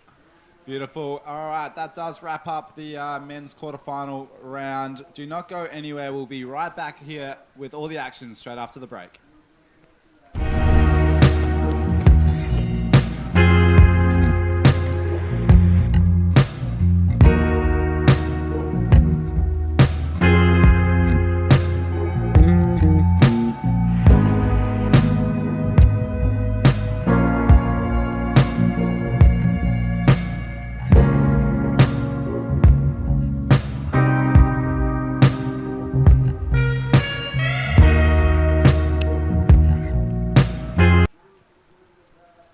Cool. Welcome back, guys, to the 2016 Sintra Pro. Amazing images from the guys at Bodyboard King there, one of the tour sponsors, as you just touched on, Alex. We did just wrap up the quarterfinals of the men's division. Straight back out, we are running into the afternoon, the quarterfinals of the drop knee division, and a stacked heat. Cesar Boer, former world drop knee champion, taking on former German, now called Sintra Pro, his local Niklas Rosner. Yeah. Yeah, it's going to be a good battle, and you know, Cesar Bauer's one of the best drop knees in the world from Peru. I love watching him drop knee. He's got incredible style. You know, I'm not a drop knee myself, but I'd love watching Cesar. I love his snaps and his turns. He's, you know, got incredible momentum when he's drop kneeing, and you know, he's pretty much made the finals, the semi-finals every year here in Sintra. Yeah, you touched on loving his style. What I really like about Cesar, and what I think really sets him apart, is how solid he is on his board. His stance is always super solid. Whenever he goes up for a float, or whenever he releases his tail, you know he's going to hold on. You know he's going to land it, and he's super consistent in his landings and his transition through his rail. And I think that is a part to play for Cesar, as he's up and riding now. Having a look at that double up, that would have been a pretty hard one to get up on the knee with. And you can see the confidence in the Peruvian. He's only surfed once. He was, of course, seeded through seeded through yesterday, and so this is only his second surf in the drop knee heats. But Cesar, as we were talking about, a super solid style, and when he does do that, releases the tail, when he does get that whip around, he puts all of his weight through it, and a huge fan of spray is always gone from Cesar's rail. But yeah, Niklas Rosner, let's not count this guy out. He's a local down here, knows this beach break like the back of his hand, and is surfing out, always surfs out here with a number of conditions, and has been a really good performer in this drop knee round. It's been quite a great guy to have in the commentary booth as well, giving a lot of insight to the beach and the location, as well as many of the riders who are the local riders who, of course, Niklas Rosner has gotten to know over the many years he's been in Portugal, actually running one of the surf schools down here. So seeing the development of Portuguese bodyboarding firsthand. So it's been great insight from Niklas. Cesar just having a look at that one then, and opting not to go. With this bank toots, you know, it's got a fair bit of current on it too, and a fair bit of rip. So guys are sort of getting pushed down the beach. We see here Niklas here on this left. Yeah, that's a big wave, and he goes all out that one. As you see him just bash the lip, not too confident in coming out of that, and he just throws his board down. But Niklas Rosner got a few little waves under his belt, a 1.75, and then that score will trickle through for that one. The Portuguese rider, he does have the little GER alongside his name, but German-born Portuguese raised. As we see a little bit of live action out the front, that was Cesar just having a look at that one as it sneaks off to the bank. We're seeing a few little bit of changing conditions right now, Alex. The tide has dropped, and it looks like that sweep is just pushing through from right to the left of screen, as we that tide may just cause some havoc. As local time, 5:15, a massive day of competition. Yeah, and the sun's still out. Obviously, it's late in the day, so it's a lot more glary now, and it's hard to see. But you know what? We've got Vilma down on the beach, so we're going to throw down to her, and we'll get that last interview with Alan Munoz from the last quarterfinal. Throw it away. And I'm here with a very happy and tired Alan Muñoz. Felicitaciones, Alan. Muchas gracias, muchas gracias. Estoy muy feliz, así que nada, mandar mucha gratitud a toda la gente latina, a todos mis amigos, a todos los que me apoyan, a mis auspiciadores, a mi familia. Estoy muy feliz y de poder ir avanzando, ya que siempre llegaba hasta cuartos de final y ahora, después de mucho, mucho tiempo, logro instalarme ya en semifinales y esperar seguir avanzando, así que paso a paso. Claro que sí, paso a paso. He's happy, of course, because long time he doesn't get to the semifinal and past the quarterfinals, so he's very happy. So he loves Portugal, of course. ¿Te gusta muchísimo Portugal, entonces? Sí, me encanta Portugal, falta conocer muchas olas más, Viana, Nazaret, y nada, estoy muy contento de estar acá. Nosotros también por tenerte aquí. We are very happy to having him here and his good mood and his good vibes. Of course, he's very happy too. So now in the water, we have the drop knee competition. So let's check it out, guys. The last 4 eats in the water, and then we see more of them tomorrow, only tomorrow now. So let's check it out. Yeah, thanks, Vilma. Pretty excited, Alan Munoz, who's just noted he hasn't made it past the quarterfinal for a while, so pretty stoked to be back into the semi-final and guaranteed a top 4 spot here at Sintra. Yeah, Alan battled a lot of injury last year on the tour. And he had suffered a pretty major injury to his ribs when he was in free surfing in Arica last year and couldn't compete in Arica and ended up actually tearing a lot of ligament and cartilage, and he was out of the competition scene since Arica all last year. So he got in this year through injury wildcard alongside Ben Player from Ben's injury he suffered in Scotland. And, so those two took the injury wildcards this year with the APB, so 29 and 30. And, Alan's case and Ben's were granted. I mean, severe injuries. Ben almost died, and Alan, was unable to compete. And he was at the top. He was in the top 5 at the time too last year when he did the injury. So, but they're warranted because you can. We don't just offer wildcards out.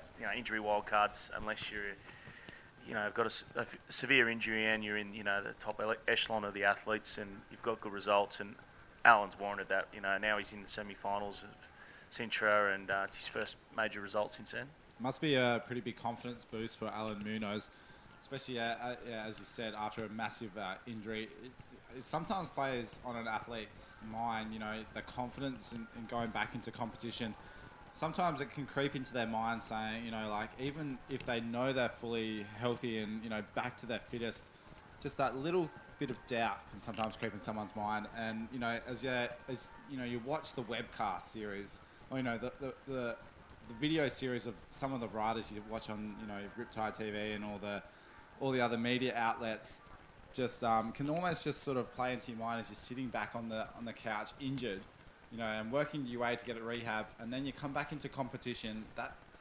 It's a really difficult thing to get rid of that in your mind, and it must be a huge confidence booster for Alan Munoz right now to get past that quarterfinal stage, almost like a mental barrier, and now into the semi-finals. And especially the injury being in the torso, like in the ribs, cartilage. Ben's was his spleen. So, and you're going to land and severely injure that, or could redo that injury because any moves you're landing on your torso, on your rib cage, and on your spleen. So, I did speak to Ben about that, and it took Ben 12 months to get his confidence back. And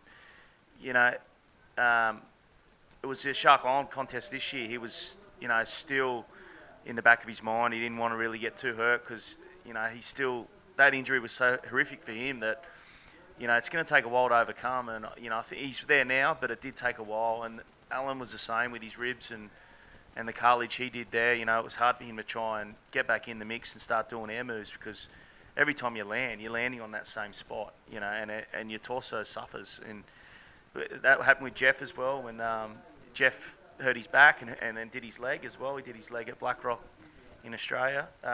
Aussie pipe, and severely broke his ankle and he was out.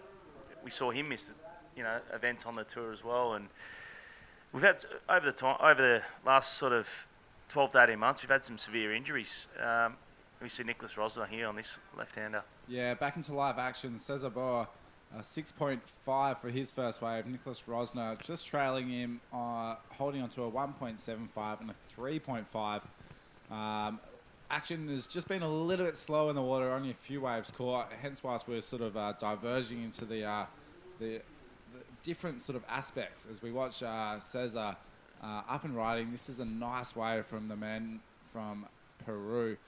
That's what we talk about, that style, just throwing buckets off the rail. Unfortunately, not able to ride out of that one, coming into the 2.25.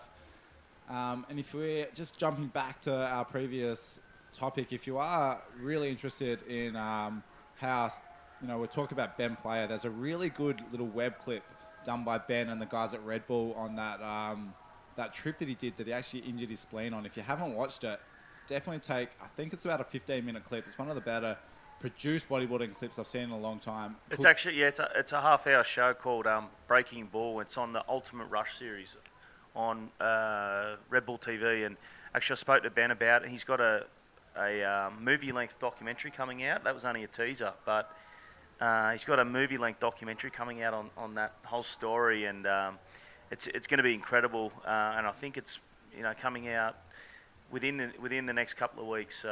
Stay tuned for that, and we'll bring you the links to it through the apbtour.com. Yeah, see, Ben Player, whatever he touches is just always really well produced, and yeah, he's one reason why is, of course, not only the best bodyboarder in the world, but everything that he does is really, really nicely sort of done. As we watch Nicholas Rosner on that wave, looked like it was a really nice first turn, but he sort of just struggled to get control back, and he just gets crunched on the inside, catching plenty of waves. Nicholas Rosner from Portugal. It'll be interesting to see how that comes through. A 1.9, that last score. Did knock away his 1.75, but not enough to move him into first position. As Cesar, as that 6.5 is setting the bar. As we see that man up and riding. That's a stylish carving I love to see from Cesar. Incredible. I just love that style he does, and he throws a lot of chunk too. Just really draws really good lines on his forehand, especially. Cesar will be stoked with that one. Just nice slid tail, grab rail there, just slid out and perfectly down the face and just pulled it. Yeah, we can't wait for the replay because it's really cool to see the influence that, as we watch this, that is a huge turn. I love that. A 5.75. Got rid of his... Stylish finish, yeah. Yeah, super stylish finish. It's really cool to see the influence, and I'm going to definitely claim that drop knee has had a massive influence on modern day surfing, because you see the guys in drop knee, especially that last turn from Cesar, really drawing a super smooth line and that little bit of a flare release tail, which previously in the last few years you haven't seen so much in the WSL and the surfing ranks, but it's come into play now, and it's almost every time you see a surfer turn, that little bit of a release tail, which has been a trademark for so many drop knees. Paul Roach, of course, incredible. Who we talked about. If you've ever, the No Friends has been a Bible for about 99% of bodyboarders around the world have seen Paul Roach. It's really cool to see that.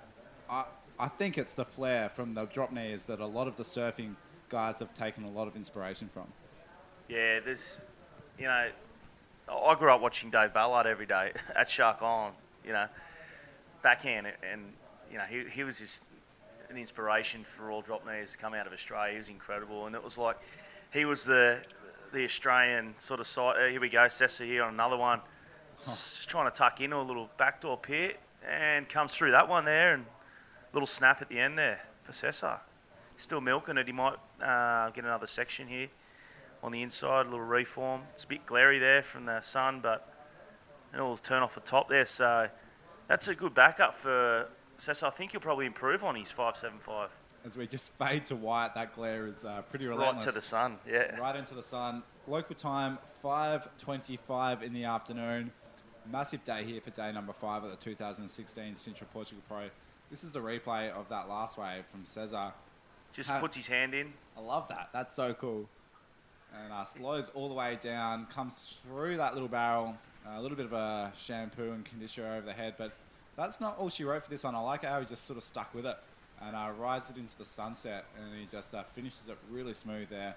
An 8.0 from that last over, Cesar. The judges loving that. Yeah, that was nice. And that reminded me of Matt Lucky, that like dropped his hand in the face, stall, pulled in. Lucky did that a lot. Matt Lucky, another incredible drop now from the Gold Coast in Australia. You know, he was sort of I guess he's the Roach of our generation. And, you know, just watching Matt Lucky in Hawaii, incredible drop now, especially, and on the Goldie too, like waves like Stratty and that, he's incredible. And I don't know, he's been the inspiration for a lot of drop names in Australia too. I think Matt Lucky thrives in reef breaks. I've seen him surf down in my home state of South Australia. Some reef breaks that are not easy. They're not easy to surf in a prone position because they take so much paddle power to get, as we see Cesar just running it back up the beach, back into the competition zone. They're not easy to paddle in on the prone position, and you often find yourself free falling. But I've got a really strong memory of watching Lucky at a certain left back home that got up so smooth and just did that exact same thing which we just saw Cesar, and pulled that backhand into the... Dropped the wallet. And just stalled and got one of the deepest barrels, rode the foam ball over an incredible section and made it out. And like, Matt Lucky is just, a standout in heavy reefs. Yeah, he's incredible. He surfed, he was really good at off the wall in Hawaii. You know, and at backdoor, he was... he had a strong presence there, along with the Hawaiian drop knees too. Kynal McGee and Aka Lyman, you know, Keith Zazarski, incredible drop knees over there in Hawaii, and you know, they've got a strong drop knee tour that's going on in Hawaii too, which is incredible. It's good for the sport, and hopefully we see a few more drop knee events come into play next year with the tour. And it's hopefully we can get some more drop knee riders competing. With 7 minutes remaining in this one, Cesar Bauer in the lead from Peru. Cesar with a 6.5 and an 8.0. Nicholas Rosner from Germany with a 3.5 and just a 1.9 backup. So he's in combination land again, Nicholas Rosner. He needs to get out of that. He's got 7.5 minutes to do so. The German, in quarterfinal number 1 of the drop knee division here at the Sintra Portugal Pro. Yeah, so Cesar just going through the motions, plenty of time left, leaving Nicholas Rosner that combination land, and it's just we talked about it before. It's not the place you want to be. It's 6 minutes, 50 seconds to go. This is the drop knee quarterfinals, heat 2. The next one, heat 1, we are running through the quarterfinals, which will just leave us with the semi-finals and the finals to run tomorrow. It's going to be a cracking heat. Cracking day tomorrow. The forecast is we're seeing a slightly similar swell, maybe a little bit smaller as we see all of that peak overnight last night. But as Alex said, pretty rare to see 2 swells in this hit Sintra during this waiting period. So we've been extremely lucky. But the good thing is similar today. The waves look, the winds look very favourable. So we should see clean conditions throughout the day. We will be wrapping things up. It is going to be a great day of action to on the Sunday local time. We'll be kicking off bright and early for finishing at about that. But I think about 3 o'clock. So make sure you definitely tune in before that to catch all the action. Yeah, I think we're going to... I've spoken to Terry McKenna, technical director here, and I believe that they're going to start the event a bit later tomorrow. There's only 11 heats, so everyone will enjoy a little sleep in. And enjoy a sleep in, that's going to be nice. And then, get cracking sort of mid-morning, sort of on the optimal tide and wind because it's a bit of morning sickness here most mornings, and it starts to get good around the sort of 10, 11 o'clock mark. Gentleman's hour. That's what right. I like to call it, gentleman's hour. Sunday morning. Sunday morning, yeah. There's almost been, I've fallen into the trap of being just surfing into gentleman's hour. I don't know if it's the Portuguese culture or the Portuguese lifestyle, but if you are a traveller and you're coming to Portugal, I can tell you what, it's pretty uncrowded first thing in the morning. If you're going to get up early on the on the first light, the chances are you're not going to get too many people in the water. As we come on to that 5-minute mark, Cesar Boa from Peru just putting down the gauntlet on the Nicholas Rosner here in the Heat 1 of the quarterfinals.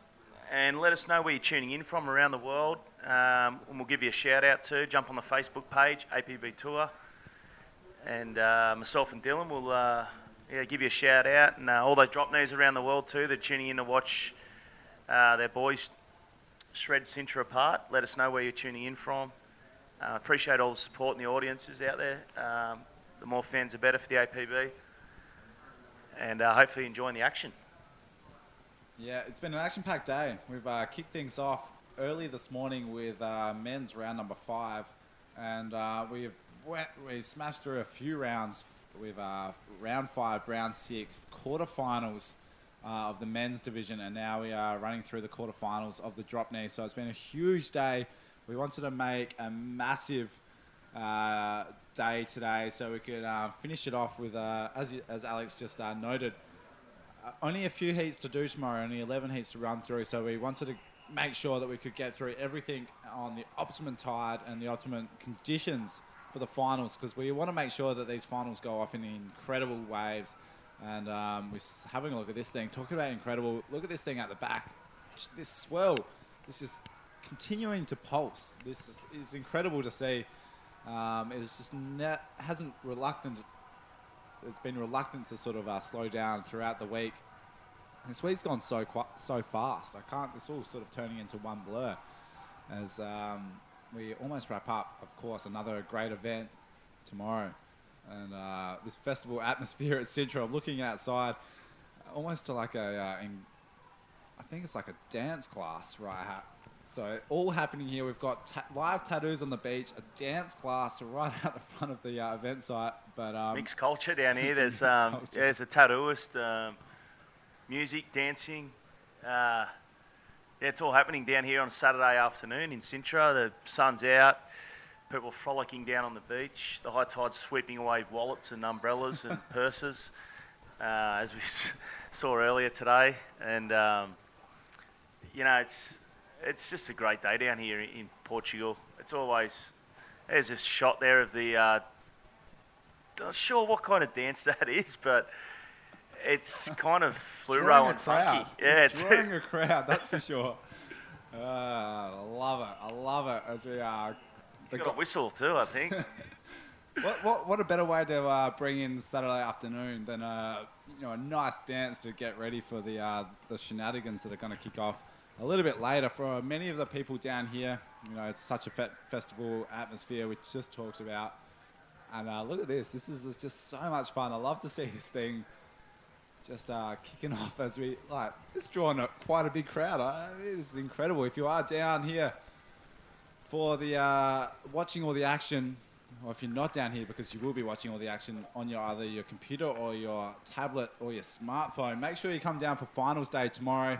It is going to be a huge day. We'll be kicking off mid-afternoon as we saw Cesar just blazing into screen. He seemed to be pretty happy about that one, and he's going to make his way in. 1 minute and 15 seconds to go. He's pretty happy about that. He doesn't think he's going to improve on that as he leaves Nicholas Rosner in a situation score of a 14.51. It's been a tough afternoon for Nicholas. He's just been sitting trying to get a few scores. They're both caught the same amount of waves, but Cesar has just caught the better of them and definitely made the most of what he's caught with Nicholas. Just a 3.5 and a 1.9 for his efforts. It doesn't really feel like it's a great wrap-up for his campaign because he surfed so well through the earlier heats. And unfortunately for the German, Portuguese rider. This is all she wrote as we count it down into the last 20 seconds. Is on that last wave, just getting caught up there. But as we see, Cesar has made it into the shore already. The next heat in the water is set out to go. 15 seconds left in this heat. Of course, we are here, day number 5 of the 2016 Sintra Pro. Dylan Beach here, bringing all the action live to you alongside Alex Leon. And as we count down that last heat, that was, of course, Cesar Boa moving into the semi-finals, and another great and solid surf from that Peruvian rider.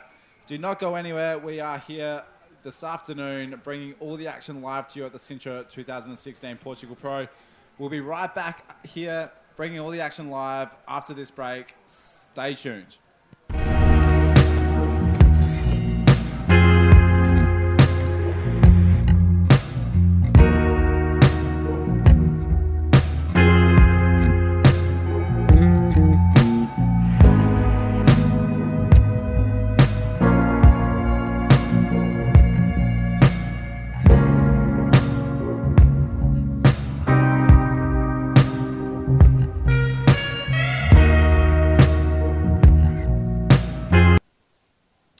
Okay, Dylan Beach back here alongside Alex Leon, who is just busy looking through the shout-outs on the APB Facebook page. Remember, if you are watching, let us know where you're watching from. We'll do our best to give you a shout-out. We got a couple of shout-outs. Gas Pay from Uruguay tuning in. So thanks for tuning in down in Uruguay. And Gordon Cockwell as well, holding it strong for the Saffers down there in South Africa. It's been a big day for the Saffers. It's been a big week for the Saffers. Yeah. Many of their riders. Big year for the Saffers. Big year for the Saffers. Last year just was incredible with Jared winning, and and then guys like Gordon, who were the sort of steering that whole sport back in the '90s. Going in Hawaii, Gordon was incredible at pipe. And his brother as well, and there's a few other really good, the Thiels as well. Just incredible bodyboarders in South Africa, and having a world champ, Jared, since Andre both, it's just they got a real strong presence in the sport, and I'm sure we're going to see more. Yeah, all the way back to Gordon through Alistair Taylor. Yeah. Now we're Andre Botha, and now the new generation, Jared Houston, Tristan Roberts, Ian Campbell. The names just go on from South Africa, and it is it's a force to be reckoned with. As we say, a big hola from Puerto Rico to Ivana and Lara. A huge shout out to you guys. It's a massive props to you guys for tuning in. Thank you for tuning in. I'm sure it's late in the afternoon or late into the evening for you guys in South America. So a big hola to everyone watching at home. As we have a little bit of a break in action, we can take it down to Vilma, who has the last heat winner, Cesar Boa, taking out the quarterfinal. Take it away, Vilma. And with the sound of Zumba, we are here with Cesar Bauer, the former world champion of drop knee, and is going to the next round. Congratulations, felicitaciones. Gracias. Continúa difícil las condiciones, sí. Sí, definitivamente con la marea bajando se ha puesto bastante más complicado, hay bastante corriente para la izquierda, así que hay que estar en constante movimiento y para volver a entrar se dificulta, así que tienes que salir, correr por toda la arena y volver a entrar, ¿no? Eso te hace perder bastante físico, pero Pero es tu profesión, ¿no? claro, estamos entrenados para eso. Sí. Claro, muchas felicidades. Felicitaciones, ¿quieres dejar una mensaje? Claro, unos saludos para la batería seria. Gracias. Vamos a ver qué pasa. Let's go and check what's happening in the water for the last of the day. Back to you guys. Thanks, Vilma. And we saw a lot of actions whilst that interview was going on. This is a stacked heat. Dave Hubbard taking on Pancho Galadas. We saw Dave Hubbard just pulling into that barrel, Alex. Incredible action. Just sort of coming through, body surfing in the end, in the closeout, and nice interview there with Cesar. He's a great ambassador for the sport and for drop knee in Peru. I think there might be a possibility we might get a drop knee event back in Peru next year. So we're working with a few of the local boys there to try and help that happen. And just a couple more shout outs. We have Wee Bodyboard tuning in from Gran Canaria, Sam Valencia from Redondo Beach in California, and from Barbados, Adrian de Freitas. So thanks everyone for tuning in. Appreciate the support, and we're hoping to bring you some good action for the next couple of heats. That's so cool. It's such a global sport. Everyone's tuning in from around the world. And how cool is this? We see a bit of action out the front. That's Dave Hubbard again. He's trying to pull it. He's trying to find a few of these barrels, and he's pulling into some big waves. Pancho Gatos, on the other hand, a 6.5. That is really interesting because as we see the action of Dave Hubbard going down, Pancho is just making a move underneath him. But that was really cool a few moments ago. Seeing a shot of all the young crew just coming up and getting signatures from Nicholas Rosner. That is so sick to see the guys get around the drop knee scene and all of the riders just being flocked down here on the beach. It's the festival atmosphere, as we're still seeing, an incredible. I'm not too sure if you listeners can hear the background noise, but I'm just looking at some amazing action going down on the screen on the stage. Sorry, just out of the commentary booth, and it's distracting me a little bit, Alex. Like just keep that's on fine. looking a little bit left to see this guy dancing and looking right and seeing the live action. I just don't know where to look. Yeah, well, I mean, I've got my eyes focused on Pancho here with it coming out with a 6.5 against our current drop knee world champ Dave Hubb, who's 6 times drop knee world champion. So, you know, he's obviously the one to beat here, as he always is. And Pancho's an incredible drop knee too from Peru, and you know, he's had some good results over the years as well. As we see Dave backside here taking off. Dave backside, that first turn, I love that first turn. Look at it, he's just holding the rail, trying to negotiate that wash into that section. That was a really nice first turn. I think the judges will like that as well. And you could see the control of Dave's rail and his board through that, which we talked about a few moments ago, is so hard. And that first turn is really going to be interesting to see what sort of score that comes through at, because personally I love that. It's a little bit of flair. You know, it's on a quite a critical section of the wave. But as we are just the speculators. We are not the judges. We do not bring those scores to you. But we are. Half the fun of being in the commentators booth is be able to speculate and bring the scores. We watched this replay. A pretty steep wave for Dub, but that first turn, backside, throwing a nice fan of tail, coming in at a 5.75. So the judges were on sort of board with me. They loved that first turn, as unfortunately he was unable to ride out of that last turn, which would have definitely boosted the score a fair bit, I believe, but enough to take top spot from Pancho Gatos. Dave Hubbard now with a 5.75 and a 2.5. Pancho with that 6.5 has got the better wave of the two, so it is looking for that backup. Now, yeah, it's a race for that backup. 17.5 minutes, and it's a tough paddle out. You probably already touched on that earlier today, but yeah, Sintra is when it's solid like this, because there's a lot of water moving, up the beach coming in, because it's actually like 6 foot out the back that you can't even see on the camera here on the webcast, but it's actually breaking another 100 metres further out the back, and it's 6 foot solid out there. And then this is all reforms where everyone's surfing, but because the sand is just so shallow and just goes for hundreds of metres, out the back, and all that water and energy's moving in and making it really, really hard, difficult for these guys to paddle out, and especially they've surfed a few heats already today. It soaks energy. Yeah, Dave Hubbard, one of those riders that has done both divisions. Apologies, he's done the drop knee as well as the men's division. But yeah, really that inside sandbank, especially as you're looking right now, just the boys just getting pumped by this shore break. All the energy just does focus, especially on this higher tide. It doesn't really get broken up so much by that outside sandbank, which you usually do see on the lower tide.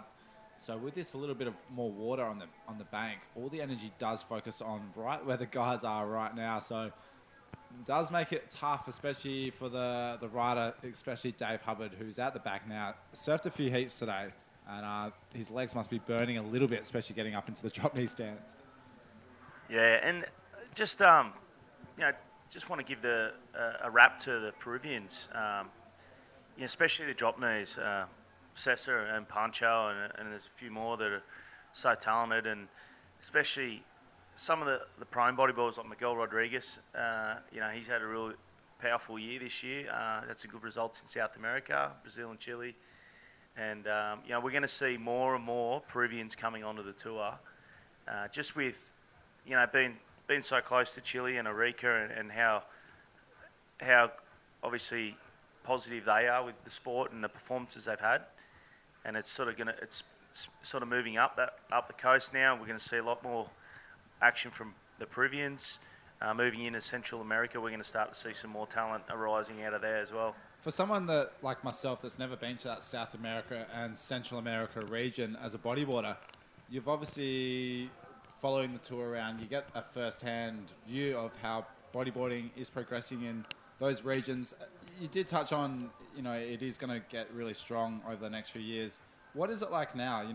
Of course, the APP, as we see live action, this is what I'm getting distracted by out the front of my window. Well, he's now got 2 backup dancers, so this guy's he's a big deal, this guy, I think. This guy may be just the Prince of Sintra. Look at him. He's just killing it, just warming up everyone into the Saturday afternoon. And he's got a massive crowd. Everyone's just even jumping on board with a fluoro. I don't know how everyone's synced that up. But yeah, that's really cool to see.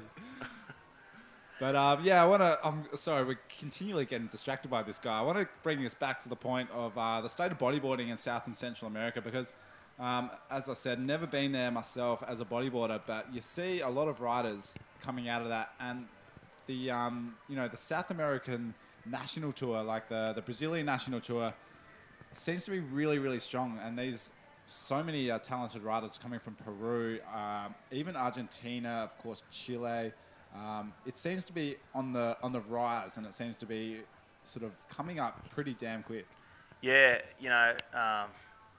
Uruguay as well. We've got some Uruguayans that compete in Brazil and Chile, and we've got guys, good bodyboarders from Mexico and Costa Rica, and Panama. There's good bodyboarders there too. Obviously Venezuela's got a really strong presence. Puerto Rico, of course. Now that Jared Houston lives there, you can see that. Yeah. You can see the waves now being showcased in a lot of Jared's clips. So yeah, you're seeing the profile of Puerto Rico's surf. Yeah, well, that's the Caribbean, where you've got Dominican Republic and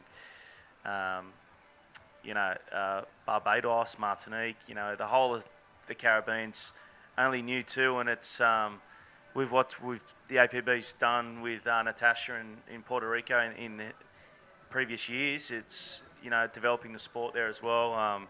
So we're going to see more events, hopefully in the Caribbean, and hopefully more participation rates in the Caribbean, Central America. Yeah, it's really cool to see the sport grow, especially through these these regions and these countries that have been a little bit off the map in terms of surf and water sports. So it's really cool to see these guys taking to the bodyboard and really pushing the envelope in a lot of the these world tour competitions. So it's really cool to see. As I said, in Australia, myself never travelled to the region, so I'm a little bit sort of set apart from it. But from it's you do see things pop up every now and then through the scroll on social media. But being here firsthand on the world tour for the Sintra Pro, and this is my first sort of step up to really seeing a lot of these guys from Peru, Chile, Brazil in the flesh, and they've blown me away. Some of the guys that have just surfed throughout the week, it's just really, really impressed me. Yeah, it's that's what it's about, unveiling the talents around the world. And it's easy to do. Life's better on a bodyboard, so we spread that message, and we get more bodyboarders, and it's just like, for instance, Tanner McDaniel, a kid who's jumped on a bodyboard 'cause he had nothing else to do in Hawaii, and now he's one of the best in the world, and at 17 years old. It's just, he's spent the last 4 years traveling the world tour, you know, just by himself homeschooling as well. Yeah, it's and incredible. and yeah, you know, trying to sort of create a life for himself, and it's worked. And we see Dave Hubbard here, nice carve, second carve to finish their backside. So we talked about Cesar being really solid on his stance. That is Dave Hubbard. Just never looked like he was going to come off as he just went through that sequence of turns there. He's now in a pretty commanding lead. It was a 5.75 and a 6.40. Scores are yet to drop from that last wave. I think as we watch this replay and go through it, this wave, as you look at this, that first check turn, and just racing down through, this is the sort of the money turn right there, and that's where the judges were really like. We saw a turn similar from Cesar in the heat previous, where he just threw the tail in that closeout section. It's going to be coming into a nice score from the Hawaiian Dave Hubbard. yeah, the judges like that because he maintains his speed and line. You know, he's not pumping between two moves. It's all linked up. Like you saw that check turn, and then it was sort of a nice drawn long bottom turn straight after into another turn. There was no pumping in between, and that's what the judges want to see. Nice and smooth rides on a face like that, and there we see he's rewarded with a 7.75. So it's exactly what the judges are looking for, that commitment in drawing, keeping your speed, a speed turn. It's well done there from Dave. He's a pleasure to watch. Yeah, it's beautiful to watch drop knee, and he is definitely one of my most favourite drop knee riders to watch. You know, he's so innovative. You know, even above the lip, we talked about. You know, we saw actually in one of the Hubbard's clip. You know, during the webcast, that he's pushing the envelope in that aerial drop knee thing, especially out of pipe, learning that drop knee roll. You know, there's not too many drop knees in the world that can do that.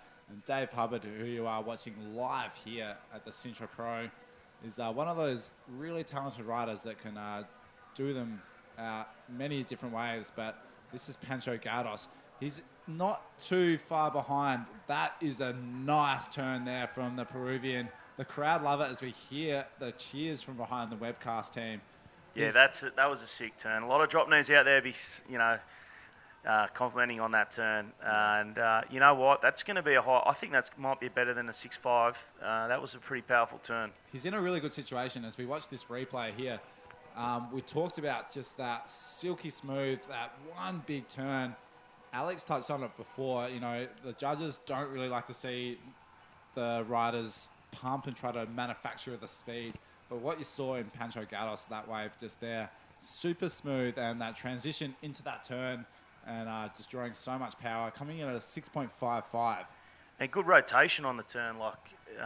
You know, he had a fair bit of flare in it, and then a lot of spray, and it was good. And here we see Dave. He's going to answer back here. Wow, that was a late drop as he just pulls up that inside rail. Thought he might have just got a barrel for a second then, but pulled out, and he's gone back to first priority there. So yeah, not a smart bad move. serving from Dave. He would have heard the score come through and knew it wasn't enough. Yeah, that priority system is coming into a pretty critical stage right now. We are coming down to 7 minutes and 30 seconds. Dave Hubbard, you saw him just flick off right there, deciding not to milk that wave all the way to the inside to get out the back and get first priority. Pancho Gaudos only needing a 7.61. We saw Dave get that 7.75. So we know that score is quite achievable in this heat. And Dave, making sure it gets out the back, making sure it gets that first priority. And it is coming down to the crunch time. Pancho, 7.61. He need to get busy. He looks to replace that 6.5. You know, he's actually got a good situation. He needs just that one good wave. His 6.55 is actually better than Dave's 6.4, which he holds in a backup. So that might be playing in the back of Dave's mind. He would have heard the score over the mic. He would have known he got the 7.75 and heard that Pancho needs that 7.61. So Dave might just be thinking, if he gets the right wave, if Pancho can get the right wave, he can get that score pretty easily. Yeah, 6.5 minutes remaining. This is a really close heat. Who's going to go into the semi-final up against Cesar Bauer? It's going to be one of these, Dave Hubbard or Pancho Gaudos from Peru.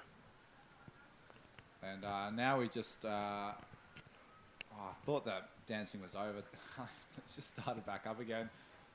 It's just distracting me. And this glare outside the judges and the webcast team, making things really difficult. These riders, you might not be able to notice on the web feed, but they're actually looking straight into the sun in these right-handers. So really hard for them to get a read on the waves as they're looking, driving straight into the sun. So, you know, we saw Dave just getting bumped off a little bit of a whitewash, and Cesar also in a similar wave as we lost him in that glare. So it must be very challenging conditions for the riders out there. You know, they are opting for this right-hander, this bank, but they are going straight into the sun. So it's going to be, it'd be really, really hard for them to sort of make sure that they can see what they're doing for starters, but read the wave and read the conditions. Yeah, it is tricky to surf out here at Sintra, you know, and especially now tide's dropping out, so we're seeing that bank getting churned up a fair bit, getting lower. But hey, look, give us a shout out from wherever you're watching from around the world. We'll try and give as many shout outs as we can, and we appreciate everyone tuning in. And we're just seeing some commotion up here in the huge audience. We're not too sure if that was for a wave of Pancho Gaudos, but if it was, we'll try to bring you the action straight away because we've got that camera fixed on Dave Hubbard. We're not too sure if that was a wave caught, but we do see him, Pancho, just running up the beach. So maybe a little bit of an evidence of him getting a good wave. He's running up the beach and the crowd are just going crazy. I'm not too sure if, as we see that there he is on screen right now. He's got 4 minutes to get back out of the water. The crowd are screaming at him to make it back out there. He's needing at 7.61. It doesn't look in too much rush though, Alex. He's sort of just cruising up the beach as he leaves Dave Hubbard out in the water in first priority. Really interesting to see. So I mean, like I said, I touched on earlier, it's just takes you out of here, these 25-minute heats against the paddle out. There's so much ocean and water moving. It's just, you know, like when you see these guys come in, they're walking back, you know, north up the beach, you know, to enter the lineup. It's an easier paddle out up there, and you know, there's 3.5 minutes remaining in this one. Dave Hubbard from Hawaii with the lead. Can he go on to win his 7th drop knee world title? Soon find out tomorrow. We'll soon find out tomorrow as we'll find out actually in 3 minutes if he beats Pancho, but Pancho only needs a 7.61, and we've seen the power that he's got, the Pancho power in his turns. And it's not hard for him, and you know, I won't count him out until the last 10 seconds. Yeah, exactly right. And we are coming down to the tail end of today. It is local time 6 p.m. A massive day here. We've still got 2 more heats to go.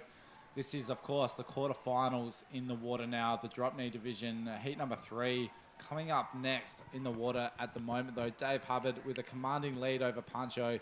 Alex is not counting him out too soon, though. He's got 2 minutes 40 seconds to get that 7.61 under his belt. Super achievable, but he's going to have to get busy because time is running out and he's going to have to get the best score that he's got so far in this heat.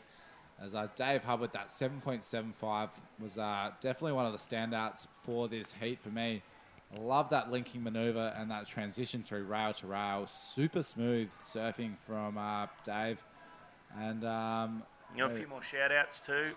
Perfect time to give the shout outs, please. Yeah, we've got Dylan Luke watching from home, and Gadiel Rodriguez watching, looks like he's from Puerto Rico or Chile, I'm not sure. Shane Pigeon from South Africa. Plenty of South Africans tuning in. Tuning so in. cool. Arizo Surf Brand, that's the crew down in Chile, and Begonia Martinez. And called you Rookie of the Year, Dylan Beach. Great job. So we've Hope Begonia. She's actually does our commentary for us in Chile. There you go. Thank you very much for the big props. I don't know if I extend that thought, but it's been a great pleasure to be a part of the APB team here at Sintra. And always a pleasure to be alongside the caliber of riders and, of course, the caliber of team that bring you all the action here for the APB. Of course, there's so much stuff that happens behind the scenes in the webcast There's also the judges, the technical directors, the organizers, the promoters. You know, it is a huge engine that just keeps on rolling, not just for this 7 days, but also, you know, 12 months leading into this event. It's a lot of work, as we see Dave Hubbard putting up his hand, just trying to get a little bit of a situation update.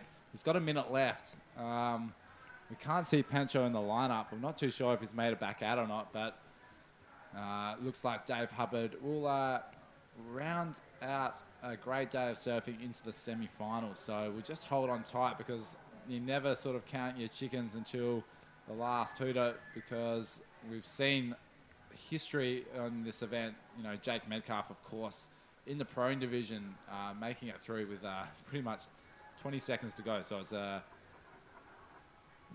never sort of know until that last 15 seconds.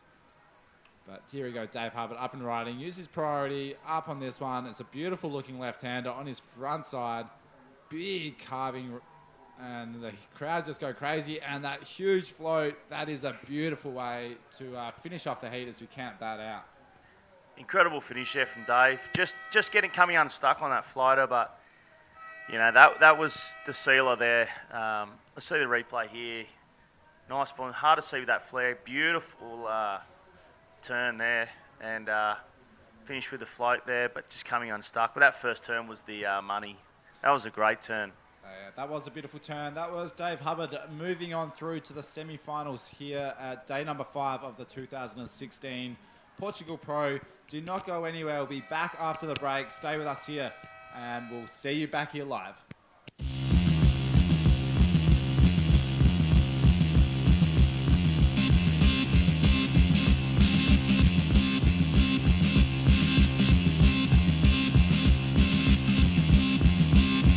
Ghost rider, motorcycle hero.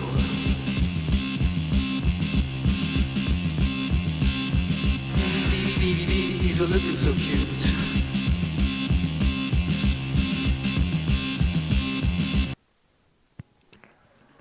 Dylan Beach here with Alex Leon. This is, of course, the 2016 Sintra Pro. We just had a nice little break, and a big shout out to the APB tour sponsors Stealth. They've brought down as a really nice little highlights clip there for the webcast for you guys to enjoy back at home. Yeah, tour sponsors, tour supporters actually, that we're partnered with now, which is good with Stealth Bodyboards, ISS. Great shout out to Mez for supporting the tour. Here we see Martin just going in for that one, pulling off. Also Mitch Rawns, he's now supporting the APB as well. So the brands are coming back on board and looking after us, and you know, really getting behind our cause and the drive for the World Tour. And of course, Hubboards, which we just saw Dave just making it on through that last heat into the semi-finals. This is live action. This is Martin Moradian from Guadeloupe, taking on Matthias Pregoda from France. Another really interesting little quarterfinal matchup here for the quarterfinal heat number 3, drop knee division. Yeah, Martin Moradian's he's been on the tour. He's competed a fair bit. He's from Guadeloupe Island, which is kind of a small island. It's and I'm not sure if it's a French island or I'm not actually. I'm sure someone in the crowd watching, one of our fans, would be able to correct me. But Guadeloupe, there's been a couple of competitors come from Guadeloupe over the few years, and Martin competes every year in Sintra. He's a great competitor, a really good drop kneer, and we're going to see some action here from him. But we've got our first semi-final tomorrow, which will be Sessabauer versus Dave Hubbard. Wow, and we are live action. This is Martin, who you were just talking about. A bit of flair showing straight up into the lip. All guns blazing into that right-hander. Hard to hold on to on a wave of that size, though, and especially with this dropping tide. Unfortunately, getting unstuck. That is stacked semi-final. Are those guys going to be battling out against each other, Cesar and Dave Hubbard? Yeah, they're going to be in the first semi-final tomorrow. So, kind of wanted to see them meet in the final as we have in previous years. It's, you know, I do believe that those two are the standouts and just got that edge over the other drop knees at the moment. But Pancho, incredible. He only just got beaten by Dave there, and he's been an incredible drop knee. There's a couple other guys too that have the potential to win this event, and become the drop knee world champ from the one event. So. Yeah, that's right. We as Alex just said, we will be crowning the 2016 APB Drop Knee World Champion here tomorrow. So it's going to be an incredible day of action. We do have Dave Hubbard down on the beach with Vilma. This is an interview that I'm definitely looking forward to. If you are on the beach, take it away, Vilma. Hi guys, I'm back here with Dave Hubert. Congratulations once again. Aren't you tired? You were talking and running to the water and once again talking and then running to the water again and winning.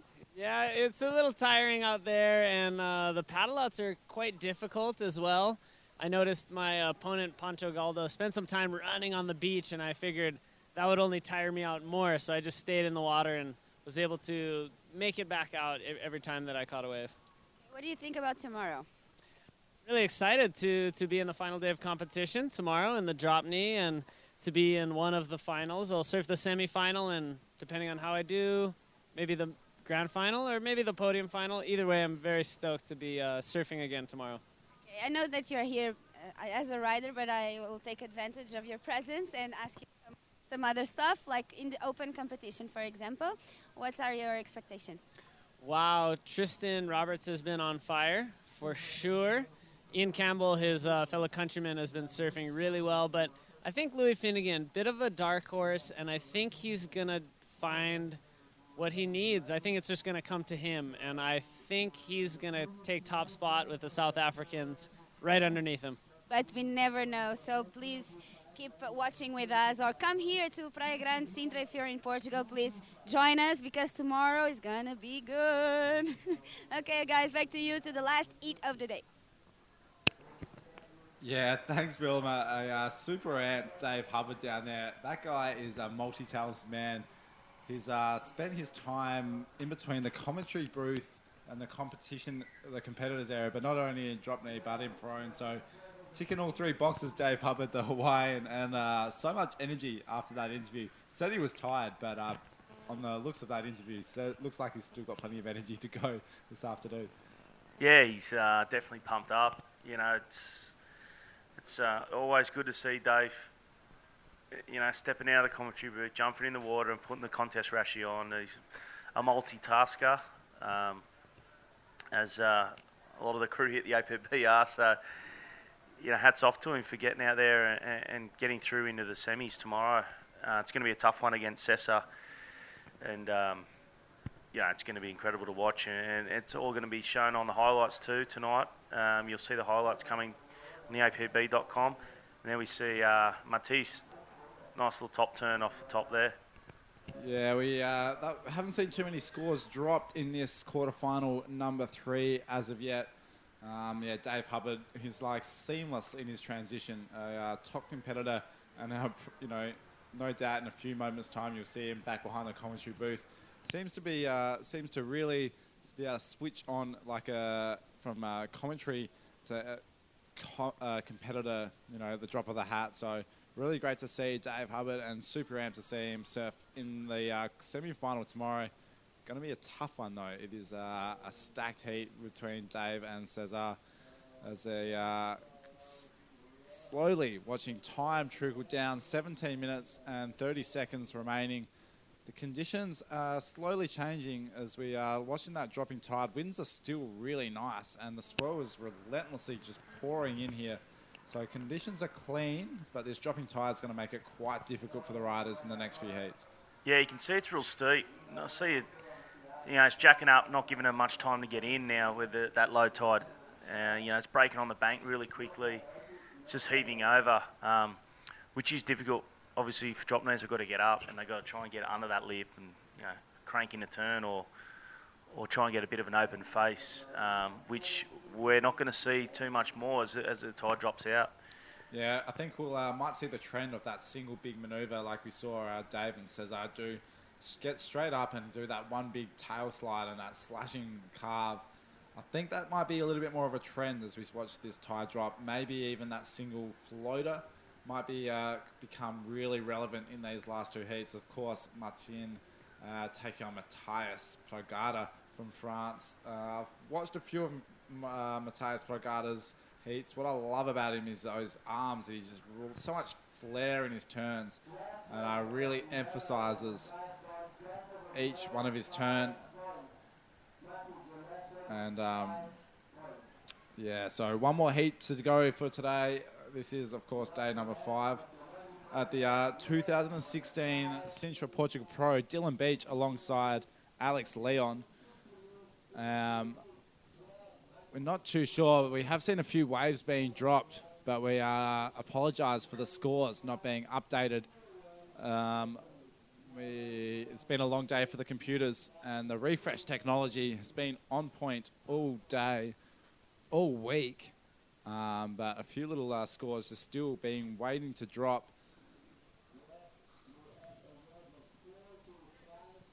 Remember to continue to jump onto our social media pages. We are tracking through all of the messages right now. APB Tour, Facebook and Instagram. Make sure you jump on, let us know where you're watching from, and we'll give you a shout out as best as we can. Did you say Facebook then, or Facebook? Facebook? I think you said Facebook. Facebook, I'm a little bit spaced out. I saw you look up at me just going, I hope I got that Facebook name correct, but yeah, it's Facebook, not Facebook. No, follow us all on the social media.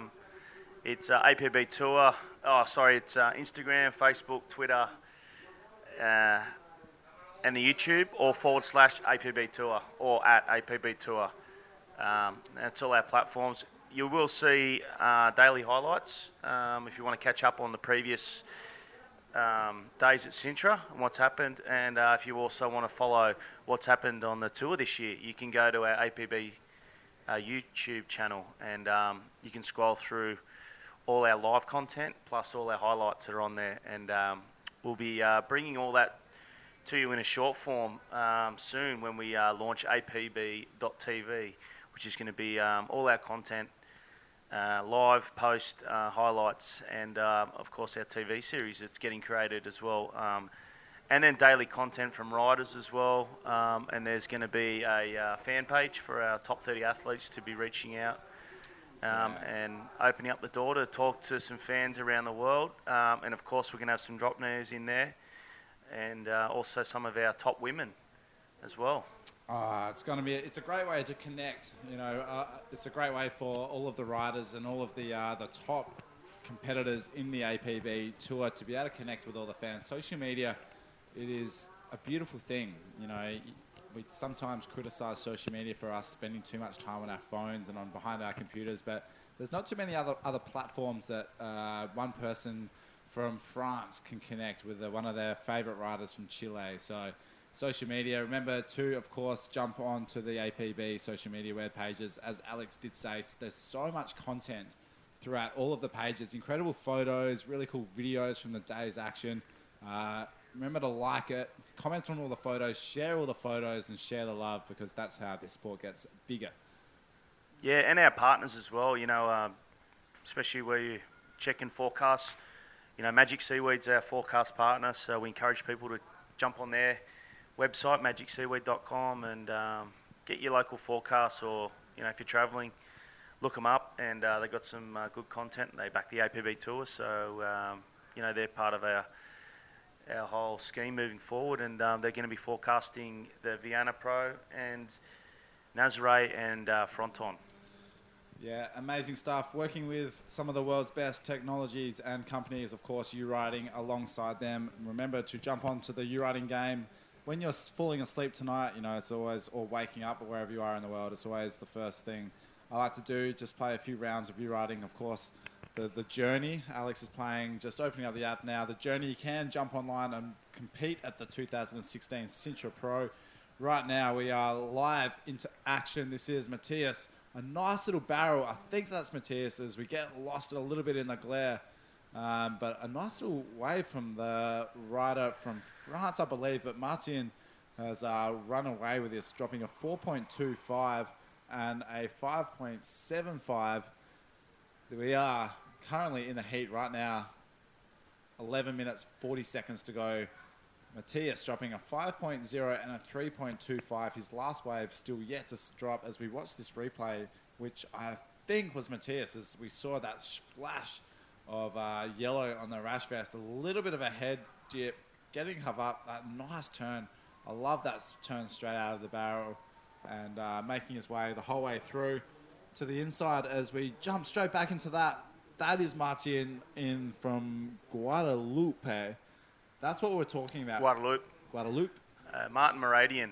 Yeah, great drop there. It's a nice turn there for Martin. That was beautiful. Yeah, that's what we're talking about. The guys with this dropping tide probably looking for that one big single maneuver as those longer rides are going to become a little bit few and far between. So Martin Moradian. Yeah, Martin Moradian. I've had problems with all these names throughout the week. Martin Moradian. That's cool. We'll let you off. Yeah, he's that one wave right there as we watch this replay, straight into this turn, straight into that big float. You can see him hold his rail. Heavy section. Heavy section, yeah. But he didn't quite run out of it, so that 1.25 being awarded by the judges. Interesting as we are rounding out the quarterfinals here. We've got this U-Riding app. I'll pass it over to Alex as we walk on through this. Yeah, so we do have the Sintra game on U-Riding, which is under the multiplayer tab. And so far, our top 10 scores coming through for the U-Riding. The ranking at the moment, number one from Brazil, again, at the moment is U-Riding. We saw him win the Brazil event. He's on 76,183 points. It's a high score. Is he actually watching the event or just playing U-Riding? He'll be watching as well. I met him in Brazil. He won the Brazil live event that we played. And we won. Manny did the U-Riding live tournament one of the nights, and Yuri, his name is, and he won that. So good on you, Yuri. Coming in second at the moment is Arthur Surfy from Brazil as well. His score is 64,988. Third, we got an Aussie called Chopsy, who's 61,169. Then we have in fourth, Daniel Espinola from Brazil. Brazilians are really dominating here. There's five of them in the top 10.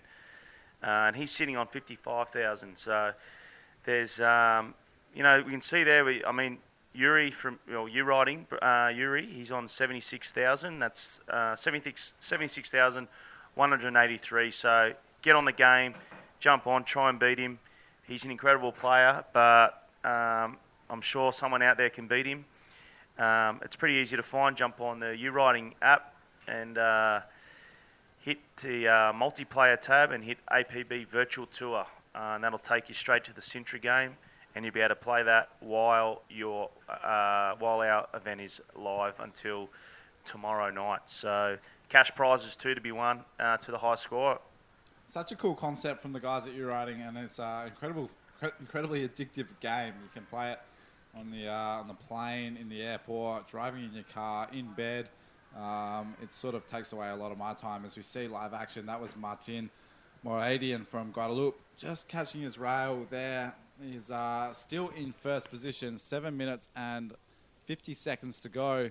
Holding the lead is that 5.57 has been probably the standout so far of this heat. Backing it up with a 4.25 and Matthias Pagoda from France. A 5.0 and a 4.1. He's only needing a 5.01 to progress into first spot. And we see a little bit of a paddle battle. This is where that priority system really comes into play. Matthias just getting busy on that one, finishing off with a strong floater. Can he punch out the front of that one? Will be interesting to see if he does. Unfortunately, we see his head and a little bit of frustration throw from the Frenchman. Yeah, Matisse there from France. I think it was Matisse. It's hard to see in this light here. We're struggling as you are watching from your home. It is. It's 6:15 in the evening. The sun's gone down and there's a lot of glare, but there's also a lot of flare from these drop mares. smooth little segue from Alex Leon as we jump back out into live action. That was a nice little replay from Matthias. A 4.10, not going to increase his score right there, but still plenty of time. He's chasing up 5.01. And Martin out the back, holding first priority in the red rash vest. As he said, a pretty strong competitor from Guadeloupe, following a lot of the events on tour in the drop knee, and is showing his experience right now, taking over Matthias Progata's first position in the red rash vest.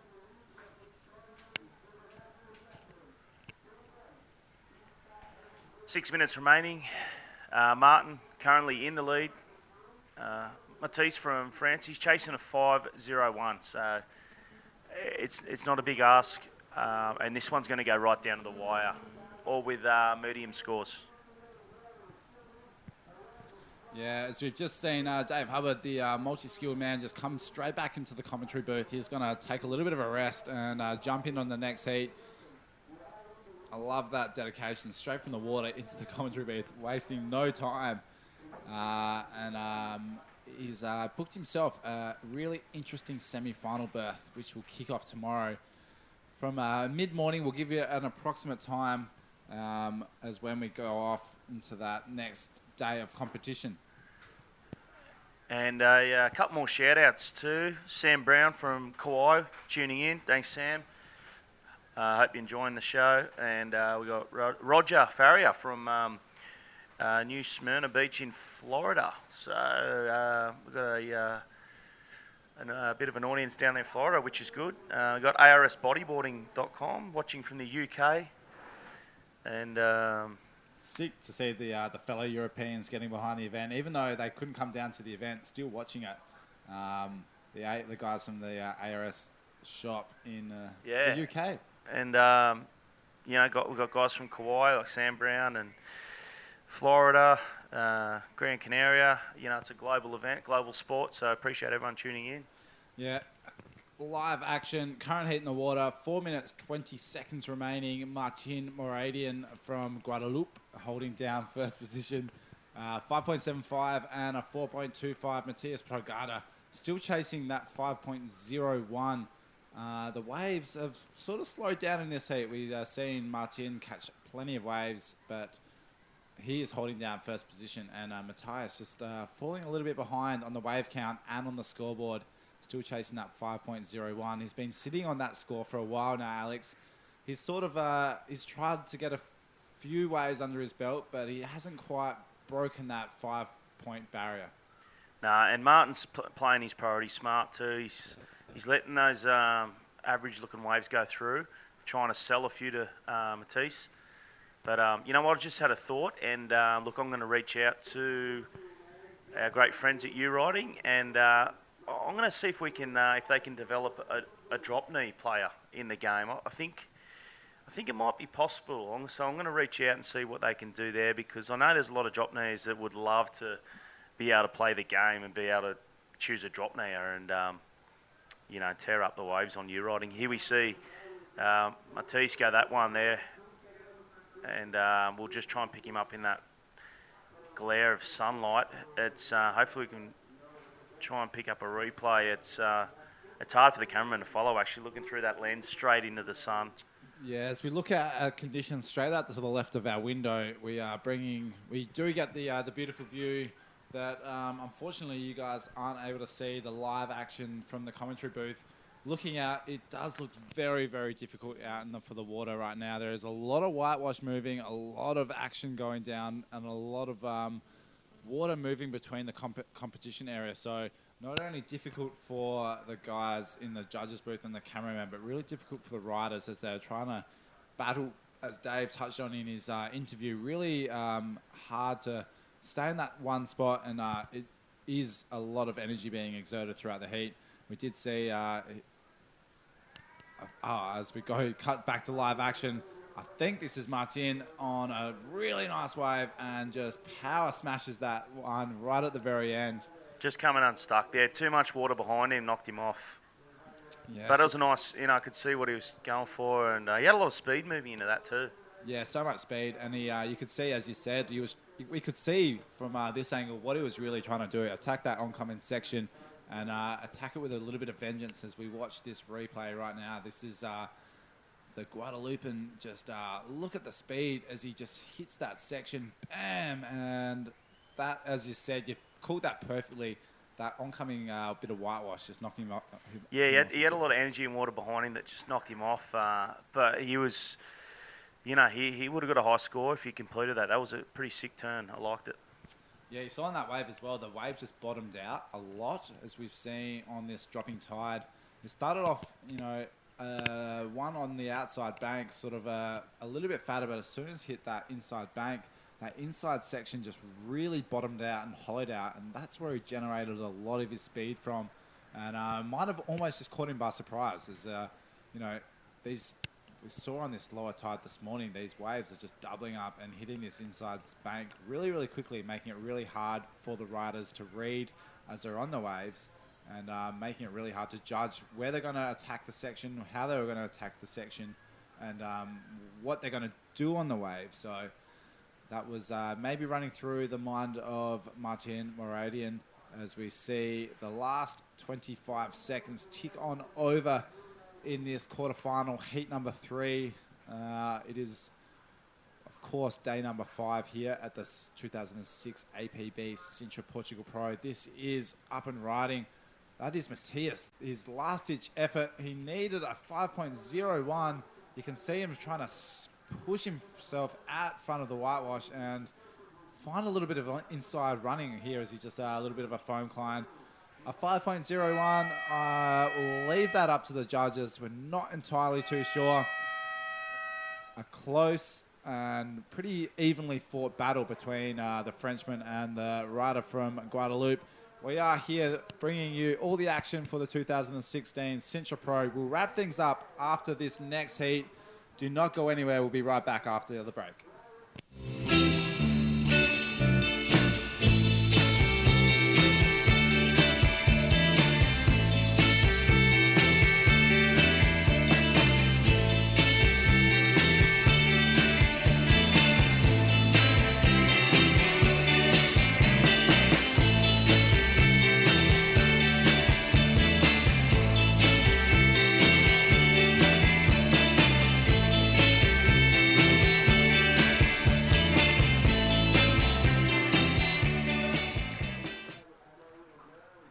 Ladies and gentlemen, welcome back. Here we are live in the booth, Dave Hubbard alongside Dylan Beach, and we are going to be bringing you the final quarter-final of the drop knee division on the final heat of the day on day 5 of the Sintra Portugal Pro. Let's get right out into the water. This is a classic matchup, and we have live action right now. It's Ian Campbell in the yellow jersey with a nice slashy spray there. He's even going to try to get something else on this wave as he rides it for ages. Beautiful rock and roll there, and it looks like he's hanging on to it, and I'd say that was as complete as need be. I mean, that was really good. That was Ian Campbell from South Africa taking on Amaury Laverne. These guys have had a massive day of competition, surfing in both prone and drop knees. We see this replay of Ian Campbell on this wave, a foamy wave. You could see him just sitting really low. That first turn was a nice little jam, throwing a little bit of spray, but you can see this wave just reforming onto the inside, as Dave called it, that nice little rock and roll up the foam. And you can see him scratching to get ahead of the whitewash. It'll be interesting to see if the judges score that a complete. But the first blow in the exchange going to Ian Campbell from South Africa. Yeah, these fellas have had a massive day for sure, surfing in the men's divisions. But it was Ian Campbell who made it all the way into the quarterfinals of the men's and the drop knee division. Looks like Moz just got a little float off the top there, completes it, smooth. Ian Campbell, 6.5 in his opening ride. Moz is going to lock in something in that neighborhood, and in between that and a mid-range score, probably, for his ride. So we do have a very evenly matched heat out in the water. And let's take another look as we can just see he kind of gets up and goes right up to the top, takes a nice drop down during that float ride and pulls it off clean. So definitely a nice way to start for both of these riders. So you've just come in from your heat there, Dave. Can you give us a little bit of a breakdown on the conditions right now? We've seen it change dramatically over the last few, maybe even the last hour, the last 2 or 3 heats. And we're seeing this tide drop and the glare. Does the glare play much of a part for you guys in the water right now? It only plays a role when we're watching the waves before going out. Once we're out there, the glare isn't affecting us. It's out to the corner, so it's not in our eyes when we're riding, and it's not in our eyes when we're checking the horizon for oncoming waves.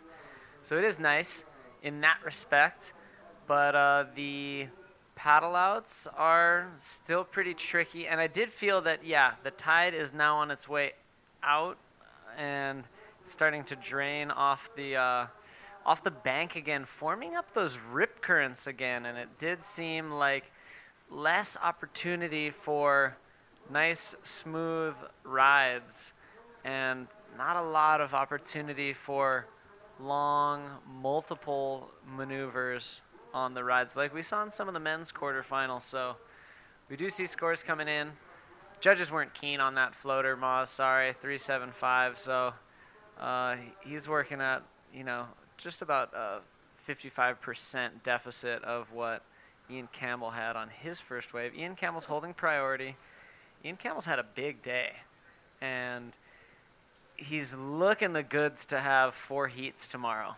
Do you reckon his legs are burning right now? A lot of paddling. Not at all. Not at all? He's not feeling anything. He might go for a jog this afternoon. We do have an interview with Martin Muredian down with Vilma after the win on his heat. So take it away, Vilma. Félicitations Martin. Comment s'est passé ton hit? Merci, c'était assez difficile, des conditions un peu plus grosses qu'hier. On n'a pas eu des super vagues avec Mathias, mais on a fait avec et voilà, c'est moi qui suis passé, donc je suis hyper content. Of course, he's super happy. The conditions are pretty tricky, like we know that already, but you're the professional one, so good job, nice job. Do you want to leave a message? Ouais, merci encore une fois là à tout le monde pour les encouragements, le soutien et merci à mon nouveau sponsor aussi, Upboard, et à la famille, les amis, tout ça, voilà. Big up. All right, let's check what's happening in the water. One more heat to go, so let's check it out. All right, thank you so much, Vilma. Martin, stoked to make it on through. And Matias Segoras, who also is surfing in the men's division today, one of those double dippers, had a close matchup, and he came close to taking out Martin, who is looking like one of the event favorites after his performance yesterday. So Martin staying alive in the DK. Yeah, really well called there. This is, of course, quarterfinal number 4 of the drop knee division. This is our last heat of the day. 6:30 here, local time, down at the beautiful playground at Sintra.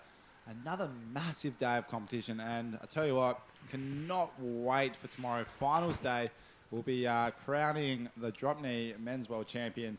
We'll be crowning the 2016 Sintra Pro men's champion, and also be celebrating Isabella Souza's world championship victory, as well as potentially going double Sintra Pro champion and world champion all in the one weekend.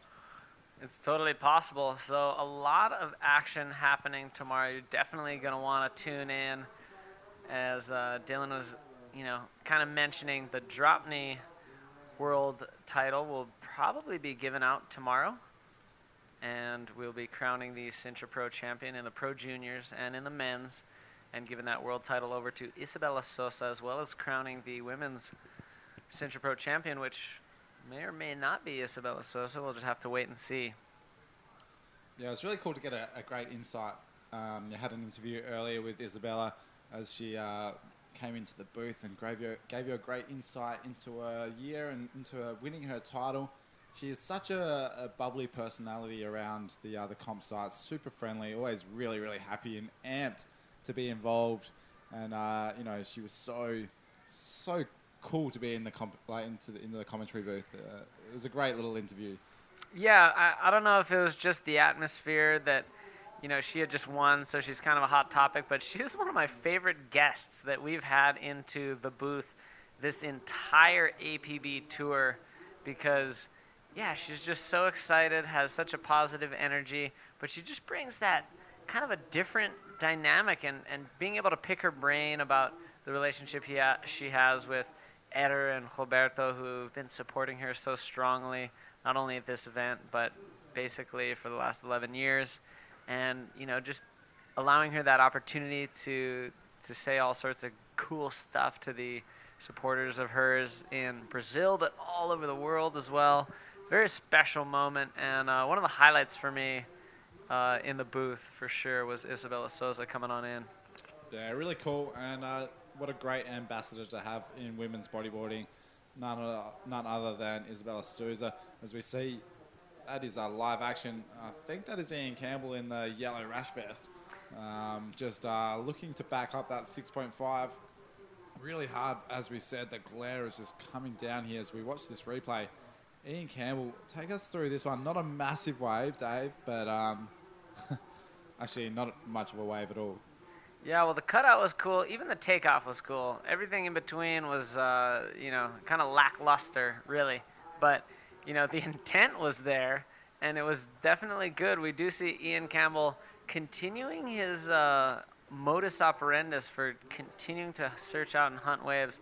Moz with a nice backside carve. See if he comes around from it. Not sure if that was complete or not, but boy, this is getting really exciting. Moz, of course, eliminated from round 6 of the men's, and Ian Campbell moving into the semifinals of the men's. So, you know, Moz's last chance to stay alive in this event. Ian Campbell just kind of almost cruising as far as his main goal is men's. He's going to have his best 3-star result here in Sintra, at least before Viana, so we'll see how he goes there. But this is already helping his world title campaign, Ian Campbell moving into the semifinals. And of course, once you're in the semis, you're into the finals. It's either going to be the podium final or the grand final, so should be real interesting. And Vilma kind of put me right on the spot during my interview. But I did love that. I wasn't bummed on my claims that kind of came out. But, you know, I don't want to forget Alan because he's the other dark horse. As strong as the South Africans are, you know, I think the dark horses might come out with it. So late takeoff there for one of the drop knee riders in this quarterfinal. Really hard to tell. And thanks for sticking with us through the glare. But we do want to give you the results once they filter on through, and we'll continue to give you the wave scores. It does look like a 4.4 for Moz. They did count that backside carve as a make. And now, Ian Campbell needing a very short score to retake that lead that's now being held by NLA Laverne. Yeah, really interesting situation right now. 14 minutes to go. Ian Campbell, who has just been a standout all event. He was just noting up in the car park earlier in the day when I had my few heats off. Just saw him just hanging out and relaxing with Tristan Roberts and just started chatting to Ian and sort of congratulated him on his great surfing as we live action. That is a nice turn by, looks like it's a Maury Laverne who's now... Wow. That's our current heat leader, and he has really stepped up his game in the last few moments, and that's what he needed. He's strong on his front side, and he was able to find a left out here. I'll tell you from personal experience, tricky to find those lefts right now, and he hucks a big carve there, and that's going to come in at a massive number for Moz. It's going to increase the pressure on Ian Campbell. Ian Campbell will now be hunting for a fairly solid score, but obtainable because he does have the 6.5 in his score line. So first half of this heat has been interesting, and we still got another 13 minutes. Yeah, plenty of time left to go, and this is a replay. That thing looked like it hollowed out. We're not too sure if the rider... That was actually a different wave. That was Ian Campbell on that one. Did he get barreled? I'm not too sure. He saw that left. As we said, we haven't seen too many lefts, and it's been really hard to sort of grab those lefts. But Ian Campbell and both Maury Laverne both getting back-to-back left-handers. We wait for those scores to come through. All we saw really was a fantastic fan of spray, which exactly. I love. I love that thing. And Love the fans. Love the fans, and just does demonstrate that how hard they are going on their knees. Just to touch on that, Ian Campbell, really cool insight into Ian, as we were just chatting to him before, and he's currently in the water now.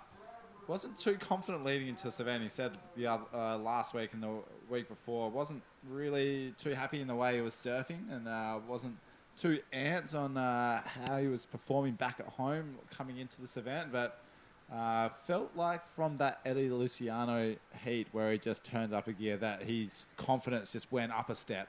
So that is almost quite scary for the other competitors as he's coming into the semi-finals. That's from, from Ian's point of view, the confidence booster. And once a rider has confidence leading into these sort of conditions and these sort of events, it's a scary little thing to have in the back pocket. Oh, certainly is. And also to pick up momentum, and it's such an important thing to kind of mount the momentum and continue on. But we are seeing a bit of a shake-up here. Scores for Moz 5.75 on his last ride, so counting a 5.75 and a 4.4. Ian Campbell got a 4.65 on his last ride, and he's also still counting that first wave of a 6.5. Puts him up into the lead, a whole point above Moz. Moz needs a 5.41 to attack the lead held by Ian Campbell. Yeah, that last wave, 4.65, as we see live action in the water. Just a wave just coming on that little inside bank and not really opening up too much. There wasn't actually even a rider on that. As Ian Campbell jumps into top spot, Amori needing that 5.41. Doesn't look like a too hard a score to achieve, but these are the conditions that is really tricky. As we see him up and riding, that was going for broke. He was looking to get that 5.41 and a few extra points upon that.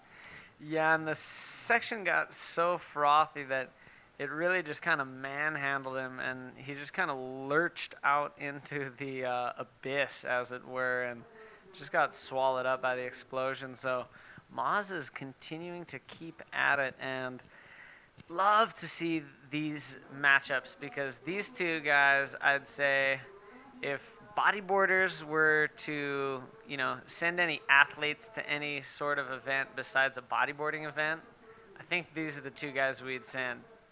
As far as definitely Ian Campbell for swimming, if it was anything to do in a pool, and then if there's anything to do with something else with fitness. I mean, these are the two best athletes I feel that we have on tour, and they're battling it out in the drop knee division, kind of their secondary focus.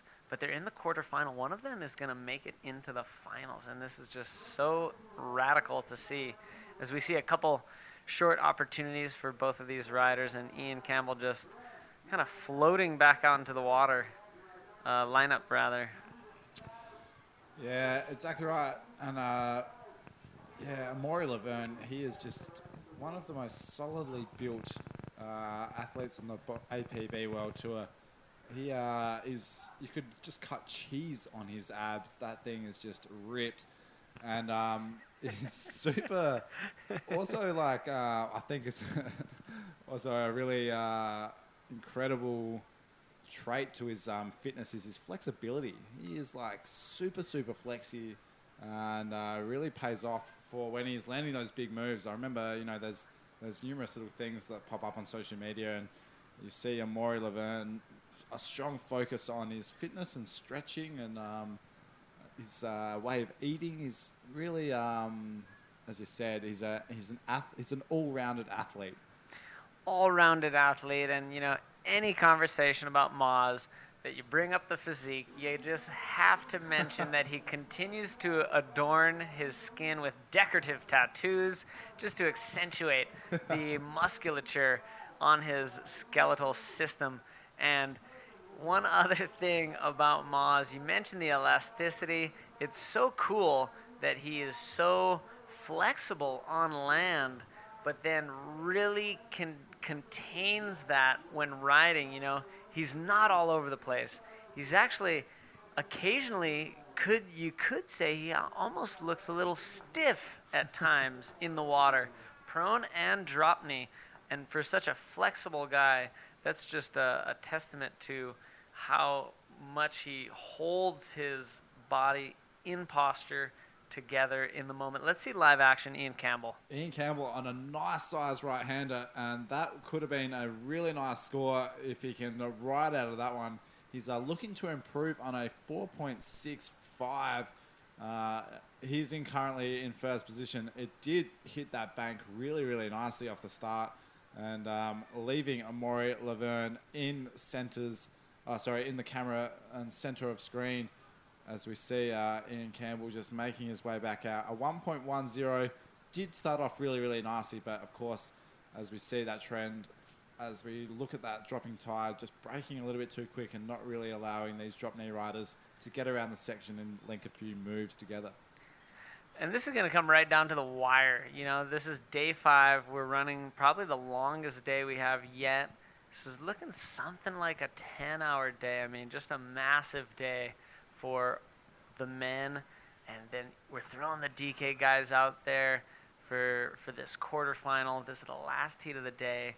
And it's just so touch and go for both of these riders because they have the capability to put up massive numbers even in the drop knee division, and they've just both kind of, I feel, come short for their potential, and that's also just kind of a sign of the conditions out there. It is pretty tricky and just continues to be challenging. And, you know, Maz focusing on those left-handers as a goofy foot rider, but Ian a bit more apt to go right or left, you know, either way. He's also goofy foot, but he's totally comfortable on his backhand. And so we've seen Ian go more on his backhand during this heat, and here he is trying to scratch into this one. And they're really lumping up a bit further out, but they're starting to just detonate all on that shelf again, like we saw this morning. Yeah, we're still looking at quite favourable winds. You know, if you look at that wave just coming through, the wind is slightly from the north-northeast, which is sort of cross offshore. Not the worst sort of wind. It's actually no, we've had great winds all day. Great winds all day. Super light throughout that high tide. It's been really, really nice. And light winds are fine here. You know, there's some places that don't like a light wind. They actually suck a breeze in. They get on shore. But there's some waves that don't really like a light wind. They need to be groomed offshore. See Maz as he just kind of throws a little carve.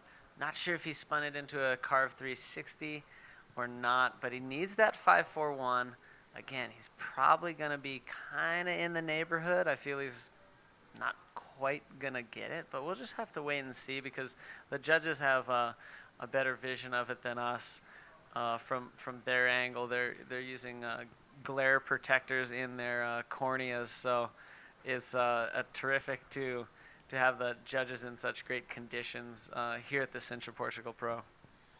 Yeah, exactly right. We're coming into that last 5 minute. That wave of Amaury Laverne is still just being popped into the computer score system. So needing that 5.41. Ian Campbell, hold the phone. This is Amaury on this left-hander is looking to get busy. Wow.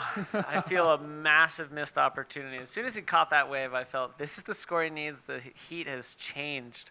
But, you know, just didn't cooperate. And the wave was probably very different than it looked on our screen. So, you know, I was expecting just some small little attacks. And let's see. He's got another opportunity there, but he just lets that one again shift right underneath him. 3.5 to go, Dylan. Yeah, exciting finish to this day of... Oh, Amaury coming in. His second to last wave, which we saw just evade our eyes with a beautiful fan of spray. Came in at a 4.55. Did help his situation by getting rid of his second highest score. But Amaury is keeping super busy on this little left-hand bank. Sticking to his forehand.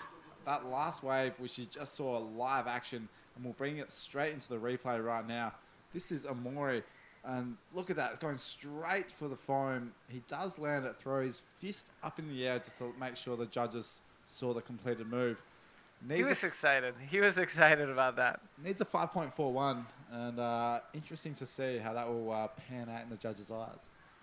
Yeah, they haven't been feeling his floaters thus far, so I'm just going to put that out there. But, I mean, totally within the realm of possibility. And it does look like he's just going to get the score. It's a 5.5. Situation has changed. 2.5 minutes now. Ian Campbell needing a 4.76, and I think he's got it. I think he's going to find it. But we'll just have to wait and see, because Maz definitely deserves to get into the semifinals of the drop knee division in day number 6. We're going to be bringing you that action. He's a top seed, so he finished in the top 4 last year. It'd be only natural for him to finish in the top 4 again this year. This would be the opportunity to kind of repeat the same top 4 finalists. It's Maz fighting to get into that semifinal, and it's Ian Campbell who wants to change things up a little bit. He got 5th last year. He was narrowly removed from the competition in this same round in the quarterfinals of the drop knee in the last year's Sintra Portugal Pro. So he wants a bit of payback. He wants to be in one of those finals. Yeah, Ian Campbell, he's just been sitting out the back waiting patiently for the last 5 or 6 minutes. Haven't seen too much action from the man in yellow. And we are really hoping with 1 minute to go, Amori, he just got really busy in that last few minutes. He dropped a 4.55, a 1.4, and a 5.5, all in a space of a few moments. He was made the most of just paddling back out. You know, he paddled back out, got a left, paddled back out, got another left. And that little flurry of waves came in at a 5.5 and was enough to move him over as counting down 45 seconds to go. It is a now one. I'm just looking over to my fellow commentator, Dave, who's just waiting and just hoping. A really, really nail-biting heat to finish off an incredible day of action. We are wrapping things up today here after this heat, and a massive day of competition, Dave. Massive day of competition, and like you alluded to, Ian Campbell did catch a wave, and it came in right under the score required. He's going to miss the semifinals by a 1/10 of a point. Ian Campbell sent packing by Emily Laverne from Reunion Island. Let's let Ian focus on the men's. And Maz says, I want to keep going in the DK. Maz will be surfing tomorrow, day number 6, Sintra Portugal Pro. But we're not totally done with the broadcast yet. We're going to bring you an interview with the last winner, Maz. He's going to be with Vilma down on the beach. We're going to do a little wrap-up, and so stay with us. We're going to go to a commercial break, and then we'll be right back.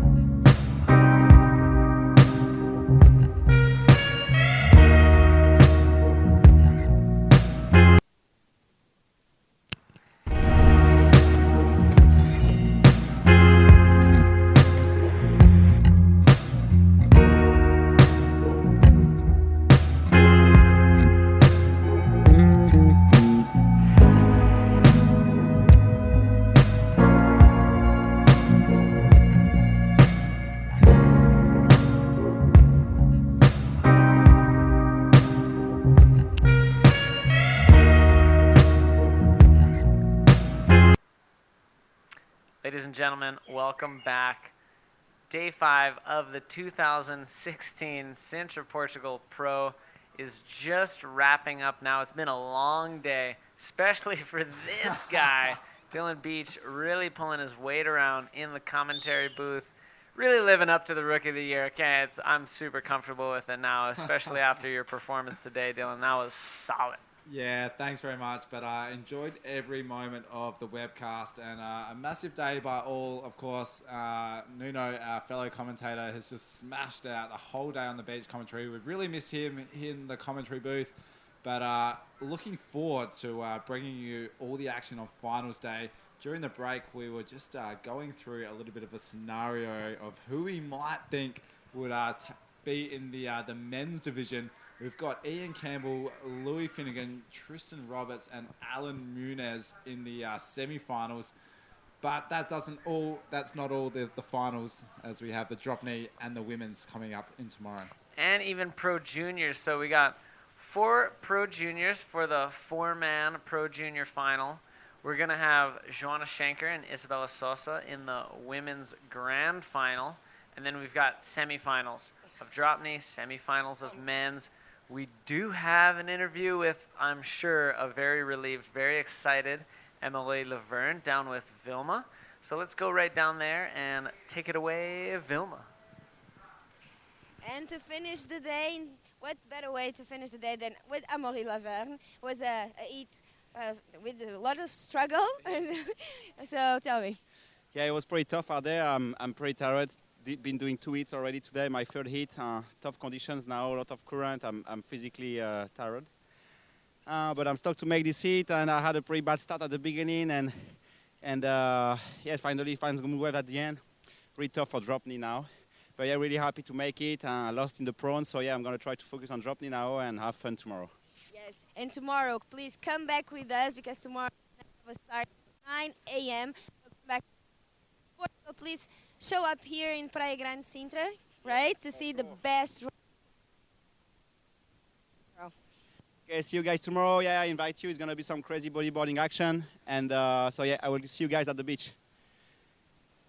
Woo.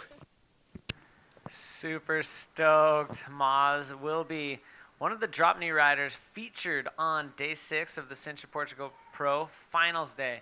You definitely don't want to miss it. There's going to be tons of action. There's a dozen men who are going to be hitting the water. 4 of them are young men, under 18, in the Pro Junior division.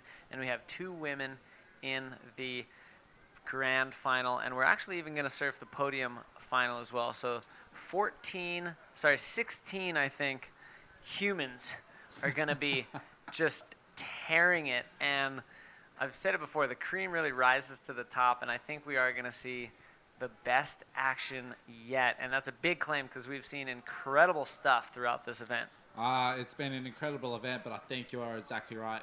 Forecast looks really good, Dave. We will be back here for finals day. We're having a bit of a later start tomorrow morning. Stay tuned to the APB Facebook pages for all of the updates and the highlights clip that is dropping from today's action. There is some incredible surfing in that highlights clip, so make sure you check it out.